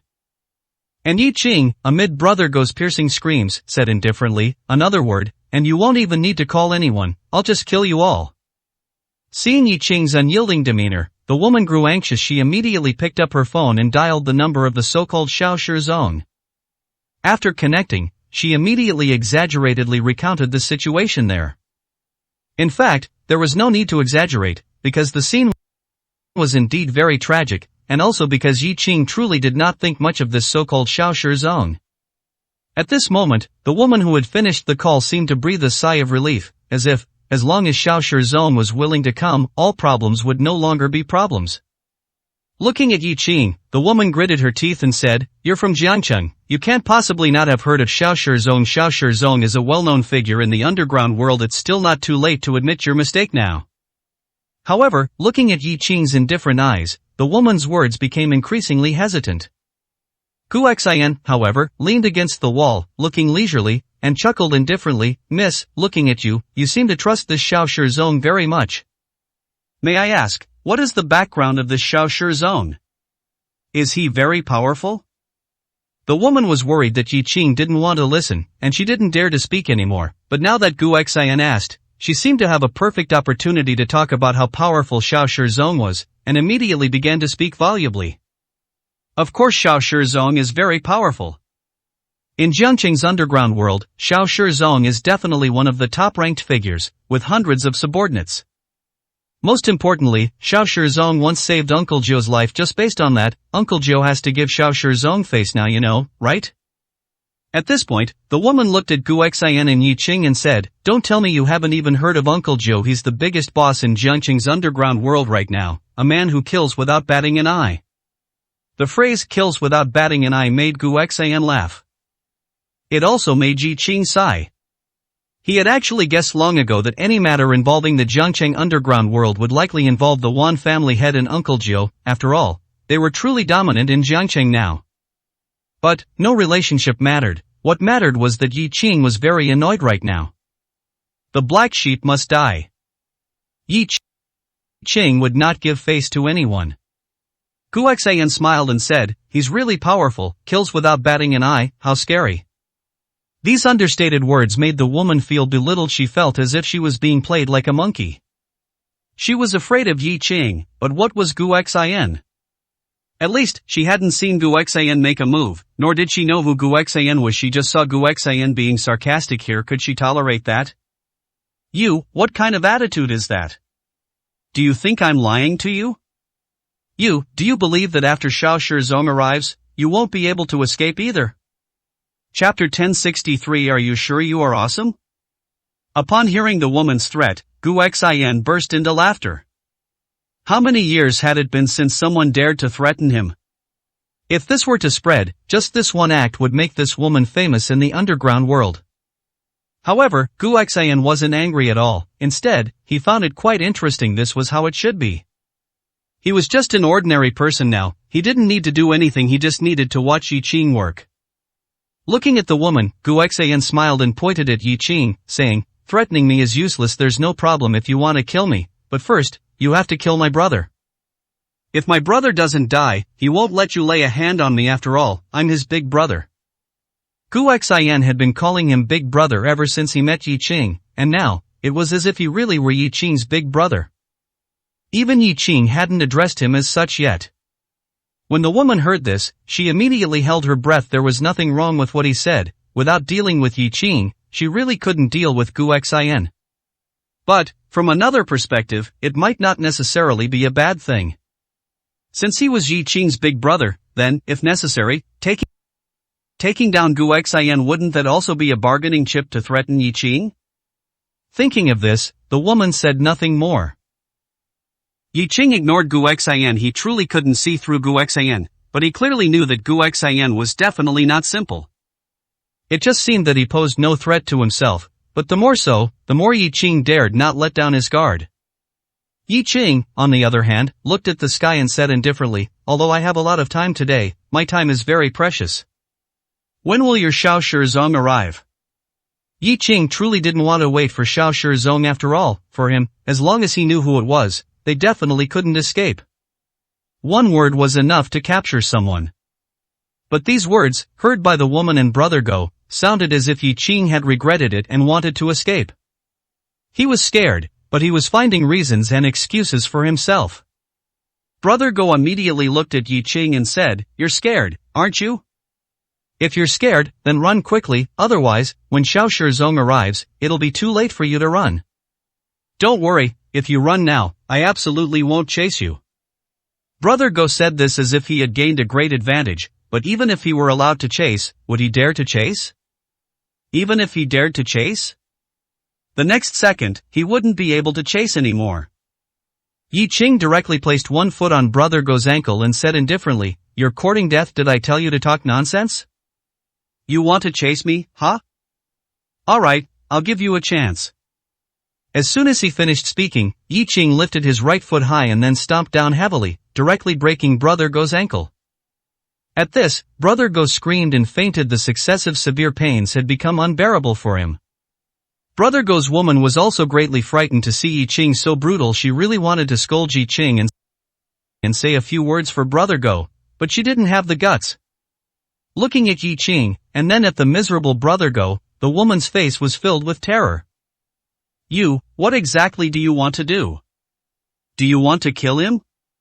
Yi Qing casually kicked Brother Go aside, looked at the woman, and said indifferently, "So what if I kill him? What's more, haven't you been clamoring to kill all of us? I'm asking you, how much longer until the person you called arrives? I don't have that much time to waste with you. You don't deserve it." These words would make anyone who heard them furious, but the woman dared not say anything and could only swallow her anger. Soon, Xiao Shizong already rushed over immediately after hearing the news. Are you really not afraid? Yi Qing smiled upon hearing this and said, "Afraid? How could I not be afraid? I'm just afraid he won't come." After speaking, Yi Qing said nothing more, and the woman became increasingly unable to fathom Yi Qing's true strength. She was even more afraid of angering Yi Qing and having Yi Qing deal with her too, so she didn't even dare to breathe heavily. In an instant, the alley fell silent. Aside from a few people groaning in pain, no one else spoke. Until a few minutes later. Dense footsteps began to sound continuously. A clamoring voice came from afar, which immediately brought expressions of joy to the faces of the woman and others. Their backer had finally arrived. Where are they? Who the hell is so blind as to dare to hit my people? Are you looking for death? As the voice approached, a large, dark mass of people walked over. These people looked much stronger than Brother Go's group, and the leader, wearing a black casual jacket and an expensive watch on his wrist, looked very wealthy in his attire. As for his appearance, he didn't look like someone from the underground world. He seemed to be in his 30s, but he looked much more mature than Brother Go. Of course, his arrogant words were even more arrogant than Brother Go's. As soon as she saw these people approaching, Brother Go's woman rushed over as if she had seen her savior. "Xiao Shizong, you're finally here. If you hadn't come, we would have been beaten to death." After saying that, the woman threw herself into Xiao Shizong's arms, looking like she was weeping. If one didn't know, they really wouldn't be able to tell if she was Brother Go's woman or Xiao Shizong's woman. However, seeing that everyone else seemed accustomed to it, it was clear that they were all somewhat aware of the relationship between the woman and Xiao Shizong. Xiao Shizong patted the woman's shoulder and laughed. "What are you talking about? In Jiangcheng, who would dare to kill you all? It's simply courting death. Do they really think that just because we've been quiet for a while, this underground world belongs to someone else? Now, we still call the shots, and even more so than before. Let's go, I want to see who has such guts to touch my people." Upon hearing Xiao Shizong's words, the woman immediately pointed at Yi Qing and said, "It's him, Xiao Shizong. Look, Brother Go's arm and leg have been broken by him, and he even threatened to deal with you too." Xiao Shizong heard this and indeed saw Brother Go lying on the ground. His face instantly turned ugly. People in the underground world value face above all else. Today, someone dared to disrespect him and beat his subordinate, that was slapping his face. If this matter wasn't handled properly and spread, wouldn't he, Xiao Shizong, become a laughingstock? Immediately, Xiao Shizong walked up to Yi Qing and said with an ugly expression, "Was it you who beat my people, and also said you'd deal with me too?" Yi Qing looked at Xiao Shizong, his brows slightly furrowed, because he had no impression of Xiao Shizong, but Xiao Shizong should have an impression of him, unless he had never seen him before. Otherwise, if he had seen him and knew who he was, would he still dare to say such things to him after seeing him? "You are Xiao Shizong? A top-ranked figure in Jiangqing's underground world? And on very good terms with Uncle Jiao? Are you sure all of this is true? Or is it just something you made up?" Chapter 1064. Is the gun powerful? Yi Qing's words immediately stunned Xiao Shizong. He had come to demand an explanation, but the person he was demanding an explanation from was actually questioning his identity and strength? What was going on? Just as Xiao Shizong's subordinates were about to make a move on Yi Qing, Xiao Shizong smiled and shook his head, saying, "Don't move, all of you. I find this quite interesting." "What did you mean by that just now? Do you think I'm not? Or do you think I'm not worthy? Are you saying we're trying to trick you?" Yi Qing looked at Xiao Shizong and said indifferently, "There's no tricking involved. It's just that if you're really as formidable as they say, you should take a good look at me." At these words, Xiao Shizong burst out laughing. What did he mean? If he was really formidable, he should take a good look at Yi Qing. Upon hearing this, Xiao Shizong immediately leaned closer and, after scrutinizing Yi Qing, laughed and said, "I've looked closely, so what? Do you have flowers on your face? Or are you some important figure that I'm supposed to know?" "Well, that's a pity. I know all the famous and influential people in Jiangcheng, whether they're from the legitimate world, the underground world, or business magnates. I know exactly who they are, the ones I can't afford to offend. But why don't I recognize you? Kid, if you think you can get me to let you off with this little trick, then you're sorely mistaken. Alright, I'm too lazy to waste any more words with you. I was having a good time with my brothers in the middle of the night, and while your matter is also amusing, it's boring, really boring. Just kneel down yourself, kneel obediently, kowtow to me a few times, and then let my brothers teach you a good lesson to vent their anger. Then this matter will be settled. No need to thank me, it's just that I'm in a good mood." Xiao Shizong said this as if Yi Qing had gotten a huge advantage. At this moment, Brother Go had already been woken up by Xiao Shizong's men, and upon waking, he heard Xiao Shizong's words. It sounded good, but Brother Go himself was so miserable that it definitely wasn't enough to appease him. "Xiao Shizong, you can't let him off just like that. This man is ruthless and doesn't put us in his eyes at all. You must teach him a severe lesson. No, you must kill him. Xiao Shizong, kill him. You must kill him." Brother Go was on the verge of crying, snot and tears streaming down his face. Xiao Shizong looked at Brother Go, his expression suddenly turned cold, and then he directly slapped Brother Go across the face. "You dog, you disgraceful piece of trash. If it weren't for your severe injuries, I would cripple you today. You even dare to tell me how to do things? Do you even qualify?" Brother Go was truly terrified of Xiao Shizong, so even when he saw Xiao Shizong embracing his woman, he didn't dare to utter a sound. He knew how he had acquired his money and power today, and through whom. A single word from Xiao Shizong could make him lose everything. Therefore, he could only swallow his anger, including being beaten now. It was the same. After hitting Brother Go, Xiao Shizong then looked at Yi Qing and said indifferently, "Alright, I won't waste any more words with you. Kneel down, otherwise, you already know the consequences." Yi Qing looked at Xiao Shizong and said indifferently, You're not worthy of making me kneel. Since you said you don't know me, fine then today, I'll make you get to know me."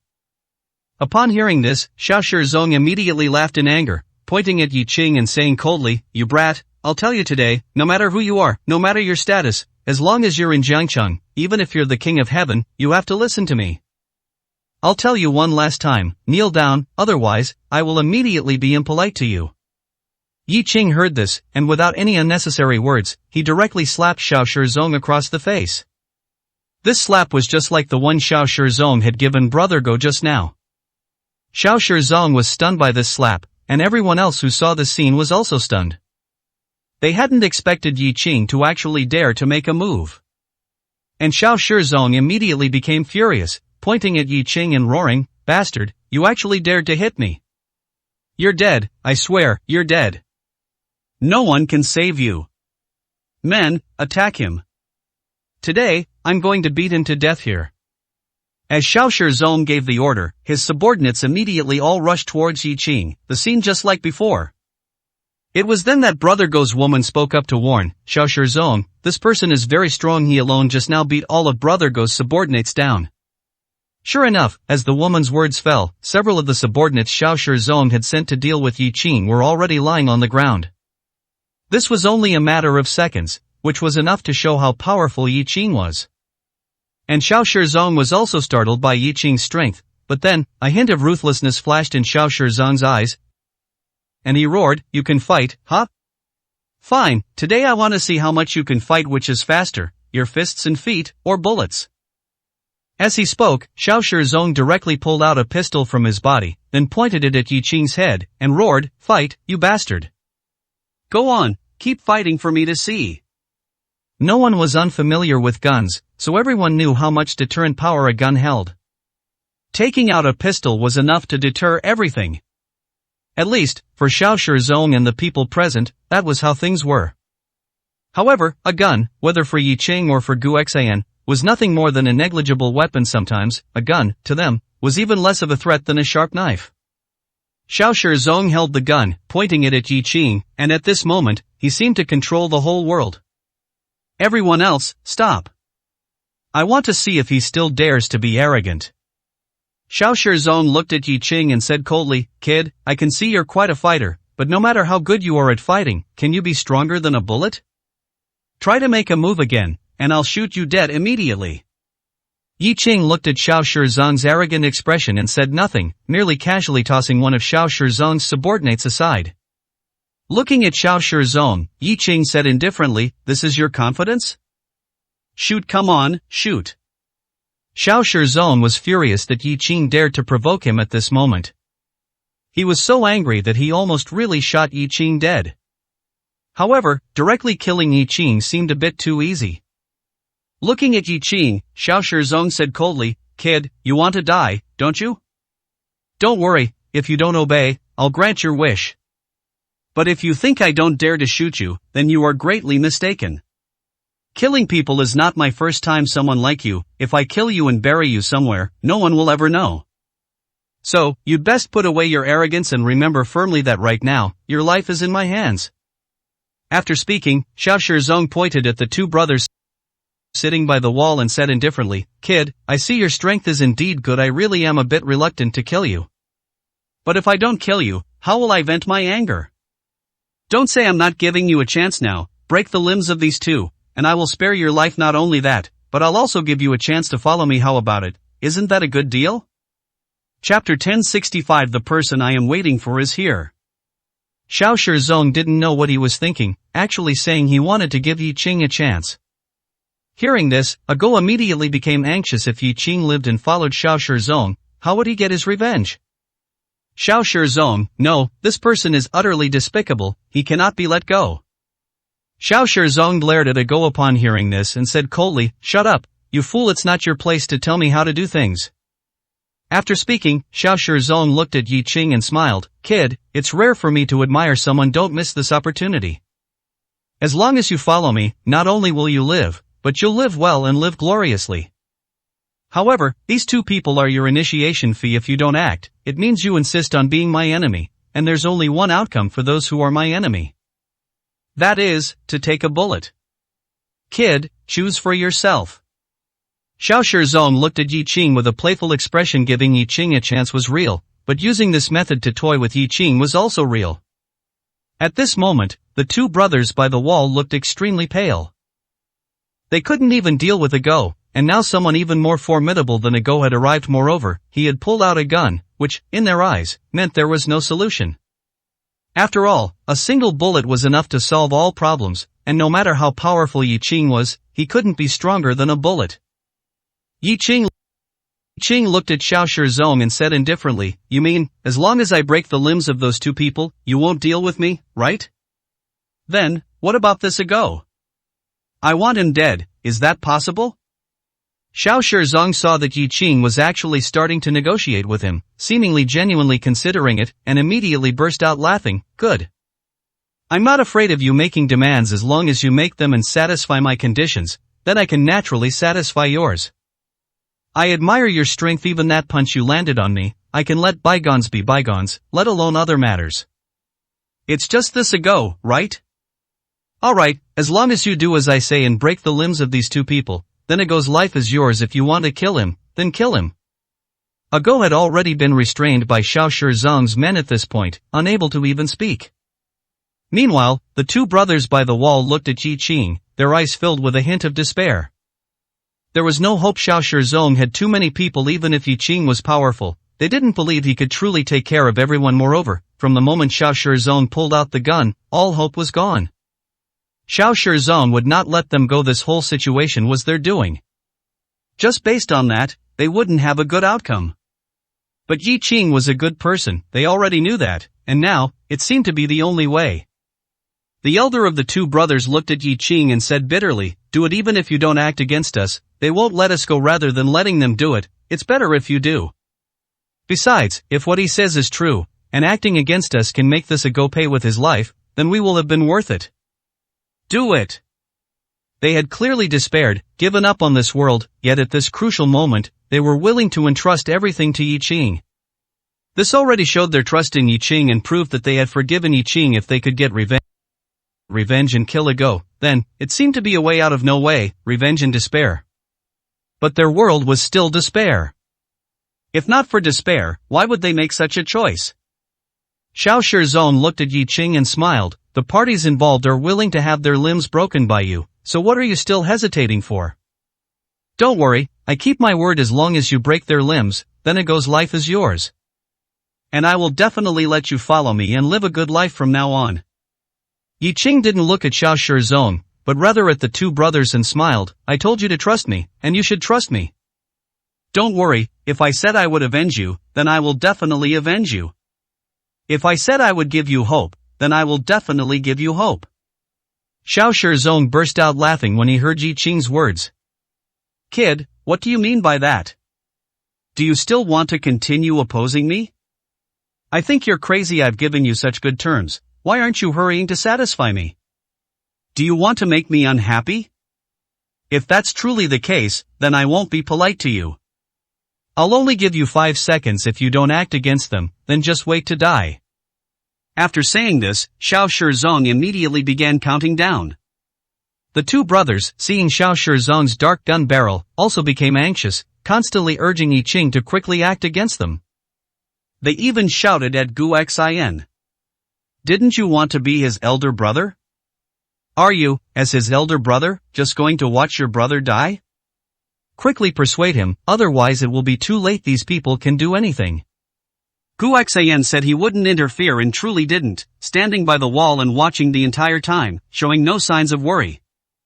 Seeing that the two brothers were even more worried than himself, Gu Xin smiled. "Don't rush, don't worry. These trash can't deal with my brother." Others might not know who Yi Qing was, but Gu Xin couldn't possibly not know.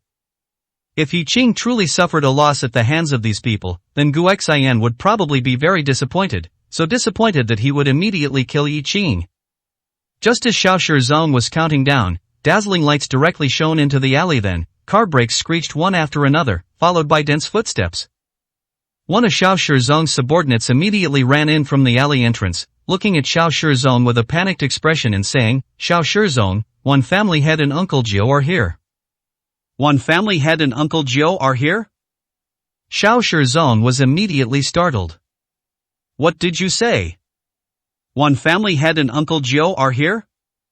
Are you sure you didn't see wrong? Why are they here? Are they looking for me?" Go, quickly come with me to greet them. After speaking, Xiao Shizong quickly put away his pistol, glared fiercely at Yi Qing, and said, "You little brat, you're lucky to live 2 more minutes, just wait, I'll deal with you later." Then, Xiao Shizong immediately put on a fawning smile and walked towards One Family Head and Uncle Gio, who were approaching. The expression on his face was as fawning as could be. Compared to his previous arrogance, he was practically a different person. Meanwhile, Yi Qing stood calmly in place, casually lit a cigarette, and waited quietly. At this moment, the two brothers hurriedly said, "Take this opportunity, run. If you really can't escape, then act against us, we won't blame you." Yi Qing heard this and said softly, "Don't worry, the person I'm waiting for has arrived." Chapter 1066. Are you Mr. Yi? At this moment, Xiao Shizong had already arrived in front of One Family Head and Uncle Gong. Looking at One Family Head and Uncle Gong, Xiao Shizong bowed respectfully and said, "One Family Head, Uncle Gong, why have you two come? Are you here to find me? What is it about? You two could have just made a phone call and given an order. Why did you have to come here yourselves?" One Family Head looked at Xiao Shizong, frowned slightly, and said, "You are?" At this moment, Uncle Gong spoke. "He is Xiao Shi too, also a member of the underground world. However, he might have left before." The phrase "might have left before" was giving Xiao Shizong face, otherwise, the word used should not have been left but fled. Jiangcheng had previously been controlled by Uncle Gong's people, so Xiao Shizong fleeing was considered normal after all. He wasn't the only one who fled before. Not everyone in the underground world is capable of facing life and death together or going through fire and water. Many are afraid of death, and many are petty. One Family Head nodded indifferently upon hearing this, saying nothing. Uncle Gong's attitude towards Xiao Shizong was also clearly lukewarm. Obviously, he didn't think highly of Xiao Shizong, but there seemed to have been some past camaraderie, so he didn't say much more. At this moment, One Family Head seemed to recall something. He looked at Xiao Shizong, frowning slightly, and said, "You know His Excellency the Azure Emperor? Are you here to find His Excellency the Azure Emperor?" As soon as he said this, Uncle Gong immediately looked at Xiao Shizong. It wasn't that they were overthinking, it was because the location Yi Qing sent was here. As a result, as soon as they arrived, before they even saw Yi Qing, they saw Xiao Shizong instead. It was impossible not to ask. Yi Qing had a wide network of acquaintances, and it was possible for him to know people from all walks of life. Xiao Shizong was stunned for a moment, looking at One Family Head and Uncle Gong, and said blankly, "His Excellency the Azure Emperor? Remember our 101 Kenshokum. Who is His Excellency the Azure Emperor?" It wasn't that Xiao Shizong was ignorant, but there were still many people who didn't know the title Azure Emperor. After all, this title hadn't been widely publicized, and not everyone was qualified to know it. However, Xiao Shizong couldn't possibly not know the name Mr. Yi.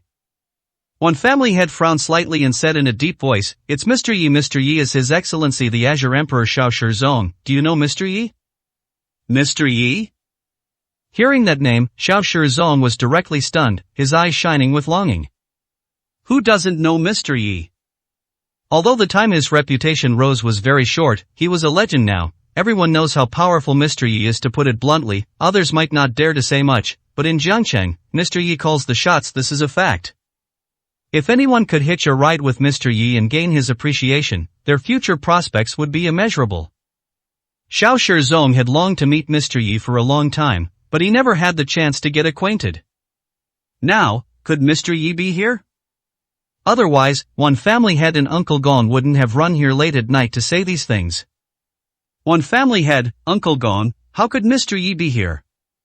This is just a small alley. Is he in the hotel or bar next door or something? As he spoke, Xiao Shizong's face became increasingly fawning. One Family Head, Uncle Gong, could you let me join you? It would be the honor of my life if I could get to know Mr. Yi.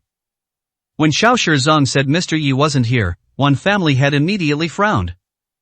He knew Yi Qing's character very well. He would absolutely not deceive them in this way. If he said he was here, then he must be here, no doubt about it. But at this moment, the view of One Family Head and Uncle Gong was blocked by Xiao Shizong and his men. Otherwise, they would surely have seen Yi Qing standing in the middle of the alley. Mr. Yi isn't here? Then what are you doing here? And with so many people, don't tell me you're not sleeping and came here to play in the middle of the night. One family head frowned looking at Xiao Shizong and his many men. A bad feeling suddenly rose in his heart.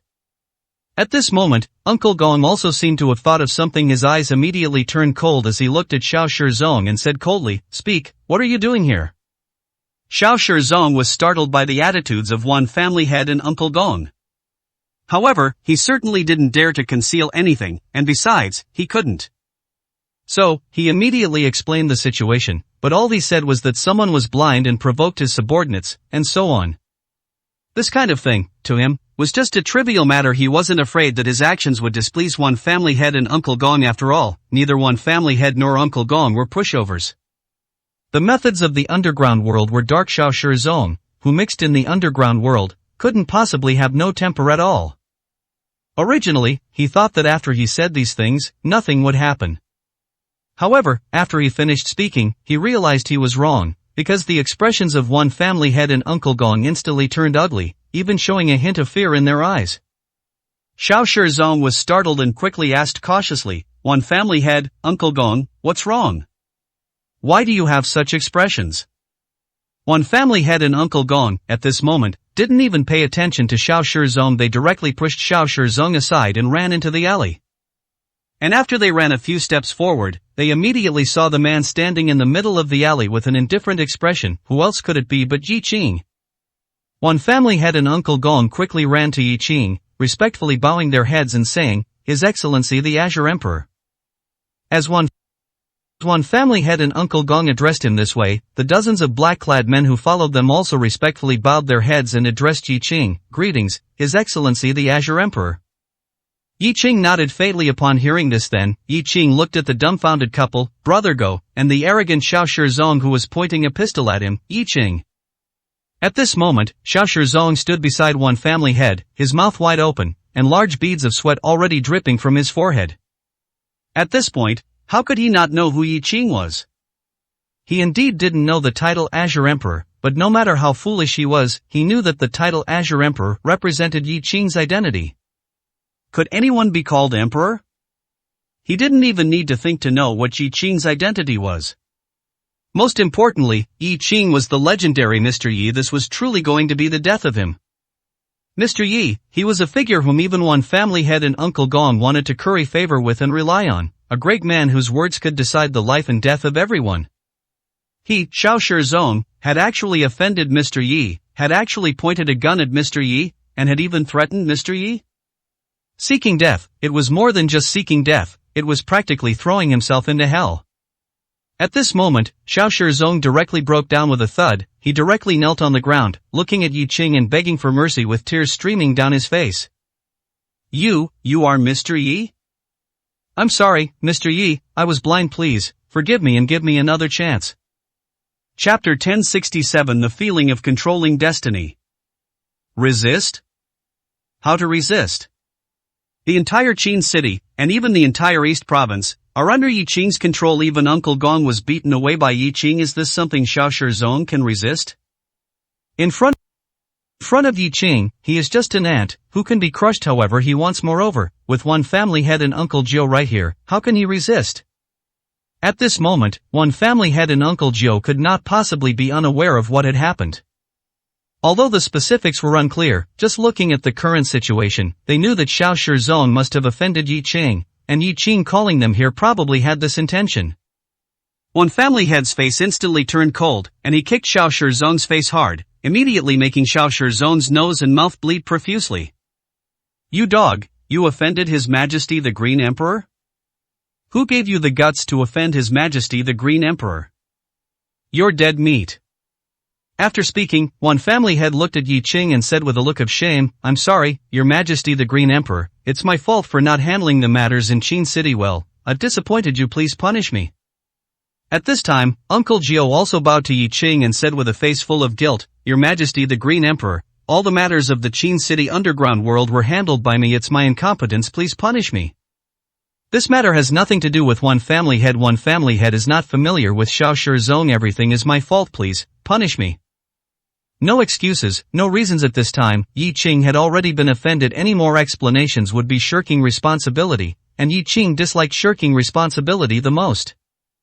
Yi Qing looked at one family head and Uncle Jiao and said lightly, "Before, Qing City was in chaos, and some things I can understand, but now that the chaos has ended, I hope that some things, some people, should be dealt with, and they must be dealt with."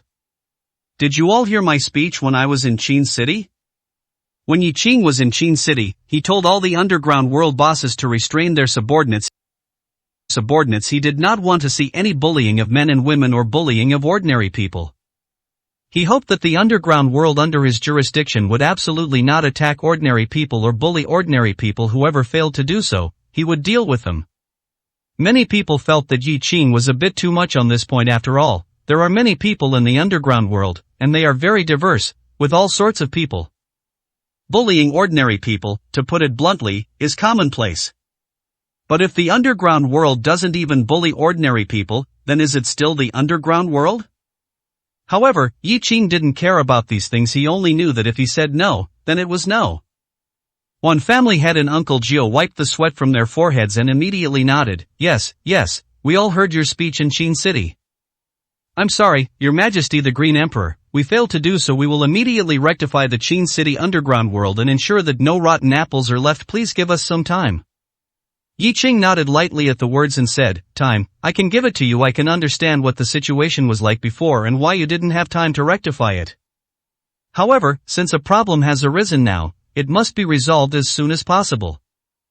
Alright, this is your matter. You go and investigate yourselves, but right now, there is one problem that you must solve immediately."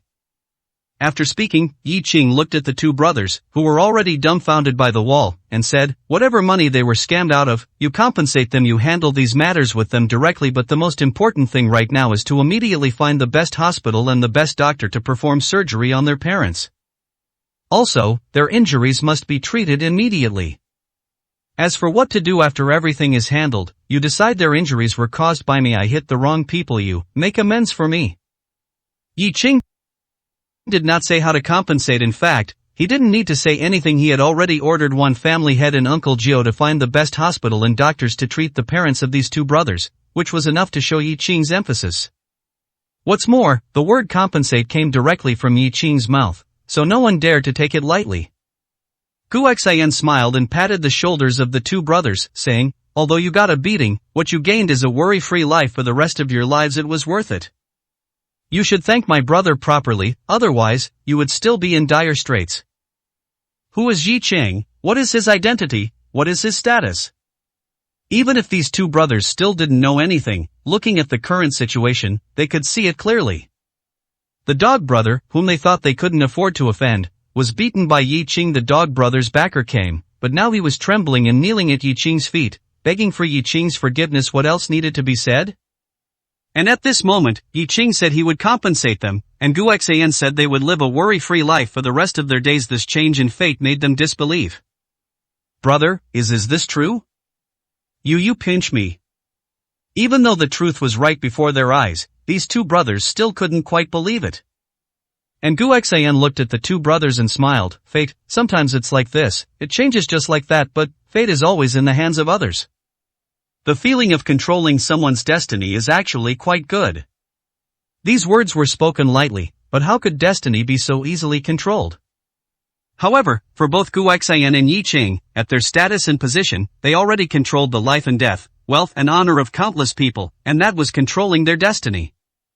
One family head and Uncle Jiao had already seen the two brothers by the wall. Now that Yi Qing said this, although they still didn't know the specifics, it didn't matter anymore.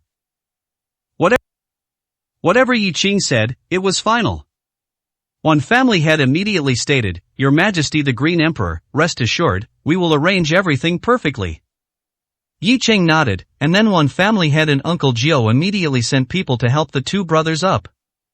When these two brothers walked in front of Yi Qing, their faces were complex. The previous resentment was gone, replaced by gratitude.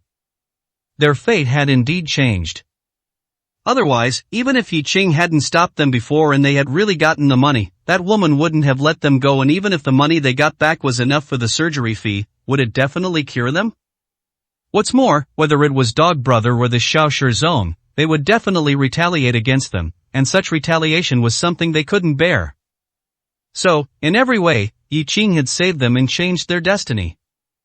Thank you, truly thank you, our brothers' lives are yours from now on. The two brothers walked in front of Yi Qing and were about to kneel.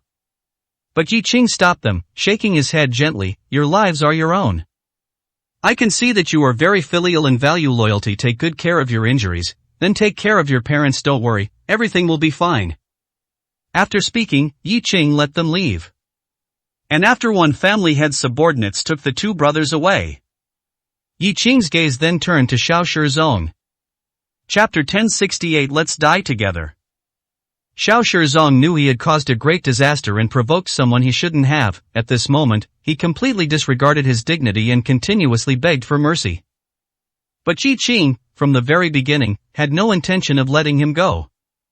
Looking at Xiao Shizong, Yi Qing spoke indifferently, no need to kowtow, it's useless, because you will surely die. Upon hearing this, Xiao Shizong's face instantly turned extremely ugly.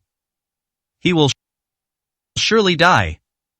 A person like Yi Qing, his words were as good as gold. Once he spoke, he wouldn't go back on them. If he said he would surely die, then he definitely wouldn't let him go. Even if Yi Qing didn't make a move, the Wan family head and Uncle Nine would absolutely not let him go. But, no, he didn't want to die.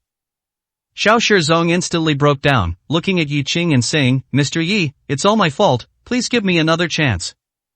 I didn't know anything. It was all a go on them who did it. I'll kill them right now to vent your anger, how about it? Please, as long as you let me go, I'm willing to do anything you ask. At this moment, a go and that woman were already too scared to speak. They were dead for sure, they knew that themselves. And seeing Yi Qing's still indifferent expression, Xiao Shizong immediately looked at Uncle Nine and cried out, Uncle Nine, please save me, Uncle Nine. For the sake of the past relationship we had, I beg you, save me, please save me. As long as I can live, I'm willing to do anything, Uncle Nine, one family head, please save me. Upon hearing this, Uncle Nine's face was incomparably cold at this moment. Save them? Uncle Nine believed he didn't have that much standing in front of Yi Qing. Perhaps ordinarily he could rely on their past relationship to say a few words, but what was Yi Qing's status now? Moreover, this time, Yi Qing was clearly furious at this moment. To provoke Yi Qing for the sake of someone like Xiao Shizong? Not to mention whether Yi Qing would give him face, just making Yi Qing unhappy wasn't worth it. Uncle Nine stepped forward and directly slapped Xiao Shizong across the face. Relationship? What relationship do I have with you? Even if we had one in the past, I've helped you a lot and tolerated you a lot over the years. Don't you know what kind of person you are? You've done so many bad things. I've wanted to deal with you for a long time. If I hadn't been busy all this time, do you think you'd still have the chance to stand here and talk? Also, in the underground world of Jiangcheng now, how many people don't recognize the appearance of Emperor Qing? Why don't you know? That's because you've hidden away time and again when something happened. You didn't want to share the hardship. You only came back after everything was settled. You trash. Do you even deserve to talk about relationship with me? Die, I'm telling you, you must die. Even if Emperor Qing doesn't speak, you must die. After Uncle Nine finished speaking, he slapped Xiao Shizong's face again. Beg him? Begging him was completely useless. And at this moment, Xiao Shizong also knew that he was probably truly at death's door among those present. Only the Wan family head and Uncle Nine could speak for him and save him, but unfortunately, neither of them was willing to save him. Not only would they not save him, but they also wanted to send him to his death, so he truly had no way out. However, Xiao Shizong didn't want to die now. Who would want to die? Despair, at this moment, spread through Xiao Shizong's heart. Looking at Yi Qing standing there indifferently, Xiao Shizong's body trembled violently, and then he continuously kowtowed to Yi Qing. Mr. Yi, I beg you, spare me, please give me another chance.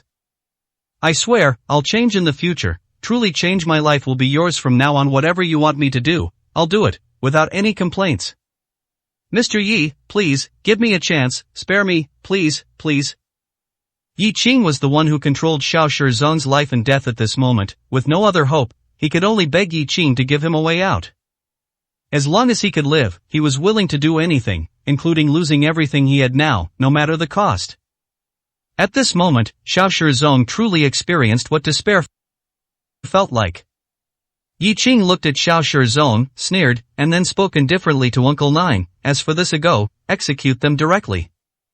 Upon hearing this, Uncle Nine didn't say a word, directly waved his hand, and immediately, his subordinates walked to Go and the others, then drew their knives and held them to their necks. At this moment, Go and the others were scared stiff.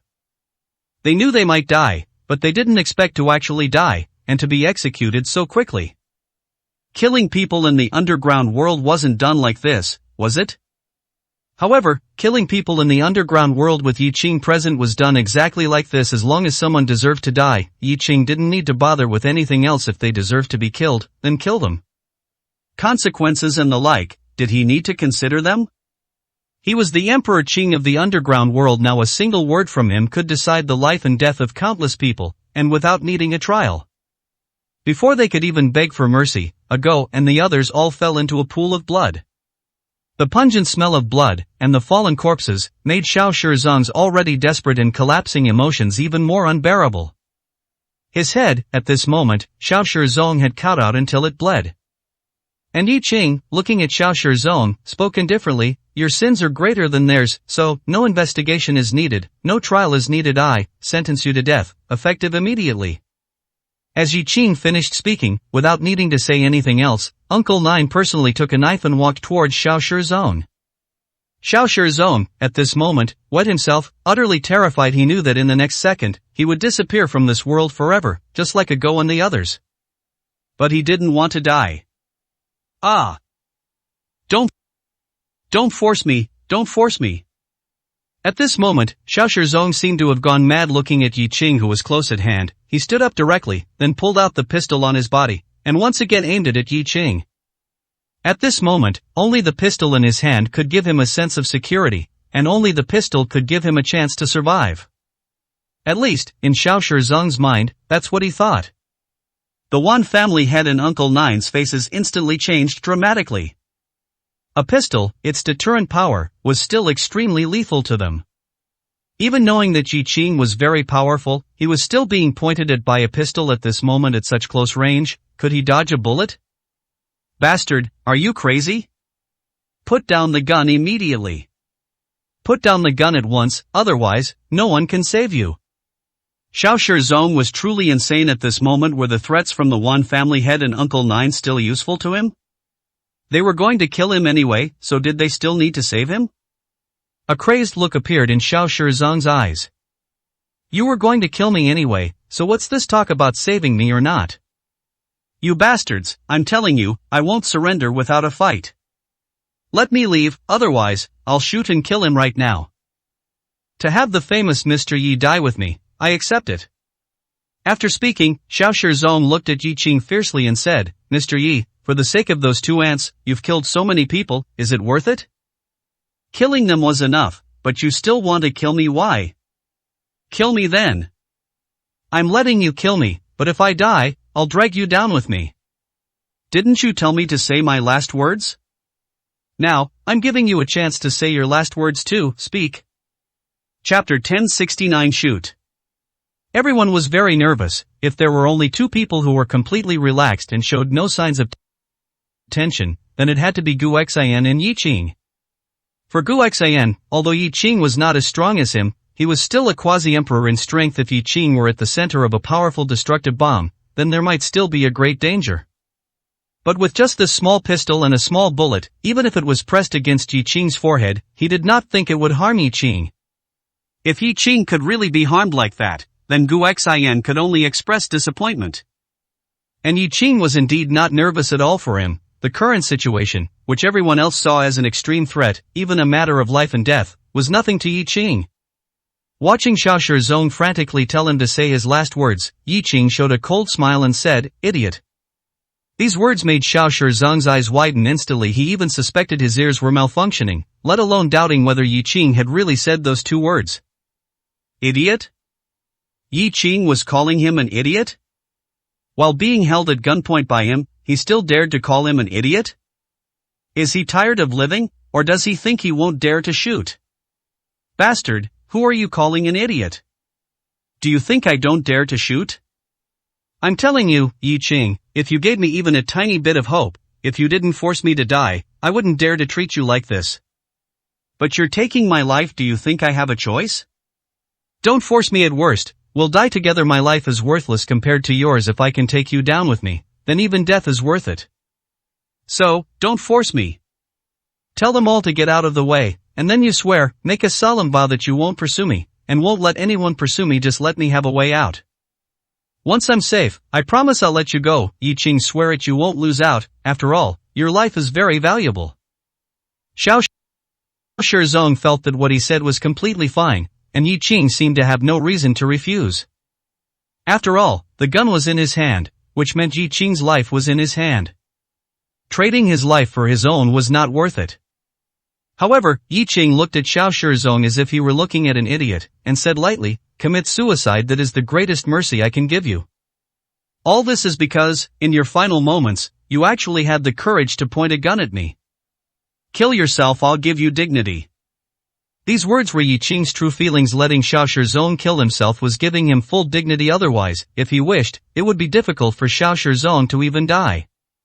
However, these words, heard by Xiao Shizong, made Yi Qing seem increasingly insane, not him. At this point, Yi Qing still didn't intend to let him go, and even said something like letting him kill himself. It was simply an insult. The madness in Xiao Shizong's eyes grew more intense. He looked at Yi Qing and roared, Yi Qing, do you really think I don't dare to kill you? Immediately tell them all to clear the way, otherwise, we'll die together. I don't believe you're truly willing to trade your life for mine. Then, Xiao Shizong looked away from Yi Qing and instead looked at one family head and Uncle Jiu, angrily saying, this person is crazy. Are you going to go crazy with him too? He cares about his reputation and can't tell you to leave, but are you going to stand by and watch him die? Everyone leave immediately. Once I'm safe, I swear, I will definitely release Yi Qing, otherwise, we'll all die together. At this moment, one family head and Uncle Jiu's hearts were in their throats. Yi Qing and Gu Xian were indifferent, but they couldn't be. After all, that was a gun, and those were bullets. However, before one family head and Uncle Jiu could say anything, Yi Qing spoke lightly.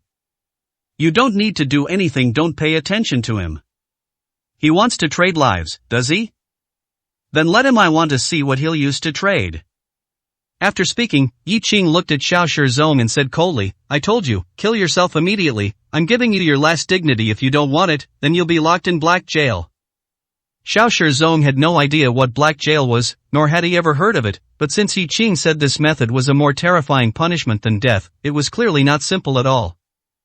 He didn't know anything, but he knew that Yi Qing had no need to deceive him in this way. Yi Qing, don't force me, I really will kill you, I really will kill you. Yi Qing looked at Xiao Shizong, showing an extremely contemptuous expression. Kill me? Just with you? Just with the gun in your hand? Then shoot if you think you can kill me. Then what if I let you go? After speaking, Yi Qing looked at one family head and Uncle Jiu and said lightly, if he really kills me with a shot, then let him go. No one is to pursue him, do you all understand? This order made one family head and Uncle Jiu look at each other, not knowing what to say. If Xiao Shizong shot and killed Yi Qing, he would be allowed to leave? What was going on? Yi Qing, how could he give such an order? Wasn't this forcing Xiao Shizong to shoot? However, looking at Yi Qing's cold face, one family head and Uncle Jiu both knew that they could say nothing but obey the order. Yes, Your Excellency, Emperor Cheng. Yi Qing then looked at the dumbfounded Xiao Shizong and said lightly, you've heard my order, shoot as long as you kill me, then no one will pursue you. You will live. Ha, not only will you survive, but your name will spread throughout the underground world. Many people will regard you as their savior, as a hero. But the premise is that you must be able to kill me. Yi Qing's words were practically forcing Xiao Shizong to shoot. At this moment, Xiao Shizong's hands were trembling. He didn't care about what Yi Qing said about saviors or heroes, but what he cared about was, could he really live if he killed Yi Qing? He didn't want to kill Yi Qing, he just wanted to live. Yi Qing, why are you forcing me? Why? I just want to live, can't you just spare me, just like sparing a dog? Why do you have to force me? I really dare to shoot, I really do, I'm not lying to you, the gun in my hand is real, not fake, I'm not joking. If you don't believe me, I'll shoot and you'll know. After speaking, Xiao Shizong directly fired a shot into the sky. The gunshot was loud, and it was enough to prove that the pistol was real, and the bullets were real once fired. It would definitely kill someone. You saw it, right? This is a real gun, a real gun. Yi Qing looked at Xiao Shizong indifferently and sneered, I didn't say it was a fake gun. Don't you want to die together? I've given you a way out. Shoot if you really shoot. I truly respect you as a man. But do you dare to shoot? This mocking attitude made the already frantic and collapsing Xiao Shizong almost unable to resist pulling the trigger. You're forcing me. You're forcing me. Chapter 1070. You are not a human. Xiao Shizong seemed truly pushed to a dead end, and he also seemed truly unable to bear this pressure.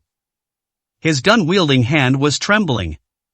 His finger was on the trigger, making people suspect that he might fire at any moment, and even if he didn't want to, he might accidentally discharge it.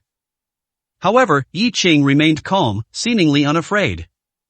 Not only that, the mockery in his eyes continued to provoke Xiao Shizong.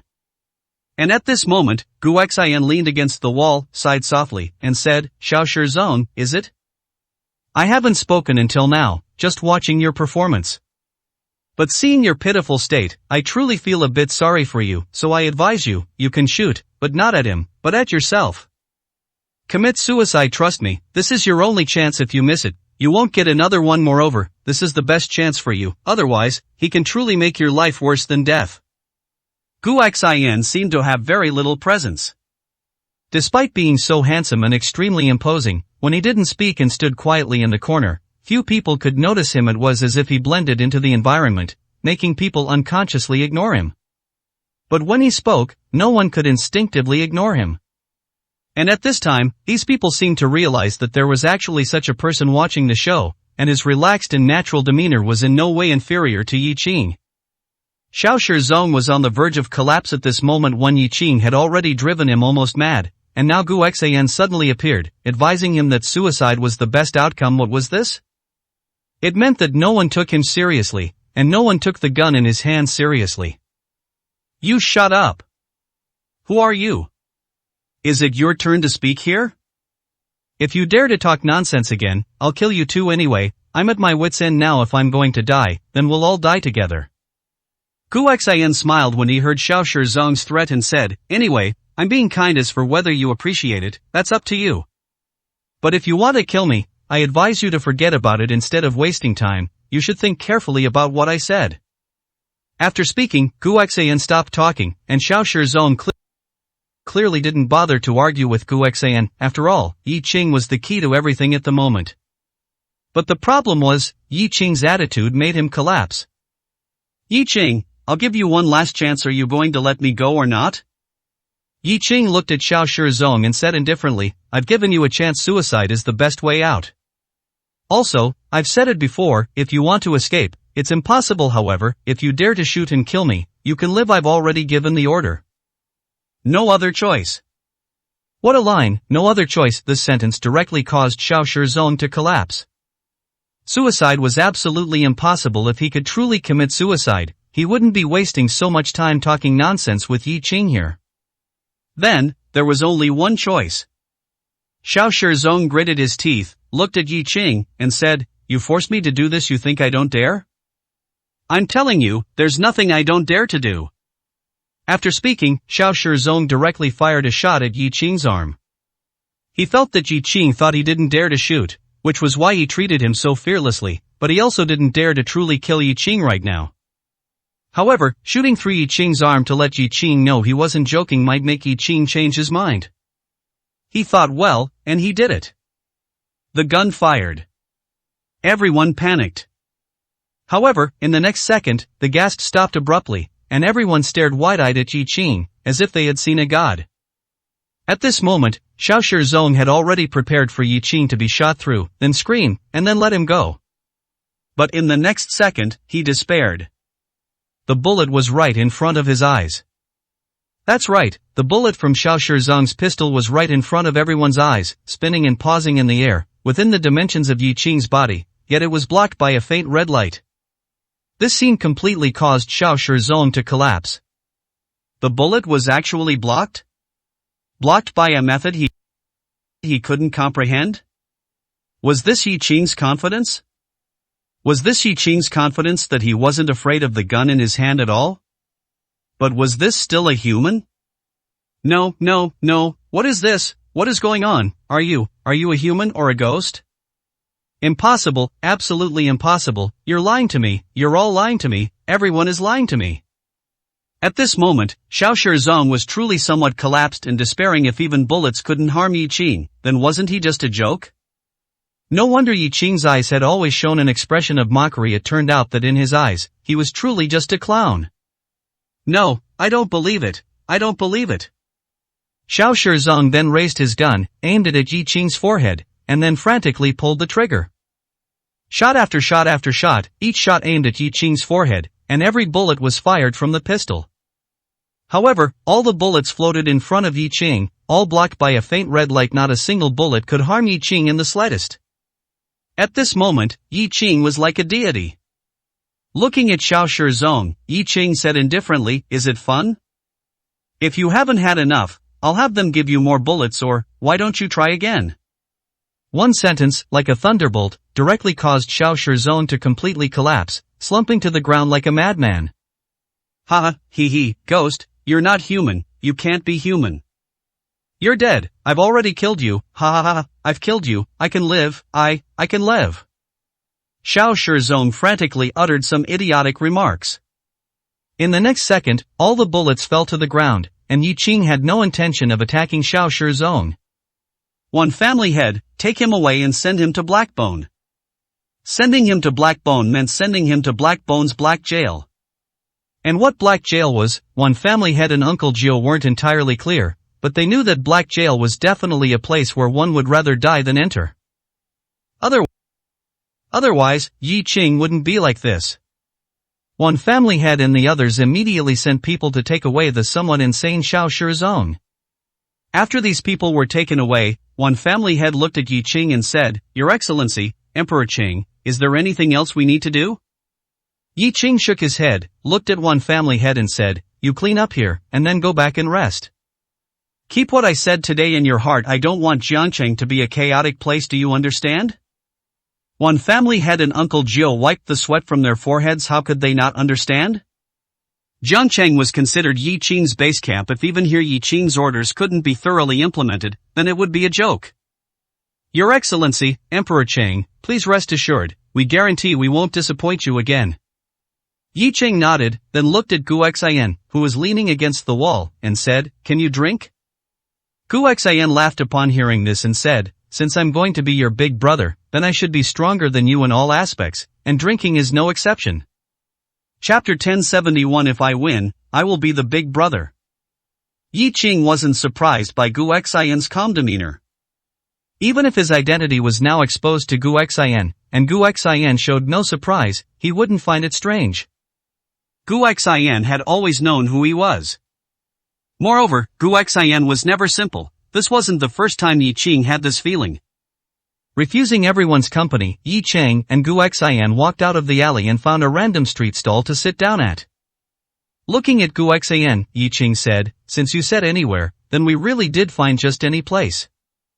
I rarely eat at street stalls anymore, but every time I do, it has a unique flavor. Are you okay with this?" Gu Xian smiled and nodded, saying, "Actually, what I miss most is this taste.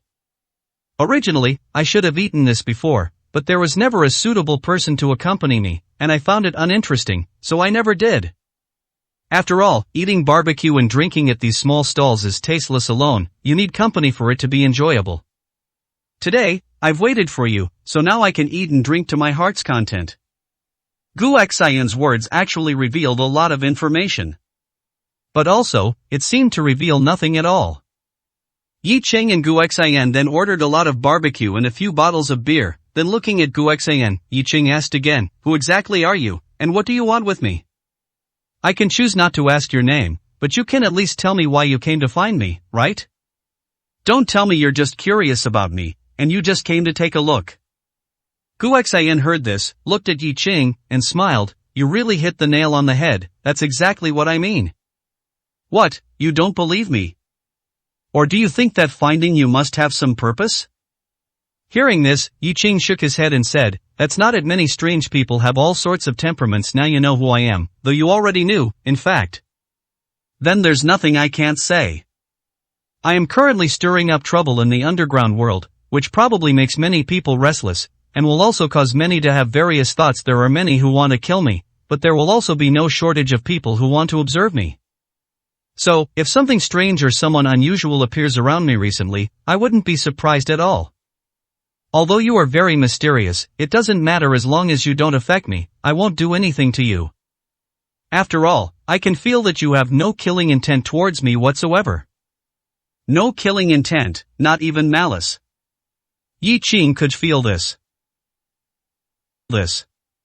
And Gu Xian, looking at Yi Qing, smiled and said, "No killing intent now doesn't mean there won't be killing intent later. No killing intent also doesn't necessarily mean I'll be good to you. However, you don't need me to remind you of these things, you know them very well yourself." But, even now, are you still not going to call me Big Brother? Gu Xian seemed very persistent about the title of Big Brother, having asked Yi Qing to call him Big Brother more than once. Yi Qing looked at Gu Xian and chuckled, "You're quite persistent, but I don't even know who you are, so why should I call you Big Brother? Even if we meet by chance, without any other purpose, you don't seem to have done anything that makes me feel I should call you Big Brother." What's the reason for being a Big Brother? Are you older? Gu Xian burst into laughter upon hearing this, pointing at the beer that the boss had just brought over, and laughed. Then, meeting by chance, making friends through wine, and having a high alcohol tolerance, how's that for a reason? With the reason of high alcohol tolerance brought up, Yi Qing couldn't say much more. He looked at Gu Xian and chuckled, "Alright, then let me see how high your alcohol tolerance really is. If you can truly impress me with your drinking, calling you Big Brother is not out of the question." These words were neither a provocation nor an intentional challenge to Gu Xian. Since Gu Xian had brought up the topic, Yi Qing naturally followed his lead. Moreover, Yi Qing had some worries today after leaving Cloud Mist Villa. These worries were actually many, but Yi Qing just felt his thoughts were not clear. However, the events just now had greatly improved Yi Qing's mood. His thoughts also became much clearer. Drinking wasn't a bad thing for them. Drinking a lot could harm ordinary people's bodies, but it couldn't harm theirs. On the contrary, getting drunk occasionally wasn't a bad thing. But the key was that it was hard to get drunk, and they didn't get drunk easily. Yi Qing looked at Gu Xian, who had already picked up a bottle of beer, and smiled, "How much can you drink?" Gu Xian held up one finger and smiled, "Keep drinking." Of course, this secret is not known to ordinary people, because there are really not many people who can drink with me. And those who can make me keep drinking are even fewer. But today, for the sake of this Big Brother, I can go all out and keep drinking. At these words, Yi Qing also picked up a bottle of wine and said, "Good, if you can truly impress me with your drinking, then I'll call you Big Brother." Come on, cheers.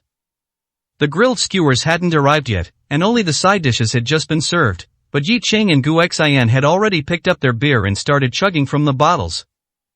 The two seemed to be genuinely competing in a drinking contest, neither giving way to the other. Just like that, bottle after bottle, they drank. And in a car not far away, Hong Chen and Mandala were gathered together again. In the commercial vehicle, both looked at Yi Qing and Gu Xian, who were sitting together in a drinking contest, with expressions of disbelief. "Mandala, I told you to come along and watch the show, but you didn't believe me. How about it? Isn't today's show good?" Mandala heard this, glanced at Hong Chen sideways, and sneered, "You're afraid of being punished alone, so you dragged me along, right? However, coming with you this time wasn't a loss, but are you sure you want to keep watching? If Master really gets drunk, will there be any repercussions?" Mandala's face showed a worried expression. And Gu Xian heard this and chuckled, "Don't worry, you know Master's alcohol tolerance, don't you? There won't be any problems. Besides, the news we know, Master must also know. Since he knows and is still drinking so much, it means he doesn't take it seriously. What kind of person is our Master? Although some reclusive old monsters in Dragon Country know Master's whereabouts and have already rushed here, what can they do? How dare they? Even I am not afraid of them, let alone Master." Mandala heard this and was not much reassured by Hong Chen's words.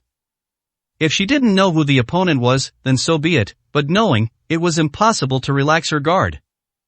Gu Xian's entry into Dragon Country, though not with great fanfare, was not exactly secretive either. Therefore, anyone with a mind to investigate could certainly find out. And if they could find out and did nothing about it, then Hong Chen and Mandala couldn't help but be surprised. After all, this was Gu Xian, an existence that would make countless people wary wherever he went. Gu Xian entering the country. This was Dragon Country's greatest unease.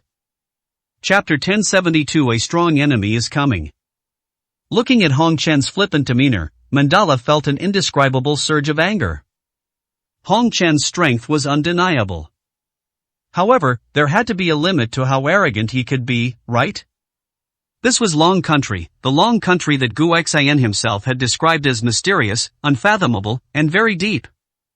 Perhaps Hong Chen had been here for too long without encountering any worthy opponents, which was why he was so dismissive.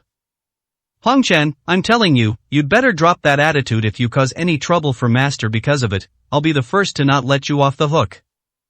Also, Master once told you how deep the waters of Long Country are. You can disregard it, but if you want to die, go die by yourself. Seeing Mandala's icy expression, Gu Xian smiled and said, "Why are you getting so angry?" "I was just trying to liven up the atmosphere. Besides, the enemy hasn't arrived yet, has he?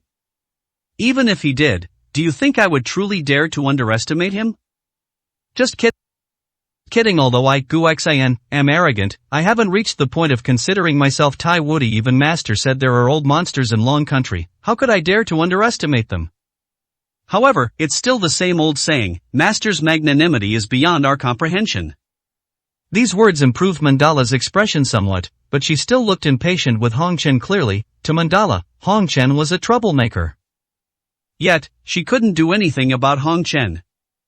At this moment, Hong Chen looked at the two men engaged in a drinking contest and smiled. Yi Qing is far inferior to Master. Mandala, we're watching them here. Master must have already noticed, but do you think Yi Qing has noticed us?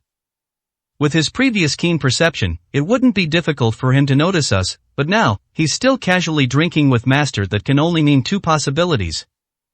Mandala heard this, looked at Hong Chen, and frowned. What two possibilities? Hong Chen smiled, extended a finger, and said, the first possibility is that Yi Qing noticed us, but he doesn't care. Just like before, he has no intention of bothering with us. As for why, let's not think about it. I think the second possibility is more likely. Master has shielded our presence, or rather, he has shielded Yi Qing's presence, doing this right next to Yi Qing, in front of him, and Yi Qing can't even detect it. What does this mean? This means Master's strength far surpasses Yi Qing's. I think the second possibility is more likely. Mandala didn't refute these words because she also felt that the second possibility was more likely. Of course, that Gu Xian's strength was greater than Yi Qing's was something that didn't even need to be considered in their hearts. Gu Xian was Tai Woody. No, Tai Woody couldn't even describe Gu Xian's status in their hearts. God. Gu Xian was God.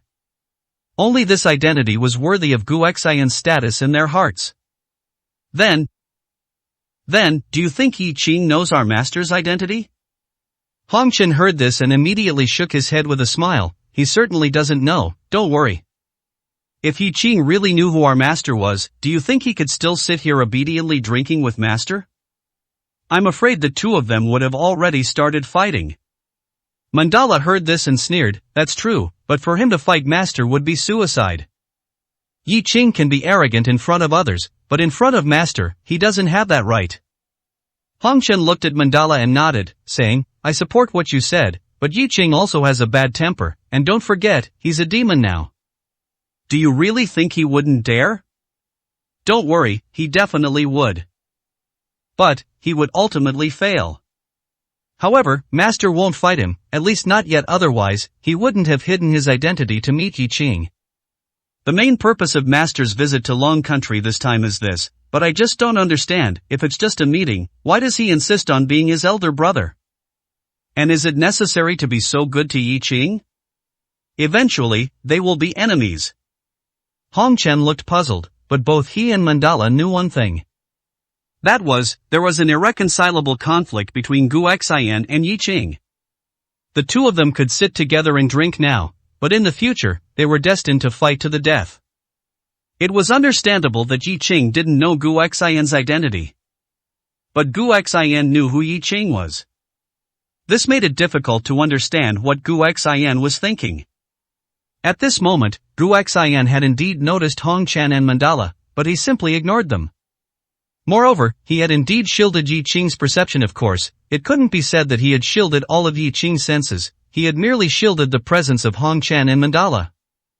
This was something Gu Xian could do with ease. Otherwise, if Yi Qing had truly discovered that Hong Qian and Mandala had been following them, then many things wouldn't need to be said. Now, there were more than 10 empty beer bottles on their table, but neither of them felt drunk. Of course, not only did their bodies not want to get drunk, but their hearts also didn't want to get drunk, and even more, they didn't want to lose.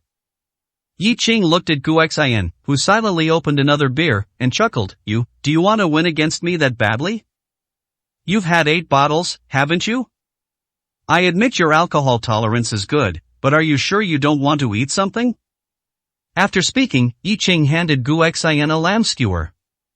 Gu Xian took the lamb skewer and smiled, eating or not is secondary, whether I win or not is also secondary, but if you don't call me big brother, I won't feel comfortable. So, when you call me big brother, that's when we'll stop. After saying that, Gu Xian quickly finished the lamb skewer in a few bites, then picked up another beer, ready to chug it. Yi Qing frowned slightly, looked at Gu Xian, and shook his head. I don't understand why you're so fixated on this title. Is this some kind of mission for you? Even if I call you big brother, what benefit would it bring you? I don't know who you are, and you won't tell me who you are, so what if I call you big brother? Indeed, there was no benefit whatsoever after all. They both knew that this so-called big brother title was just a joke. Even if it were real, it would only be for this moment. After tonight, whether they would meet again was uncertain, and there would be no burden from this title, so Yi Qing didn't understand why Gu Xian was so insistent. Gu Xian looked at Yi Qing and said with a smile, don't worry, there's no mission, and I don't need any benefits. I just want to hear you call me big brother. Just consider it my vanity acting up to have the esteemed Emperor Qing call me big brother, even if it's just for this moment, I'd be satisfied. Since Gu Xian had said that, Yi Qing had nothing more to say. Calling him big brother was no trouble for him, it was just a matter of opening his mouth. To put it bluntly, if he met a stranger older than him on the street on a normal day, Yi Qing could unhesitatingly call him big brother. It was just a title, it didn't mean anything. However, for some reason, today, Yi Qing didn't want to say that big brother. Chapter 1073 The Terrible Future. Since neither of them could convince the other, they could only continue their drinking contest at the table. Half an hour passed, and empty beer bottles were piled up at their feet. Each of them had drunk 17 or 18 bottles, but neither showed any sign of intoxication. However, it was no longer a question of being drunk or not, it was a question of whether their bodies could handle so much. Drinking 17 or 18 bottles of beer without getting drunk was a natural talent, but that amount of liquid was not something an ordinary person could endure. The key was that neither Yi Qing nor Gu Xian had gone to the restroom even once. Impressive, truly impressive, but are you sure you want to continue? Can you still hold on? Yi Qing looked at Gu Xian, shook his head, and said, continuing like this isn't good for your body, let's just stop. Upon hearing this, Gu Xian smiled and shook his head, saying, given up?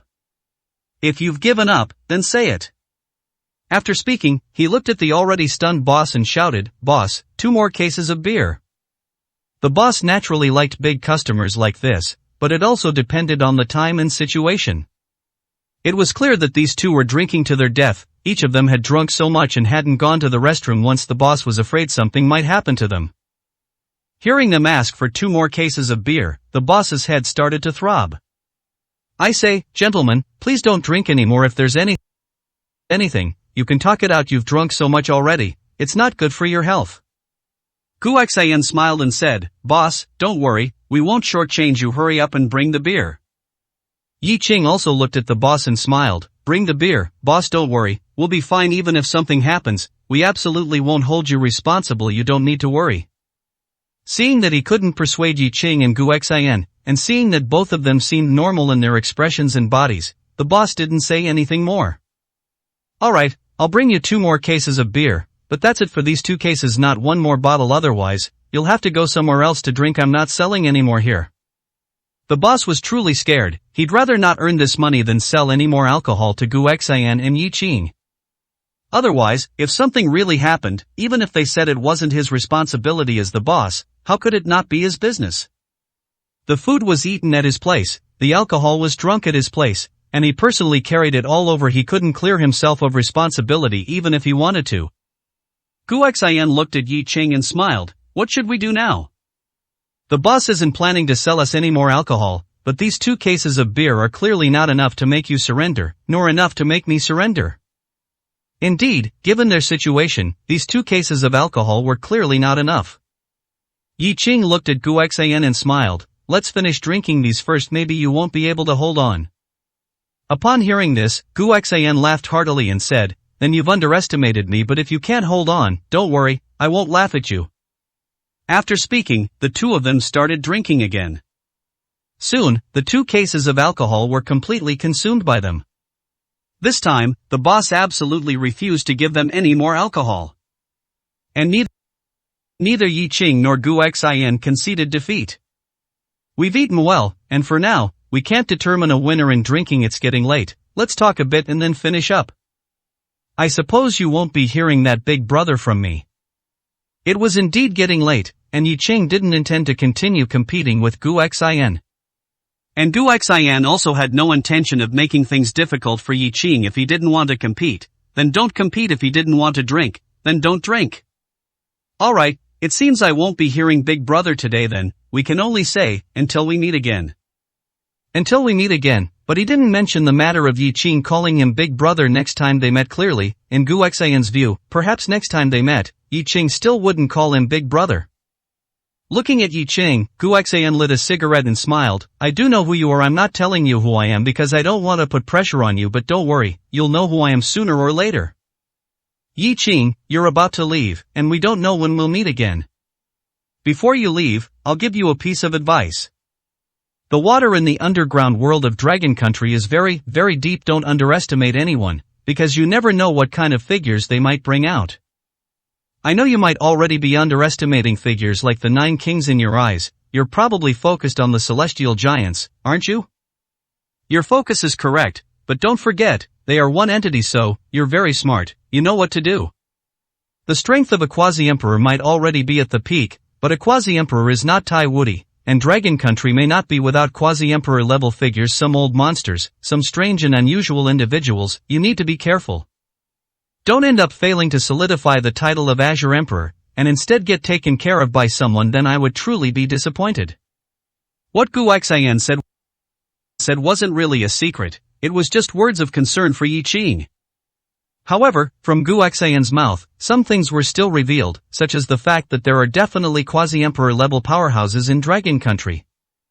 Although he didn't know Gu Xian's exact purpose, it seemed for now that Gu Xian truly had no conflict with him, and even seemed to hope that he would be the one to win. Looking at Gu Xian, Yi Qing no longer pursued Gu Xian's identity and thoughts. Thank you for the reminder, don't worry, I know what to do. Gu Xian stood up with a smile, stretched, and said, that's for the best. Then I hope your name as the Azure Emperor will truly be well deserved.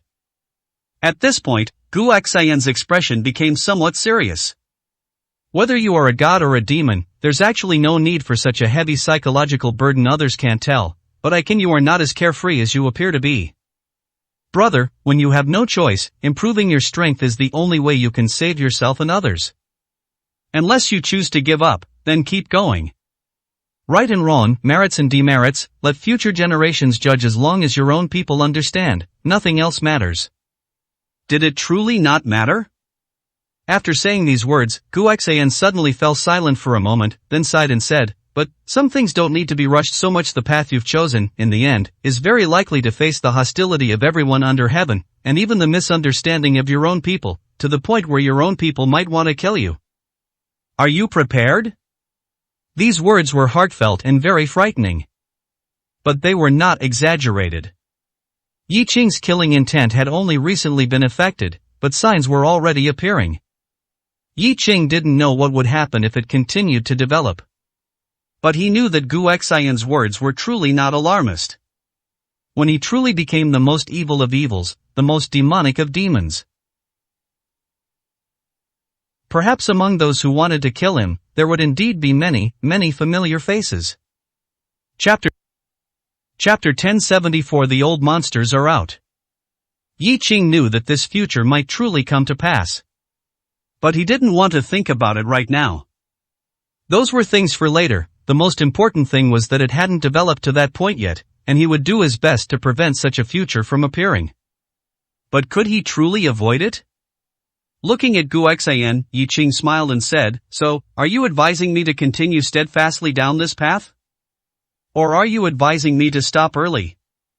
Gu Xian heard this, smiled, and said, "I won't advise you, and no one can advise you. The future path is under your own feet. Besides, you already have the answer, don't you?" That's right, Yi Qing already had the answer. In fact, he had no choice at all. Gu Xian slowly turned around and left with a smile, saying as he walked, "Yi Qing, since you've chosen, don't regret it. Besides, you have no room for regret at all. I know about Bai Ruoroa's situation. Don't worry, she can be saved, but to save her, you must first reach the end of this path." Gu Xian knew everything, even about Bai Ruoroa's situation. At this moment, Yi Qing really wanted to keep Gu Xian and ask him clearly who Gu Xian was and what his purpose was. However, looking at Gu Xian's back, he didn't do such a thing, and he also had a feeling that he couldn't keep Gu Xian. Gu Xian only seemed like an ordinary person, as if he didn't have much powerful strength, but Yi Qing knew that Gu Xian was probably much more terrifying than he imagined. Looking at Gu Xian's back, Yi Qing suddenly chuckled and called out, "Big brother. Today, seeing you specially come to find me, say so many words, and drink so much wine, I'll call you Big Brother. Have a safe journey." Hearing Yi Qing's call of Big Brother, Gu Xian's figure paused for a moment, then Gu Xian's hearty laughter came through. And this time, anyone could tell from the laughter that Gu Xian was truly laughing heartily, truly happy. "Brother, I'm more and more looking forward to the day we meet, but I'm also a little afraid of that day. Don't worry, your call of Big Brother won't be in vain. Next time we meet, whether as enemies or friends, we'll continue the wine we didn't finish today." Gu Xian left, unrestrained and without a trace of reluctance. He came like a gentle breeze and left the same way. He was already a profoundly mysterious existence, having spent so much time with Yi Qing, yet his identity remained completely undisclosed. But in his final words, Gu Xian still revealed quite a lot. There are many powerful individuals in Longhua, and these powerful individuals will become Yi Qing's enemies because he intends to become an emperor. Quasi-emperor is not Tai Wudi. Similarly, Gu Xian understood Yi Qing very well, even knowing Bai Ruoroa's situation clearly. This was no simple matter. Who exactly was Gu Xian? At this moment, Yi Qing's heart was filled with unanswerable questions. It wasn't that he was foolish and couldn't guess that Gu Xian was his eldest senior brother. Rather, such a thing would be impossible for anyone to guess. After all, the hatred between him and Gu Xian was so immense.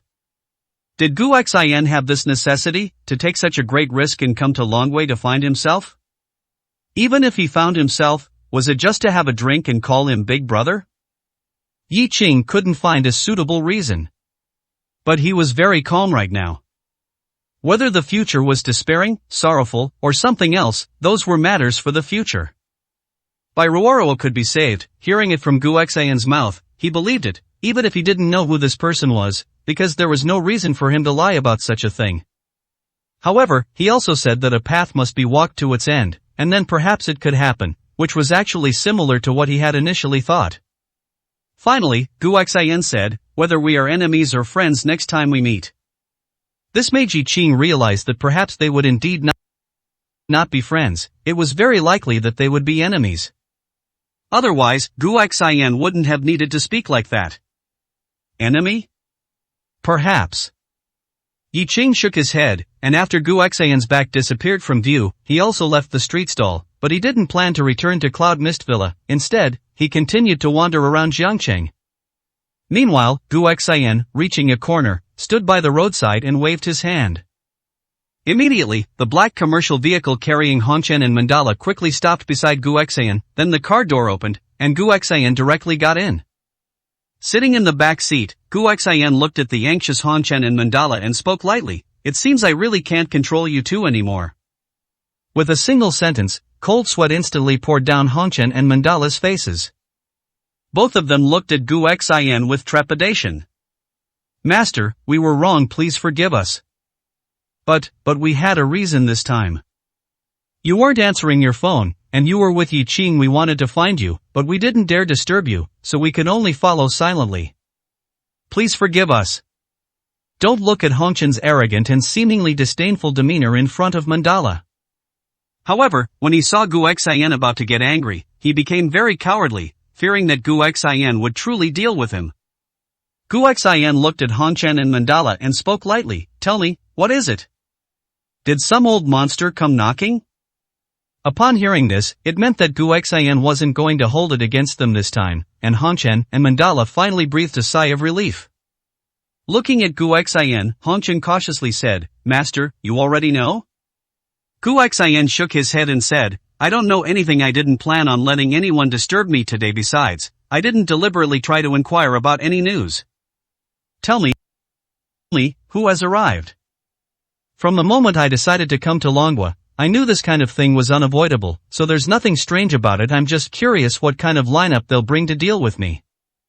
Hongchen heard this and immediately said, "Master, it is rumored that the sword demon has left the mountain and is rushing here at the same time. The second ancestor and the current sect master of Great Snow Mountain have also descended and are rushing towards Jiangcheng. Additionally, 2 more have come from the imperial capital, but their identities are unknown. Master, I don't know about others, but the sword demon already possessed quasi-emperor strength many years ago, and the second ancestor of Great Snow Mountain is also a quasi-emperor level expert. The others who come to find you will certainly not be weak in strength. Are you sure you want to go to war with them? If all of them possess quasi-emperor level strength, then that's 5 quasi-emperors coming together to fight you." No matter how arrogant Hongchen was, even when facing Yi Qing, he seemed to look down on him and was eager to try. However, thinking of 5 quasi-emperor level experts actually joining forces to deal with Gu Xian, his teeth couldn't help but ache. Quasi-emperors, they weren't common cabbages. Longhua, indeed Longhua, full of hidden dragons and crouching tigers, mysterious and unfathomable in other places, a country being able to produce 1 quasi-emperor would be an incredible feat. Even with some reclusive old monsters, there wouldn't be many quasi-emperors. This was no joke. And Gu Xian looked at Hongchen and Mandala and smiled. "Isn't it strange why there's suddenly no news of quasi-emperors in this world, yet they're suddenly appearing one after another? On the dark web, they even say Yi Qing is the only quasi-emperor in the current era. Haha, actually, that's not wrong." These words made Hongchen and Mandala even more confused. Chapter 1075 Imperial Covenant. Gu Xian was right, Red Dust and Mandala were indeed full of questions at the moment. Just as Gu Xian said, on the dark web, including among the world's powerhouses, most people, aside from those in the know, actually believed that quasi-emperor level powerhouses no longer existed in the world. Otherwise, there wouldn't have been such a huge reaction when Yi Qing fought in the overseas battles and the Paida battles. Because Yi Qing's strength had clearly reached the limit of a quasi-emperor powerhouse. Of course, how far he was from an emperor-level powerhouse was not something others could speculate. Because a quasi-emperor was already strong enough to make people despair. Moreover, quasi-emperor level powerhouses had indeed not appeared publicly for many years. The recorded battles were from many years ago. Therefore, whether there were still quasi-emperor powerhouses in this world was a question many people had, and Yi Qing's appearance, which thrilled people, was precisely for this reason. Because Yi Qing was the only confirmed quasi-emperor level powerhouse in recent years, this gave many people hope. However, Red Dust and Mandala were different. Following Gu Xian, they had earned his trust and naturally knew much more. At the very least, they knew that there were other quasi-emperor level powerhouses in this world. Of course, the number would definitely not be large, but they certainly existed. It was even hard to say whether stronger individuals still existed, because Gu Xian, who seemed to have withdrawn from worldly affairs and not appeared in the world for many years, had actually fought before, and even been injured. Since Gu Xian said nothing, they naturally found it difficult to ask too many questions. But today, Gu Xian seemed intent on revealing some secrets. Seeing Red Dust and Mandala's curious expressions, Gu Xian smiled and said, "Dragon-ranking powerhouses are already so formidable that they make ordinary people despair, even exceeding the limits of ordinary humans, and while quasi-emperor level powerhouses vary in strength, it's undeniable that every quasi-emperor level powerhouse is powerful enough to make people despair. Furthermore, their combat power, destructive power, and lethality are enough for one person to wipe out a city, or even a small country." Do you understand what this means? Red Dust and Mandala looked serious at this moment, nodding in agreement to show they understood. The destructive power was too great, akin to the existence of nuclear weapons. Let alone a quasi-emperor level powerhouse, even if Red Dust were to go to a small country and slaughter indiscriminately, it would be a disaster for countless people. Gu Xian smiled and said, "For so many years, there's only one reason why quasi-emperor powerhouses haven't appeared, the Emperor's Covenant." Red Dust and Gu Xian both showed bewildered expressions. Emperor's Covenant? This was a term they had never heard of, but since it came from Gu Xian's mouth, it must exist. Gu Xian smiled and said, "The Emperor's Covenant, as the name suggests, is an agreement among emperor-level powerhouses, or perhaps a restriction. It requires powerhouses who reach the quasi-emperor level to seclude themselves, not interfere with the world's operations, and even not appear publicly. Even if they do appear, they must not use strength exceeding the quasi-emperor level, otherwise, they will be punished by everyone." Many quasi-emperors, sects and families know of the existence of quasi-emperor powerhouses, but they have all chosen not to let these individuals take action. However, even without taking action, quasi-emperor level powerhouses still possess powerful deterrent force. After all, if a quasi-emperor level powerhouse were completely enraged, threw caution to the wind, and disregarded everything, the destruction they would bring would be irreversible. But what needs to be obeyed still needs to be obeyed. After all, at the very beginning, not just one or two quasi-emperor powerhouses died. Moreover, not only did the quasi-emperor powerhouses die, but their sects and families were also implicated and destroyed along with them. This was to give all quasi-emperor powerhouses a deterrent, and it has been very effective in practice. When Gu Xian said this, he looked calm, but Red Dust and Mandala had already imagined the destructive scenes of the quasi-emperor battles back then, and they knew that for the Emperor's Covenant to have been upheld until now, the blood and lives behind it must have piled up like mountains. Red Dust looked at Gu Xian and cautiously asked, "Master, have you also been restricted by the Emperor's Covenant all these years, cultivating yourself and staying out of worldly affairs?" This question was somewhat impolite, as if it showed a lack of respect for Gu Xian, but it was also something they couldn't help but wonder about. Gu Xian smiled and said, "There's nothing to hide about this. Indeed, I am also bound by the Emperor's Covenant, but compared to others, I am voluntarily bound, not forced into it without choice. Back then, I also entered a period of confusion and a bottleneck, so staying out of worldly affairs was my own choice. The Emperor's Covenant was only a small part of it. To be precise, I am subject to more restrictions than them. For example, many people on the land of Dragon Country don't welcome me here. Otherwise, Sword Demon and second ancestor of Great Snow Mountain wouldn't have come knocking now." When Gu Xian said this, he was calm and collected, seemingly not feeling threatened at all, nor did he find it embarrassing. And when he said that being bound by the Emperor's Covenant was more of his own choice than out of fear, whether others believed it or not, Red Dust and Mandala absolutely believed it. Because in their hearts, Gu Xian was an omnipotent existence. Red Dust looked at Gu Xian and softly asked, "Then what about Yi Qing? He's also a quasi-emperor now. Why isn't he bound by the Emperor's Covenant? He has already been exposed to everyone. Moreover, not only that, but he has already claimed the title of emperor. This clearly shows he doesn't intend to stop. The Emperor's Covenant, and those quasi-emperor powerhouses, probably won't let him off, will they?" This question hit the nail on the head. Gu Xian looked at the sky outside the car window and chuckled. "The sky is gloomy, it's going to rain." In fact, Yi Qing's situation is indeed somewhat special, something no one expected. His progress has been a bit too fast. Reaching quasi-emperor in such a short time, it's not unprecedented, but those old folks probably never dreamed of it. After all, they don't understand Yi Qing. When Gu Xian said this, he laughed, as if he felt a great sense of satisfaction. It seemed that surprising those old folks was a very interesting thing for him.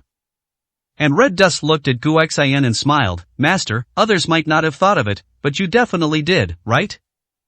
After all, if it weren't for you, even if Yi Qing could reach this point today, it would probably take a lot of time, wouldn't it? Gu Xian chuckled and nodded, saying, that's right. From the moment Yi Qing appeared, I thought of it, and when his performance on the overseas battlefield didn't disappoint me, I guess this day would come. It's time for the Emperor's Covenant to be broken. These people can't restrain my good junior brother. Chapter 1076 The Desire to Break the Imperial Covenant. The Emperor's Covenant, a death warrant hanging over the heads of all quasi-emperor realm experts. There weren't just a few people who wanted to break the Emperor's Covenant, there were many, but no one had the heart to challenge the Emperor's Covenant again. And Yi Qing's appearance was not only being watched by Gu Xian, in fact, many people were watching him. He was the only publicly known quasi-emperor in the world today, and he became a quasi-emperor right under everyone's noses. This exceeded the expectations of those guarding the Emperor's Covenant, leading to many variables. But these variables were not unsolvable, it just depended on whether they wanted to solve them and how. Hong Chen looked at Gu Xian and said, Master, that Yi Qing is already a quasi-emperor, and it's common knowledge the guardians of the Emperor's Covenant will probably make a move against Yi Qing, right? What will they do? Are they going to kill Yi Qing? The Emperor's Covenant can suppress so many quasi-emperor experts, which itself means there are also many quasi-emperor experts guarding the Emperor's Covenant. Yi Qing is a quasi-emperor, but others are also quasi-emperors. So, suppressing Yi Qing, or even killing Yi Qing, might seem incredible and impossible in the eyes of ordinary people, but the Emperor's Covenant can definitely do it. If the Emperor's Covenant ignored Yi Qing, then it would truly be underestimated, leading to the destruction of its authority at that time. Those who wanted to break through the Emperor's Covenant would naturally find a good excuse. Gu Xian smiled and said, killing Yi Qing is only the worst-case scenario, but the people of the Emperor's Covenant haven't made a move yet, which means they are actually surprised by this situation as well. While surprised, they are also discussing countermeasures against Yi Qing. It's just that, after all the discussions, in my opinion, there are only a few possibilities. The most likely thing they will do is to make Yi Qing retire, but there might be several ways for him to retire. We won't discuss this now, because Yi Qing will not agree to their condition. And if Yi Qing doesn't agree, that means he will fall out with the Emperor's Covenant. Then the Emperor's Covenant will consider forcing Yi Qing into retirement. Forcing him into retirement, or rather, killing him, is more appropriate. Forcing retirement, isn't that just killing? Hong Chen looked at Gu Xian, frowning slightly, and said, they are a bit too overbearing, aren't they?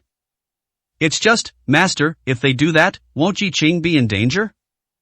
If Yi Qing is really killed by them, then it will ruin your plan. Gu Xian nodded and said, if Yi Qing dies, it will naturally ruin my plan, but who said Yi Qing will definitely die? Don't worry, things haven't reached that point yet. Perhaps they can have a pleasant discussion. That's an uncertain thing, but even if they can't agree, then let's fight. I believe Yi Qing won't be killed so easily. Anyone who underestimates Yi Qing will pay the price. Gu Xian had a very high opinion of Yi Qing. In fact, although Gu Xian had said many times that if Yi Qing failed, there was nothing he could do, Hong Chen had always seen that Gu Xian did not believe Yi Qing would fail. Hong Chen didn't know where this confidence came from, but he knew that since Gu Xian had so much confidence in Yi Qing, there must be a reason. Alright, let's not talk about these things anymore. Let's go to the outskirts of Jiangqing. Jian Mo and the others should be arriving soon, huh? They are old friends. After all, knowing that we're meeting, we should always greet them in advance. Gu Xian said the words old friends easily, but Hong Chen and Mandala would not truly consider Jian Mo and these people as Gu Xian's old friends. It was clear that they didn't welcome Gu Xian to Dragon Country. They came to stop Gu Xian, or even drive him away. To put it bluntly, the possibility of them wanting to kill Gu Xian was very, very high. Could this be considered old friends? However, since Gu Xian said so, Hong Chen and Mandala naturally wouldn't say anything more. The vehicle immediately drove out of the city. The direction was exactly opposite Cloud Mist Villa. No matter how fierce the fight was, Yi Qing would not be able to feel it. Master, among these people, as far as I know, there are 2 quasi-emperor realm experts, and according to what you said, all quasi-emperor experts must abide by the Emperor's Covenant. So, besides coming for you, do they also have the intention of looking for Yi Qing? After all, they've already come, and Yi Qing is in Jiangcheng. which is common knowledge. It's unlikely they wouldn't look for Yi Qing once they're here, right? That was the logic, but Gu Xian shook his head and said, not necessarily of course, it's not impossible. It's just that the possibility is very small. I said that the Emperor's covenant is naturally guarded by people, but Yi Qing's matter appeared too suddenly. I'm afraid they haven't yet discussed how to deal with it. Don't forget what I told you before, the Emperor's covenant restricts all quasi-emperor realm experts, but not everyone is willing to submit to the Emperor's covenant. Nor is everyone willing to live in anonymity and stay out of worldly affairs. Many people want to find an opportunity to break the Emperor's covenant, but they don't have the ability, the courage, or the opportunity. But now, Yi Qing's appearance is an opportunity for them. So, you should understand, some people want to restrict Yi Qing, some want to kill Yi Qing, but at the same time, some also want to use Yi Qing's opportunity to make quasi-emperors reappear. Therefore, until they discuss a more or less acceptable solution, they will not take any action. Of course, it's not ruled out that someone might be reckless and contact Yi Qing privately in advance. But those are all things for later. At this point, Gu Xian smiled and said, alright, don't worry about their affairs. After all, they came here aggressively this time, mainly for me. Sai, it seems that if I don't get some exercise today, it won't do. This casual remark about getting some exercise actually meant fighting. Moreover, it was a battle with Gu Xian alone against possibly 5 quasi-emperor realm experts. If this battle were to be spread, it would probably shock everyone. However, such a battle would not be known to outsiders. Hong Chen looked at Gu Xian and said in a deep voice, Master, although my strength has not reached the quasi-emperor realm, I believe that fighting against a quasi-emperor, at least holding him back, is not a big problem. Master, I am willing to fight, please grant me this. As he spoke, Hong Chen's eyes gleamed with strong fighting intent. Fighting against quasi-emperor realm experts, a talent like Hong Chen would naturally be eager to do so. At this moment, Mandala also gritted her teeth, her eyes red, and said, Master, I can also fight. Although my strength is not as good as Hong Chen's, I think holding back a quasi-emperor expert should not be a problem. If Hong Chen and Mandala held back 2 of the 5 quasi-emperor realm experts, then there would only be 3 left. 3 quasi-emperor experts were still incredibly formidable, but for Gu Xian, the pressure would certainly be greatly reduced. In fact, at this moment, Hong Chen and Mandala were both unsure. After all, those were quasi-emperor realm experts. Hong Chen might still have some confidence, feeling that it wasn't a big problem and could be achieved with some cost, but for Mandala, it was truly uncertain. And Gu Xian, looking at Hong Chen and Mandala, directly shook his head. Chapter 1077 The Possibility of a Breakthrough in Battle. It wasn't that Gu Xian looked down on Hong Chen and Mandala. These 2 were indeed powerful enough to stand firm in the strongest world, especially Hong Chen, whose strength was only half a step away from being targeted by the Emperor's covenant. In fact, he should have been targeted already, but because he was under Gu Xian, no one was willing to actively seek him out. Anyone who could be targeted by the Emperor's covenant represented the hope of possibly becoming a quasi-emperor in the near future. When Hong Chen said he could hold back a quasi-emperor level powerhouse, Gu Xian actually thought it was very possible. After all, for someone newly at the quasi-emperor level, Hong Chen might just be able to stall for time. But Mandala truly didn't have that strength. Quasi-emperor, with the word emperor in their title, it was no joke. It represented a chasm-like difference in strength, a world of difference. Alright, both of you don't need to say anything. I don't need you to help me fight when the time comes, you can just watch from the side. To say there won't be a fight is impossible, but if a fight does happen, letting you watch won't do any harm, perhaps there might even be some benefits. However, you must remember not to despair, otherwise, it might not be a good thing, but a bad one. When Gu Xian said this, his face was serious. Clearly, in his opinion, if he and Sword Demon truly fought, and if Hong Chen and Mandala were not mentally prepared and lacked strong psychological fortitude, they could indeed despair. After all, battles of that level were no longer something ordinary people could experience. Gu Xian wasn't too worried about Hong Chen, but he was indeed somewhat concerned about Mandala. Mandala, why don't you just not go? It's not that I underestimate you, nor that I don't want you to participate, but at this moment, watching a battle of this level might not be a good thing for you. You can just proceed as usual. These words made Mandala freeze for a moment, but then came strong indignation. Displeasure, she dared not show, but indignation was a clear sign of it. If Guoxian had said that neither she nor Hong Chen should participate, she would have nothing to say. But now, Guoxian kept Hong Chen but, after much thought, wanted her to leave. Who would believe there wasn't a difference in treatment here?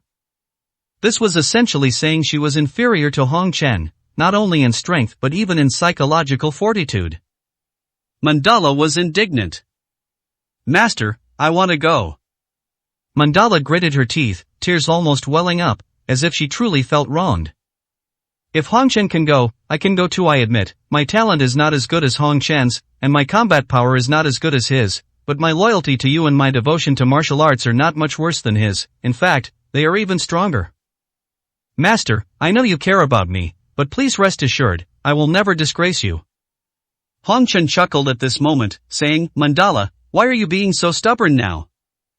Master is also doing this for your own good. That's a quasi-emperor level battle, and not just an ordinary quasi-emperor battle, it's an emperor's battle where Master personally takes action. Do you know why Master brings me along and isn't worried? Because I've seen Master take action although it wasn't at full strength. That kind of heavenly might was already despair-inducing and unbearable the first time I saw it. I was shocked for a long time before I recovered.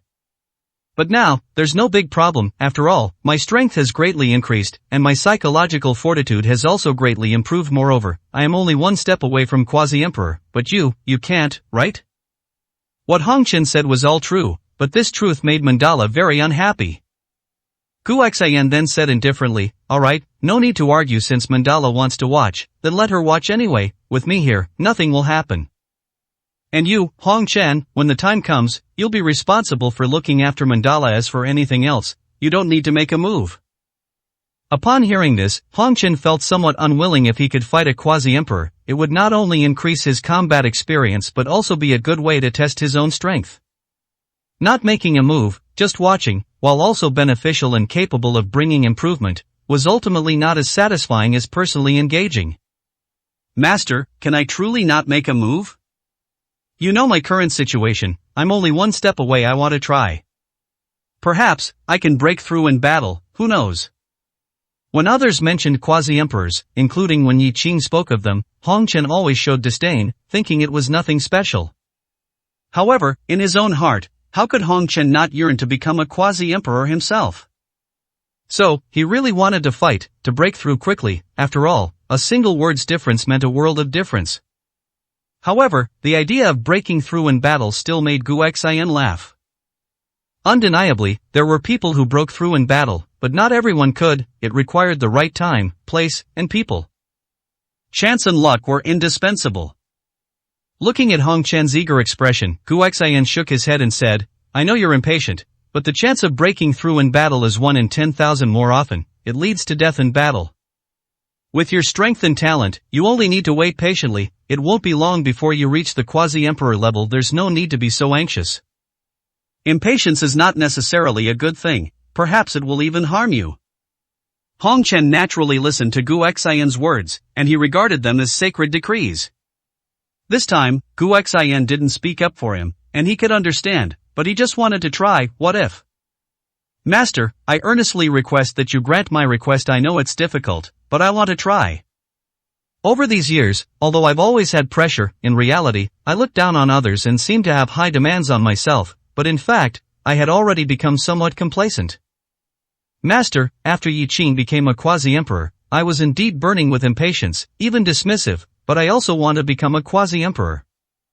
Master, just let me try.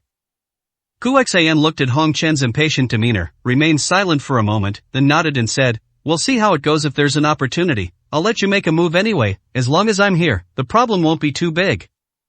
If it's just to fight and accumulate experience, that's fine, but if you're thinking more, wanting to break through, then it's better to give up that idea early, lest you suffer in the end. Hearing Guoxian agree to let him fight, Hong Chen immediately became happy. As for whether he could break through, Hong Chen naturally wanted to, but if he truly couldn't, then that was just how it would be. Being able to fight was already very good. Mandala watched this scene, could only grit her teeth, holding her breath, but dared not say anything. She was indeed not Hong Chen's match, and her strength had indeed not reached the point where she could fight a quasi-emperor. Gu Xian was also doing this for her own good. She had nothing to complain about. The vehicle quickly arrived at the earthen hill on the outskirts of Jiangcheng. Although it was called an earthen hill, it had mountains and a lake, and the scenery was quite good. Chapter 1078 A giant sword falls from the sky. Upon arriving at Tushan, Gu Xian looked at the lake outside the car window, smiled, and said, "Not bad, the scenery is quite good. Welcoming them here isn't too annoying." After speaking, Gu Xian was about to get out of the car. At this moment, Hong Chen spoke, "Master, they don't know when they'll arrive. Why don't you rest here for a while? There's no need to get out of the car and wait for them now. Isn't that giving them too much face? Of course, if you insist on waiting, I can go wait for you." Gu Xian shook his head upon hearing this and said, "It's not about giving face or not. I'm in a good mood today, and besides, the scenery here is decent and suitable for resting. Let's just get out and wait. They're all old friends. Waiting a bit early is nothing." After speaking, Gu Xian directly got out of the car. Hong Chen and Mandala, left with no choice, could only follow him out of the car and then move the tables, chairs, and benches from the car. There was no way they could let Gu Xian stand there waiting for others, and even sitting on the ground wouldn't be appropriate. Fortunately, they were fully prepared and had everything they needed. Mandala looked at Hong Chen and gritted her teeth. "Hong Chen, Master is in a good mood today. Later, please help me persuade him again. This time, I owe you." Gu Xian was indeed in a good mood, otherwise, they should have been punished earlier. As trusted subordinates who followed Gu Xian, they naturally could tell how Gu Xian was feeling. It could only be said that while it made them happy, they were also a little jealous, because Gu Xian's good mood was not given by them, but by Yi Qing. Looking at Mandala, Hong Chen this time did not use a cynical attitude, but spoke with an extremely serious attitude. "Mandala, Master not letting you act is protecting you. In fact, not letting you stay here is also protecting you. I know you think you have the ability to withstand quasi-emperor level battles, and even participate in them personally, but in reality, you're overthinking it. You wouldn't really think that after fighting Yi Qing, you could survive with just injuries and consider it a fight against a quasi-emperor, would you? Are you sure? If you think that, then you are too naive, simply foolish. Because Yi Qing never even thought of killing you. Although I didn't see your battle, I imagine he probably didn't even use a third of his strength. You need to understand this fact, otherwise, you will truly suffer a great loss." These words made Mandala's face turn extremely ugly, but as for refuting, Mandala actually didn't know how to refute. Because Yi Qing indeed didn't use his full strength, perhaps not even half of it. No matter how arrogant Mandala was, she was still clear about this. After all, she still hadn't forgotten that Yi Qing's mere pressure had almost crushed her entire being. That feeling, like a heavenly might, like the whole world was pressing down on her, still made Mandala feel lingering fear when she thought about it. Seeing that Mandala was still a bit unconvinced, Hong Chen smiled and said, "All right, stop overthinking it here. Master will get angry again soon. Don't worry, Master values you greatly, you know that yourself, so when he can give you a chance, he will definitely give you one." Mandala also knew that she had already spoken to Gu Xian more than once, and if she continued, Gu Xian might really get angry. Gu Xian had been very good-tempered and lenient with them all these years, but anyone who thought Gu Xian had no temper because of this would truly be asking for trouble. By the lake, tables and chairs were already set up, and even a tea set was present. Gu Xian sat by the lake, looking at the water, leisurely sipping tea. He had already drunk so much wine. Although he wasn't drunk, drinking some tea to warm his stomach was also a very comfortable thing for Gu Xian. Time flew by, and more than half an hour had passed. It was now past midnight, and the air had become somewhat cold. Of course, for Gu Xian and Hong Chen, with their physical constitutions, let alone this slight chill, even if they were placed in a world of ice and snow, they wouldn't feel cold at all. However, half an hour had passed, and Gu Xian didn't speak, nor did Hong Chen and Mandala dare to say much. Just waiting like this, they didn't know how much longer they would have to wait. Hong Chen glanced at Gu Xian and carefully said, "Master, it's been over half an hour, and they haven't arrived yet. Are they not coming today? And even if they do come, it might not be from this direction, right?" Hong Chen knew that the approximate time of arrival was tonight. But this was also uncertain. What if something delayed them? What if they suddenly changed direction? It was all possible. Just waiting like this didn't seem like a solution. But Gu Xian sat on the chair, smiling and saying, "Don't worry, it's this direction, there will be no mistake. And there's no need to rush, they'll be here very soon." With these words, Hong Chen and Mandala had no way to respond. They were serving by Gu Xian's side and hadn't seen anyone send Gu Xian any messages, but Gu Xian was so certain, so he must have his own reasons. And sure enough, after about another 10 minutes, a massive pressure instantly reached the lakeside, and Hong Chen and Mandala's expressions immediately turned serious. Before they could react, they saw a cold light flash, and a large broadsword directly descended from the sky, embedding itself 5 meters in front of Gu Xian. As the great sword fell, the next moment, a figure descended from the sky, landing directly on the hilt of the great sword, standing on the hilt, with a majestic demeanor, like a divine soldier descending from heaven. At this moment, Hong Chen and Gu Xian felt their hearts tremble. Sword Demon. The Sword Demon, rumored to embody the sword, a great sword that had slain countless people. The use of the word demon in his title also showed that this person was not easy to get along with.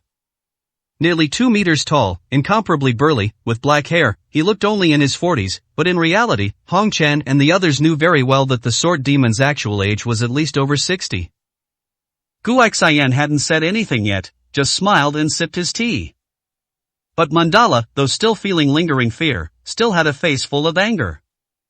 The Sword Demon stood on his great sword, looking down at Gu Xian with a condescending gaze. How could she tolerate that? Presumptuous! Get down immediately and greet my master.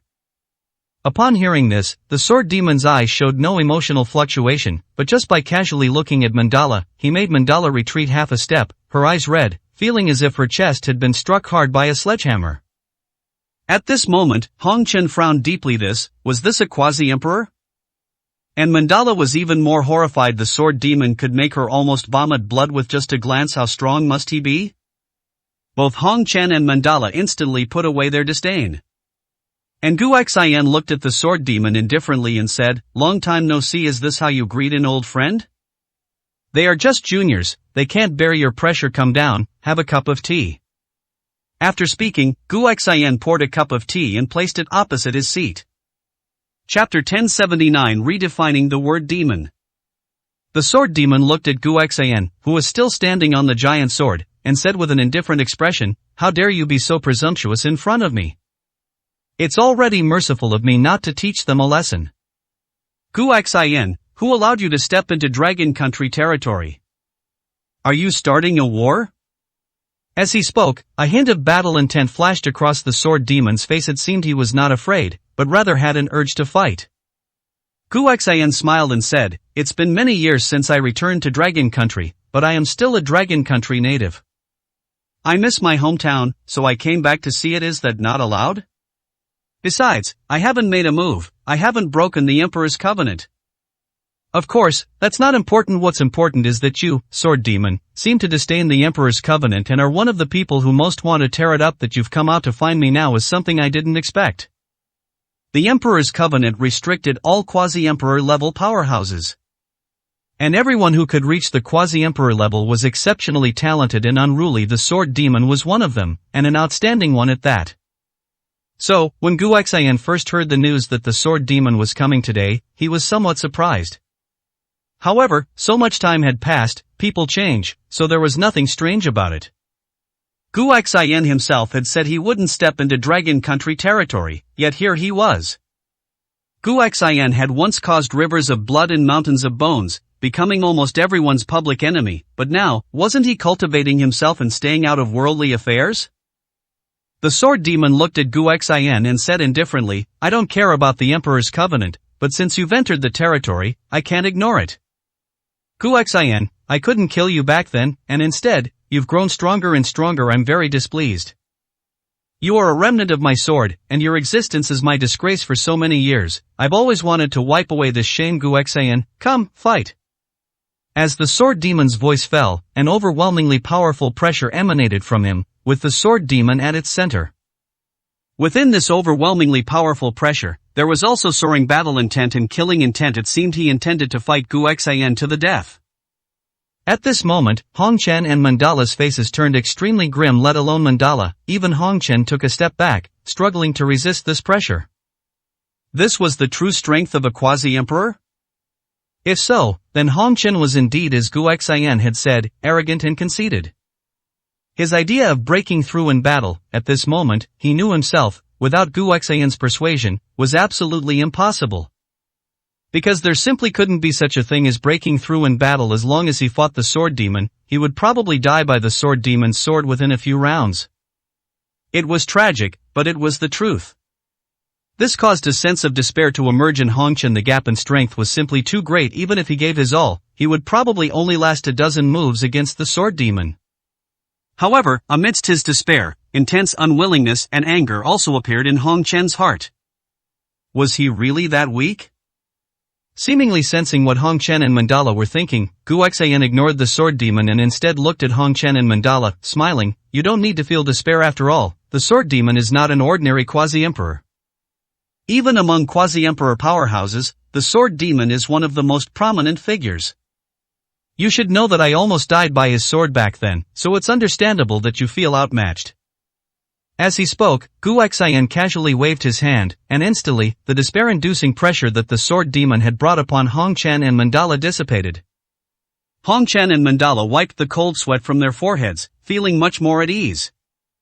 Gu Xian's words alleviated their tension, but they remained incredibly wary.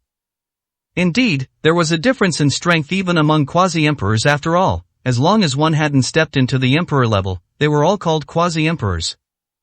And some quasi-emperors could even instantly kill another quasi-emperor. This was the difference in strength. Thinking that Gu Xian himself had once almost died at the sword demon's hands, Hong Chen and Mandala felt some comfort. At this moment, the sword demon looked down at Gu Xian from above, a hint of surprise appearing in his eyes. Gu Xian, you've actually learned to care about the lives of your subordinates, even their state of mind. Is this still you? These words made Gu Xian burst out laughing. What? In your opinion, I should disregard the lives of my subordinates? Am I that cold-blooded? Sword demon, don't slander me. I am a person who values relationships the most. Otherwise, you wouldn't have survived back then, would you? These words made the sword demon's face grow even uglier, but he couldn't deny anything. However, Gu Xian, calling himself a good person, valuing loyalty and righteousness, made him want to vomit, feeling only disgust. Gu Xian, everyone says I am a demon, but ever since you appeared, the word demon has become exclusively yours. To make everyone in the world want to kill you quickly, if you're not a demon, who is? When you hadn't even stepped into the quasi-emperor realm back then, you could escape from my hands. You are indeed formidable, and facts prove that you are even more formidable than imagined. Back then, I suggested we unite to kill you, but no one listened to me. That's why you were able to defeat them one by one, growing stronger with each battle, until you reached an unmanageable point. But such a mistake will not be made again. I admit that after you became powerful, you did spare my life, but if you think that alone will make me grateful to you, then you underestimate me, the sword demon. Today, I am here to fight you to the death. Between you and me, only one can live. As the sword demon spoke, his killing intent grew stronger and stronger, even shaking the calm lake surface, causing ripples to appear. And what he said was all true. Gu Xian did not deny it either. Gu Xian's existence gave the word demon a dedicated reference, and it even became Gu Xian's exclusive term for a time. To become the target that all powerhouses in the world desired to kill, one can imagine how brutal, terrifying, and powerful Gu Xian was back then. Gu Xian was still alive and well, which already proved that, in the end, he did not lose. Looking at the sword demon, Gu Xian pointed to the seat opposite him, his voice becoming somewhat cold. Sword demon, since you're here and you're an old friend, I specifically left a seat for you to reminisce. Are you sure you insist on looking down on me like this and not sitting down for a cup of tea? Does doing this make you seem more powerful than me? Do you think you can win against me? But don't you think this makes you seem more cowardly? You're afraid of me. Afraid? At these words, the sword demon's eyes widened, filled with killing intent. This word, spoken by Gu Xian, and directed at him, was like striking a chord in his heart, causing the sword demon's rage to surge. But, was he truly not afraid? Guoxian, if I were afraid of you, I wouldn't have come. Today, I will definitely kill you. Guoxian heard this and said calmly, if you're not afraid, then sit down and have a cup of tea. You don't even have the courage to sit down and face me. Are you sure you're not afraid of me? Chapter 1080 We can cooperate. Sword Demon looked at Guoxian, who had an indifferent expression, and snorted coldly, good, I'd like to see what tricks you're planning. With that, Sword Demon leaped directly from the giant sword and sat opposite Guoxian. Guoxian smiled and said, that's more like it. Even mortal enemies can chat a bit before a battle. Come, have some tea. Don't worry, it's good water and good tea. The taste is definitely excellent. You're not afraid I'll poison it, are you? Upon hearing this, Sword Demon directly picked up the teacup and said coldly, although you are someone everyone wants to kill, you disdain to do something like poisoning. Even if you did, you wouldn't use this method to poison me at a time like this. If you really did that, even if I, Sword Demon, died, it wouldn't matter to make you, Guoxian, a despicable and shameless villain. I accept it. Guoxian was ruthless, and countless people wanted to kill him quickly. He was even called the one and only demon. However, Guoxian was not a despicable and shameless villain, nor would he do anything insidious to harm others. This was widely acknowledged. If Guoxian really resorted to poisoning people, his reputation would be completely ruined. So Sword Demon was not afraid to drink Guoxian's tea, because he knew that Guoxian would absolutely not do such a thing. Looking at Sword Demon, Guoxian smiled and said, alright, that's a fair assessment. For that alone, you're a good old friend. Come, drink the tea. However, although the news of my arrival in Dragon Country wasn't deliberately hidden and many people knew, your coming with the second ancestor of Great Snow Mountain and the others was still somewhat unexpected. If I remember correctly, even when you proposed to join forces to kill me, you weren't truly willing. What happened this time? Why did you join forces with them? Upon hearing this, Sword Demon looked at Guoxian and said coldly, join forces? My coming to kill you has nothing to do with them. Their coming to kill you is their business. My coming to kill you is my business. There's no joining forces or not joining forces. Of course, if they really come, I wouldn't mind killing you with them. After all, joining forces to kill you isn't shameful. What he said was truly impeccable. Guoxian even chuckled and said, alright, you, Sword Demon, have learned to compromise and adapt. That's very good. And, this can be considered a compliment to me, and I'm very happy. However, Sword Demon, are you sure we must be enemies? Of course, your desire to kill me is crystal clear to me. Over the years, it hasn't lessened, but rather, grown more intense. The moment I saw you, I knew that sooner or later, one of us would die. I don't hold any other hopes, but even if we are mortal enemies, it's not impossible to cooperate, especially the two of us. There might be room for cooperation, right? Cooperation? As soon as these words came out, Sword Demon felt like he had heard the biggest joke and burst out laughing. He, cooperating with Guoxian? Me, cooperating with you? Guoxian, can you really say such outlandish words? The two of us only have a life and death struggle. There's no possibility of cooperation. Do you really think that by sitting down and having a cup of tea with you, we've put aside our past grievances? Then you're truly a bit naive. After so many years of disappearing, have you become a different person? Sword Demon's words were a blatant mockery of Guoxian. But Guoxian showed no sign of anger. Looking at Sword Demon, Guoxian smiled and said, don't refuse outright, at least listen to what I'm saying. Besides, is there really no room for cooperation between us? I think there is. At least, you did sit down, didn't you? Furthermore, who you, Sword Demon, are, others may not know, but do I not know? To put it unpleasantly, you probably don't speak more than 10 sentences a year to others, but look how much you've said since you saw me. We are enemies, yes, and we can fight to the death, but there's no need to wait until now. Do you feel better letting others watch the show? What he said made Sword Demon's expression a little unpleasant, but what Guoxian said was truly faultless. Sword Demon rarely spoke more than a few sentences to others throughout the year. Among quasi-emperor powerhouses of the same level, or slightly weaker ones. Sword Demon had few friends. Even if he did, his aloof personality meant he couldn't get along with others. Only with Gu Xian, despite being an enemy, Sword Demon truly couldn't deny that he could actually speak a few words with him. Just like now, as he sat and talked with Gu Xian, even though he knew a life and death battle was imminent, he felt a sense of exhilaration. He was Sword Demon. His title also contained the character Demon. He was never an easy person to deal with, nor was he easy to get along with. Looking at Gu Xian, Sword Demon sneered, "Gu Xian, with your character and arrogance, you would also think of cooperating with someone? Then I am indeed a bit curious. What do you want to cooperate on?" Upon hearing this, Gu Xian smiled and said, "Nothing much, just that after so many years of rest, I've become a bit lonely. The Emperor's Covenant, I don't like it. A bunch of self-righteous people actually dare to talk to me with the Emperor's Covenant. Heh, it's truly boring. Since that's the case, why not just flip the table over?" As soon as these words came out, Sword Demon's eyes immediately lit up.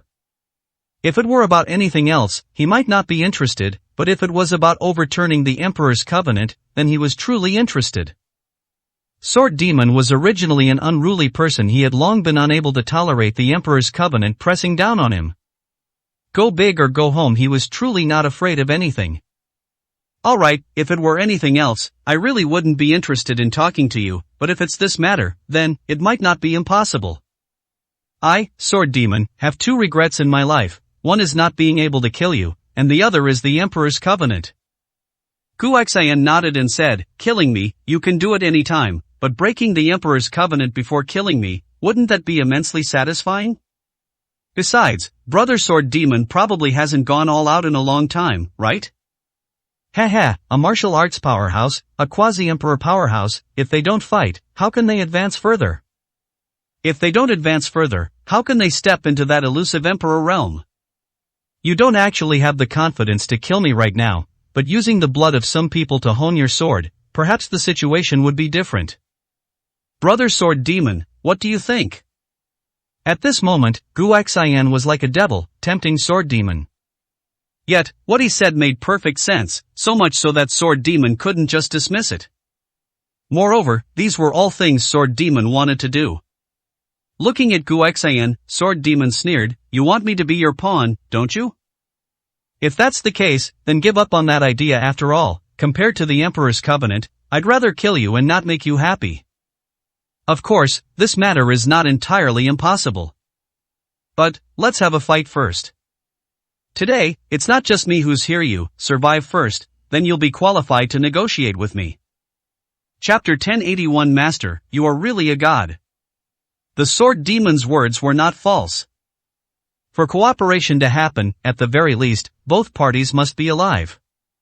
Moreover, if one's strength isn't sufficient, what's the point of cooperation? The Sword Demon knew Gu Xian's strength, but what he knew was from many years ago. In recent years, while the Sword Demon hadn't exactly stagnated, Gu Xian's talent likely meant his progress was even more terrifying. However, no matter how terrifying, facing the encirclement of several quasi-emperors, even if Gu Xian didn't die, winning would likely be far from easy. Gu Xian looked at the Sword Demon and chuckled. The second ancestor of Great Snow Mountain is a staunch upholder of the Emperor's Covenant, and one of its leaders. This time, besides you, the second ancestor of Great Snow Mountain is leading the team, with at least 4 quasi-emperors appearing. Sword Demon, if you participate, that makes 5 quasi-emperor powerhouses. I don't mind if you all come at once, but after the battle, we can have a good talk about cooperation. The Sword Demon indeed didn't know so many people were coming. Besides him, there were 4 other quasi-emperor powerhouses, and the second ancestor of Great Snow Mountain was leading them. They had clearly come with the intention of killing Gu Xian. The Sword Demon might not have thought much of the other's strength, but even he couldn't ignore the second ancestor of Great Snow Mountain's power. However, upon hearing Gu Xian say that he didn't even care if they all came at once, the Sword Demon immediately felt a surge of anger. Was this a sign of disrespect towards him? Well, this wasn't just disrespect towards him, but also towards everyone who was about to arrive. Of course, this was fitting for Gu Xian's identity. This was the persona Gu Xian should have. Yet, even though he understood this intellectually, the Sword Demon still felt uncomfortable. Looking at Gu Xian, the sword demon sneered, Gu Xian, I admit you are very strong, but what good is it, no matter how strong you are? Don't underestimate everyone in the world, otherwise, you won't even know how to regret it.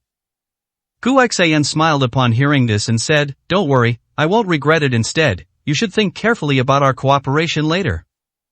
Come, have some tea. They, unlike you, are not as impatient and rushed here alone. They'll probably be a while. The sword demon said no more. Whether or not to join forces with the second ancestor of Great Snow Mountain and the others was something he hadn't considered. His pride wouldn't allow him to do so. However, seeing Gu Xian's arrogant demeanor, the sword demon felt that even joining forces with them wouldn't be out of the question. At least, he could teach Gu Xian a lesson, let him know how vast the sky and how deep the earth were, and that some things, in fact, didn't need to be taken so seriously. But at this moment, the sword demon said nothing, simply sitting there and waiting with Gu Xian. The giant sword behind him still stood on the ground, emitting a faint, cold light, seemingly ready to kill and draw blood at any moment. And at this moment, Hong Chen and Mandala both breathed a sigh of relief. To say they weren't still shaken would be a lie. The aura emitted by the sword demon made them tremble with fear. It wasn't that they were cowardly, but that the pressure was something they simply couldn't resist. Mandala, with red eyes, looked at the sword demon, who was sitting opposite Gu Xian and chatting merrily with him, and gritted her teeth. Is this Quasi-Emperor pressure? No wonder Master said I'd best not come along. Indeed, it's too terrifying. It makes me feel a sense of despair, and even a desire to kneel and submit. Forget about fighting, just being able to stand is already good enough. Mandala was self-aware and didn't hide her feelings, telling Hong Chen directly. At this point, the grievances between her and Hong Chen no longer mattered. No matter what, she and Hong Chen were both on the same side. Whether they had disputes or disliked each other, they were still their own people. Of course, most importantly, at this moment, Hong Chen was by her side, and had just protected her. Moreover, Hong Chen was on the same level as her, and Hong Chen had also been unable to resist the sword demon's pressure just now. This gave her a sense of shared suffering. As for Hong Chen, her emotions were much more stable than Mandala's. Leaning against a large tree, she chuckled, Mandala, actually, you don't need to be so self-deprecating for your first time experiencing quasi-emperor level pressure. Being able to do this much is already very good. Oh, right, you also experienced Yi Qing's pressure, but you're overthinking it. Not every quasi-emperor possesses such a powerful pressure. This is the sword demon, one of the strongest among quasi-emperors. If it were a typical quasi-emperor, you would definitely have performed much better than you just did. Was this supposed to be comfort? Well, it was indeed comfort, but this kind of comfort didn't make Mandala happy. She hadn't seen that many quasi-emperors, so she simply didn't know how big the difference between quasi-emperors truly was. However, the two she had seen, whether Yi Qing or the sword demon, each made her feel despair. In fact, her strength was indeed quite lacking. Even if she saw an ordinary quasi-emperor, she would probably only feel despair and wouldn't be able to distinguish how big the gap was. Hong Chen, can you really fight them? Can you truly help Master hold back a quasi-emperor? Before, Mandala thought it wouldn't be a problem, but now, she felt that Hong Chen was probably just bragging. Hong Chen, not feeling ashamed, smiled and said, I certainly can, but if you're talking about a quasi-emperor like the sword demon, then no, it's impossible. I won't die in one encounter, that's fine. Within 10 moves, even if I don't die, I'll lose my combat ability. But in battles between powerhouses, delaying for just a little while might be helpful to Master. So, if it's truly needed, I'm already prepared to die. For Master, I'll stop at nothing. Her words were incredibly firm, and her eyes already showed a strong determination to die. As for Mandala, at this moment, she found Hong Chen somewhat pleasing to the eye. If someone needs to die, I'll fight with my life to buy some time. Hong Chen laughed heartily upon hearing this, shaking her head. Don't worry, Mandala, do you see Master showing any signs of nervousness?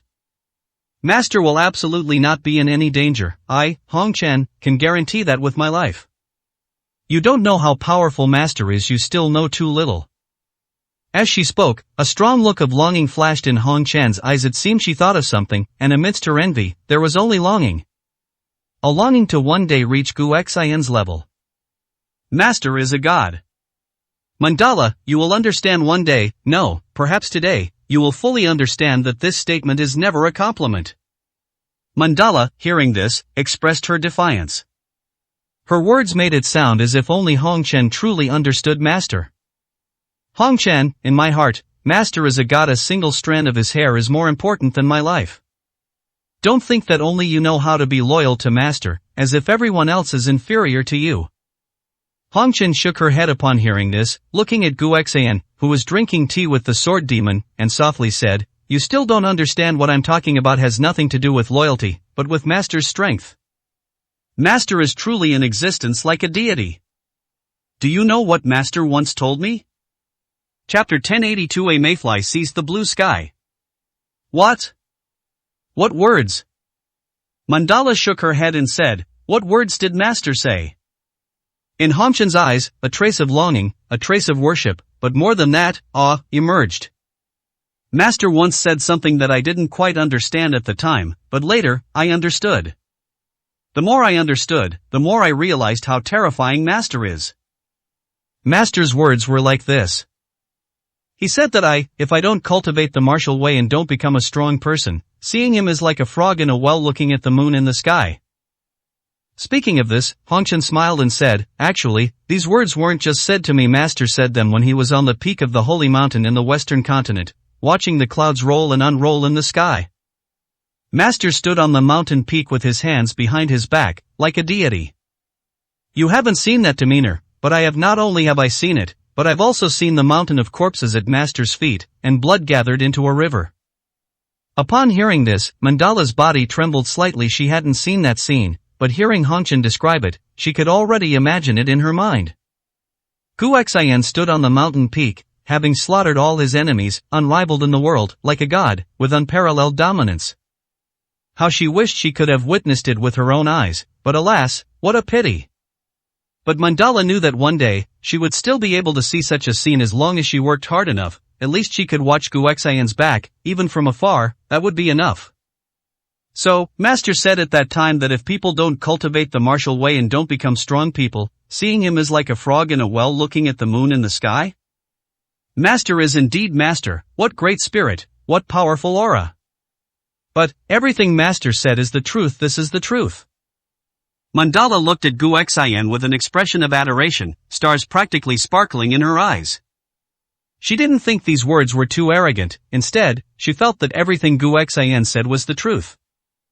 In fact, it was the truth. Every martial arts expert, anyone who knew Guexayan's strength, wasn't one of them like a frog at the bottom of a well? Hong Chen smiled and continued, "Then do you know, there's a second part to that sentence. And it's this second part that, even after all these years, I've only now fully comprehended." Mandala was stunned for a moment, looking at Hong Chen and asking, "What words?" Hong Chen took a deep breath and said solemnly, "Master's next words were, if people cultivate the martial way, become strong, reach the peak, and then see him again, it will be like a mayfly seeing the blue sky." As these words were spoken, even Hong Chen herself felt her body tremble violently. A feeling as if she had seen a towering deity lingered in her heart.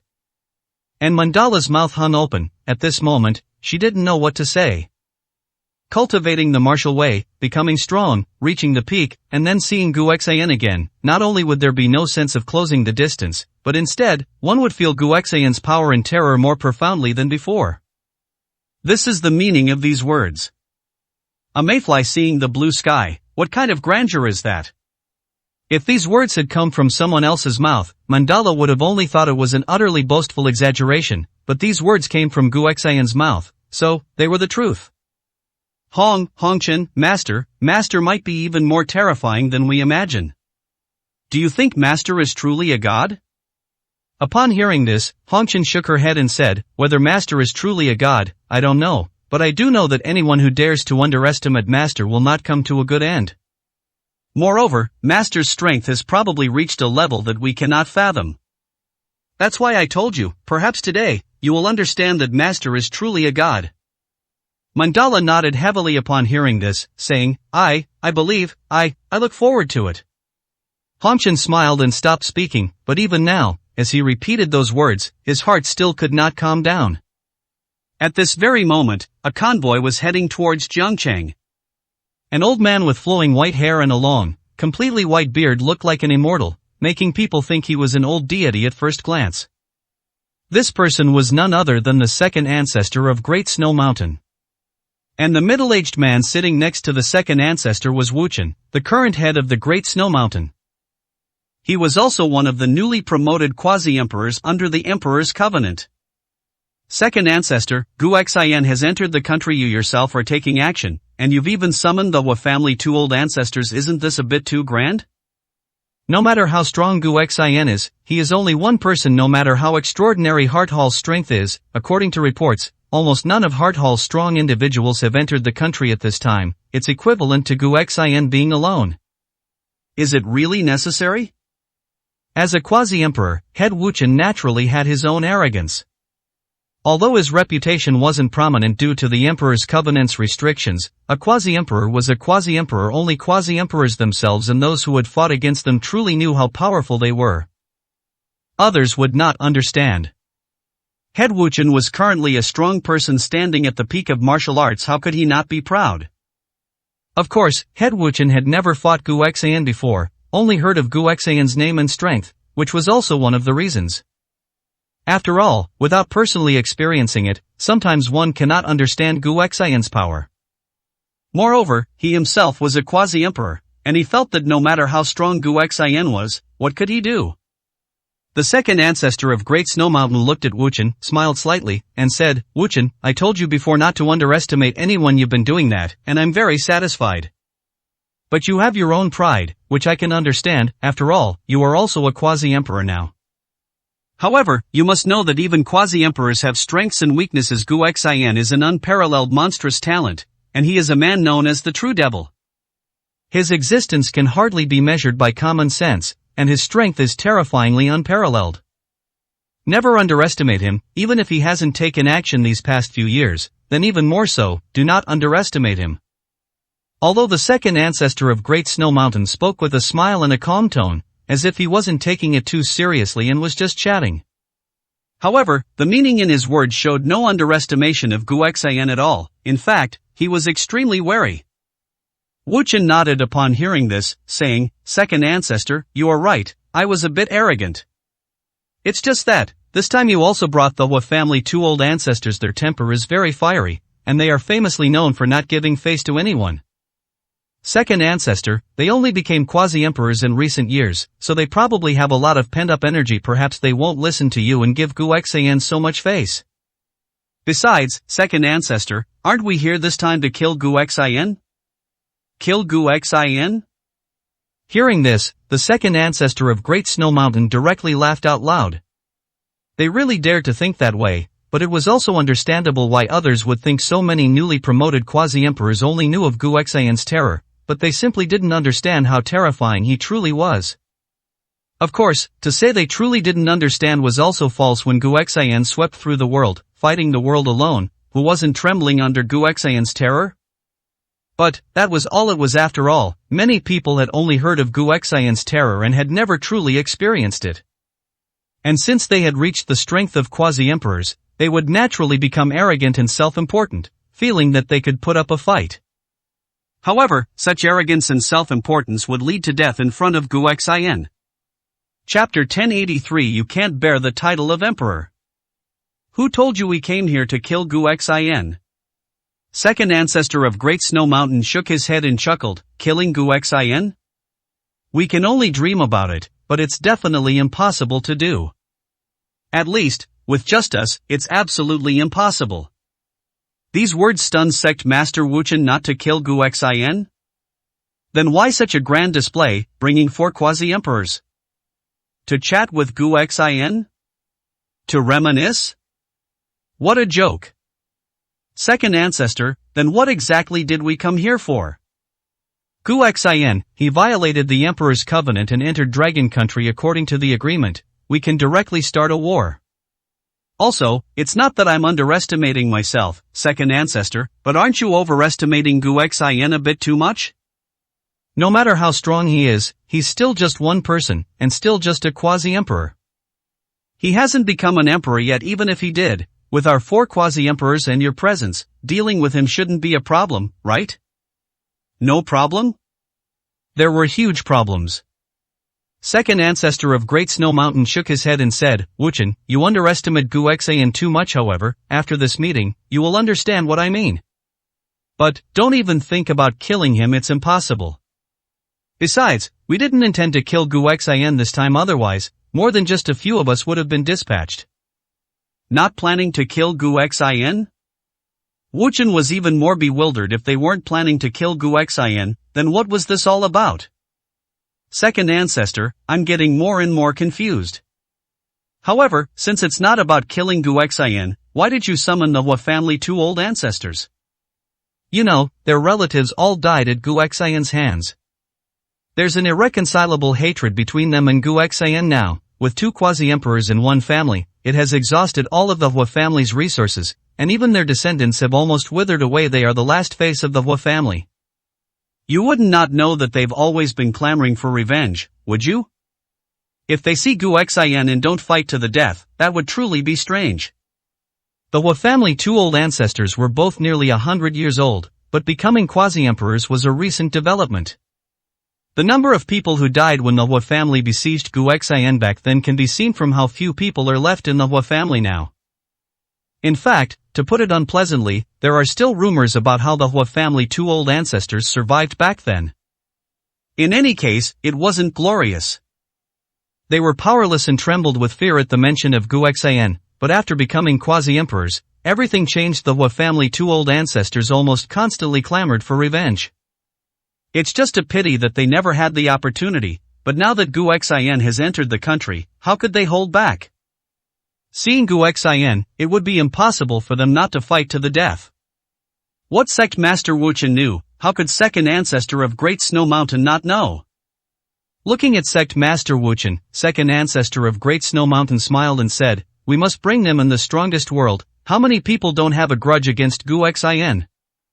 And these two from the Hua family have one of the deepest enmities. However, this time, meeting Gu Xian, they really need to exert some effort.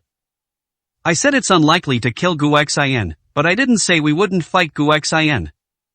Gu Xian broke the agreement and entered Dragon Country. Even if he entered secretly and didn't cause any disturbance, a broken agreement is a broken agreement. For so many years, he has been overseas, his whereabouts uncertain. It's fine if he doesn't appear, but if he does, and comes to Dragon Country at this critical juncture, no one can ignore it. Moreover, it's been so long, it's time to test his strength. The two from the Hua family can just exert some effort and vent their frustrations. Sect Master Wuchen immediately understood everything after hearing second ancestor of Great Snow Mountain say this. They didn't plan to kill Gu Xian because they couldn't, and the price would be too high. The Emperor's Covenant might even have some people who would object. However, not killing doesn't mean not fighting, and not killing doesn't mean not caring. Giving Gu Xian a warning was also an excellent thing. Wuchen also smiled at this moment and said, second ancestor, you are truly wise this time. Even if Gu Xian doesn't die, he will be severely injured. That's good. It will also let him know that in these years, the martial arts world of Dragon Country has become even stronger than before. It's impossible for him to be arrogant. After saying this, Wuchen looked at second ancestor of Great Snow Mountain and said, second ancestor, we're almost in Jiangcheng. Do you know where Yiqing is? And this is Jiangcheng. Your visit this time isn't just for Gu Xian, is it? That Yiqing, who's been acting so wildly lately, has his base camp in Jiangcheng. Haha, this Yiqing is truly arrogant, calling himself the Azure Emperor? It's simply ridiculous. When Wuchen said this, his face was full of disdain, even carrying a hint of anger. Emperor? Is Emperor such an easy title to claim? So many of their quasi-emperors didn't dare to call themselves emperor, yet Yiqing, a newly emerged junior, became the so-called Azure Emperor. What did that make them? Second ancestor of Great Snow Mountain smiled upon hearing this. From beginning to end, second ancestor of Great Snow Mountain never stopped smiling, as if there was no unhappiness in his heart, and as if everything was under his control. Hearing Wuchen's disdain mixed with dissatisfaction, second ancestor of Great Snow Mountain smiled and said, indeed, the title of Azure Emperor, he has indeed gone a bit too far. I've already learned a bit about what happened in the underground world. Haha, someone instigating him to call himself emperor. That's certainly not with good intentions, but he's really arrogant enough to actually accept this title. He wants to be the emperor of the underground world, but this title, it really cannot continue. Of course, we can't really blame him after all, he rose too quickly, and the Emperor's Covenant didn't even have time to seek him out and tell him some precautions, but it doesn't matter, I'm here now, aren't I? He cannot continue to be the Azure Emperor. Sect Master Wuchen nodded upon hearing this and said, indeed, this title is simply too arrogant, let alone the entire dragon country, even the entire world. For 100 years, no one has dared to call themselves by the name of Emperor like this. What is he? Wuchen did look down on Yi Qing. In fact, he couldn't be blamed for looking down on Yi Qing. The truth was, he himself was already a quasi-emperor, while Yi Qing had only just become a quasi-emperor not long ago. To those who didn't know about the existence of quasi-emperors, Yi Qing was very powerful, extremely powerful. But to people like them, Yi Qing was just a young man who had recently become a quasi-emperor. For a young man to be so arrogant in front of them, they naturally couldn't stand it. Second ancestor of Great Snow Mountain looked at Wuchen's disdain and anger, smiled, and said, he's a young man, after all, and he doesn't know about the existence of the Emperor's Covenant, so it's understandable. However, if the people who suggested he use the name Azure Emperor also didn't know, then I'd be a bit suspicious. But, it's not important anymore. What's important is that this time, I'm here to make him understand that there's always someone better, and he cannot bear the name of Azure Emperor. Chapter 1084. We are not what we used to be. Wuchen nodded upon hearing this and said, not only is he unworthy of the Emperor's name, but he also needs to be taught a lesson. Let him know that this world isn't something he can control as he pleases. Second ancestor, I know you're right, he didn't know about the Emperor's Covenant, so he's somewhat excusable. However, even so, we can't just let him go unchecked. Someone like him, so arrogant, becoming a quasi-emperor, and at such a young age, his temper must be quite explosive. Please don't stop me, I'll be careful with my actions, but he must understand that he is actually nothing. This lesson must be given to him, otherwise, he won't be convinced. The second ancestor of Great Snow Mountain nodded upon hearing this and said, as for how to do it, we'll discuss it after we meet him. Teaching him a lesson is indeed harmless. After all, as you said, he is young and arrogant, and he won't listen to just anyone. Once he understands that he is nothing, then everything will be fine. At this point, the second ancestor of Great Snow Mountain looked at Wuchen and smiled. Wuchen, you can teach him a lesson, but don't go too far. His talent is truly rare to reach quasi-emperor in such a short time. He is a rare existence even among quasi-emperors. Given time, his achievements will likely be limitless for someone like him. If we can win him over, it's best to try. But if not, then we must consider cutting the weeds by the roots. After all, what happened with Gu Xian back then must never be repeated. Hearing that the second ancestor of Great Snow Mountain actually compared Yi Qing to Gu Xian, Wuchen immediately said, second ancestor, aren't you thinking too highly of this Yi Qing? I admit he is indeed young and talented, but while I am very disgusted by Gu Xian, I have to admit that Gu Xian was an unparalleled monster. Yi Qing, compared to him? There's probably no comparison. After all, when Gu Xian became a quasi-emperor, he wasn't even 20 years old, while Yi Qing seems to be 30 already. This was indeed the truth. Gu Xian's sudden emergence had shocked the entire world. Moreover, Gu Xian was different from Yi Qing. Gu Xian had already stirred up a bloody storm in the world before he even became a quasi-emperor. It was no exaggeration to say that Gu Xian's quasi-emperor status was truly forged through killing, piled up with human lives. Therefore, although many people felt that Gu Xian wasn't that difficult to deal with, they still had to admit Gu Xian's power. But their attitude towards Yi Qing was different. After all, Yi Qing had not fought against them. The second ancestor of Great Snow Mountain looked at Wuchen's attitude, smiled, and said, Wuchen, you can't say that. You can't be too condescending towards Yi Qing. In any case, he is a quasi-emperor. Every quasi-emperor powerhouse has his own pride, especially someone like him, a quasi-emperor who rose through battle. Pride and self-esteem are even more important to him. Remember, we are here to teach him a lesson, to give him a show of force, but ultimately, it is to make him understand that he is not the only quasi-emperor, and he can only submit to the Emperor's Covenant. Do you understand? Wuchen nodded upon hearing this and said, second ancestor, don't worry, I know what to do.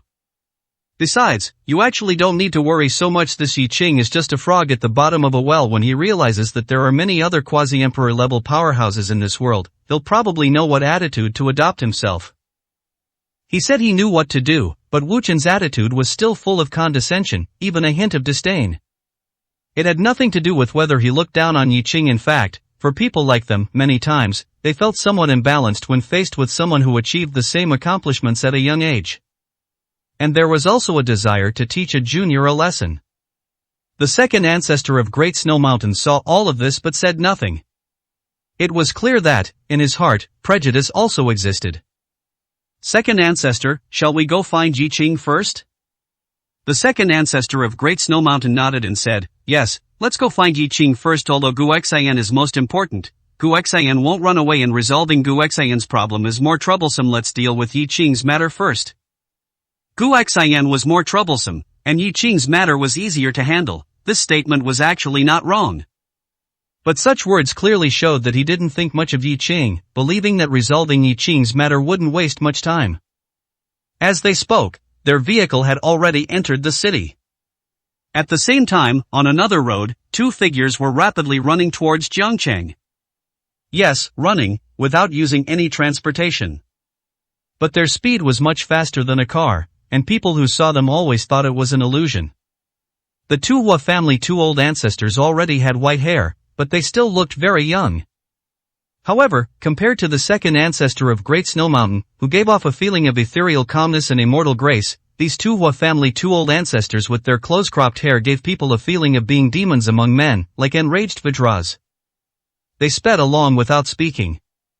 It wasn't until they reached an intersection ahead that the Hua family leader stopped, looking forward with a deep frown and intense killing intent in his eyes. At this moment, the Hua family's second also stopped, the large saber on his back trembling continuously. Big brother, I feel it ahead is Guoxian's location.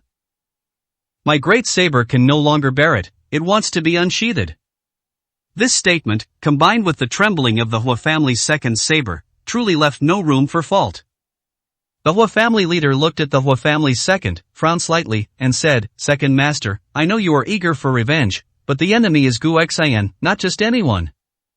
Don't forget who Guoxian is, he is a recognized true demon. When he rose, we weren't even quasi-emperors. If it weren't for the humiliation of that year and some other reasons, we probably wouldn't have survived, let alone achieved what we have now. Our humiliation, our Hua family's blood feud, must be avenged. However, I still say the same thing, absolutely do not let your guard down, understand? When the Hua family leader mentioned Guoxian, his eyes, besides the deep-seated hatred, only held profound apprehension. Indeed, even after so many years, they still feared Guoxian, deeply feared him, but their hatred for Guoxian also grew deeper and stronger. And this intensity reached its peak as they ascended to quasi-emperor. The Hua family's second looked at the Hua family leader, took a deep breath, and said, Big brother, I know that's Guoxian, but we are no longer who we once were. We used to only be able to kneel at his feet, trembling, but now, it's not the past.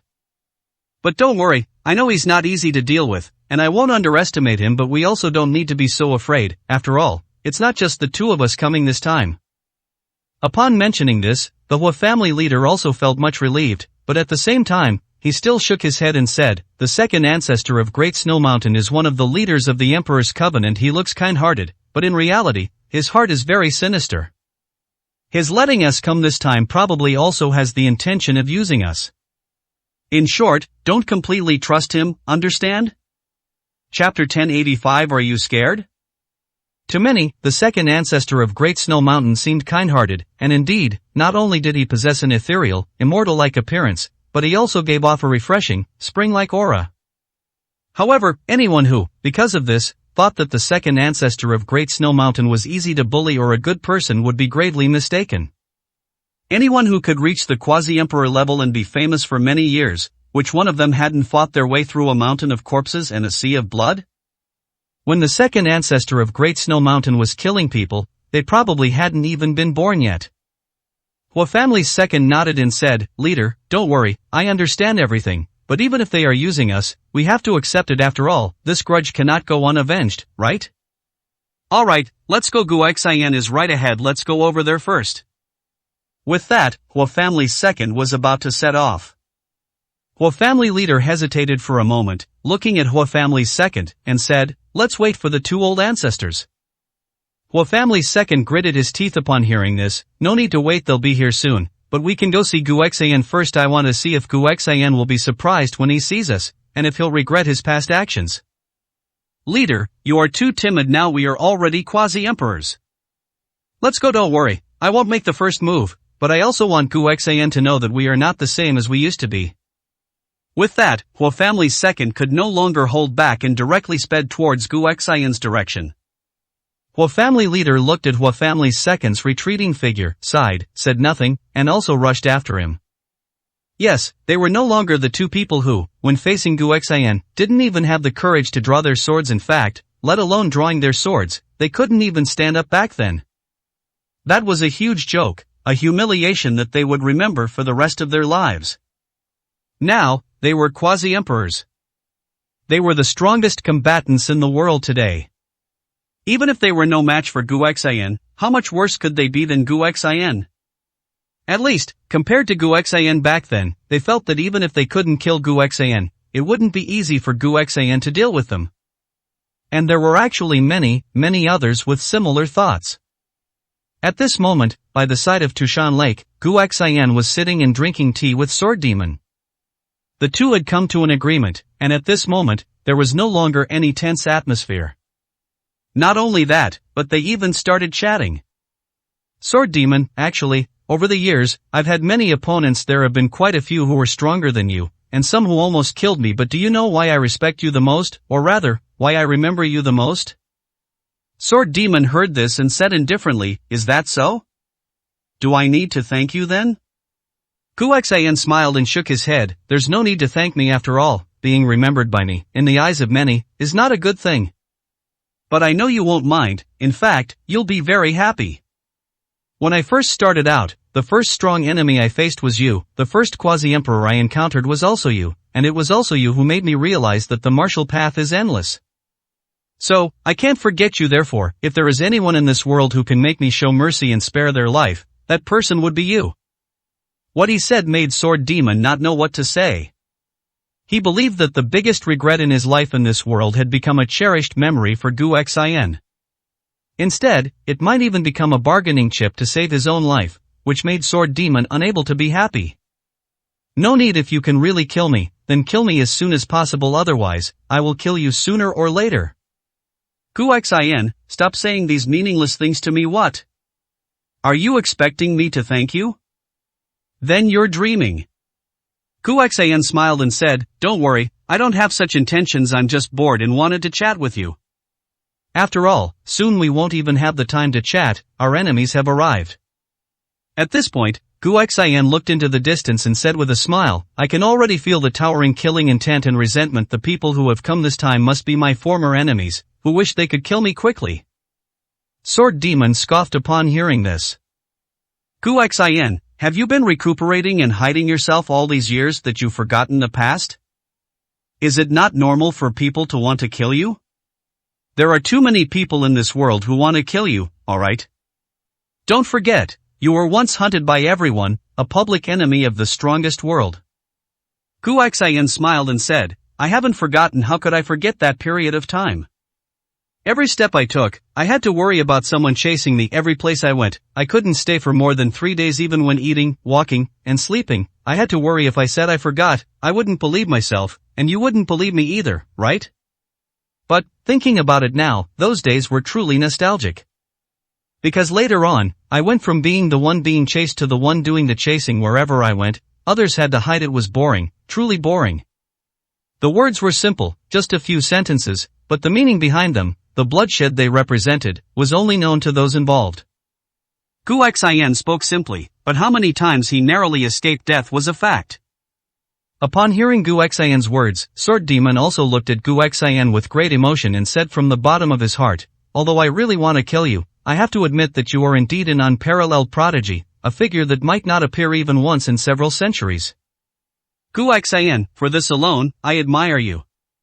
There are many with high talent, good fortune, and strong mental fortitude, but you were able to stand out from them. It's not simple, it's truly not simple.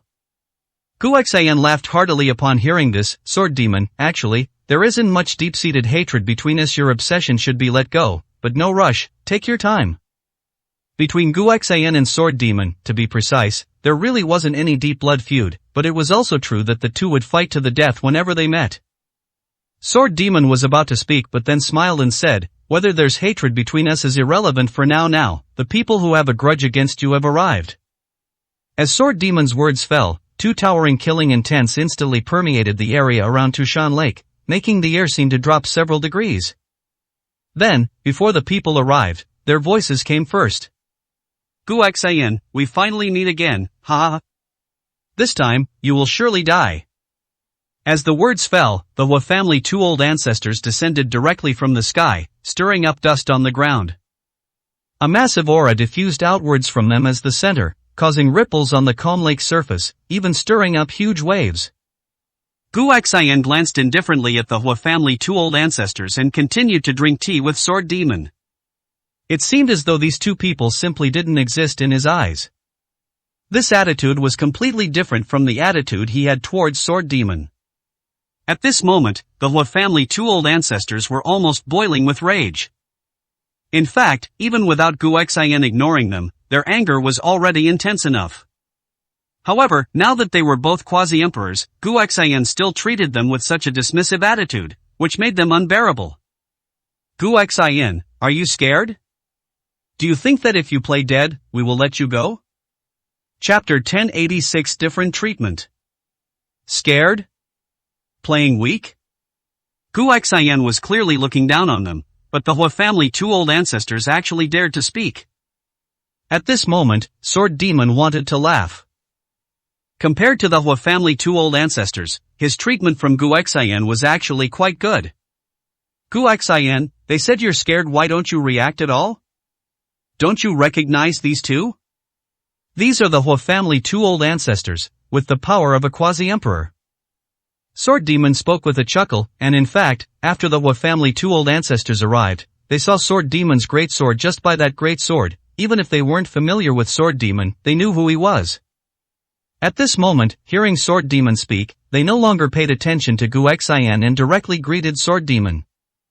Senior Sword Demon, you're here too. Sword Demon wasn't like Guaxian. He didn't directly ignore the Hua family two old ancestors. However, Sword Demon didn't get up either. He just nodded faintly and said, yes, I'm here. Where is second ancestor of Great Snow Mountain? Aren't you two together? Hua family leader heard this and looked at Sword Demon, saying, second ancestor and the other one are not with us, but calculating the time, they should be arriving soon.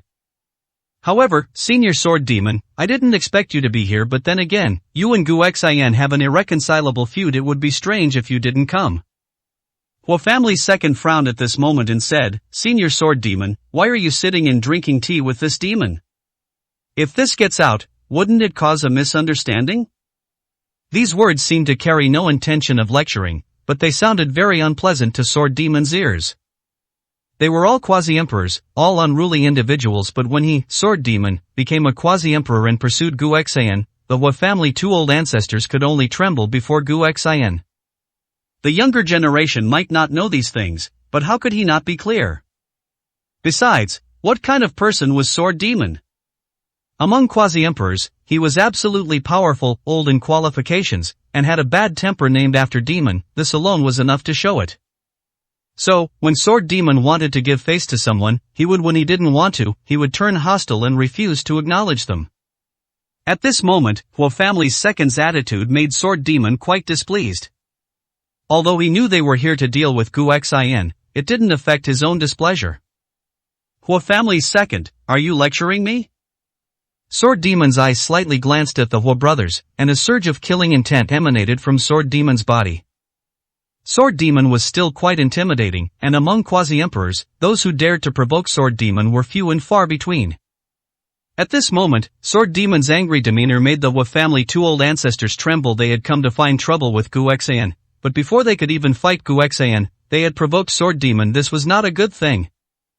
Hua family leader quickly pulled Hua family's second and looked at Sword Demon with a smile, saying, Senior Sword Demon, how dare we lecture you?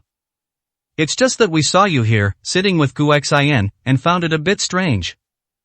After all, Guaxian is everyone's enemy, and this time, his entry violated the Emperor's covenant. We were worried that if you got too close to him, people might misunderstand. Of course, we know that you would never stand with Guaxian. After all, the grudges between you and Guaxian are well known. After speaking, Hua family leader looked at Hua family's second and said in a deep voice, "Second master, why aren't you apologizing to Senior Sword Demon? Your attitude just now was very problematic." Hua family leader said all this to tell Hua family's second that Sword Demon was not their enemy. However, Sword Demon's temper was also not to be trifled with if he were angered, and they started fighting with him before fighting Gu Xan. It would truly be letting Gu Xan take advantage. Hua family's second was already a bit intimidated by Sword Demon hearing Hua family leader offer a way out. Although he was displeased, he could only endure it. After all, in their eyes, Gu Xan was the enemy. Senior Sword Demon, I didn't mean that, and I certainly wouldn't dare to lecture you. It was my attitude just now that caused you to misunderstand. I apologize to you here. After speaking, Hua family's second bowed slightly to Sword Demon, giving him enough face. Only then did Sword Demon withdraw his killing intent, nod faintly, and say, "Since it's a misunderstanding, then let it be. As for you two, you're too impatient. You're already quasi-emperors, yet still so anxious. Aren't you afraid of ruining things?" This time, second ancestor of Great Snow Mountain is leading the Emperor's covenant before he arrives. You two can also sit down and rest. Of course, if you have other ideas, that's up to you. I won't interfere. The Hua family two old ancestors heard this and said nothing more, directly looking at Gu Xan. This was their greatest enemy. At this moment, Hongchen and Mandala were still standing not far away. To say they weren't nervous was false. After all, two more quasi-emperors had suddenly arrived, plus Sword Demon, making it 3 quasi-emperors. If a battle broke out, Gu Xan would probably suffer a loss. However, at this moment, although Hongchen was nervous, she wasn't that nervous. Instead, she even felt a hint of relaxed ease. Mandala looked at Hongchen and said in a deep voice, "Hongchen, why do you seem not too nervous? 2 more quasi-emperors have arrived. Aren't you worried?" Hongchen heard this and said with a smile, "How could I not be worried? After all, they are quasi-emperors. Didn't you see, I'm actually very nervous too." Upon hearing this, Mandala directly shook her head and said, "I don't see it. I actually feel that you seem much more relaxed than before. Hongchen, what's going on?" Hongchen heard this and smiled, saying, "Nothing, it's just that when I was chatting with you just now, I thought of what Master told me before. You know that sentence too, don't you?" Mandala's eyes immediately flashed with strong admiration upon hearing this, and she nodded, saying, "A frog in a well sees the moon in the sky, a tiny mayfly sees the vast sky." Only Master could say such words, and only Master is qualified to say them. But what Master said is all true. But what does this have to do with whether you're nervous or not? Hongchen smiled and said, "Of course it does, because it made me realize that Master is Tai Woody in the world. No matter how many enemies there are, they will not be Master's opponents. And it's even less possible for them to harm Master. Isn't that clear?" Of course, if you don't understand, then just look at Master's attitude, and you'll know. Didn't you notice that except when facing Sword Demon, Master had a bit of a smile and chatted cheerfully, but when these 2 quasi-emperors arrived, Master didn't even lift an eyelid? What does this mean? Don't you understand yet? Mandala was stunned upon hearing this. After thinking carefully, it was indeed true. As fellow quasi-emperors, when Sword Demon arrived, Gu Xan treated him like an old friend, without any hint of dominance. Initially, Mandala even thought this was due to Sword Demon's formidable strength. But recalling what Gu Xan had said before, and combining it with Gu Xan's attitude when the Hua family 2 old ancestors arrived, things might not be as she had thought. Gu Xan might truly consider Sword Demon an old friend, which is why he gave him face. As for the Hua family 2 old ancestors, Gu Xan didn't consider them friends, so he simply didn't give them any face. What if they were quasi-emperors? What if there were 2 quasi-emperors? If Gu Xan looked down on them, he just looked down on them. This should be Gu Xan's true nature. Chapter 1087, Clown. Hongchen, do you mean that Master, in fact, never considered them opponents, or even took them seriously at all? But this is, after all, 2 quasi-emperors. Mandala guessed the truth and felt it should be so. After all, in her heart, Gu Xan should be high above, different from everyone else. However, thinking about it, she still found it incredible. After all, after experiencing the power of quasi-emperor pressure, Mandala no longer dared to underestimate any quasi-emperor. Hongchen looked at Mandala and smiled. "What about 2 quasi-emperors? Don't forget what I said before. And don't forget what Master himself once said. Master is a god. Perhaps in Master's eyes, others are truly just ants. At this point, a strong longing appeared in Hong Chen's eyes, and she said, Mandala, do you really know how powerful Master is? Do you really understand what level Master has reached after so many years without making a move? No, you don't understand, I don't understand, no one understands. But we only need to understand one thing. Mandala showed a puzzled expression, looked at Hong Chen, and said, understand what? Hong Chen smiled slightly, looked in Gu Xian's direction, and softly said, it's enough to understand that Master is a true god. Don't you think this is the attitude Master should have? This is the posture Master should have? As soon as these words came out, Mandala truly couldn't say anything. Moreover, she felt that what Hong Chen said made a lot of sense. Indeed, this was the attitude Gu Xian should have. What quasi-emperor or not, if they weren't obedient after arriving, and dared to be disrespectful when facing Master, then Master should give them a show of force. Ignoring them was a minor thing, having no regard for them in his eyes, that was the right thing to do. This was the demeanor Gu Xian should have. Hong Chen saw the worship in Mandala's eyes and knew that Mandala's worries had significantly decreased. However, not being worried at all was false after all. Gu Xian hadn't made a move for many years now. Making a move to deal with 4 or even 5 quasi-emperors, including top powerhouses like Sword Demon and second ancestor of Great Snow Mountain, was it really okay? But luckily, everything hadn't started yet. Mandala, did you feel something different just now? Different? Mandala showed a puzzled expression, looked at Hong Chen, and said, what difference are you talking about? Hong Chen smiled and said, the difference in aura before, the pressure you felt made you feel despair.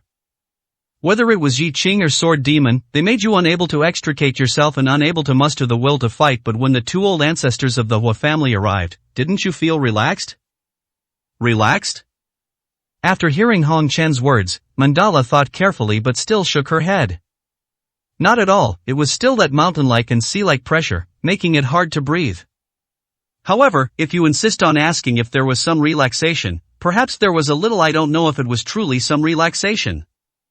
Hong Chen nodded upon hearing this and said, it's understandable that you can't feel it clearly after all, your strength is truly too weak compared to existences like them.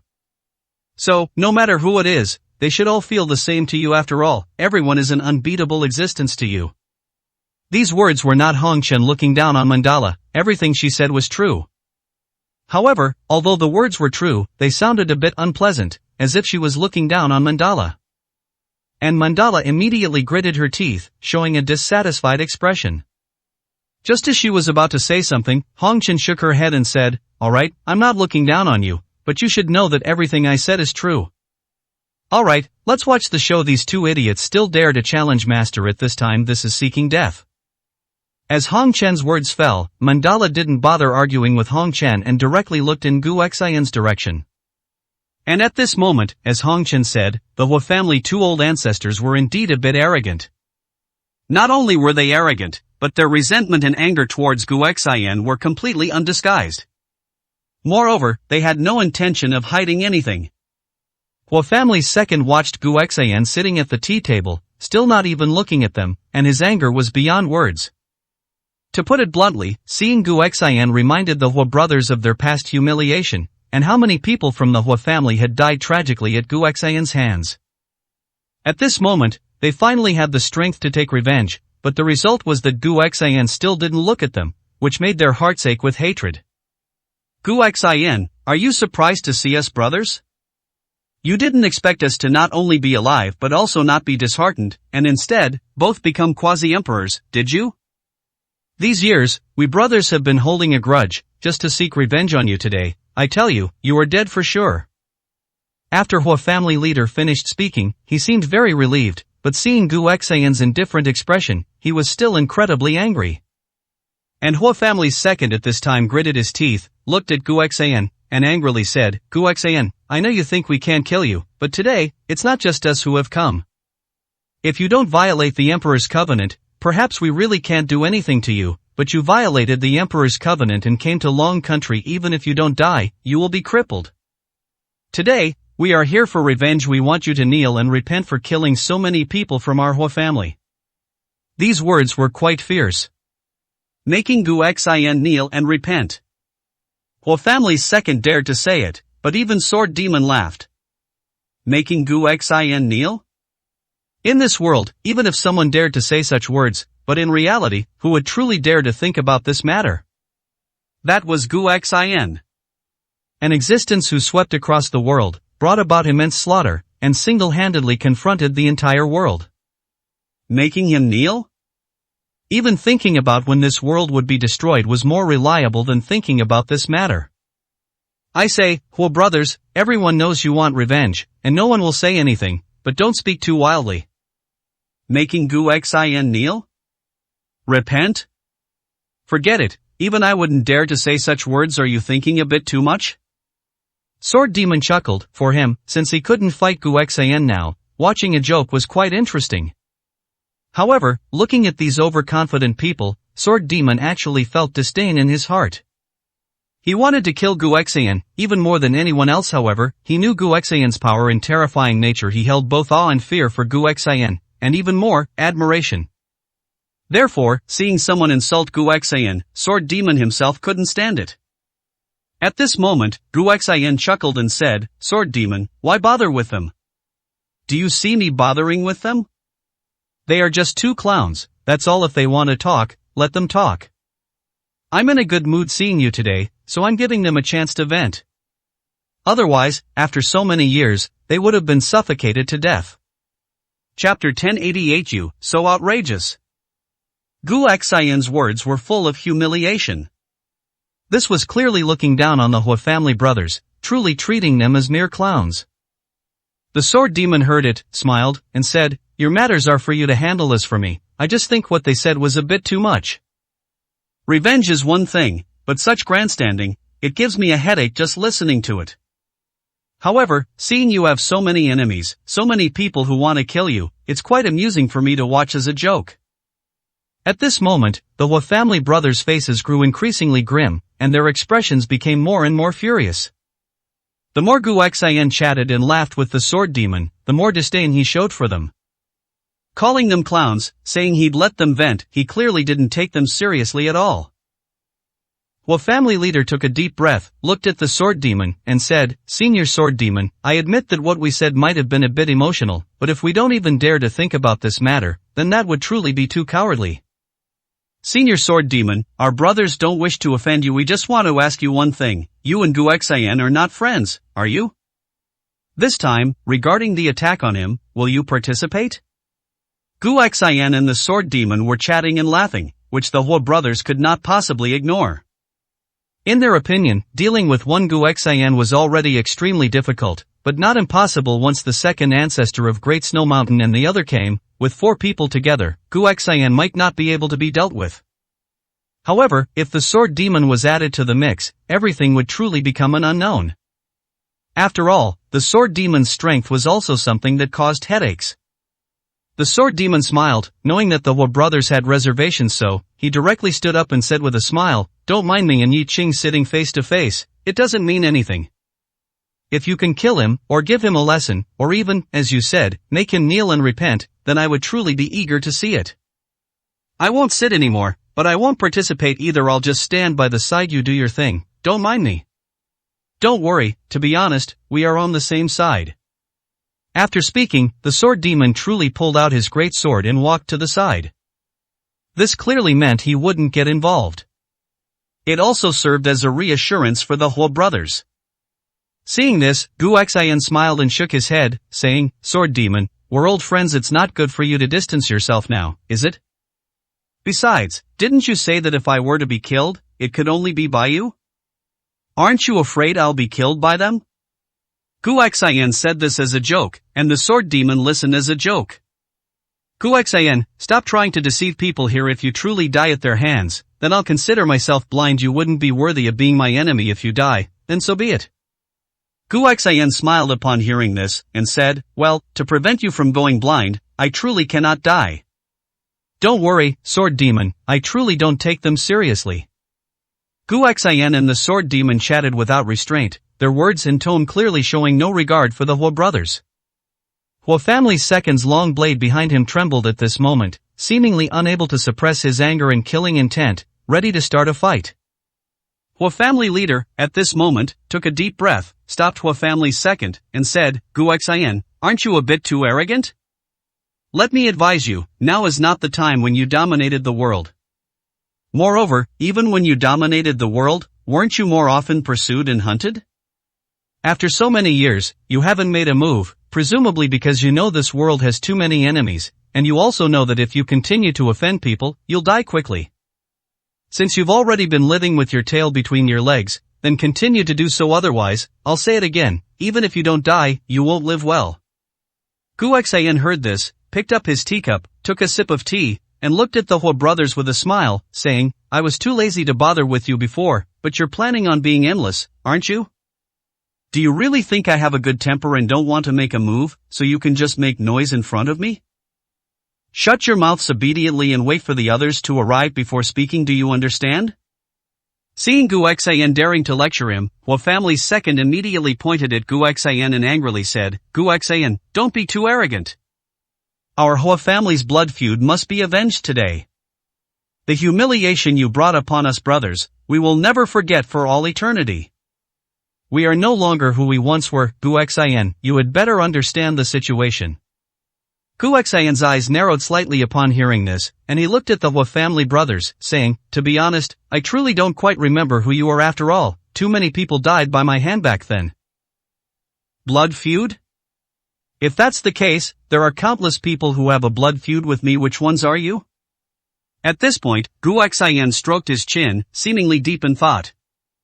However, this action was full of mockery, making the Hua family two old ancestors almost unable to control themselves from drawing their blades. Too much, truly too much. He actually said he didn't know them, didn't know who they were? Did all those people from their Hua family die in vain? Did their two humiliations go unavenged? Hua family's second placed his hand on the long blade behind his back, looked at Guxian, and roared, Guxian, do you think that by pretending not to know us, you can make it as if nothing from the past happened? I'm telling you, you're dreaming. A blood feud cannot go unavenged no matter how much you pretend. You cannot erase the fact that you are a demon. Hua family leader also looked at Guxian at this moment, and said coldly, Guxian, our brothers are now quasi-emperors. No matter how much you feign composure, you cannot deny this fact. Back then, we had no ability to seek revenge, no ability to do anything to you, but now, it's different. As soon as these words came out, Guxian laughed. It's different now? Why haven't I noticed? Just because you are quasi-emperors, everything is completely different? Just because you became quasi-emperors, you have the courage to shout at me like this? My laziness to bother with you has given you courage? Truly, utterly laughable. Frogs in a well will always be frogs in a well. Step back, I'm too lazy to bicker with you, but if you dare to be insolent again, I will make you remember what a nightmare is. The Hua family two old ancestors were arrogant, but Guxian was even more arrogant than them. Because of the many years that had passed, coupled with their status as quasi-emperors, the Hua family two old ancestors had slowly healed from their past pain over the years, but now, Yi Qing's words made them unbearable. Guxian, you are presumptuous. And Guxian, seemingly already a bit impatient, heavily placed the teacup in his hand on the table, his eyes beginning to turn cold. Me, presumptuous? In this world, anyone who dares to call me, Guxian, presumptuous, hasn't been born yet. What are you two? Oh, I remember now, you two old geezers. If I'm not mistaken, I do know you. Back then, the ones who knelt at my feet, trembled, even wet their pants, disgusted me a bit, and then I let them go. That was you too, right? Chapter 1089. The fear that was once dominated has returned. As soon as Guxian spoke these words, it completely tore open the old wounds of the Hua family two old ancestors. The humiliation of that time was still vivid in their minds. It was a monumental humiliation, a humiliation that could never heal in a lifetime. Yes, they were indeed so scared that they wet their pants, let alone fighting. They couldn't even stand up, but for these things to be brought up again by Guxian now, it was a great disgrace. At this moment, Sword Demon started to laugh and said, Guxian, are you serious?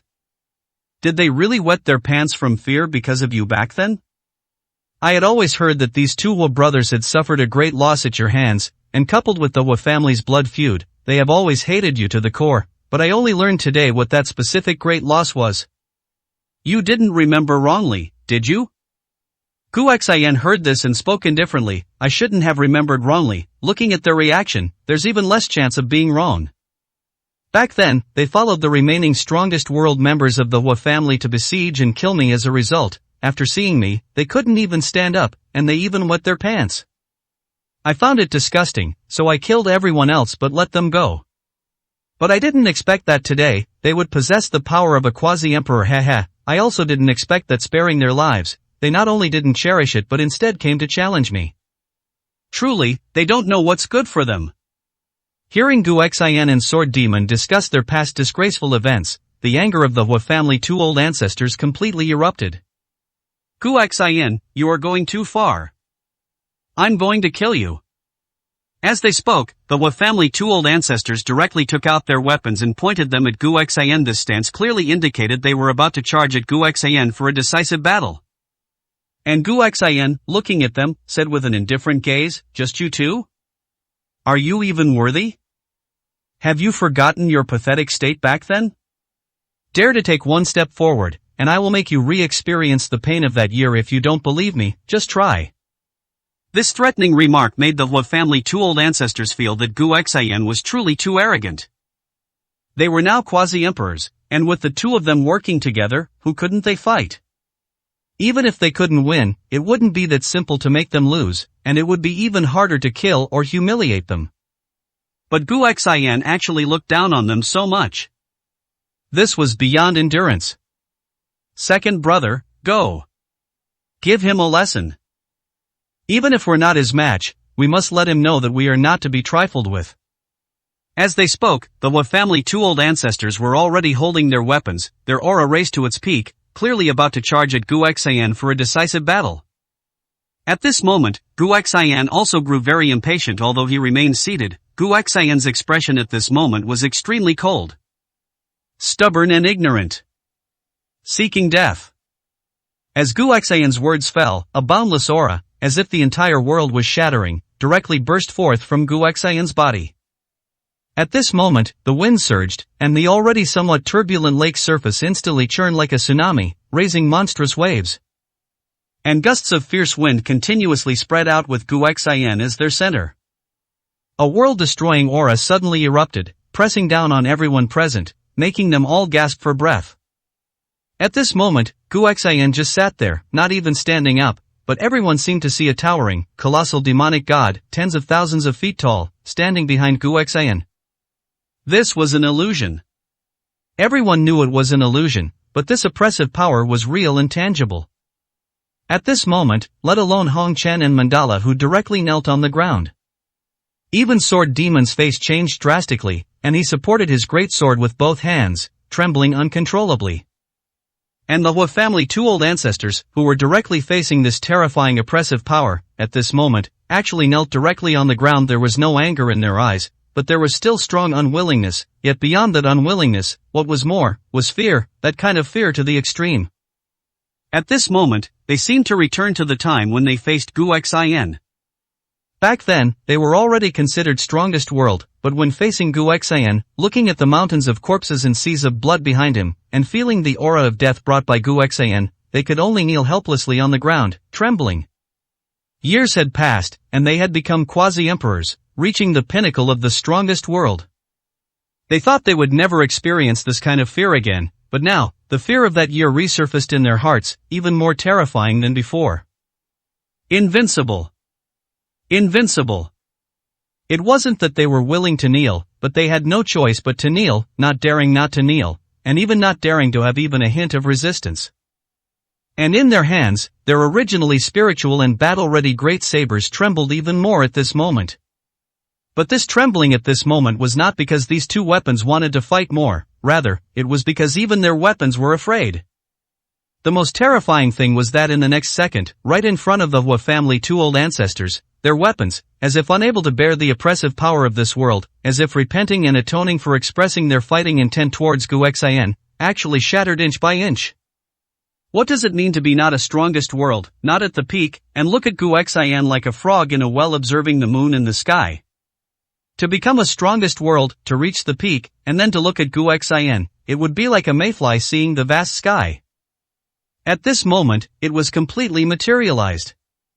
Looking at the Hua family two old ancestors who were kneeling on the ground, trembling, and full of fear, Gu Xian sneered and said, "Mere ants, yet you dare to challenge me?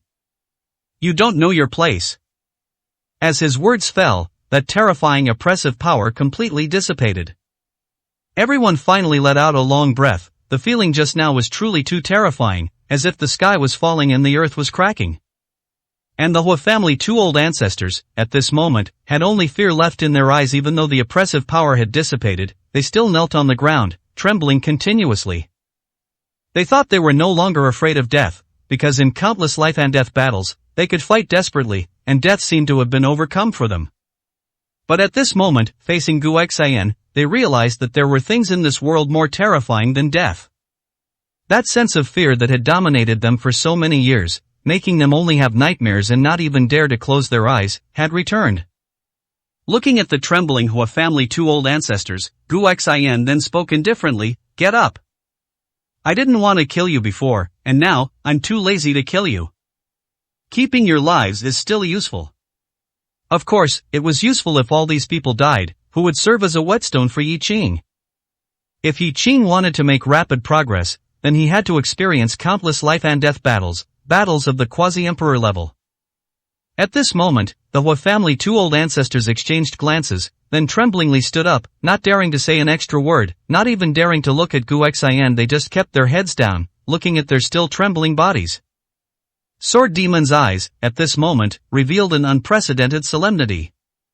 Others didn't notice, but he knew himself that he was also trembling, and even now, his hands supporting the great sword were still trembling. Gu Xian, you've crossed the quasi-emperor stage and become an emperor? Chapter 1090 The Legendary Emperor. Yes, he became an emperor. It seems there's only one explanation. The pressure of a quasi-emperor, even an extremely powerful quasi-emperor, shouldn't be this terrifying. This is simply not the strength a quasi-emperor should possess. Then, there's only one explanation: Gu Xian has become an emperor. What a terrifying fact. For those unaware of the Emperor's Covenant, Yi Qing becoming a quasi-emperor was earth-shattering news. It was the first quasi-emperor to appear in many years. But for those who knew about the Emperor's Covenant and were bound by it, quasi-emperors, though rare, had always existed. It's just that quasi-emperors didn't appear in public. However, an emperor is a legend, a true legend. An emperor, a martial arts emperor. The emperor among the strong. This is no joke. How many years has it been? Decades? No, over a century. The entire world seemed to have fallen into a cultivation bottleneck, only able to reach the quasi-emperor stage, yet no matter how strong, they could never step into the emperor realm. But now, Gu Xian has stepped into it? He must have. At this moment, Sword Demon could only explain it this way. If this news got out, it would be earth-shattering, even world-destroying, terrifying news. Sword Demon's words made the already agitated and incredibly shocked crowd feel as if their world had been turned upside down once more. An emperor!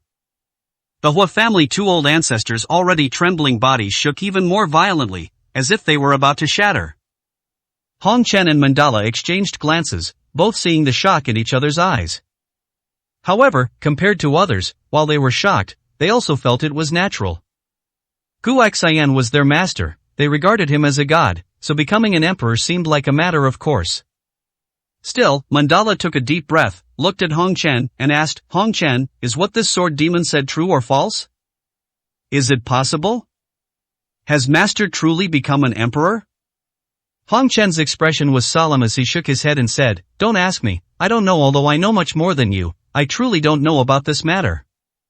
But, what kind of existence is Sword Demon? Even among quasi-emperors, he is an absolute powerhouse. If he says so, then it's probably almost certain. Moreover, isn't it only natural for Master to become an emperor?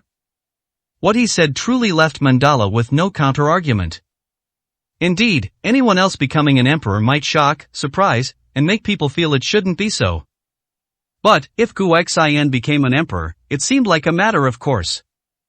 At 20, or even less than 20 years old, Gu Xian was already an enemy of the whole world. Countless powerhouses hunted down Gu Xian, who was not yet a quasi-emperor, and even quasi-emperors pursued him yet. Gu Xian survived, and he grew stronger with every battle. Gu Xian had achieved quasi-emperor status through battle back then, a quasi-emperor under 20. At that time, it shocked everyone. However, what was most shocking was that this was not the end for Gu Xian, but only the beginning. After becoming a quasi-emperor, Gu Xian embarked on a path of slaughter, overcoming challenges and quickly becoming the supreme powerhouse among quasi-emperors, until no one could kill Gu Xian, until everyone felt that even if they joined forces, they probably couldn't do anything to Gu Xian. This so-called pursuit finally came to an end. But, once they stopped pursuing him, it became Gu Xian's turn to pursue them. That was an incredibly dark era for all the world's powerhouses. Everyone felt a sharp sword hanging over their heads, ready to fall at any moment and kill them. Countless powerhouses were killed in this way. How it specifically ended is still a secret, known only to a few. But, from then on, Gu Xian's name became everyone's nightmare. Of course, fortunately, within 2 years, as Hearthall grew stronger and stronger, becoming a colossal entity, Gu Xian did not advance further. Instead, he began to live in seclusion. And he has remained so until now. So, after all these years, no one knows what kind of progress Gu Xian has made, and no one knows why he lives in seclusion. However, even if everyone overestimated Gu Xian's strength, no one dared to imagine that Gu Xian had already become an emperor. Becoming an emperor, this was the realm countless powerhouses had pursued for over 100 years, yet not a single one had achieved it. How could Gu Xian possibly have done it? However, at this moment, Sword Demon believed Gu Xian had become an emperor. The Hua family, 2 old ancestors, also thought so. As for Hong Chen and Mandala, there's even less to say, let alone Gu Xian becoming an emperor. Even if Gu Xian were confirmed to be an immortal right now, they wouldn't be surprised, at most, a little shocked. Meanwhile, Gu Xian looked at Sword Demon and chuckled, an emperor? What is an emperor? The emperor you speak of might be different from the emperor I understand, so it can't be said that I've become an emperor. What he said was vague and hard to understand. Becoming an emperor is becoming an emperor. Not becoming one is not becoming one. What's this about different understandings? Is there really a different understanding? Gu Xian, do you still need to hide it now? This isn't your personality. Have you become an emperor? Are you afraid others will know? Afraid? Naturally, he wasn't afraid. Gu Xian had nothing to fear in this world. However, what he said was true. His understanding of becoming an emperor was indeed different from what Sword Demon and the others understood. But, if one had to use the same standard, then saying he became an emperor was actually not wrong. Alright, Sword Demon, I am not the emperor you speak of, rest assured. Do you want to keep standing? Or sit down and wait with me? Hearing Gu Xian's words, Sword Demon immediately showed a surprised expression. Gu Xian actually said that he was not an emperor? This is impossible. At least, the pressure just now was definitely emperor-level pressure. Although he had never seen an emperor and didn't know what an emperor was truly like, his feeling couldn't be wrong. Seeing Sword Demon still frowning in thought, Gu Xian smiled and said, alright, don't overthink it. What does it matter if I become an emperor or not? Right now, don't meddle in worldly affairs. I'm just a free and unfettered spirit.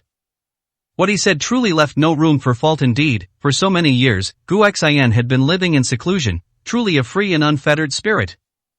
He didn't participate in anything. He even stopped managing Hearthall. There were even rumors that some of the major leaders within Hearthall were restless, wanting to seize power. Whether it was true or false was hard to say, but it shouldn't be groundless. There was likely some such intention. Yet, even then, there was no news of Gu Xian taking action, clearly indicating that he truly wasn't managing anything anymore. Looking at Gu Xian, Sword Demon frowned and returned to his seat, saying coldly, Gu Xian, what if you are an emperor? I, Sword Demon, do not fear you, and I will still kill you. Though he spoke these words, the trembling deep within Sword Demon's heart at this moment was probably known only to himself. Of course, Gu Xian probably saw it clearly, but simply ignored it. What do you plan to do with those two? Sword Demon seemed to be deliberately changing the subject to mitigate the shock and fear in his heart, hoping Gu Xian wouldn't notice. Chapter 1091 I Am Your Inner Demon. The Sword Demon's words made the Hua family two old ancestors tremble even more. Originally, their fear had already reached its peak. Now, even though Gu Xian had withdrawn his aura, they were still trembling and afraid, and this fear would probably accompany them for the rest of their lives. Now, hearing the Sword Demon ask if Gu Xian would kill them, they couldn't help but prick up their ears to listen. They were not afraid of death, but now, they were afraid. The fear Gu Xian brought them shattered many things, including their proud confidence, and even their self-respect. Looking at the Sword Demon, Gu Xian smiled and shook his head, saying, "Why kill them? Didn't I say that I've been living a reclusive life almost all these years? I rarely do things like killing people anymore. Besides, it wasn't easy for them to survive back then, and it was even harder for them to break through their inner demons and become quasi-emperors after surviving. Let them live. Keeping their lives is indeed still useful, especially since they are two quasi-emperors." Speaking of this, Gu Xian stroked his chin and smiled, saying, "Moreover, what I just did was merely for show. It doesn't count as combat power if they were to fight to the death. I'm not confident I could kill them." The Sword Demon took these words as a joke, and the Hua family two old ancestors also took them as a joke, even feeling that it was an insult from Gu Xian. He even said that the terrifying pressure just now was merely for show and didn't count as combat power? If it were combat power, he might not even be confident enough to kill the Hua family two old ancestors? If these words had been spoken before the pressure was released, the Sword Demon might have believed them. After all, the Hua family two old ancestors were, after all, two quasi-emperors, and they had been honed for several years. But now, with Gu Xian saying this, the Sword Demon only felt that Gu Xian was hypocritical. "Gu Xian, I find that you are much more shameless now than before. You speak evasively and don't speak plainly. If I remember correctly, the old you was a man of unparalleled heroism, who would kill when he said he would kill, and fight when he said he would fight, and would never toy with people like this.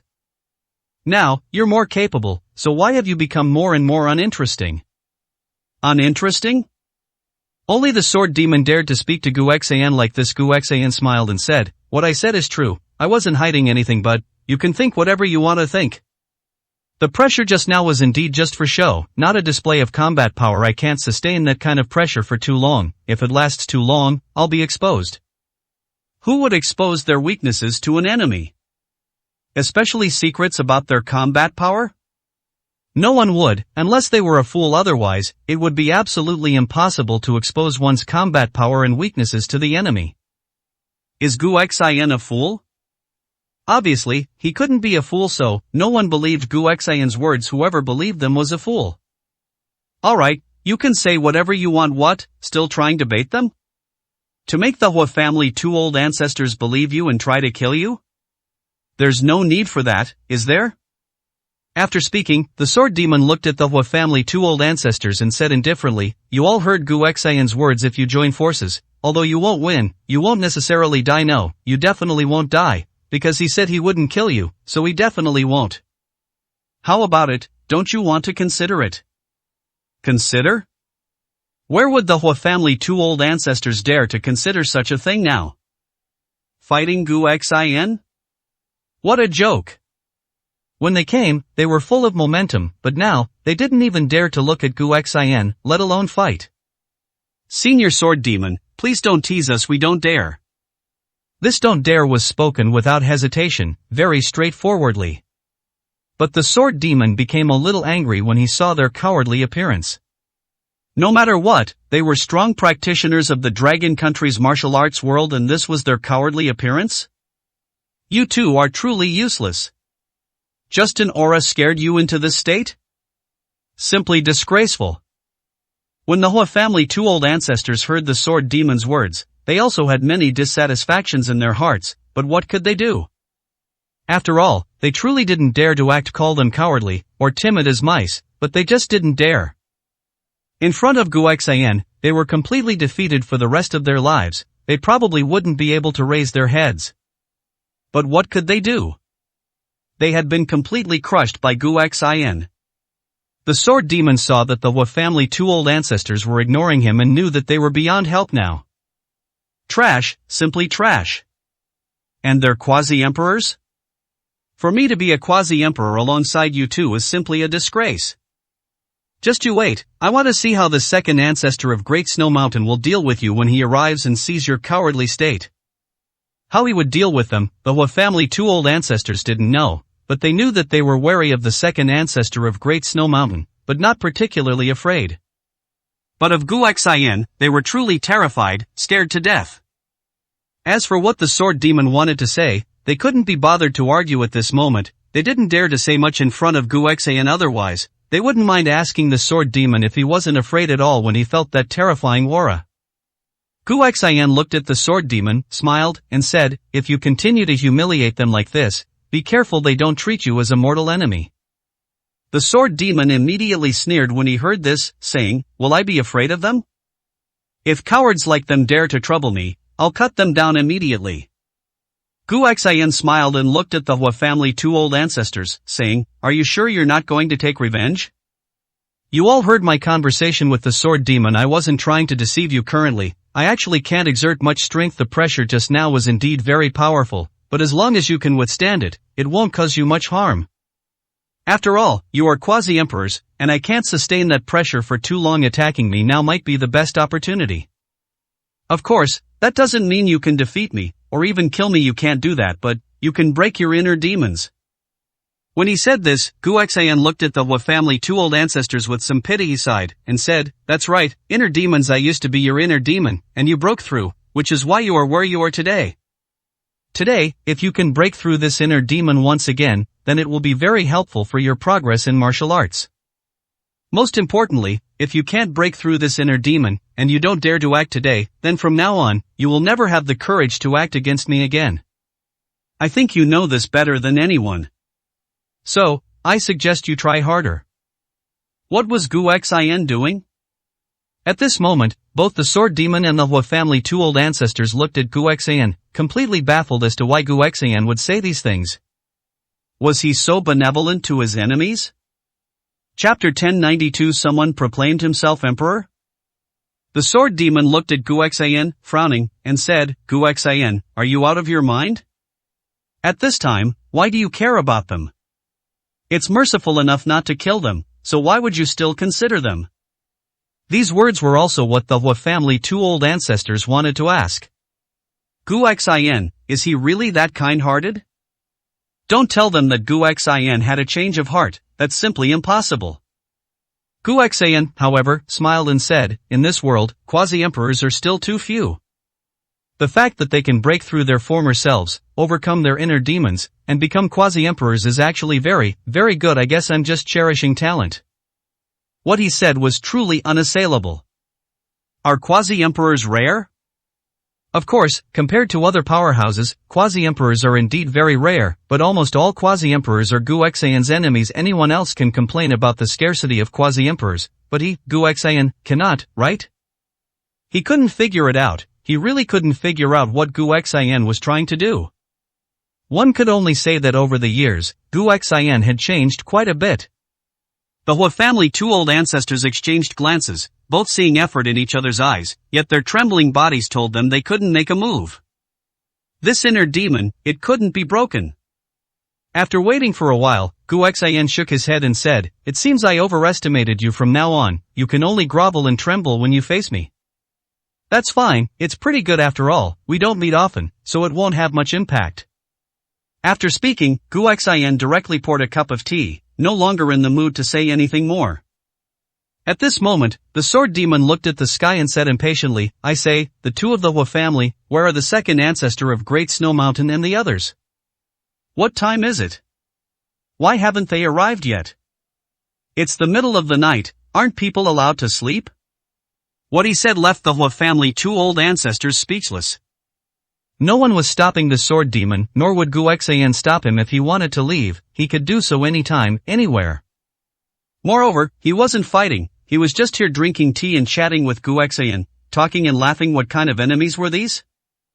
Everyone said that the sword demon and Gu Xian were like fire and water, irreconcilable, yet this was the result?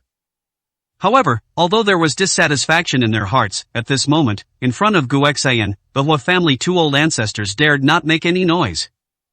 Senior Sword Demon, we brothers don't know about the second ancestor of Great Snow Mountain's matter. However, logically speaking, they should have arrived by now, but since they haven't, they must have been delayed by something. What kind of person was the second ancestor of Great Snow Mountain? A powerhouse among quasi-emperors, one of the leaders of the Emperor's Covenant. He was clearly coming to resolve Gu Xian's matter, so what could possibly delay him? After the Hua family leader finished speaking, he thought for a moment and said, if they really were delayed by something, then they should have gone to Jiangcheng. Gu Xian heard this, said nothing, and his expression was indifferent, as if he had already thought of this possibility. After all, although he, Gu Xian, was the main target of these people, Yi Qing's problem could not be ignored either. Especially the killing intent and innate combat power that Yi Qing displayed, it would probably be difficult for people not to take him seriously. The sword demon, however, had never been very concerned about these matters, so he immediately looked bewildered. Go to Jiangcheng? Jiangcheng is right next door, and Gu Xian is right here. What did they go to Jiangcheng for? Don't tell me they thought it was getting late, so they went to Jiangcheng to find a hotel to sleep, and they'll come after they'd had a good rest. As he said this, the sword demon's face became somewhat unsightly. Clearly, he genuinely thought so. However, both Gu Xian and the Hua family two old ancestors rolled their eyes inwardly at this moment. Undeniably, the sword demon's cultivation talent was absolutely formidable, and his combat power went without saying. But, when it came to social etiquette and other matters, the sword demon was truly, if not an idiot, then close to it. Knowing that Gu Xian was here, knowing Gu Xian's terrifying nature, and even with the Hua family brothers already having come to find Gu Xian, how could the second ancestor of Great Snow Mountain go to Jiangcheng to find a hotel to sleep?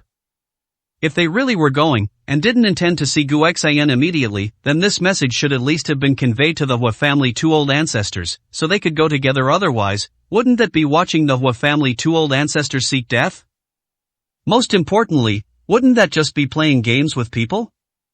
The second ancestor of Great Snow Mountain wouldn't do something like that. The Hua family leader sighed, looked at the sword demon, and said, they probably went to Jiangcheng to find Yi Qing first. After all, Jiangcheng is on their way, so it's reasonable for them to stop by, check things out, and resolve the issue while passing through.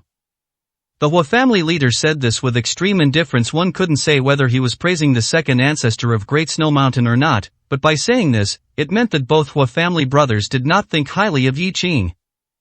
Otherwise, they wouldn't have used the word stop by. This clearly indicated that they thought Yi Qing would be easy to deal with and wouldn't waste time, which is why they spoke this way. Gu Xian smiled and said nothing. He didn't need to see what fate awaited anyone who underestimated Yi Qing, he had already guessed it. The sword demon, however, showed a bewildered expression upon hearing the name Yi Qing. Clearly, he thought that anyone the second ancestor of Great Snow Mountain would seek out couldn't be simple, but not coming here to deal with Gu Xian first, and instead doing something else, was a bit abnormal. Even if it was handled quickly and truly was just stopping by, it still implied a lack of respect for Gu Xian. Who is Yi Qing? Gu Xian is right here, why not come here to solve the problem first, but instead go solve something about Yi Qing? What the hell is going on? Yi Qing? Why have I never heard that name? But judging by your expressions, you all seem to know this person. Who is he? Who is Yi Qing? In today's Dragon Kingdom, and even in the strongest world, almost no one doesn't know him, especially in the Dragon Kingdom, where he is famous and known to all. To say this is not an exaggeration at all. After all, Yi Qing is the only quasi-emperor in the current world, and he broke through and grew in front of everyone. How could he not be famous? Since his debut, his verifiable combat records are not too many, but each time was enough to astonish people. Especially the overseas battle and the Paidu battle, which left no one able to doubt whether Yi Qing's strength was real or fake. However, what was most unacceptable, or rather, what people couldn't accept, was that Yi Qing had declared himself an emperor. That's right, Yi Qing didn't become an emperor, he declared himself an emperor. Emperor Qing, Yi Qing. This was the title given to Yi Qing by people in the underground world, and Yi Qing acknowledged this title, wanting to become the emperor of the underground world. But he was not only a person of the underground world but also a quasi-emperor powerhouse.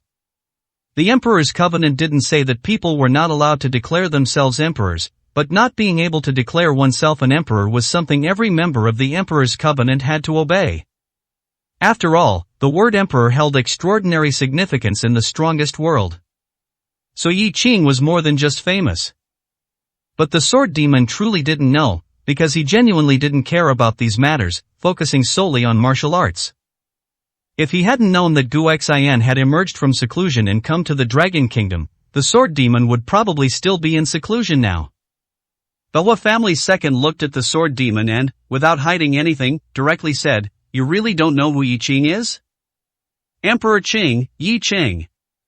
Chapter 1093. He will give us a surprise. These words left Sword Demon completely stunned. He was asking who Yi Qing was, and the Hua family's second answered, but that answer made Sword Demon almost doubt his own ears. Azure Emperor, Yi Qing? Azure Emperor? What kind of joke is this?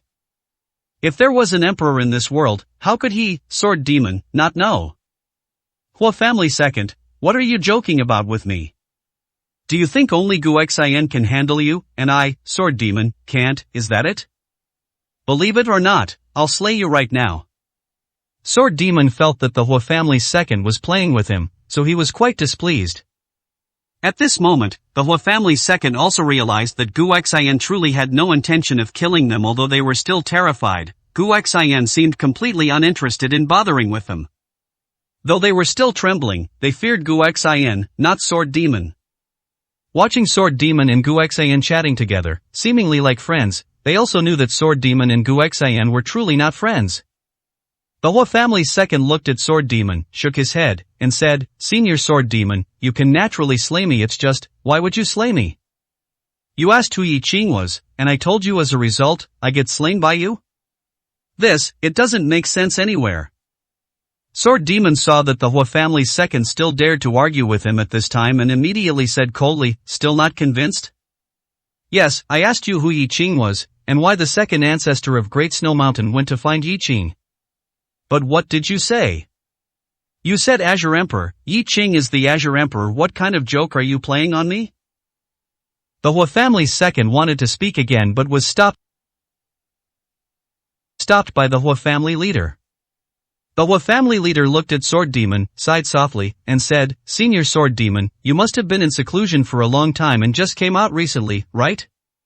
Sword Demon nodded upon hearing this and said, "That's right, I'm too lazy to get involved in worldly affairs and I'm devoted to martial arts, everyone knows that."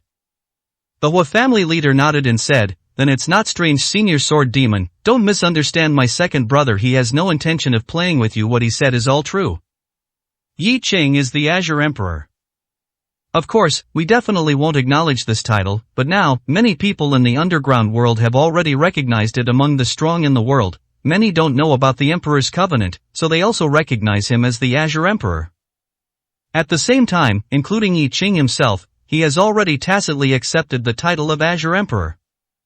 Now, Senior Sword Demon, you know we weren't playing with you, right?" Seeing the Hua family leader's attitude, Sword Demon also knew that they weren't playing with him. Then, there really is this so-called Yi Qing, and he has become the Azure Emperor? This made Sword Demon incredibly curious. I've been in seclusion for so long, it feels like many years have passed. What's the background of this Yi Qing, and how dare he claim to be an emperor? Tell me about it anyway, I'm just idle, I want to see what kind of monster has appeared now. Sword Demon felt bored and wanted to listen, and the Hua family two old ancestors also didn't want to cause any unpleasantness at this time. Besides, they were currently in a state of extreme fear, and talking about other people and other things could also help alleviate their fear.